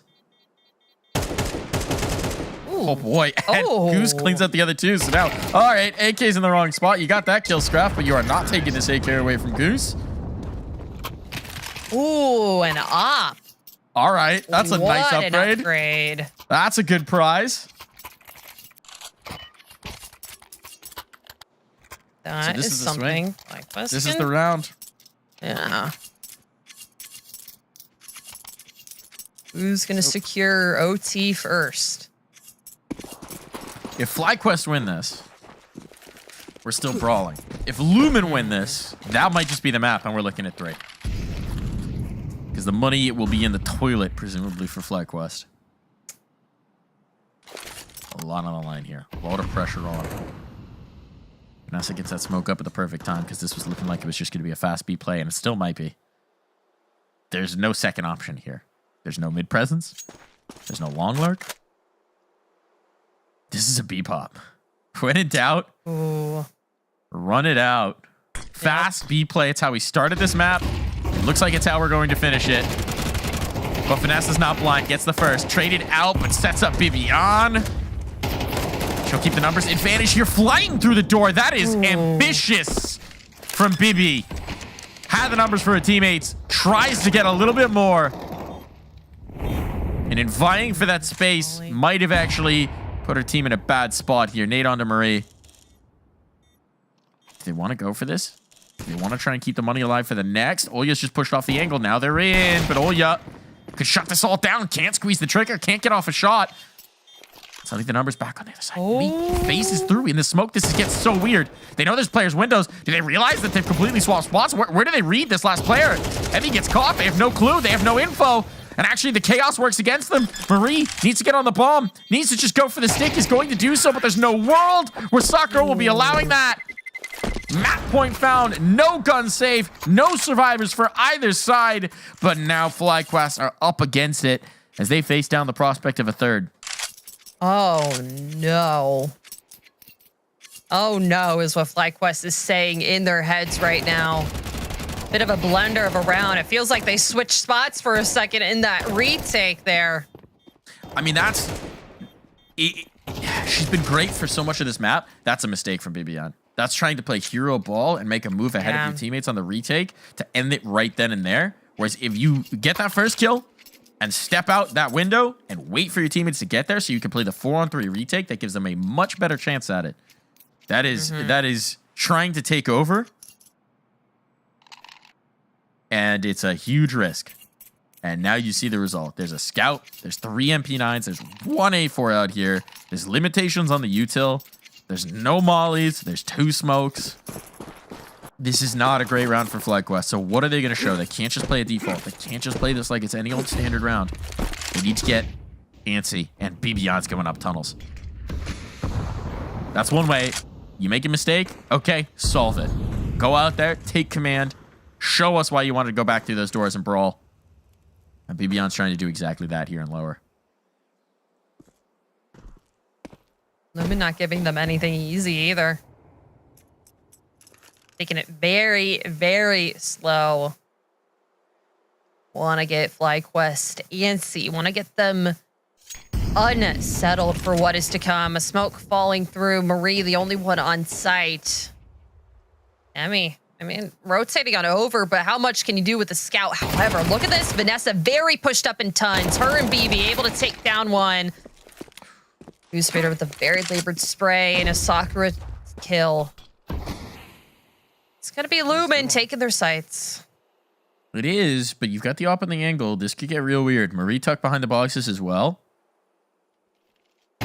One more flashbang. That's all the way on the other side of the map, and it is just a scout, right? So that's a little less impactful than it perhaps could have been. Marie, though, catches players with the util in hand, can't finish the kills. Nade finds Emmy, and we are looking at a third, unless Vanessa and Bibion can find a miracle here.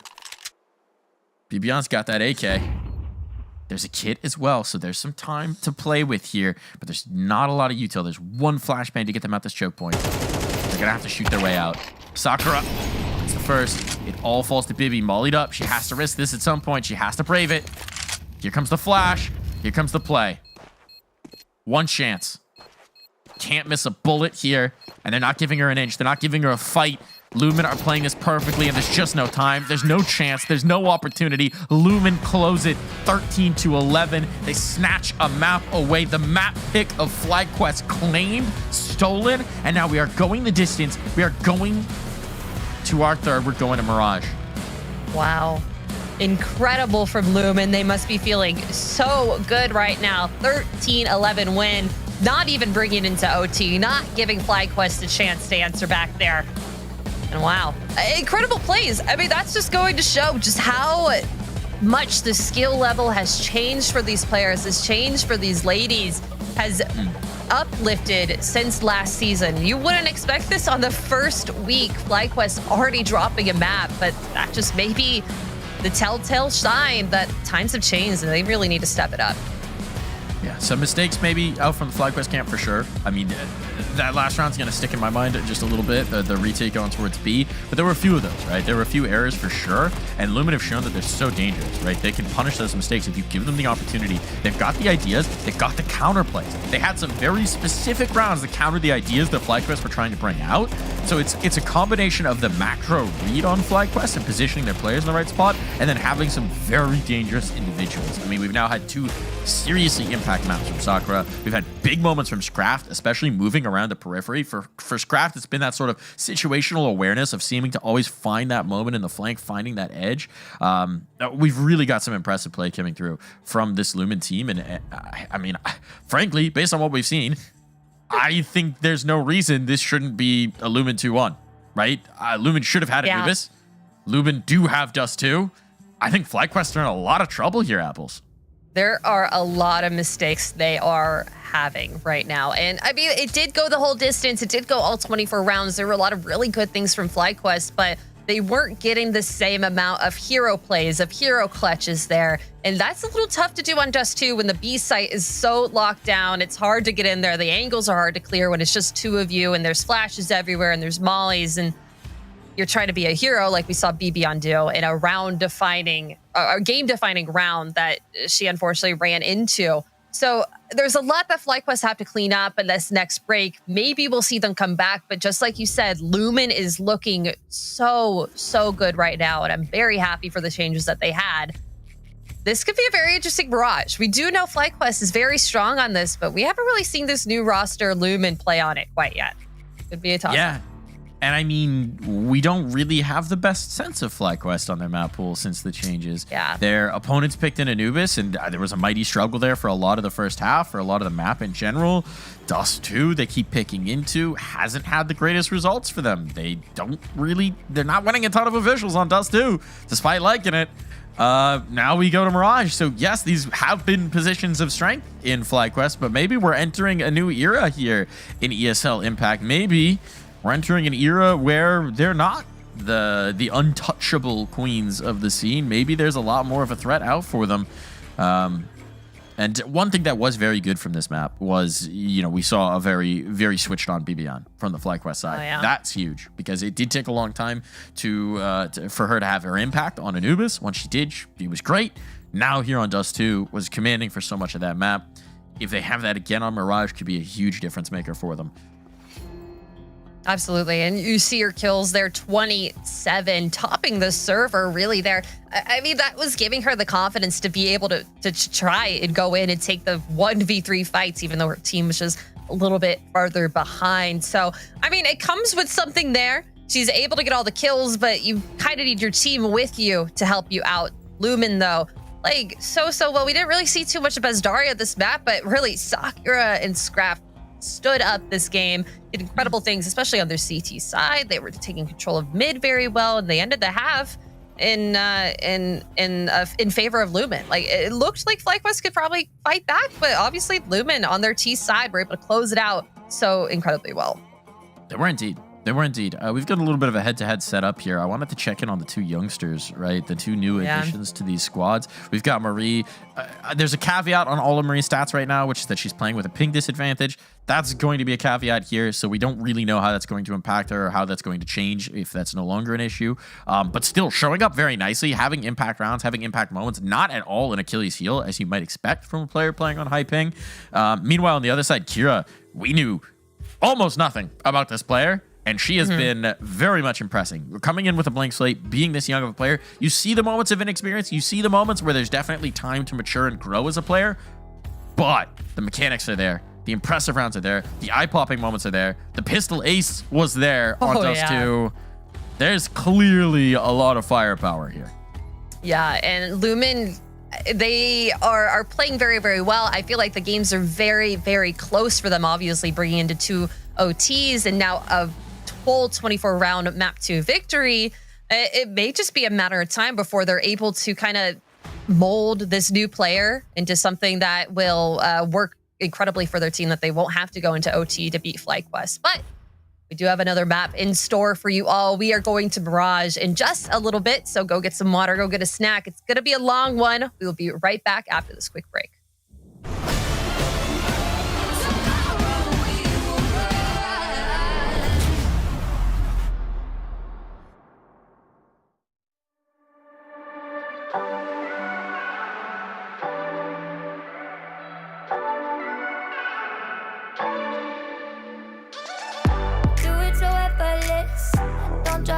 With it. They try to reference it, wanna say they invented this. I know you can't resist. Giant distance. Don't even take the risk. Walk away, walk away, walk away. 'Cause I got everyone wishing they had what they're missing, but no, never know. Guess I got it simple. I'm not like the people you know. People you know. I make it look easy. I bet I make it look easy. Don't try to fake it to be me. Just 'cause I make it look easy.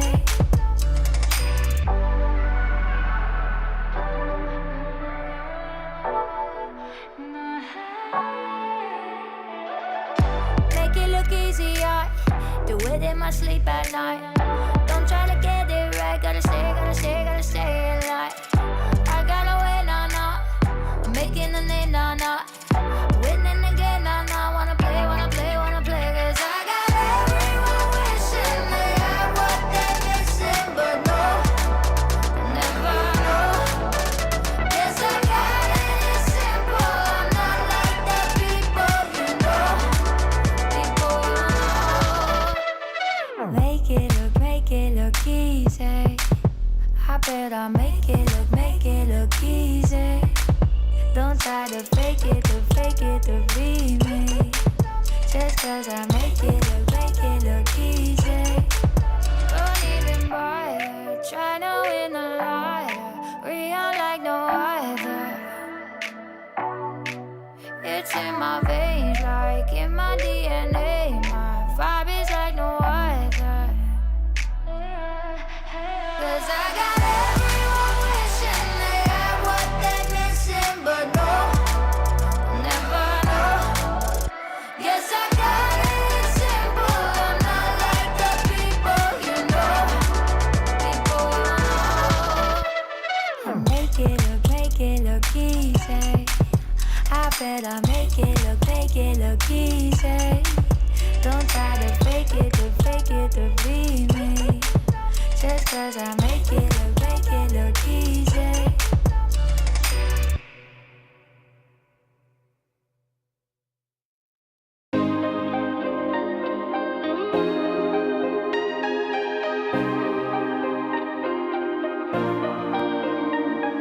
Street lights turned on hours ago. You've been here 3 nights in a row. I feel I can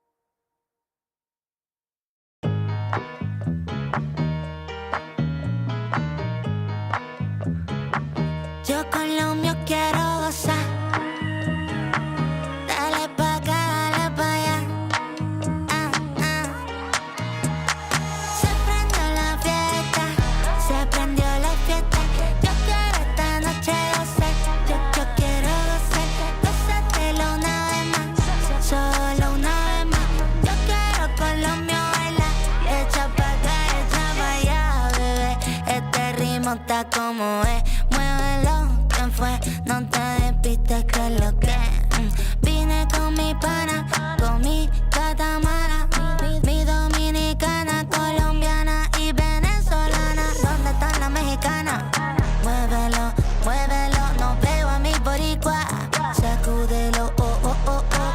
El ambiente está fresco, el ritmo lo siento. Aquí se prendió el party, vente a mover el esqueleto. Yo quiero gozar, gozar, quiero gozar, gozar. Vívetela, vívela, vívete, vívela. Hoy solo quiero disfrutar, la vida disfruta. Vente para mí, deja la pena, déjala, déjala, deja la pena, déjala, déjala, deja la pena. Y vente pa' acá, vente pa' acá, echa pa' allá, pa' acá, pa' allá, acá. Ya, really, de lunes a viernes pa' librar los fines. Pásame un shot que cobré estos chiles. La paso bien gastando los miles. Con mi combo no te metas. La familia no se toca, se respeta. Con mi combo no te metas. La familia no se toca, se respeta. Aquí estamos todos happy. La rutina siempre contra mí. Me relajo, cero estrés aquí. Vente a la fiesta, vente al party. Vente al party. Los carros en la calle suenan pi, pi, pi. La pasamos bonito y el juego siempre puesto en la TV. Yo quiero gozar, gozar, quiero gozar, gozar. Vívetela, vívela, vívete, vívela. Hoy solo quiero disfrutar, la vida disfruta. Vente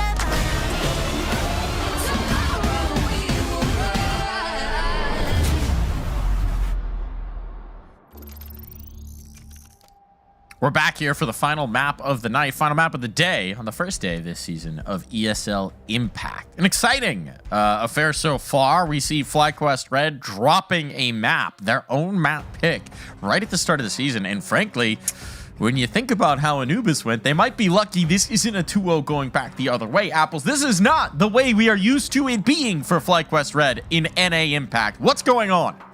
What is going on is a great question. It's Lumen showing that they are here to play. They're here to show the firepower that they have on their squad, the young guns and the young new players that they have on their team, new cohesion, and it looks really, really good. I am worried for FlyQuest. It is Mirage. It is a good pick for them, but still, from what Lumen have been showing us in these last two maps, it's going to be a little shaky for them if they're not able to get them out of the gate. I want to throw some asterisks on for FlyQuest Red, because I'm sure they would appreciate it. They've got a player playing from Europe. That's never fun. Yes. That's your new player as well. She's adapting to a new team, adapting to a new scene, adapting to new strats, and having to play with high ping. That's tough. So caveat that for Marie.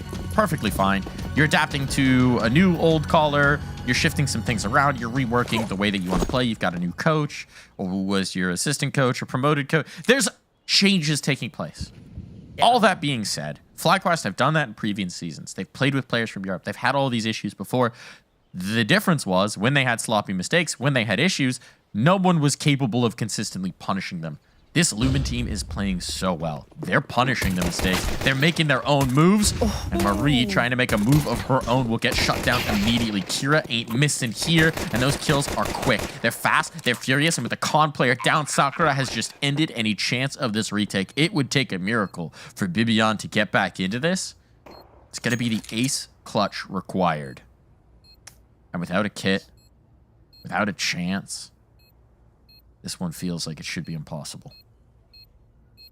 Maybe one or two kills around the site, but still, Lumen, I love the they're so respect. deep. Yeah. They're giving her so much respect on this space. They're not giving her a chance to get into this. There is a kit down on towards site, so that would have made life a little bit easier. With nobody peeking, you just got to get a parting gift here for Bibian and get out of there. That's a really nice play. Great discipline from Lumen. The number of teams at every level of competition that in a 5-on-1 pistol round like that would get a little over eager to hunt down that last frag. Love the discipline, love the call. No one peek. We're locking this thing in. Well, Bibian is a headshot hunter. She is the one that you need to be afraid of on FlyQuest right now. She has proved it. Last two maps, I think top fragging that last one, almost top fragging that first map. She's the one with the firepower in her gun. So gotta be a little bit afraid of that. Lumen with the bomb plant and a win. Some Galils and Mac 10s. FlyQuest only a smoke to their name and that armor that Bibian came out of the last round with. Seen crazier things happen, but a lot of respect to the FlyQuest right now. Lumen taking it very slow with their space taking. Yeah, this one would be pretty crazy. If they go up catwalk, if they smoke con and go up catwalk here, that's when the trap springs. That's what FlyQuest are praying is going to happen. Marie gets rumbled. That might cook some further in. Vestaria is wondering. Haven't seen much. Wary that it might be a trap. Great awareness right now, and if they work their way up con, it's just Bibian who could be a problem here. T250, that one set of armor. Oh my goodness, it's just Bibian, but Bibian might be enough. Sets up Goose Breeder for that last as well. Oh my god. Have they actually done this? You said you've seen wilder things. This one's getting pretty wild and weird, and it's just one player to try and salvage. Vestaria was the first point of contact, and Apps was cautious about it. But her teammates still managed to step on the mousetrap that was Bibian's P250. And that might have just been enough. Wait. But we're not done. 15 seconds, though. There's just no time. There's no time to spare. There's no time for this. And Vanessa is going to show why. Oh, my God. How have FlyQuest done this? Bit of a jump scare you saw Daria have. Vanessa popped out of her corner. But yeah, I have seen crazier things happen last season. They did have a full USP round that they were able to win, but Bibian being the clutch factor here. Not even a clutch, just able to get those 2 farming kills with the P250 saved over, the armor, keeping her alive for the second one, setting it up for Goose Breeder, just like you said. FlyQuest very quickly even it up for them. Putting Lumen on a hero rifle buy. They have all the utility in the world. The rifles to match.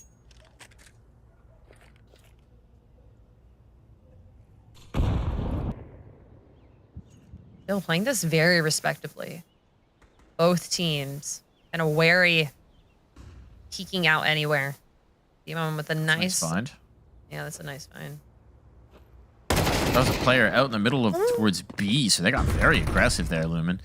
And all right, now they're taking this space. Sakura getting that. Makes things interesting. They're trying to end this on A. Bomb's making its way over. There's controlling towards mid, but Emmy catching the first. It clears up the sightlines here, and now Vanessa's unexpected under the bout. So bomb drop. The Fangs are taken out of this round, but damage certainly still a possibility. And actually, with 50 seconds to play, those Fangs are right back out. They regrew them like sharks. There's blood in the water right now. Vanessa and Emmy cannot afford to let this slip. This would be devastation, disaster. Well, yeah. Making it uncomfortable. Here comes that crossfire, though. An adjustment from under the belt. Vanessa's a different angle now. Emmy finds the contact. Vanessa's now got the eyes on the right position. It won't even be required. Emmy does it all herself. Incredible take that from FlyQuest. Would have been, like you said, devastating if they lost that round to Lumen. But still, they were able to do a lot of damage onto them. Dropping 3 rifles away from FlyQuest. It just feels like they haven't quite gotten slowed yet. Lumen still have the fire beneath their wings. Still know that they could probably close this out 2-1. You said in pre-show. Just have to get the right formula against this FlyQuest squad. They know how to play Mirage. They haven't played against Lumen quite yet. First pick onto Emmy, Vanessa, and Sandwich. Able to pick out 2. Bezdaria of the quick peek to find 1, but still, Emmy there. Mainstay. Quick 3rd round for FlyQuest. Very good signs to get Emmy going early. you know, get some of these multi-kills going against some of the lighter buys, get that juice flowing, that confidence up. Because we saw, I mean, certainly on Anubis, she was taking over the map so often. Such an impact player. And even on Dust 2, still having a strong performance, but we saw some of those moments of discomfort with the new role. We saw some of those moments where caught with utility in transition, caught not quite on the angle, not quite comfortable in the post, not quite in the same position. Just the little things that are going to happen when you're taking on a new role and when you're developing that skill set a little bit more. Nothing that was catastrophic, but certainly everything's easier, as anyone who's ever played Counter-Strike will tell you, when you get the kills early and the confidence is just flowing right off the bat. And you're feeling the peaks and all that. So it's a nice sign for FlyQuest that gets going very quickly. Well, you always look for a good entry fragger. So far, Sakura being the one on the team to take the fights head on first. Who's gonna get the kill when the smoke clears? It's gonna be Goose Speeder tucked into her little hole window. Now Bibian grabbing one of her own, just picking them off one by one. Lumen getting dismantled and looking like they're trying to end A here now, but you see how quickly Vanessa has pushed up here to be able to get this. She has the angle right, quickly traded. Olia down to 10 health. They still want to fight this. They still want to make it happen. Oh, the CTs have rotated their way in. Crossfires have been set up. It's going to be hard to fight through when you only have a lurk smoke. A flash is going to try and help, but still. Speeder, the shots are there. Bomb is dropped, and the double comes through for FlyQuest. Yeah, that setup was just too strong. As soon as the third player gets in towards Ticket, what was already looking like a low margin round becomes a nigh impossibility. Nice play from FlyQuest. Really nice stabilizing round from them. Get some money going. Just make it clean. Uncontested, realistically. Now you've got cash. You've got two players on 5K plus. You got money in reserve. You're up against the pistols in this one. We've seen enough of these pistol rounds get tenuous that, you know, let's not get ahead of ourselves. But it's looking good. Fast play in towards B. Here they go. Marie dumping the util, trying to stay alive. Set up her teammate, BB on. And what BB on will collect off of the Molotov. Looking for more. Want to be on the other side of this rifle. She is lethal, but, well, a stack of kills, and it's enough from BB. 3 is, in fact, enough.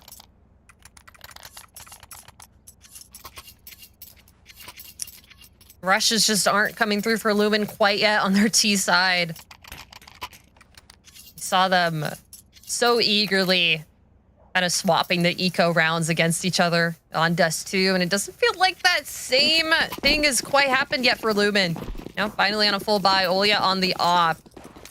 We will see something a little bit different, but FlyQuest have made it known that this is their map, and you're gonna have to fight them tooth and nail if you want to try anything different.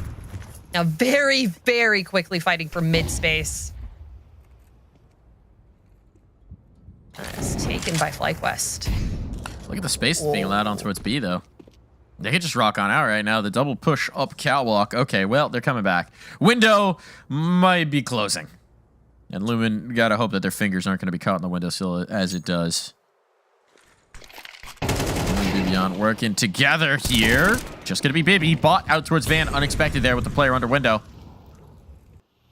The smoke sections this up. Miss window smoke. Or was it intended? No, of course it wasn't intended. You don't love that.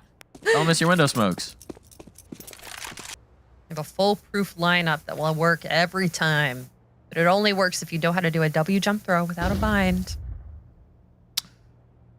You know, it's a low bar, but it does trip a lot of people up. It does. It really does. And still make their way onto the site. Dig. Expect Bibby down here. Nope. Trade it at the very least. There's a possibility here, but that bomb needs to be planted, and you've lost your guardian angel. Just Olya. Just trying to race to get this planted down. The nade goes a little too deep, so Olya gets a chance here at this 1v2, and they're both coming from the same angle. Smoke up, flash up. Just trying to make something happen here. They haven't actually gotten out the choke points. And now Ulyo posted towards the E-box. If they swing together, this could be tough. But one shot out of the air. Vanessa's out the angle. No health, but it's an AWP on the other side. So that may not be the difference maker. Ulyo dancing around these smokes. And Vanessa finds the shots she needs. 10-second defuse, but there'll be time enough for it. And FlyQuest keep this run of rounds going. This is looking more like the FlyQuest we expect. That's what you can kind of expect when it's a Mirage last map. FlyQuest have played this map for centuries, years. Centuries? Thousands of years, yeah. Yes, FlyQuest in the Renaissance era spotted here in this tapestry with the Mirage mid-push. Ah, yes, yes.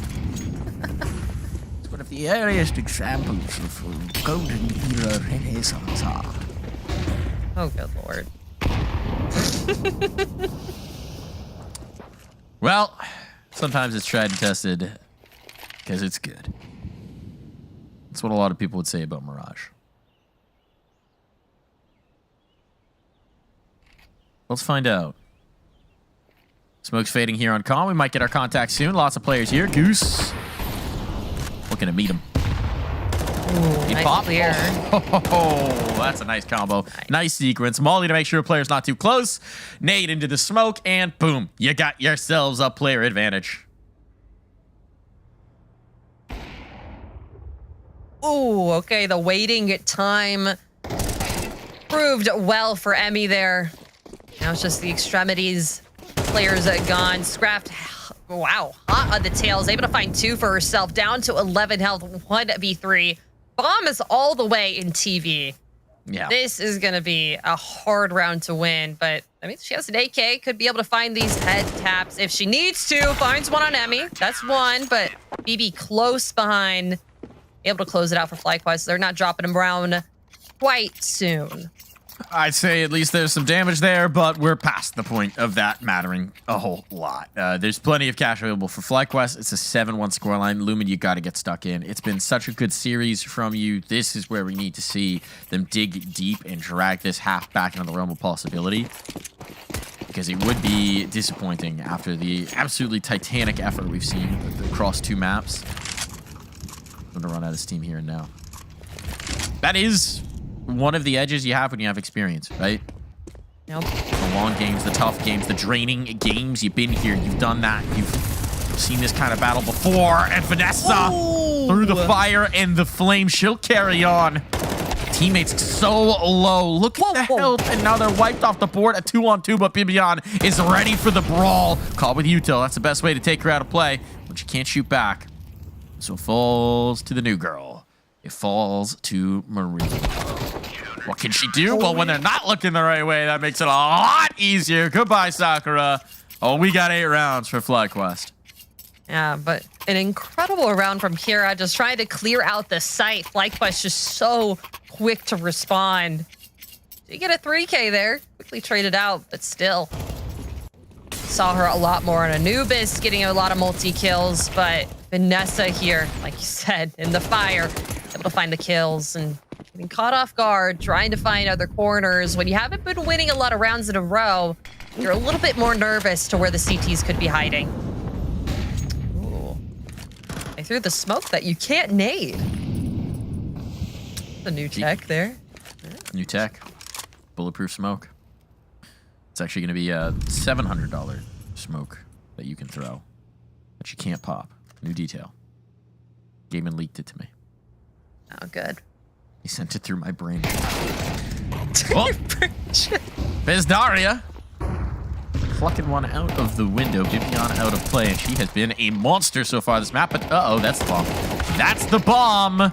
So, okay, you might have the site, but what profit you the site if you loseth the bomb? How are you going to get back to this one? Emmy's got the angle. Got the line with the AWP. How do you get out of this? Crossfire, well, you shoot your way out. That's how. Are we trying to find this flank? It might just catch Sakura looking the wrong way again. Vanessa, no more utility to stall this, so they're going to go brawl back in, but Marie's taking up her post, filling the vacuum left by Sakura. And Vanessa knows this is just stall tactics. Oh, no. Position revealed. So now Vanessa has to fight. Can't just stall to set up her teammate, and they don't hesitate for a moment. Gotta be Marie again. And this time there's 2 on the other side. Oh, first peek on the second, confirmation on the next. Sakura may be allowed the bomb plant. Does Marie go around the world for this? No. Commits back in. Takes the line. Wants to put the doubt in the mind of the reposition. Sakura had to take eyes off the angles, but there's the confirmation. First nade out. Sakura wide of it. It won't find its mark. Has to be with the guns, and still Marie brings it through. What a clutch for the new gamer, for the new fragger, for the 17-year-old potential star. Star in the making, she is. 2 rounds, she's able to clean it up for FlyQuest. I mean, this round lead has been incredible from them so far. And coming without any casualties by way of Lumen. Kills are still on their side, but the closeouts are just where they lack the luster.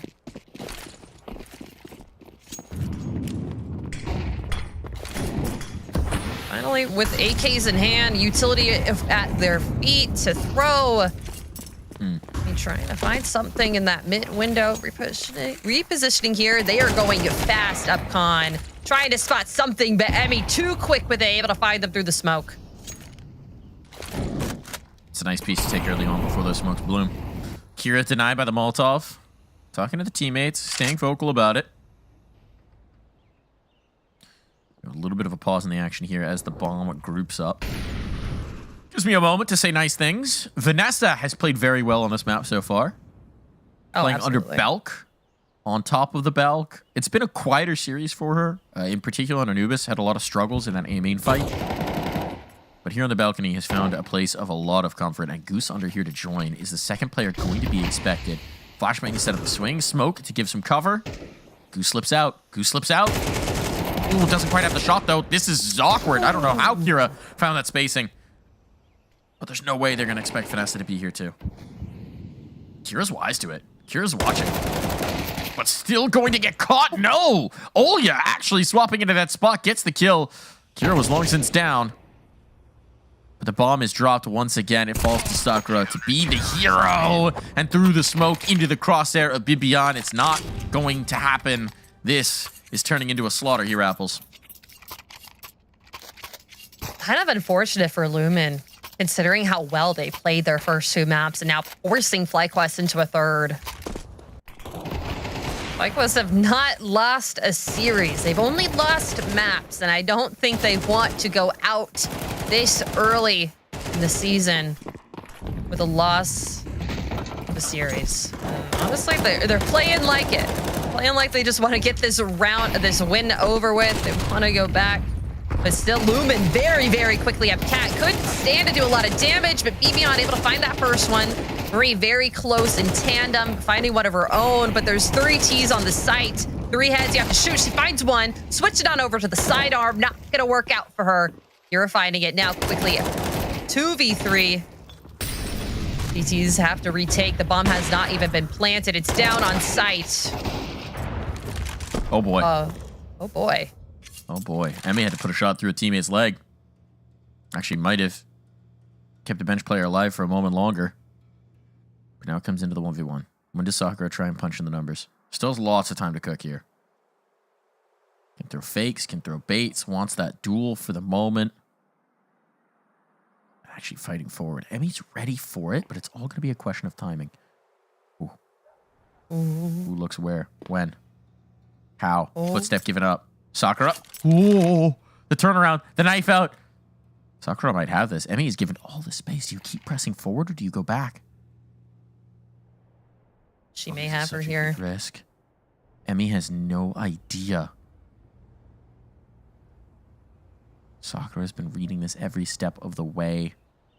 A tracker, a bloodhound on the scent, off barrel spotted, and it's over. A second round found at the least. We'll be back after this.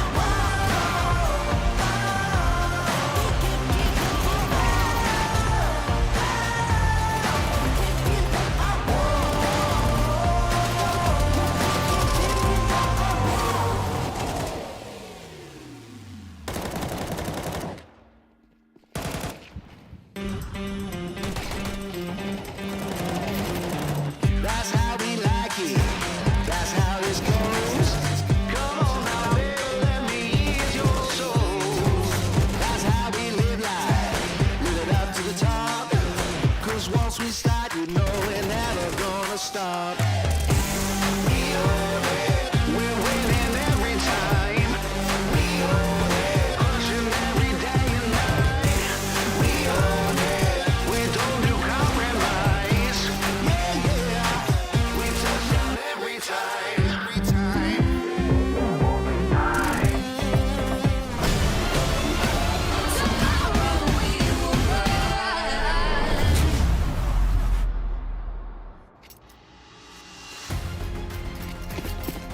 Back in for what could be a very brief second half. Lumen are painted into a corner here, and we have seen some incredible things from them tonight in this series. But now we need to see the most incredible thing of all, a comeback from a 10-2 half. They got to go quick, and FlyQuest are just trying to hit the killing blow right here. Fast play in towards B. Players are ready to receive them, and Kira will connect again. We've seen her be impactful on these pistols. Need it once more. Only going to get the one kill. So numbers advantage onto FlyQuest. Bomb planted as well. And this flank from Sakura, well, it may not have much front to work off of. No frills by from them as well. Just armor, no kit in play. They have to get these kills. Goosebeater at the close angle, but Sakura finding two of her own very quickly. 1v2. Olia, the last one to come out of market. Too many players to shoot at, and FlyQuest find their 11th. Not quite keeping the winning streak alive since they lost that last round of last half, but still, great way to set themselves up. Now, Lumen, they have to make a decision here. Are they forcing up here, or are they conceding to having to go all the way? They want to get it back into OT. Give a pause. May have something happening here behind the scenes, but a bit more of a thinking time for Lumen. Figure out their next point of action.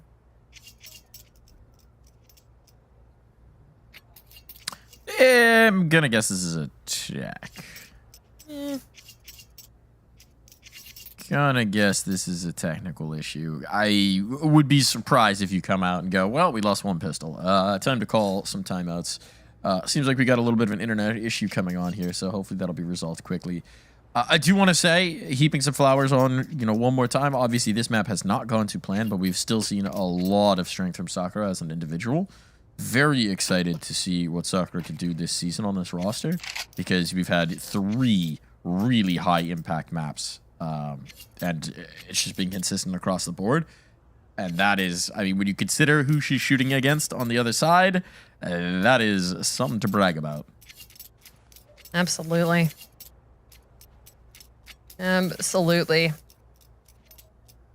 It just come down to team experience as a whole. I mean, Lumen, they have all been on ESL Impact. They've played the distance, done 3 map best of 3s, but FlyQuest, they kind of have a leg up on that, having made it to finals, have a bit more stamina in their veins to make this one happen.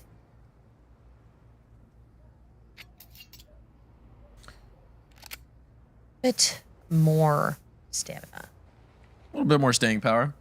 Been A little here, bit more. done that. Not strangers to the cheeky quad overtime, apparently. So Oh, gosh. we know they've got the energy resolves to play a lot of Counter-Strike.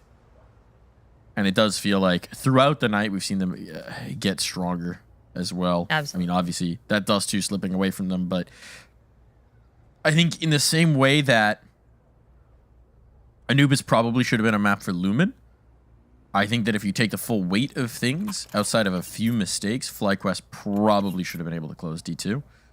And so we've seen mistakes from both sides. We've seen those errors, but now, obviously, FlyQuest dialed in here on Mirage as the scoreline reflects. They're locked in. They are locked in. They want to get this map over with. They feel heavy after the mistakes they made, like you said, on Dust 2. They're just ready to get this done. So, Mike, I have a question for you. Okay, hit me. Yeah. Do you own a lint roller? I do. You do? Okay. That's very rare to find people that own lint rollers. Why is that rare? I don't know. I feel like every time I need one and I ask someone for it, they never have it. I don't always travel with a lint roller, which is probably a mistake. I trust that green rooms will have lint rollers, but it's probably a mistake to risk that. but I do have one. It's a reality of having two pets, and one of whom is a very fluffy, very white cat. Is that if I ever want to wear black clothing, I had better keep a lint roller handy. Very interesting and necessary conversation for us to have in that tech timeout.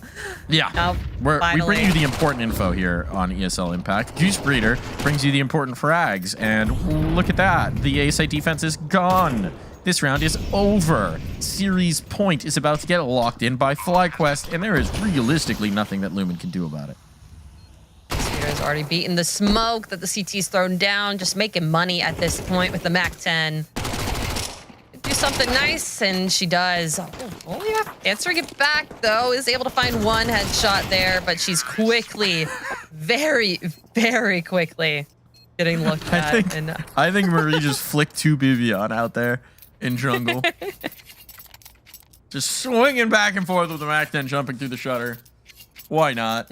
All right, 10 bites at the apple to close this map out. To close this series out, to take the dub. Look, this is FlyQuest getting pushed far more than we are used to seeing. But, you never heard that? Take another bite at the apple? Like that. Why are they biting me? It's like bobbing for apples. No, yeah, but like... Get another chance. Oh, because you're the I didn't... I am, my name is Apple. I didn't put that one You know together. that? Yeah. He forgot my name. That's crazy. I did. Huh. Crazy co-caster here, but something else a little bit crazier. Olia. If you start a it's not that podcast, you should call it Bobbing with Apples. Oh, I like that. Something else I Good like ideas is out here. Olia forcing it up again and again. Glass cannoning the op. It does grant her a kill. We're not the team advantage quite yet. Goose Breeder trying to do as much damage as she can on this B site. We've seen her do this a couple times in League, and it works out for her. Grabbing 2 kills so far, and the A site taken. Only line of defense there is scrapped. The crazy thing is, mid's open, right? So she's been so wary this whole time, and there's just no possibility. It's all onto Oya. All onto Oya. 1v3 with the AWP. Creeps out the first angle, puts a shot through the box, but tagged up. Still finds the frag on the cap player. Swinging out, though. Emmy on the off angle. There's just no chance. As tentative, as tenuous as those first 2 maps were, well, it's comfortable, it's clean here on Mirage. FlyQuest Red showing why they are still the heavy favorites on this season of ESL Impact. Still, Lumen were cooking. Just ran out of ingredients on Mirage. Ooh, I like that. That's pretty good. And just as much as FlyQuest, I feel, are feeling about this series, did fall a little bit short on a couple of the maps. Had to force it into OT on Anubis. Could have very, very quickly made it a 2-0 for Lumen, but they are showing that they are still the force to be reckoned with. But still, I mean, Lumen playing so incredibly well on those 2 maps. FlyQuest finally showing it back. Showing it back. Showing it back indeed.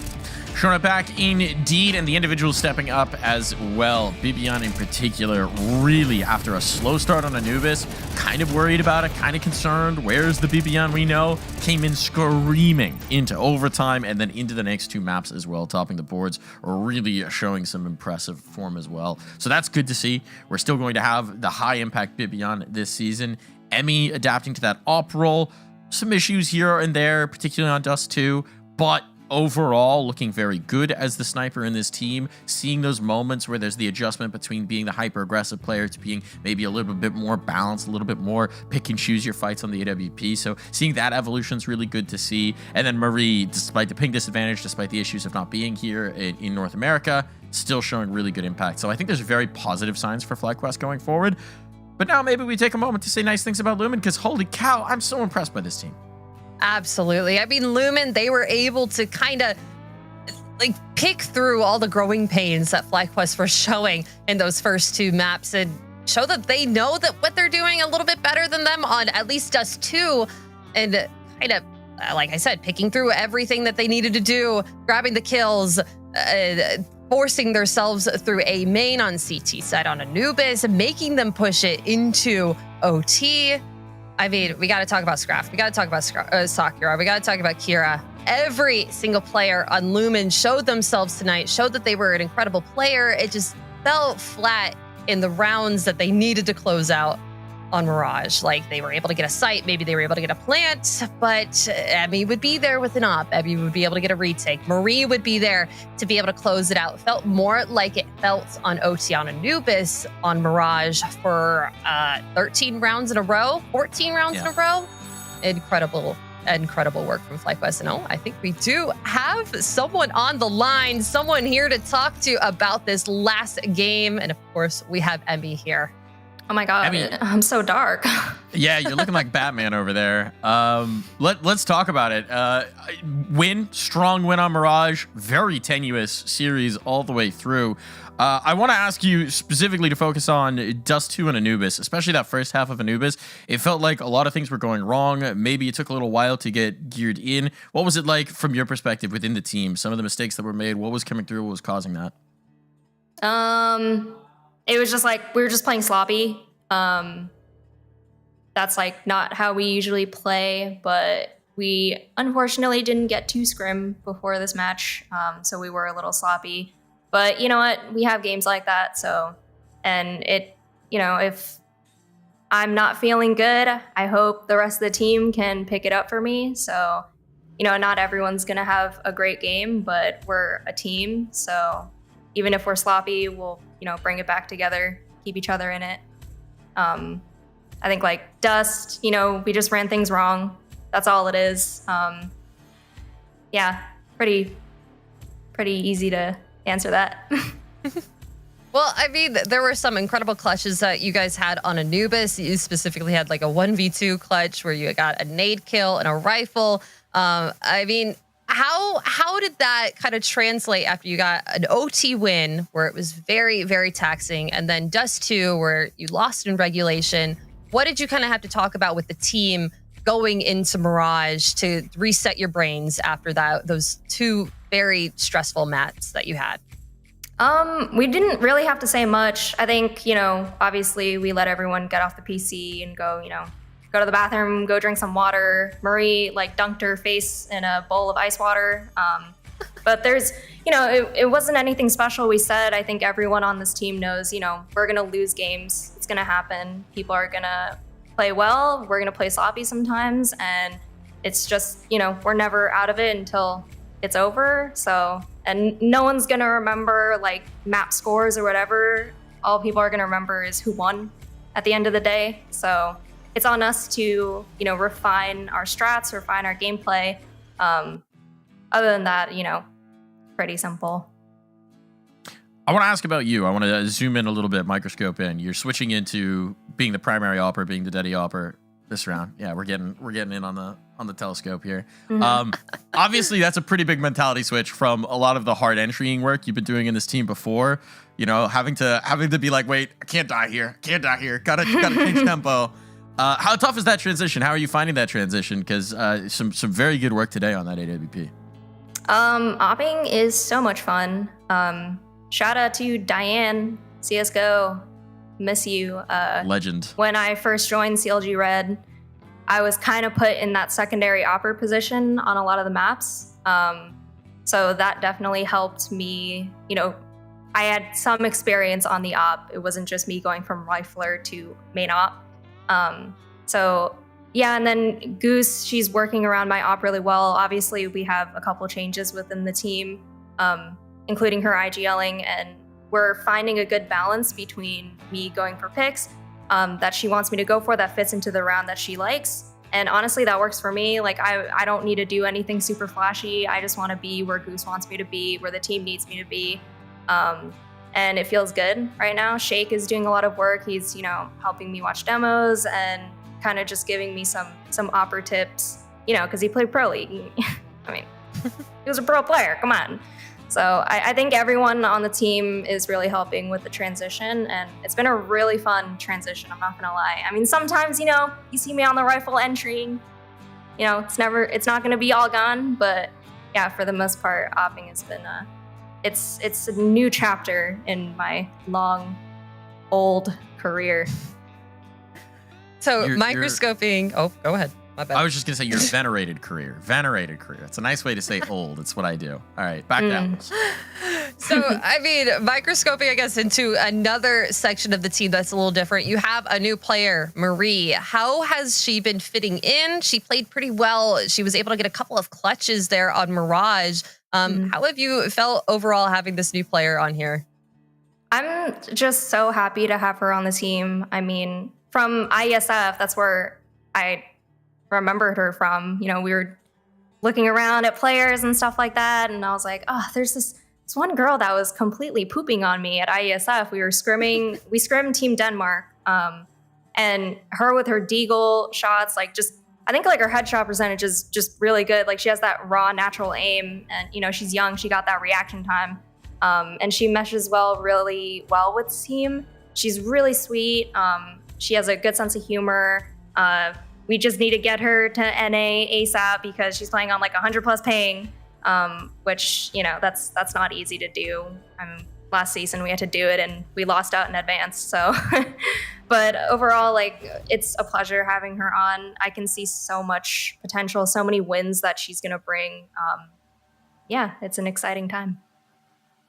One last question, then we'll let you go. Be happy about the win. You know, get some rest, whatever you want to do. But I do want to ask about the leadership transition because you mentioned, you know, there's a lot of changes going on in the team. Coach Goose taking back up the IGLing. For Goose Breeder, you've known her for a long time. You've been teammates with her at different stints for a long time, seen her through different transitions. What do you think is the evolution of Goose Breeder as an IGL now, taking back up the reins full time? Have you noticed a change? Have you noticed the philosophy? What are you seeing there? She has gone through a lot. I mean, I remember her, we were both just, you know, the two aimers, two young aimers just running in, entering at the start, and then she picked up IGLing, and, you know, it was a huge transition.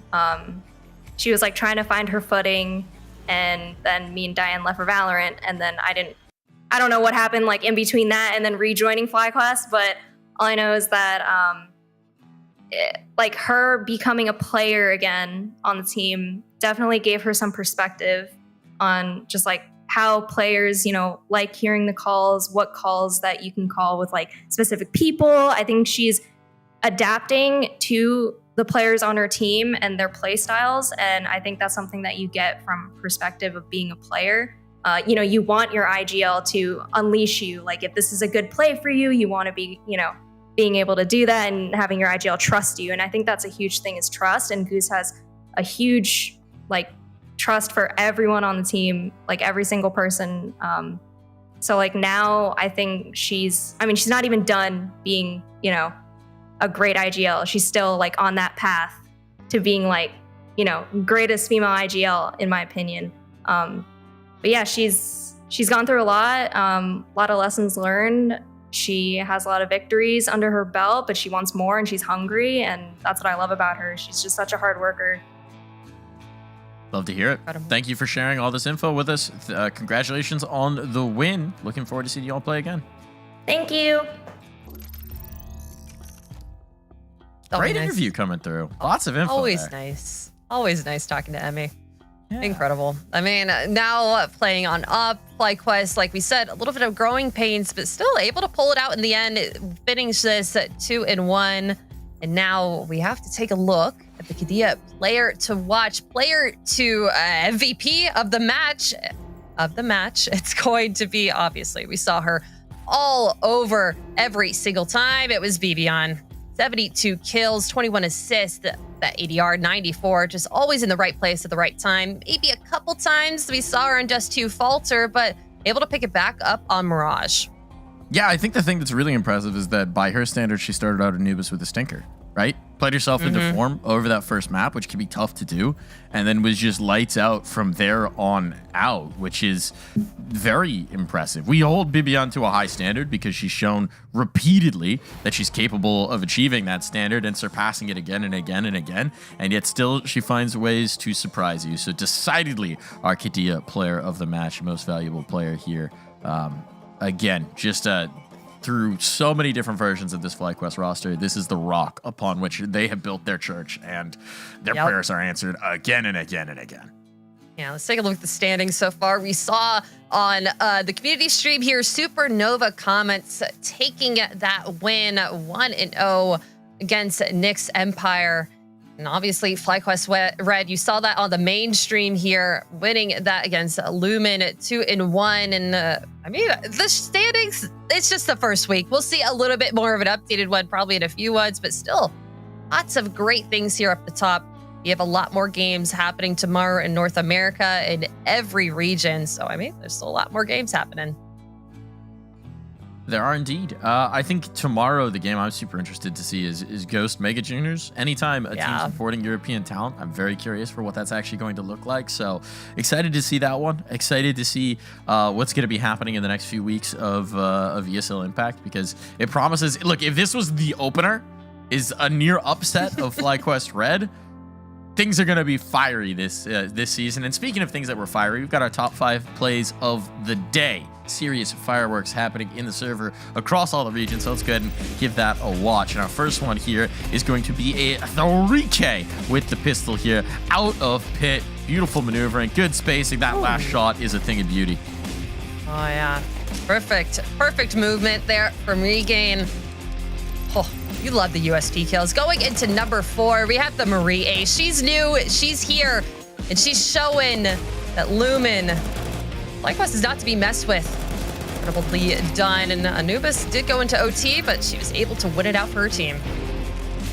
Now we get a clutch up coming through from Liddy's.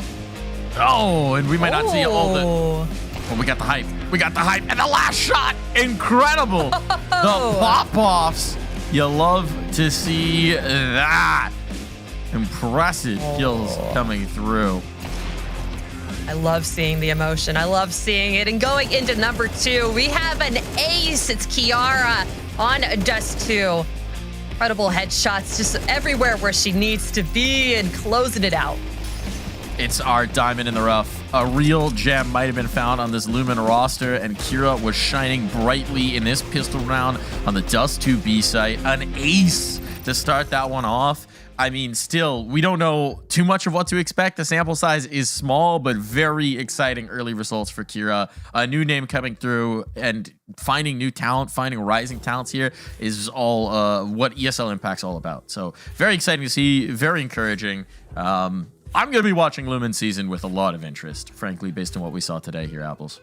Absolutely. I mean, Olia said it correctly. She told me a very talented young lady, and Kira did not miss. She showed everything that she needed to tonight. Unfortunately, is falling to FlyQuest, but still showed everything that they needed to tonight, that they are not a team to be messed with. They made FlyQuest drop a map in their first series of the season. So just like you said, I'm going to be watching Lumen with open eyes in anticipation for how they're playing for the rest of the season. It's an exciting one. It's an exciting one. But what's also exciting is I think we've come to the close of our broadcast. Thank you for tuning in for the first day of this season of ESL Impact. It's been a pleasure. We had a thrilling game tonight here between FlyQuest and Lumen, and hopefully we'll have a whole lot more of those this season. So on behalf of us all, thank you for watching. We'll see you next time.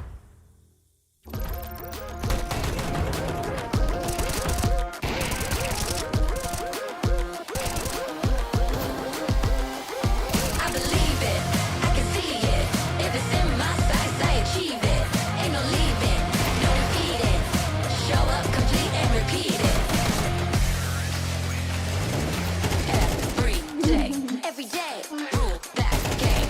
I always go 100%.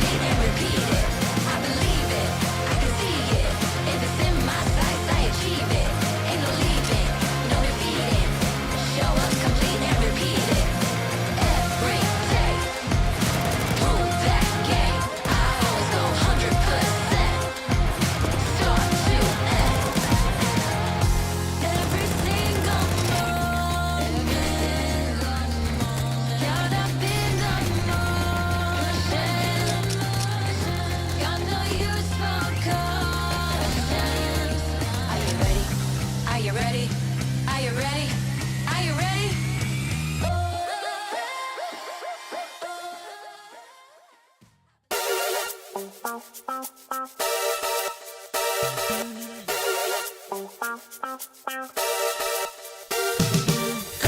me out like a photo from a magazine. Cold dead eyes, all tied up in the web of your fantasy. Little white lies, scandalous, scandalous, scandalous. You're scandalous. It's in your eye.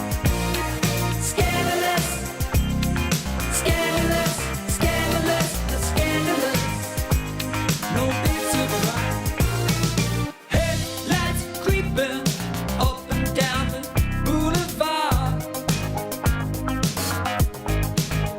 Dialing 666. Hey, can I speak to God? Helicopters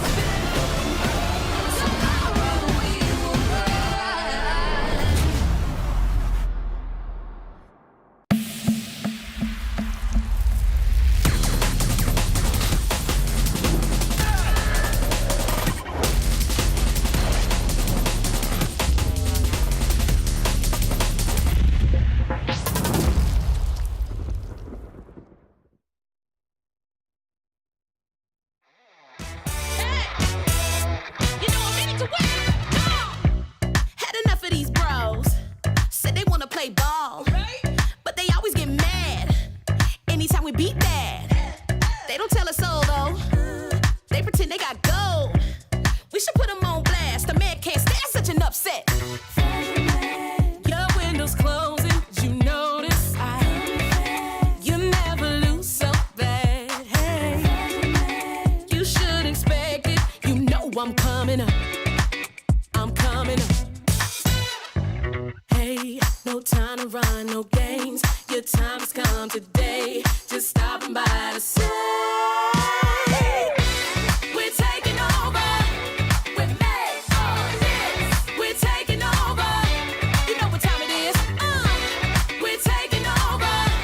We're made to win. We're taking over. Woke up this morning feeling like $1 million bucks. Tell me how you feel knowing you get no love. Wait a minute now. All wins, no losses. Watch out, fill my cup. If you can watch me rise up to the top, you can learn how to pick it up. Pick it up now. Your window's closing, you notice. You never lose so bad. Hey, you should expect it. You know I'm coming up. I'm coming up. Hey, no time to run, no games. Your time has come today. Just stopping by to say